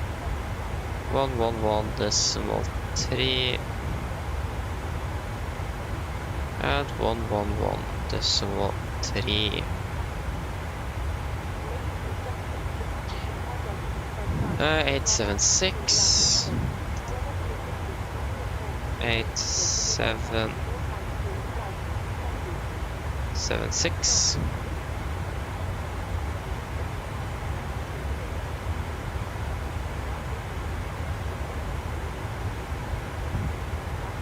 Good.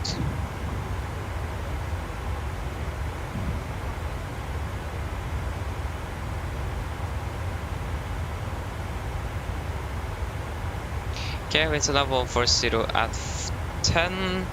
Variable between 120 and 180. Remaining, yeah, so 120 at 10, 22 and 21. 120, 10, 22, 21.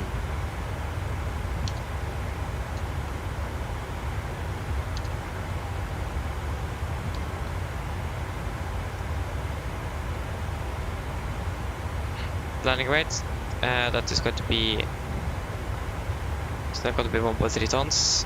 Yes, that's going to be 57,400. 57,400.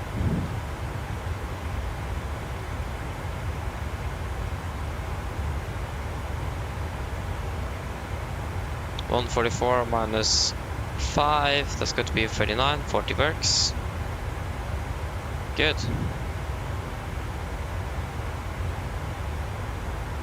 It's climbing like a rocket.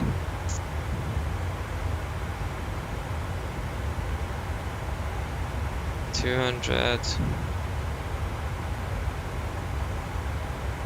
Good.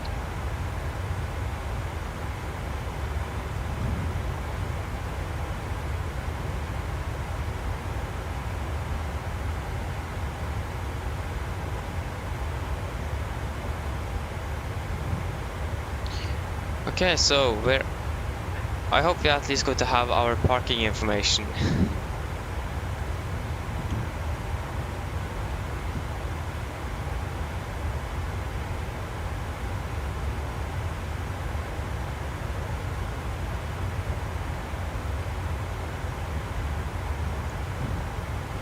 There you go. This took a little long to load in.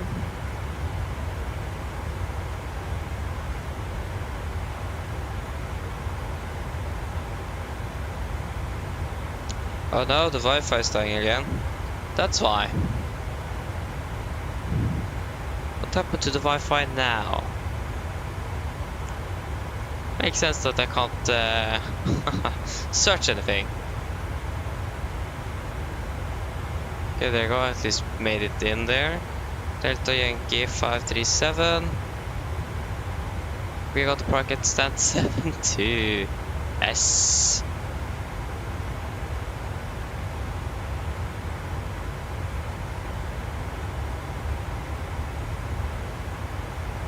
Stand 72. Okay, then we can do our approach briefing. So, sorry the Wi-Fi is a little bad now, but I can't fix it. So we can begin with the arrival into, or the weather for Oslo. We call at 12:50 Zulu and it's follow, so winds 140 at 10, variable between 120 and 180 degrees. Visibility 10 kilometers more, we have shower rain in the vicinity. Few clouds at 3,500 cumulonimbus clouds, scattered at 4,600. Temperature 22, the wind 13, QNH 1021, and temporary shower rain. So for our star, we are expecting the rebound for Mike arrival. This is on chart 10-2 Lima, effective 3rd of December 20. So we're coming over Rebound maximum 250 knots. Same at the Ingar. Utexo as well. At Golf Mike 451 should be below flight level 120, maximum 250 knots. At the Golf Mike 427, maximum 250 knots at flight level 90. And then maximum 220 knots all the way to Golf Mike 452, maximum 220 knots at 90. And then flying to Bava, the maximum 220 knots above 5,000 feet. MSA at Oslo is 3,900 feet. We're going to fly a maximum of 250 knots unless otherwise instructed. And we have no threats for our arrival today. So for our approach, we are expecting the ILS for 419 upright. Distance chart 11-4, effective 1st of December 22. So we're coming in above Bava transition, mandatory 220 knots at above 5,000 feet. Auto duty maximum 200 knots above 4,000. Runway heading is 192 degrees and ILS is 111.3 Golf Sierra Whiskey. 192 is set 1, 2, 3 and 111.3 is set 1, 2, 3. And we're also going to fly minimum 160 knots until 4 miles. It's going to be a normal 3 degree clouds up, minimum is 876 feet. And airport elevation, the transition level is going to be 7,000 feet. Airport elevation is 682, we have set 700. Firmest approach, if we need to go around, we're going to climb on the runway track 192 degrees to DME 2.5 Golf Sierra Whiskey. Then turn right to track 223, climb to 5,000. Expect waiting in Oslo approach. For our airport charts, the start chart 10-9, effective 16th of May 24. So, we're going to land here runway 1 on the right. We're going to try to make it Alpha 5, if not possible, Alpha 4. If Alpha 4, we're just going to taxi our Kilo and then November, and then continue via hotel to our parking stand. This is also then for Alpha 5, just straight on hotel. We have no hotspots on our taxi route. On the taxi restrictions, only note times that 1 on the left and 0 on the right is closed today. But that's basically nothing that's going to affect us. Going over to the parking stands chart here. This is on chart 10-9 Bravo, effective 16th of May 24. Taxi down, go hotel and then just straight into stand 72. So then guys, are there any questions? Probably not, that our approach briefing is complete. Okay, pass flight level 300.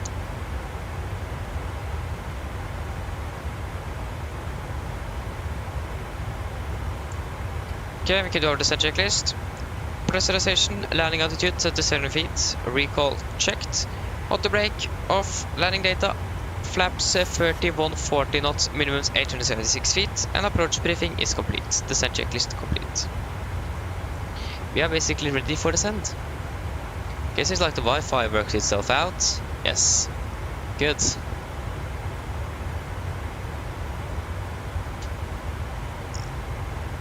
I thought I was going to be finished like 5 minutes ago. That was indeed not the case.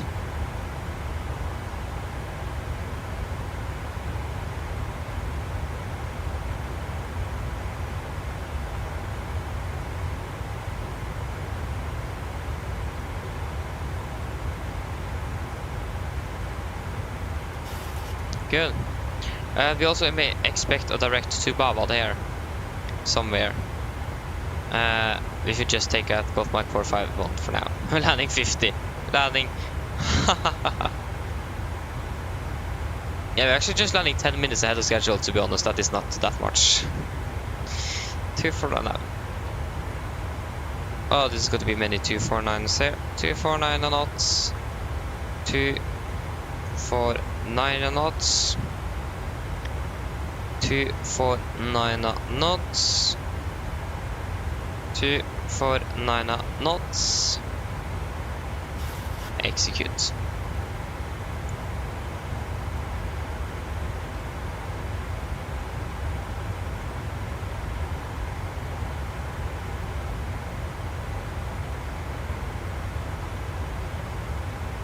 We have still nothing. Yeah, 1,000 to go.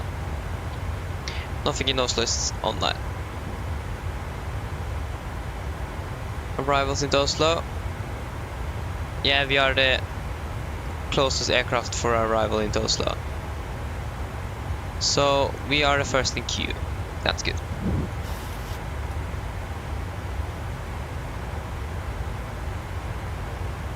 Okay.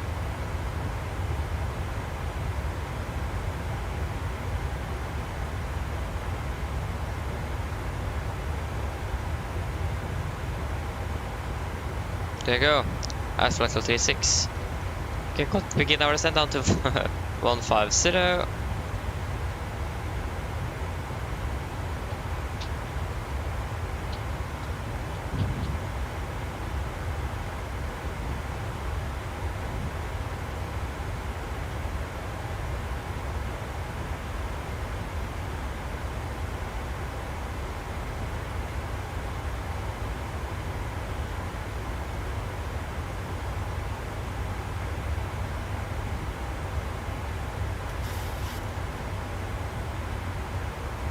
There you go. We have begun our descent down to Oslo. If you just look at the star a little quickly here. If take Utexo, yeah, I think Utexo should be a good point to do the direct to Bavad.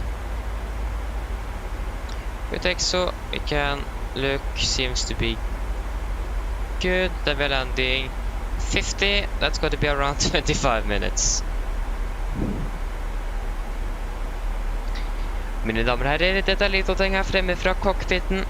Så det er nå kanskje lagt merke til, så nå benes i vår ned til Oslo, og vi har funnet til å lande om rundt 25 minutter. Været i Oslo, det ser fortsatt ganske så likt ut som det gjorde når vi tok av fra Stavanger. Vi har nå litt grann vind fra sør, fortsatt noe regn i området, og 22 grader.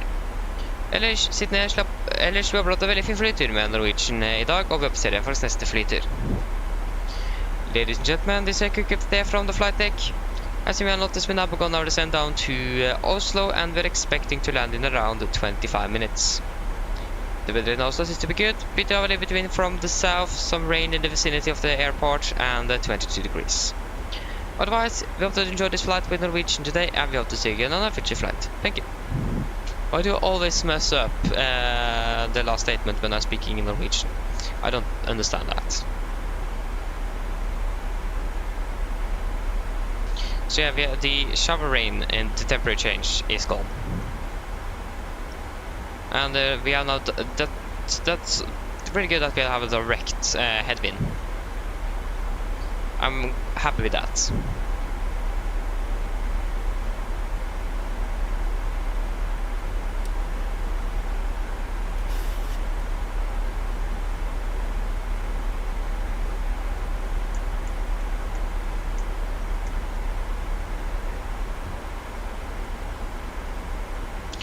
I want just to double check or whatever, just to see if there is no other traffic inbound, just in case.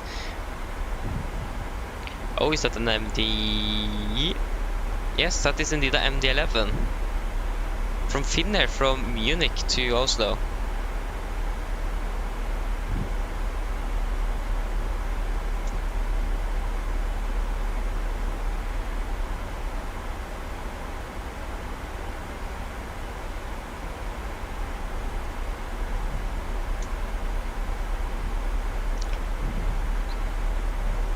The TFT's I designs MD-11 haven't been released yet, have it?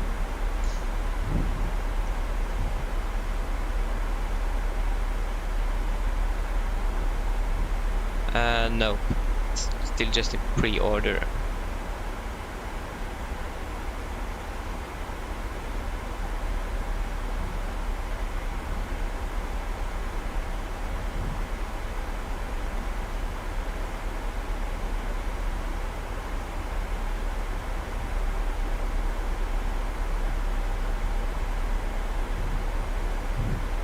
It is 68% completed.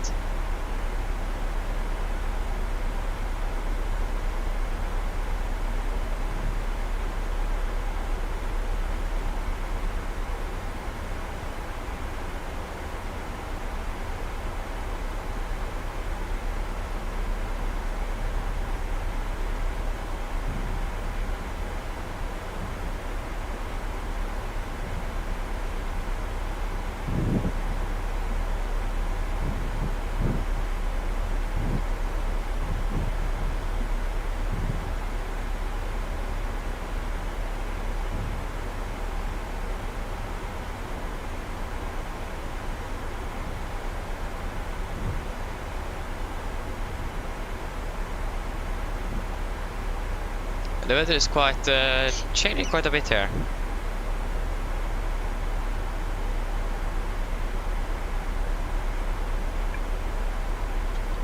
I mean, it's just winds at 11 knots, but it seems like the clouds are moving around quite a bit around here. That's quite interesting.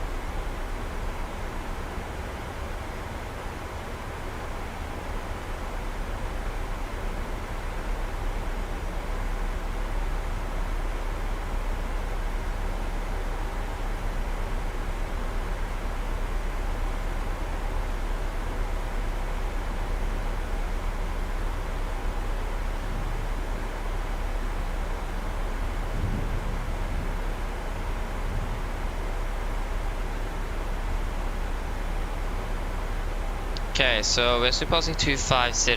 If you're landing 50, we're going to turn on the seatbelts at 35.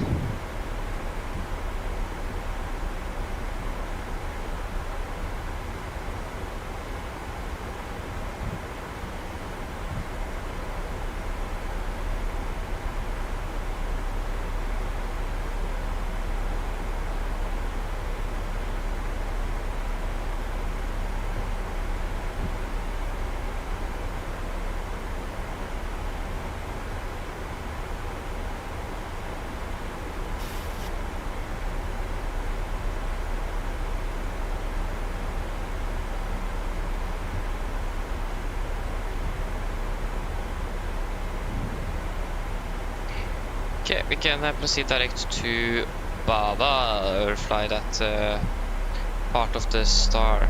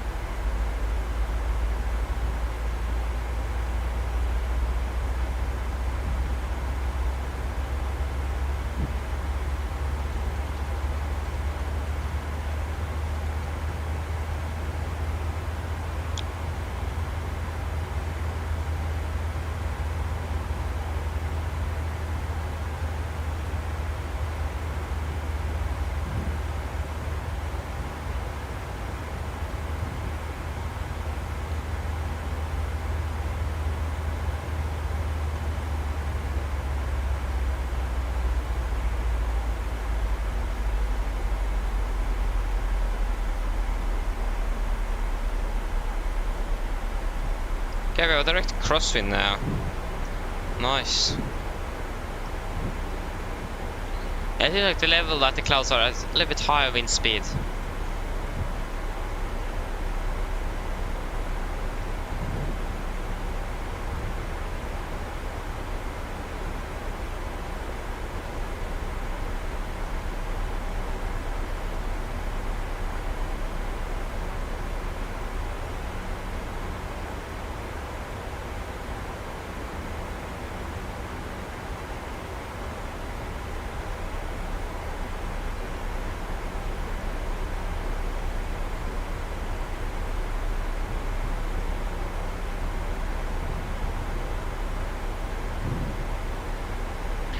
There you go, we are now captured the now path.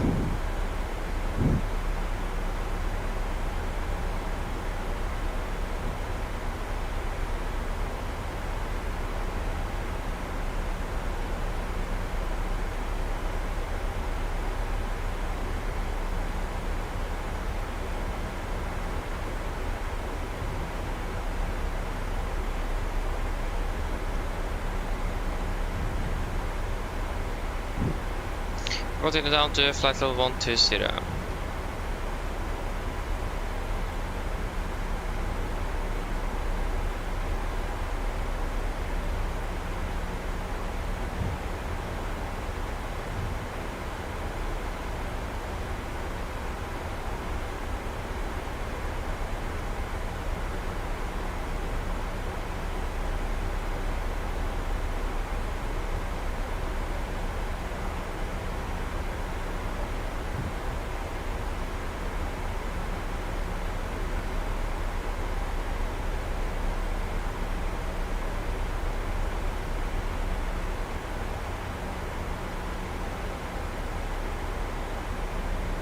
Okay, clock is 32. Still landing 50. But still landing, touching the ground 10 minutes ahead to our scheduled time for arrival. But we should be at the gate at 1400.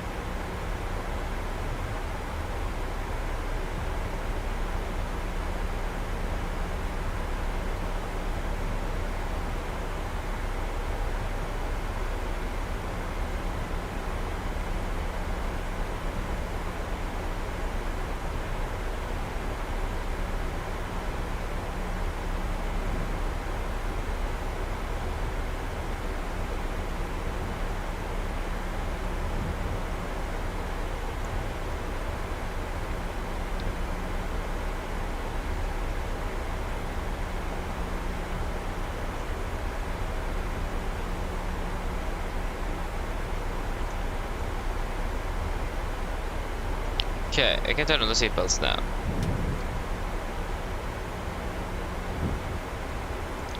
Cabin crew, prepare the cabin for landing.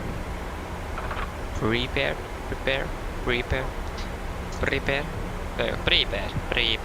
Ja.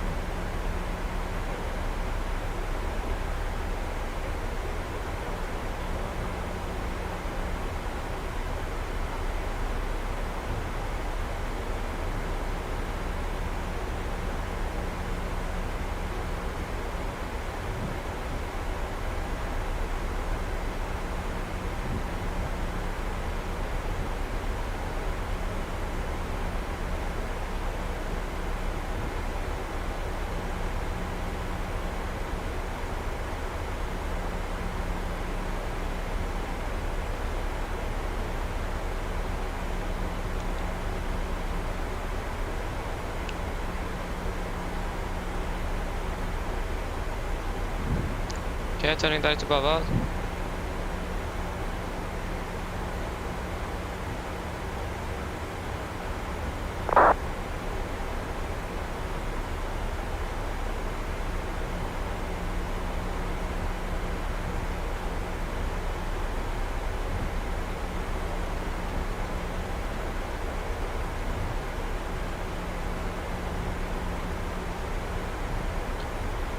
Yeah, wind speed is still at 15 knots. Up here at 15,000 feet. 50,400 feet.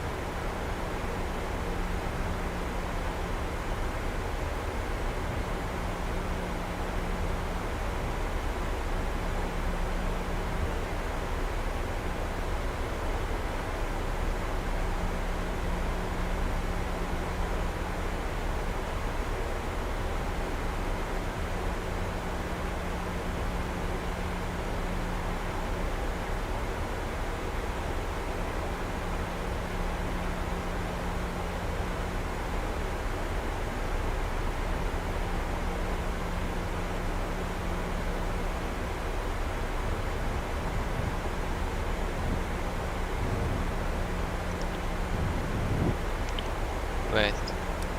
40. Yeah, there you go. What was a little bit strange? We were 40 miles out, you couldn't see it. That was because we weren't in on the 40 range.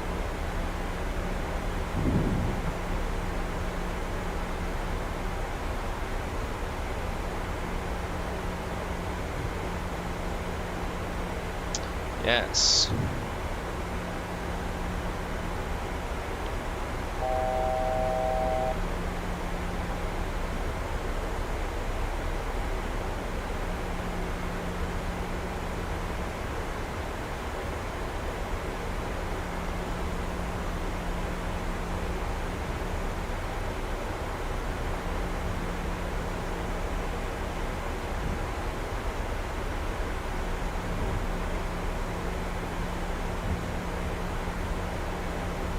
Yeah, I didn't even hear the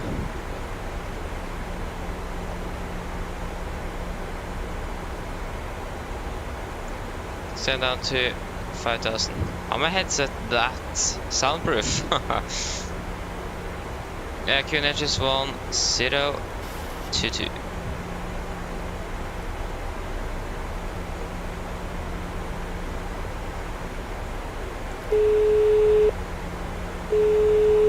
Hello. Hi, Captain. We're ready for landing. The cabin is secured. Thank you. No problem. Let me know when we need to be seated. I'll call.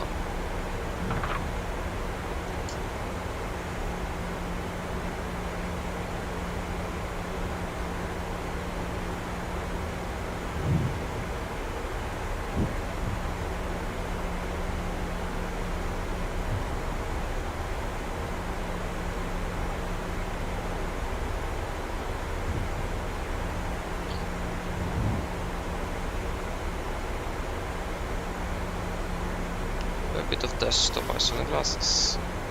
Not ideal.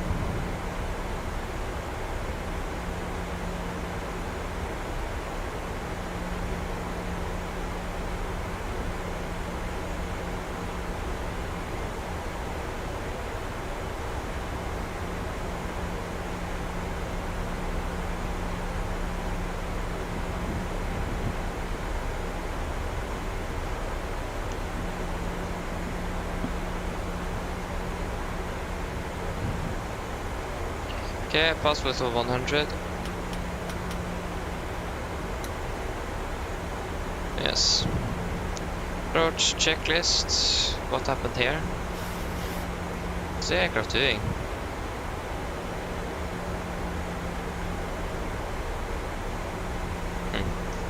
Approach checklist. Altimeters passing flight level 904. Now. Plus minus 0. Approach checklist is complete.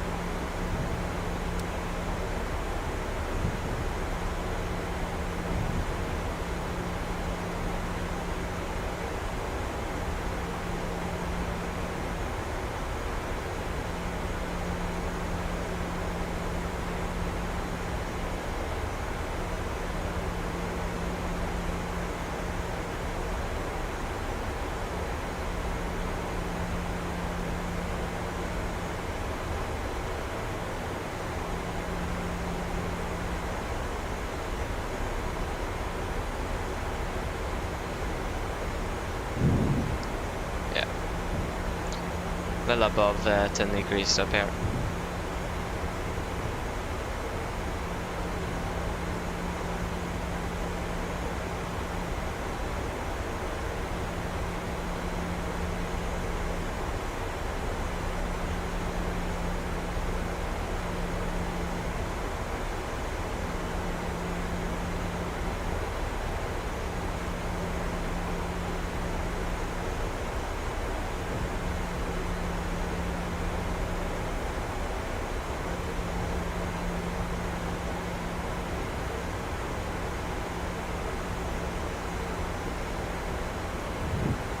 Okay, speed to 20.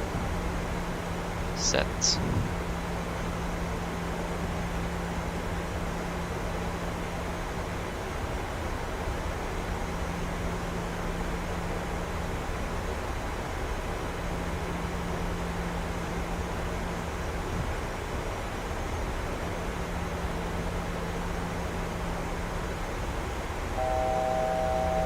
Pause and go.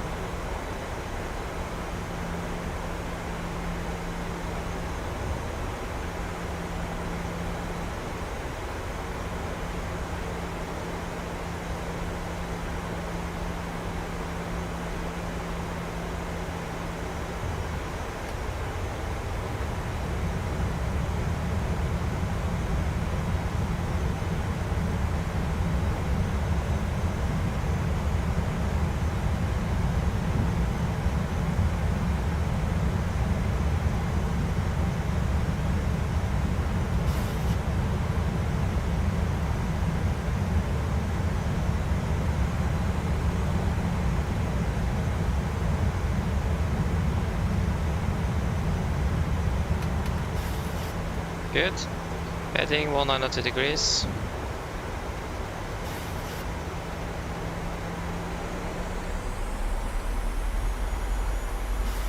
One 992 set. Pause and go. 4000. I still can't hear. Right. Okay, FMC warning. Drag record after duty disregard. Speed 200. Set. Laps 5.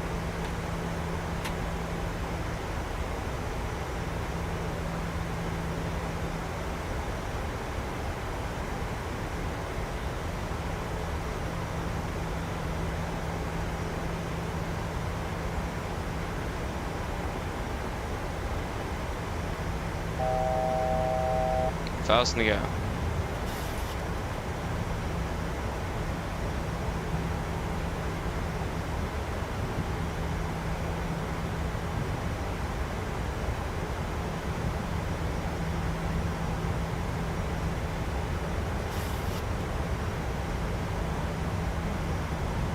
Turning final approach.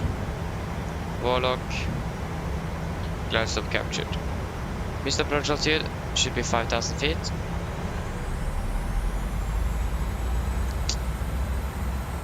Yes.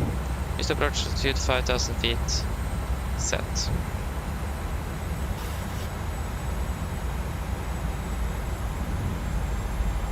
Current traffic Nordic 537 established LS1 on the right 11 miles out. Current traffic.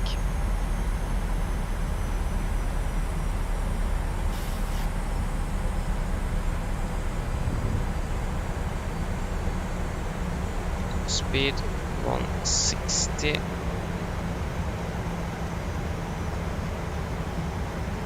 Set.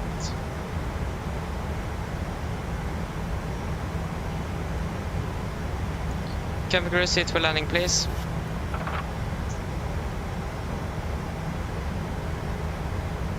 $2,500.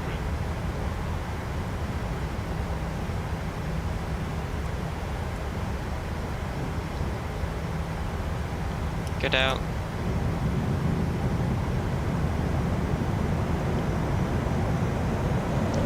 Flaps 15.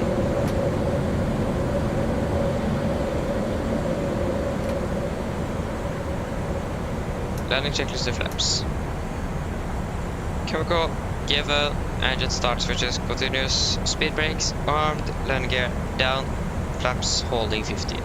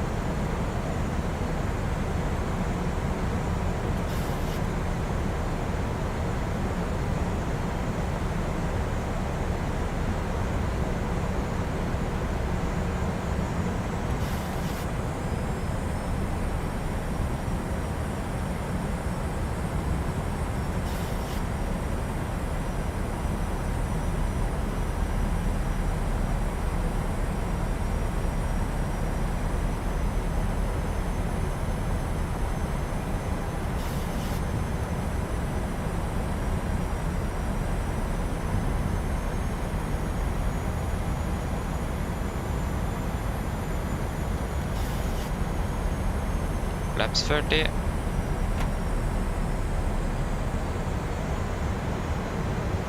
Complete landing checklist.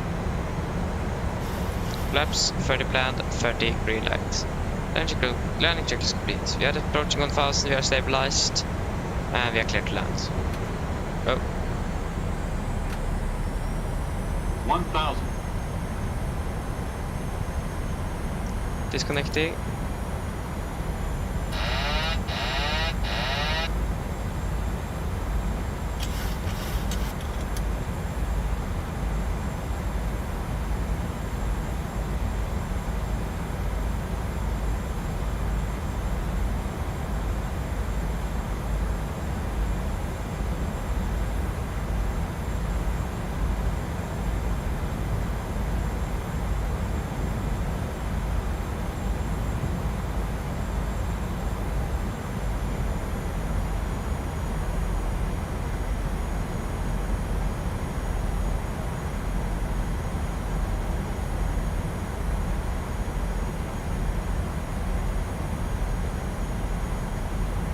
Go around. Glide slow.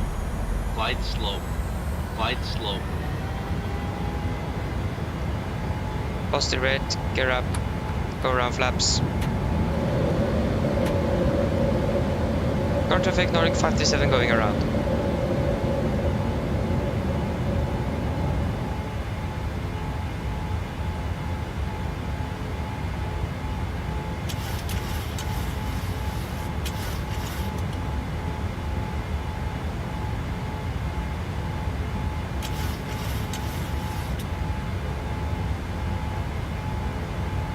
Flaps 5.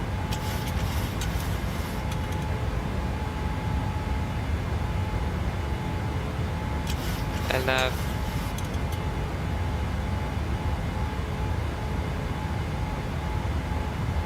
VNAV.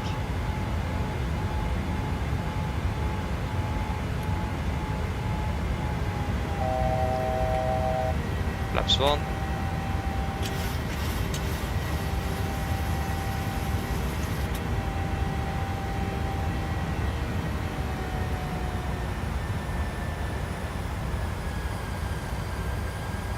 One day. Flaps up.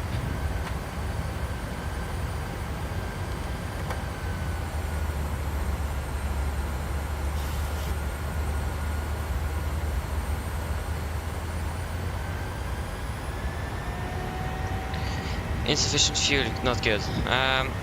Okay, arrival. 1 on the right via Bavad, execute. Bavad. Execute.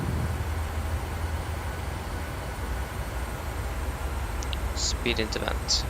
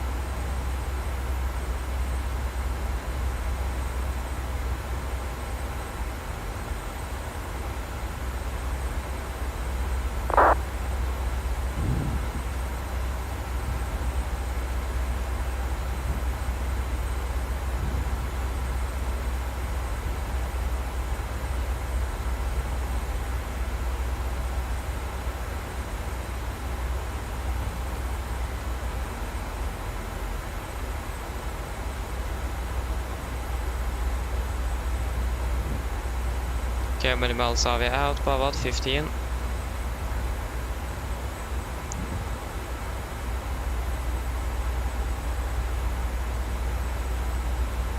like I said, 4,000 feet.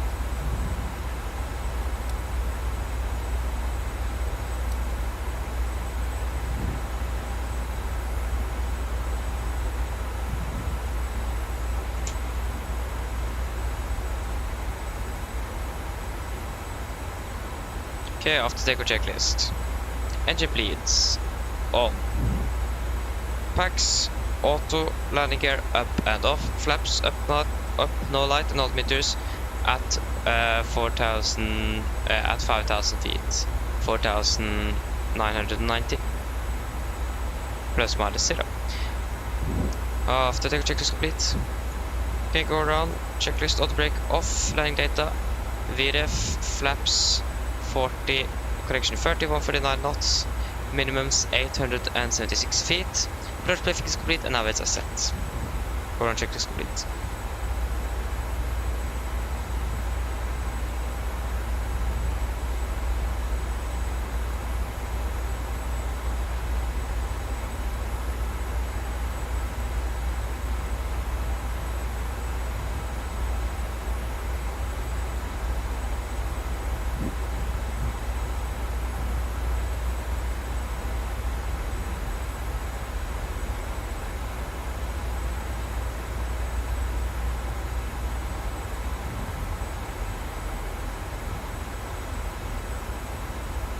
Okay, speed to 20.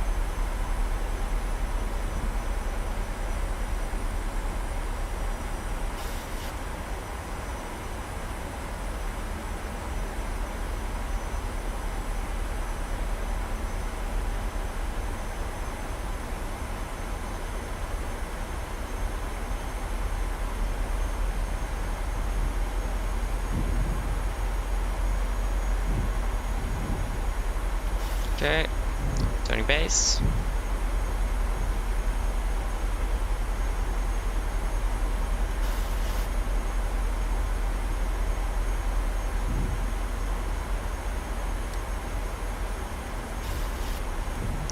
Heading 190 degrees.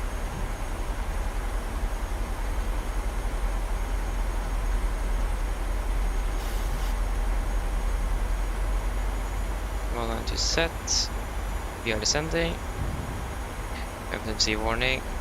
Tiger out of duty. Disregard. Speed 200. Fast and go. 200 set. Flaps 5.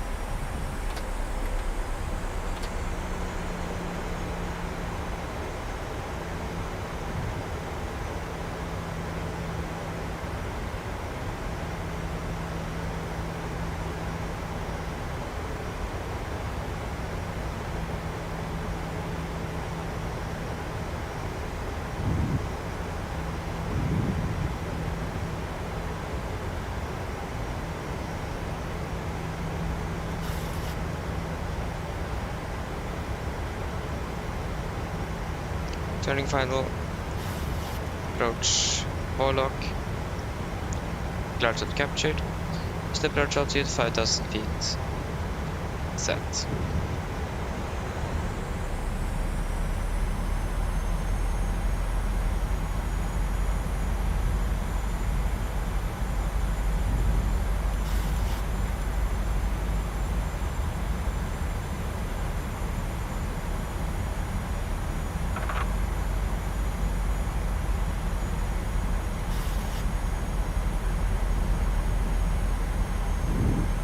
Okay, speed 180. Current traffic, Nordic 537, established LS1 and right 10 miles out, current traffic.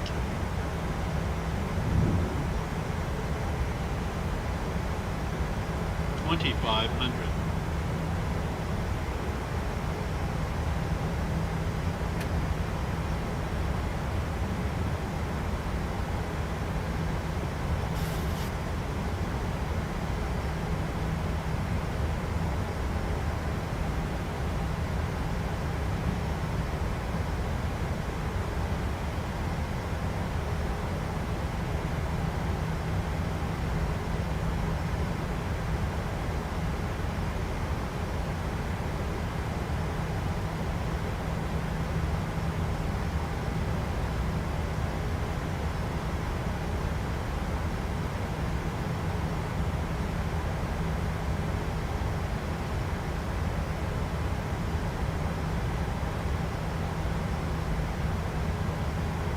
Get out.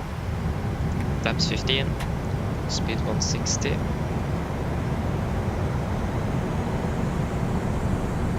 Land checks to flaps. Cam call. Given. Engine start switches. Continuous. Speed brakes armed. Landing down. Flaps holding 15.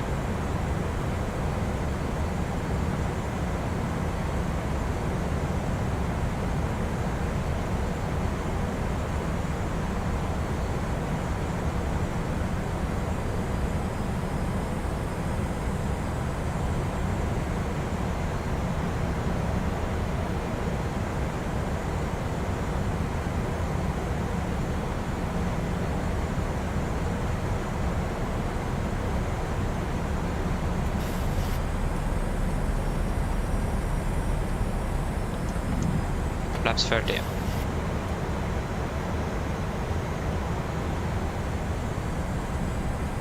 Complete land checklist.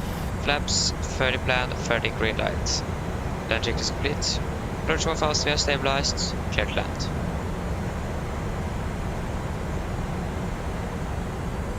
$1,000.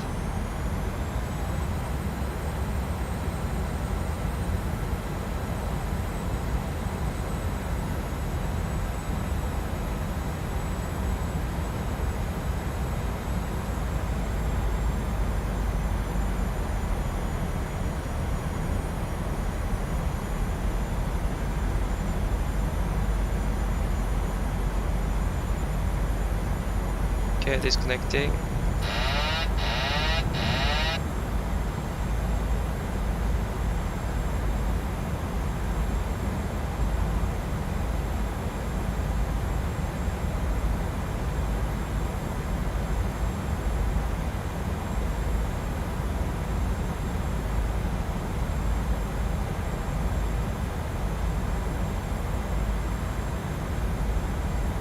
Approaching minimums.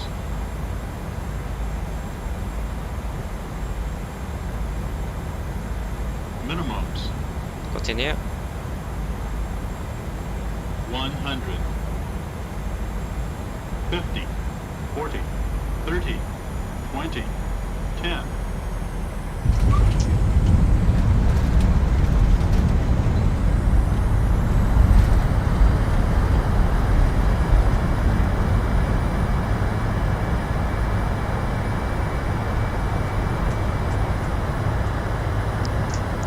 Knots. So guys, welcome to Oslo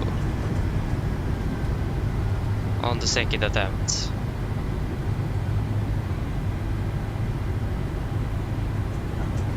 That was almost 2 go-arounds right there. Almost, that's Stavanger traffic, Nordic 1278, pushing back and for a stop point 16, carbon traffic. Current traffic, Nordic 537, runway 1 and right vacated. Okay, left is clear, right is clear.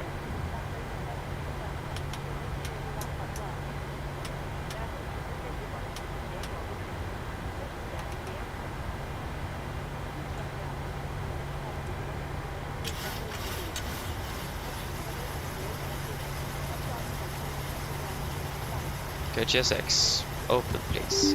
Thank you.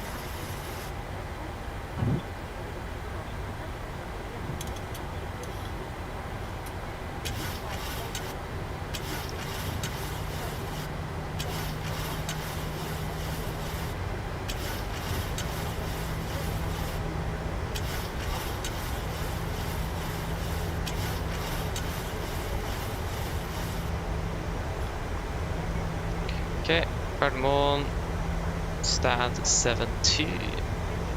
7-2.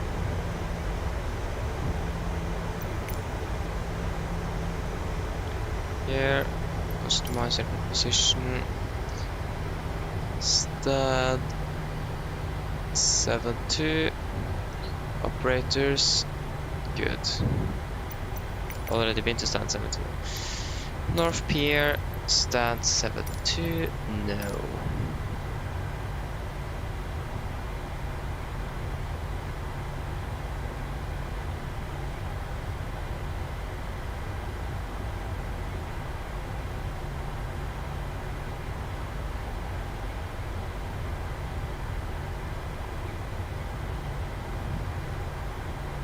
Okay, left is clear, right is clear.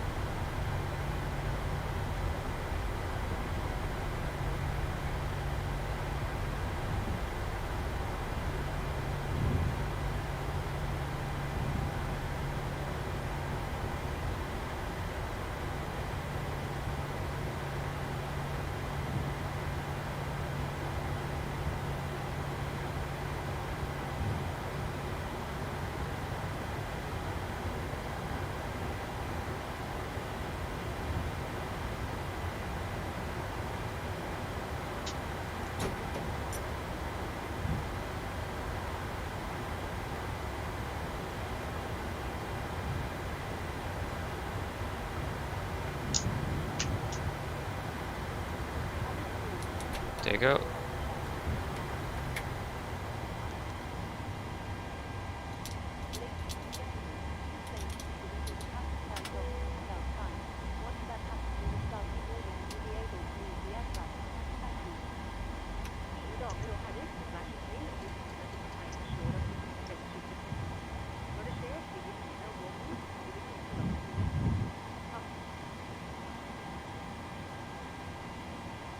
Okay, passing 20, off with you.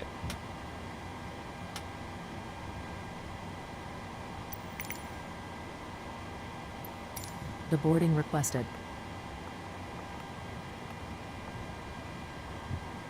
Cabin crew, the aircraft is secured and the jetway is connecting. You're clear to start deboarding. Cabin crew, the aircraft is secured and the jetway is connecting. You're clear to start deboarding. There you go. Passengers deboarding starting. Good. Turn off the IRS and we can do the shutdown checklist. So, fuel pumps off, probe heat off, hydro bell set, flaps up, no light, parking brake set, engine start, airflow off, weather off, and technical complete. Shutdown checklist complete. 1 on the left, closed. Not allowed to use 1 on the left.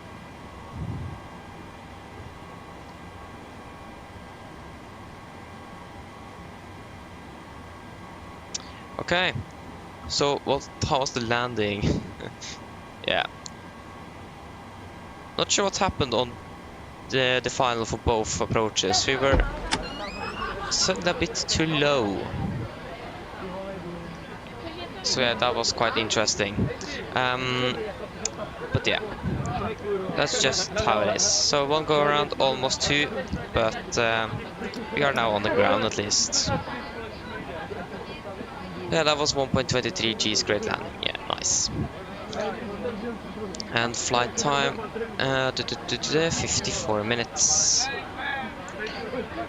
It's like 5 minutes longer than we would normally have because of that go around. 54 minutes. Seems like actually that the go around took almost 10 minutes extra time. Traffic, Scandinavian 804, fully established ILS 19 right, 9 miles currently, Garden traffic. Okay.